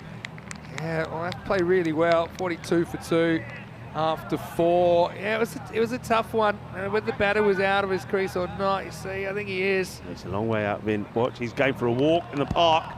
Yeah, and see, it's a rough one, really. The bounce made it tough for Abbas. But yeah, again, you want to win this game. They're the kind of ones you want to hold on to. End of 4:42 for 2, but pretty entertaining. I mean, Azman Ali 30, but not a lot else at the moment for Darmstadt CC. Middle over is super important. They stick with spin. Zishan Ali going to bowl the next over. Yeah, Ali bowled really well. Oh, he doesn't start well. Well, this one is being blasted away. Boom. Shaka, lagya, arriba, manos arriba, arbitro, porque eso es 6 carreras. Now, I don't know if he was a good volleyer or not, Stephen Solomon. I'd say probably. And I don't know how long the cricket pitches are in Estonia, but we've seen so many full tosses from them in these 2 days, and a lot of them have ended up here. Yeah, I think that one he may just get away with. I mean, it's a good job he's a tall man, I suppose. It might be waist high to someone else. It was about knee high or lower to Solomon. He knew exactly what to do with it. Yeah, you can't bowl there. It's not a good start from Zishan.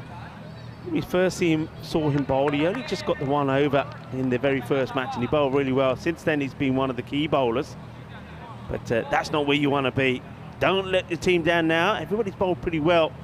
This is another full toss, but it gets punched down the ground. Fit a bit of power in it, but well fielded by the captain. Rahman, no mistakes. Good batting. I tell you what, being a ball retriever in the last game of the day is a bit risky, especially if you are afraid of the dark. because they're still trying to find that ball to the top of that hill. I haven't found it.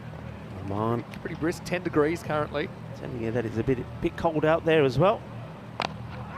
Just drops the bat onto it. Shadow 2, will they go for it? Well, Suleiman starts to come and decides no. That's the right call. I think this partnership's pretty important. And, Ali has been losing partners at the other end. He's hoping that that Stefan Suleiman can stay there with him. Well, David Robson, watching from Estonia, said he was hoping for 10 overs without a full toss. Well, hopefully you don't have too many more. This is out. So I think the rate that they need to be at about just under 9. So if they can pick up a boundary, an innings and a few singles, that keeps them where they want to be. So you can see that's why they're not turning down any singles. Quite happy really to stroke the ball around. Would you be a bit more attacking with the field here? It's hard because they're bashing it. It's down to the bowlers. I mean, setting the field can only do so much. If they execute, then they can hopefully restrict the boundaries, maybe create some chances. Oh, the only thing I would change really, I would have my mid-wicket in, just move the long one wider, mid-wicket in, and just say, you know, if you want to go for it, chance it, go across the line. Yeah, might work, might not though, against these Germans. Oh, Gundy again, that's a great take. Oh, that's a superb take. Well, Abbas rectifies himself. Well, he missed out on the stumping, which is an awkward bat, but this is class. This wasn't a leg side stumping chance. This is a brilliant take. I mean, superb. She gets the foot there as a second level of insurance as well. Well bowled. Take us to the end of the 5th over, and the score is 53 for 2. Big hello to everyone that's watching. I know a lot of German viewers, a lot of Estonian viewers in the chat right now. Vinny Sandu here, Mr. Maximo. Tuesday night cricket live, or Wednesday early morning cricket, depending on where you are in the world. If you're in the kind of Eastern Hemisphere, if you're in the US, still pretty reasonable time of the day, but great to have us with you. And of course, tomorrow's really exciting. It's our first finals day of ECL 23. That's what I love about this concept. Every week, 2 finals day. It's crazy. It is such a quick turnaround, and it actually makes the group matches even more exciting, doesn't it? Because yeah, we can't kind of have people in their spots and drifting. It seems like every match people are changing positions. Yeah, and what it does show is that no matter how good you are, you can't afford to have a bad day. You have a bad day, it could be the curtains. Hornchurch looks like they're going to finish 4th, the English team. I know. They finished 4th out of 5. And we're talking about a team that Estonia were in the driver's seat last night against them. It could have been adios. It could have been adios. It's been amazing stuff. Okay, well, this is the captain coming on the bowl. So I asked Saif, you can't bowl at all, can you? Because you know they've had some issues. He says, well, don't really want to. But where he's saying, all right, I'm going to go. I suppose the big man gets a bit of bounce here. I wouldn't say he's a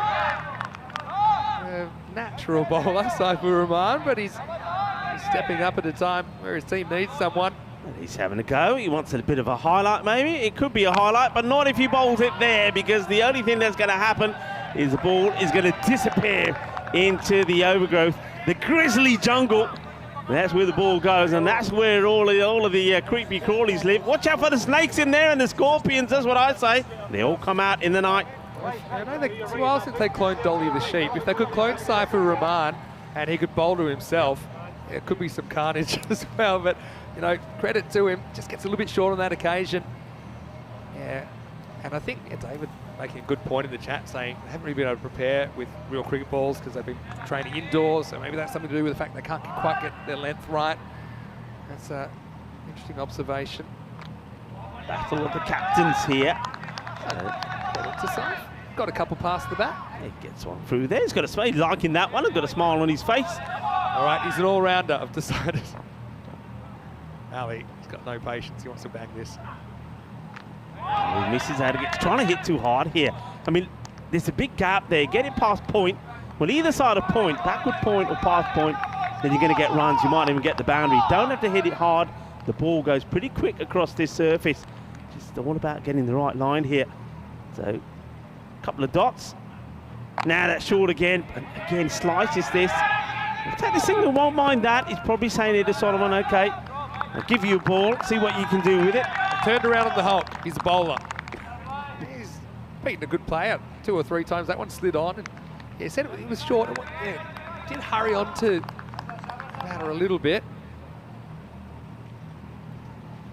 Last ball of the over Can he get out of it? Single digits. Yep. So I'm not quite happy just to sort of punch this out into the covers. Slight misfield, but backing each other up. It's a single, end of the over. Score moves to 62 for 2. So moving along nicely. The rate just creeps up slightly, just gets to 9 there with a bit of ticky-taka. Yeah. But still, I mean, they've still got wickets in hand. The other thing, don't forget, they just need to get 83 to at least get the double chance. Okay, look, you still want to finish top. Who knows? Weather's unpredictable. That can help you a lot as well.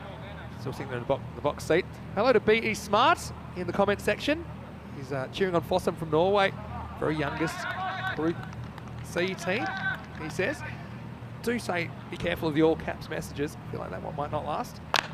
Anyway, pretty powerful drive by Solomon to start over number 7. A few people said he looked a bit like you, Rico. I think you'd like to bat a bit like him because he looks very powerful, doesn't he? He's a powerful unit. I think that's a very good comparison, him looking like me. I think, yeah, people, good job. Hello to Brian Damage in the chat as well. He's asking, is it cold? It is. It's about 10 degrees, if you call that cold. Little nippy now. It's been hit well, and this is going to take some stopping. They're not going to stop it. That's a cracking shot from Asmat Ali. Moves into the 40s now. 43 of 26 deliveries. The captain standing firm. Oh, it's too cold to be fielding in the circle when you've got these coming past you. I mean, I don't see a fielder anywhere in the world wants to get behind that one. That really raced off the bat of the captain. Yeah, that's better. Saw before in the previous over, he was trying to hit the ball too hard. Goes back to his timing and placement. Beach Ali. Straight down the leg side. This probably will be called a wide. Two wides here, and that one's caught the fingers, so the keeper, Abbas, in a bit of discomfort. Got a bit of the pad on the way through, according to the umpire. So that's why it's a deflection, actually deflects off the end of the finger of the keeper, Abbas. So you've got to be tough to be a keeper. They sting on the end of the fingers. Brian Damage saying that never told you that we found a snake in the commentary box last summer. I didn't know about this. Yeah, thanks for keeping that quiet. Where is it now? Okay, this is going to drop in safe zone. Yes, it is. Could have gone anywhere. Had the luck earlier, didn't they, with that early run out, but that one went straight up and no one could get near it. But that's the thing I'm talking about. If you want the win, you've got to have people a little bit more attacking. There's so many open spaces here. And look, when you're needing less than 9 and over, they're going to take the singles and look for the one boundary and over. So I think there could be just a little bit more attacking here. Have players in positions where you can get wickets. Nice batters at the crease, hey? Firmly struck. Should stop it. And they do. And I'm liking the backing up there as well. One fielder does the fielding, the other does the backing up. Nice work. Look, the other way you could look at it is that ones are kind of fine for the fielding side because it pushes the rate up. So if they over-attack and bring too many infielders in, they leak a boundary, then really there's no hope. Hanging in there. Again, Talent Stallions, they have been competitive in this series, haven't they? But cannot string the whole game together. Last ball, the over. This is hit hard. This ain't going to be stopped. It's a powerful man there. And well, Solomon hits this hard, hits it firm, gets 4 runs. Well, I'm going to do a word association game, and I'm just going to describe this using slightly different phonetics. Sounds like Bull Ross. And it's another one of them that gets hit to the boundary. And yeah, they just haven't been able to get their length right this series. This is the end of the 7th over. The score is 74 for 2 coming up, and we are to fill in the blanks straight after the game. The way things are going, if Darmstadt win this, they'll finish first. They'll take on Byron, the Greek champions, in qualifier 2. So qualifier 1, that's the second game of the day. We'll start with the eliminator. And you know who that'll be? It'll be Guernsey versus England. It'll be Indies versus Hornchurch. And so one of those teams, 2 very good cricket teams, one of them will have to go home first game of the day. And remember, that's how we started today with those 2 teams. And what a match it was. It second was last ball. It went to the wire. So it's going to be an absolute, well, if whoever doesn't win this, it's going to be a big day in the fan zone, I'll tell you that much. Whoever loses that eliminator. Going to be a nervy one as well. They were nervy in that first game today, I can tell you that. Might have to call Victoria Cerveza Factory to up the production overnight. This is going to be a wide. It's not been called, I'm surprised. See, so I don't think he moves early. Look, that's a wide. That's a big time wide. Wide. Yeah. That is a wide. Doesn't get called. Oh, well. Batter can't believe it. Stoney is happy. He'll have to come towards the ball, try and hit it. And this is going to be 4 runs. And if you're going to swing hard. And well, keep your eye on the ball there, James Cantor. Never turn your back on the ball. You should know that, because that little beanie ain't going to help you. It's down to Dennis as well. Dennis on the camera in the cube, and this one was more towards the giant ball. Oops, what's that, he says. Good view of James. Just one of the lights out, so just half a light actually is out. So James is on that, head of operations here at ECN. 4 runs, that's what you need. And this one will be called. Once again, good take from Abbas behind there. Liked his work behind the stumps. Yeah, no, I think he's got a lot of good things going for him as a keeper. I love the confidence to stand up. Again, look at maybe if you're missing the occasional stumping up to the stumps to a medium pacer, but you're also creating that opportunity. Full toss in the air, chance, and it goes down. No, unfortunate. And that's Panwar. Looks like he's getting himself set for it. Maybe taking it a little bit lower than he would have liked. Could have come in a bit more, but he's got it. He's got in position, but the ball just misses hands. So opportunity goes down. And that was a good one to try and get rid of Azman Ali. And this is going to take some stopping, and he lunges the foot at it. Look, when you're that close to it, you've got to get the dive, you've got to get dirty for your side. And, well, Zahan Khan sticks out the foot, can't stop it. It's another boundary, and this is the over, really, that the wanted Solomon gets enough on it. There you go. See, he goes for the... And the other thing about that is you've got your foot on that ball and it goes wrong. You've got a nasty injury. And really... I think lets himself down there, the feeler. Zahan's got to get the dive in. Those of you that are out there, see that Darmstadt have now qualified at least second. It looks like it'll be first, as long as they don't mess this up. They need to run a ball at the moment. This is also good, I think, for someone. You mentioned it, someone doesn't and hadn't had a good opportunity to get a good knock in. Looks good. This will do him good. He looks it's getting a knock in here. You know that the top order for Darmstadt is pretty good. I think it's Solomon now. Clever to bat him at 4 as well. That makes sense. Get the practice in. It's wide. Yeah, not with the umpires. Okay, there's maybe been a couple that I've given him a bit of a rough time, but it is under lights. It's not as easy, so we're told, to make those calls. But I think they've been brilliant over the first 2 days. The umpire has been outstanding. Of course, we know a lot of these umpires. We've seen them before. Azman Ali looking to bring his 50 up, and he's going to do so. So that's really well batted. Very, very good knock. He needed a captain's innings here to steady the ship because wickets were falling around him. Only Solomon really has given him some support. Well batted. Board Badaya. अपने captain नु अजमत Ali नु अपनी half century पूरी कर ली. 50 of 32 deliveries. That's a good knock. Yeah, brilliant. And he has been such a great leader in the field with the bat of everything he's done in this series. And, just the steady hand they needed, I think, in this chase. Yeah, had a bit of explosivity in there as well. So 2 overs to go. You see shots all around the ground. And he's been particularly good with those hands, working balls off the length square on the leg side, and then also kind of those back cuts as well. Looks like Saifur Rahman's going to bowl again, 9th over. They need a minor miracle here, the Stallions. And that one's off the pitch, so that's no good. Ooh, I reckon corner wide here. I think they're on review. They might have to change it. I think they're going to have a look at this. Yeah, this doesn't hit the pitch at all. This is right off the pitch. Watch this. Yeah, that's got to be called. It's off the surface. Well, I don't know if there's a free hit or not. Doesn't matter because he misses it. So, where was I going with this? Nice to see. Yeah, Brian asking about the format tomorrow. It's not first versus fourth. It's the double chance format. So first plays second for the right to be in the final, and then the winner of the third and fourth plays the loser of the first and second match for the other spot in the final.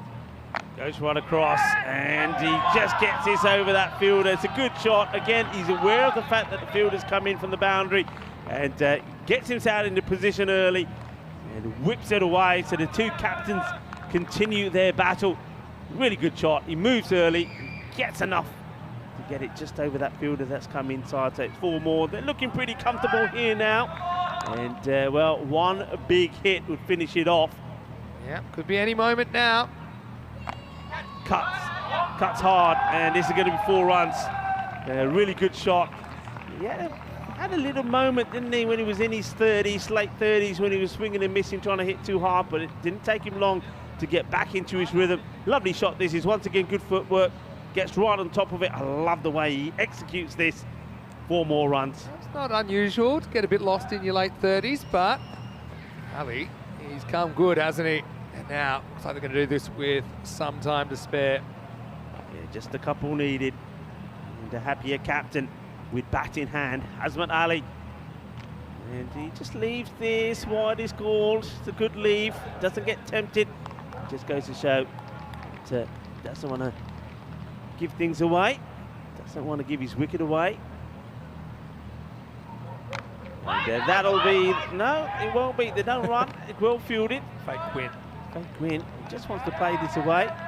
He's being patient. I don't mind this. He's not thinking about doing it in a glory way, just thinking about the win. And it'd be fitting if Azmat Ali gets the winning runs here for his side. And this time, they will take the run, and that will be that. So, a fine knock from the captain. He does play. Sometimes you know you need to play a captain's innings. It wasn't going to be easy. Nice shot that of the two captains, shaking hands. Azmat Ali, he stood firm, stayed there towards the end, and he scores a very fine 59 of 36 deliveries. But I think it was a very good partnership. It was good that we got a chance to see Stefan Suleiman. We've seen him out there in the middle when he's been in the field. He's a classy player. He's made some really nice, taken some good catches. He's a big unit as well.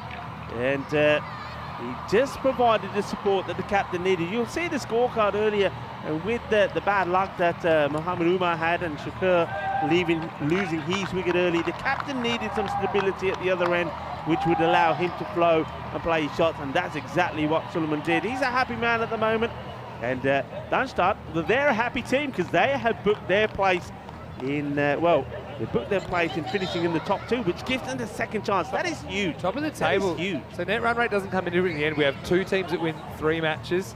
That's Darmstadt CC and Byron. They'll play in the 1 versus 2, but they'll have to wait tomorrow because the first game is the eliminator. It's Independent CC of Guernsey against Hornchurch of England. Only one of those two teams can survive. The other will be out. Whoever does survive that eliminator takes on the loser of qualifier 1 in qualifier 2, and then of course the winners of the 2 qualifiers meet in the final. Join us 10:30 a.m. GMT. It's 11:30 Central Europe, 4 p.m. in India. It should be a wonderful finals day, the first of 7 finals days. We need a bit of luck. If the Stallions were going to challenge, they get it there. But unfortunately, the Estonian side, it's been so great to have them, but they are going to go home without a win, unfortunately. Yeah, unfortunately, but look, the thing is, they have entertained, and that's the thing, don't forget, they've entertained, they've played some good cricket, and like we say, when we see them again, I think we're going to see better from them. What I liked about this innings was, it was better. They bowled a lot better, they executed their lines better, and that just goes to show that as they keep playing a higher quality and a higher standard of cricket, that they will get better as well. And you know what, there's no, from what we've seen here, there's no reason at all why we wouldn't see them back again representing their country in a European Cricket League again, because they played some really good cricket and I don't think they've won a lot of hearts out there as well, the team from Estonia. The Estonian champions, though they weren't able to win a match, they did play very, very well. They just kept on going all the time, but they had a lot to do, didn't they? It was never going to be easy. And the one thing they couldn't do was get rid of the captain, Azmat Ali. I think he played a very, very good innings. There was a chance, it's just the one chance that he gave, and that was where the keeper just couldn't get hold of it. The bounce got in the way, and he just went on and continued. But, well, this was the battle of the 2 captains. That Safiur Rahman came into the attack, turned his arm over, but he just couldn't get rid of it. I blame Saif. He's saying, you know what, everyone else having a go and getting whacked, I'm going to have a go. And he had some good moments there, but I mean, he looked like he hadn't done a lot of bowling lately. Did get a few parts of the bat, though, of his opposite number. It's kind of a matter of time, wasn't it? They'd reached the 83, they knew they had the double chance, and really it wasn't too long before they finished the job. And they were able to do this with 7 balls to spare. No, credit to the Stallions. I think, it was better. I think it was a better performance, but I think that time, their batting probably let them down a little bit, although they had their moments again. They weren't quite able to get that 100 on the board. And look, it's cricket, isn't it? It's cruel, and we know this format is going to be cruel. I mean, we also saw teams last year that lost their first 4 games come back and challenge for the title. And sometimes teams that lost 5 or 6 games in a row. But just with this format, it's really unforgiving this year. And it kind of has to be that way because the amount of teams that are involved in this third edition of the ECL. As we look at the scorecard, 59 not out off 37 for Azmat Ali. He was brilliant, wasn't he? And he has been all the way through. 4 sixes and 6 fours in there.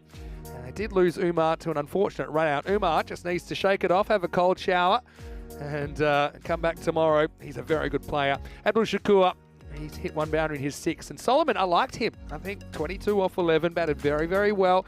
Ekanayak hit the only wicket to a bowler. And the other one was a slightly fortunate run out to Panway. Got a fingertip to run out the opener, Muhammad Umar. And that's the tail of the tape. It's Darmstadt CC go 3-1. So do Byron. And so, yeah, 2 teams with 3 wins. They finish in the top 2 positions. They win 3 out of 4. They earn the double chance. You've got 3rd and 4th with 2 wins each. That's Guernsey and England. So Indies and Hornchurch. And so they'll play the eliminator tomorrow. Stallions unfortunately walk away without any points. But still, I think they won a lot of fans. I really like the way they played their cricket. Yeah, they played good cricket. They entertain. I mean, as we keep saying, with the batting, they entertain. They've got some explosive players of their own. They were good in the field. They held the catches. Just let themselves down with the line. And I think that's the difference between the standard here, maybe of a European cricket series when you're playing within your own country, and then when you come out of that country and you're playing other champions, those little that line, those little errors you make, they cost you, and that's what's cost them it. But they will get better. They sure will, and I'm sure that this is such a good thing for Estonian cricket to have them here, and also the fact that we'll get to see the Estonian national team for the first time in the ECC this year. So I think that's a great incentive for guys domestically to have good summers, to try and push for selection. Remember, it's T10 based selection, so show what you can do in the domestic games this summer. Who knows? We might see you here at Kartama for the Euros of cricket in September and October. One more time, let's show you what's coming up tomorrow in case you missed it. If you're a bit confused about what's happening in Group A Finals Day, there's 3 versus 4 first up. That's the early game. It's not that early, I suppose, middle of the day. But Independent CC take on Hornchurch. One of those teams goes home. The other goes through to qualifier 2, where they'll meet the loser of the 1 versus 2 game. The 1 versus 2 game, the winner goes straight through to the final. That'll be huge. Match 14 is the final here in Group A, so it does start 10:30 a.m. GMT. 11:30 in Central Europe and 4 p.m. in India. Big thank you to you, Rico. Had a great day with you once again, and we love doing what we do. Yeah, and it's easy to understand why. Big thank you to Corey as well. We saw some great cricket matches today. Listen, I think yesterday, maybe on balance, belonged to the bowlers. We did see a hat-trick. I think William Petfield bowled absolutely brilliant. He took 4 in 2 matches, 4 and 4. But today, it was about the batting. I think the batting really clicked today. I think we saw 6 batters that scored half centuries, and the highlight of all of them has got to be also the highest individual score that we've seen so far from Mumtaz. What a knot that was. So that 83 blasted the ball all over the place. 10 sixes, 4 fours, 76 in boundaries. That's crazy. Sensational. Those sort of things you only see on the European cricket. Well, look out for the Mummy too. The Mummy returns tomorrow, because I think that's going to be a great 1 versus 2 game. Look, there'll all be great games tomorrow. But we're going to leave you with some highlights of the day. Don't forget, check out our social media at European Cricket. If you don't already, please make sure you subscribe to our YouTube channel, ECN European Cricket Network, and like the video as well. You can always send us some messages as well at European Cricket. Well, I'm ready to smash some empanadas, and we don't know if they're open because it is a holiday here, but I'll be trying. On behalf of everyone here at the European Cricket Network, this is Vinny Sandhu on behalf of Corey Ruckers, and of course, Rico Full. Hope you have a happy and safe evening. Hasta mañana. We'll see you tomorrow for Group A Finals Day in this ECL 23. Big thanks to Spring Production. Here are some best bits of Day 2. Adios, mi familia. Hasta mañana.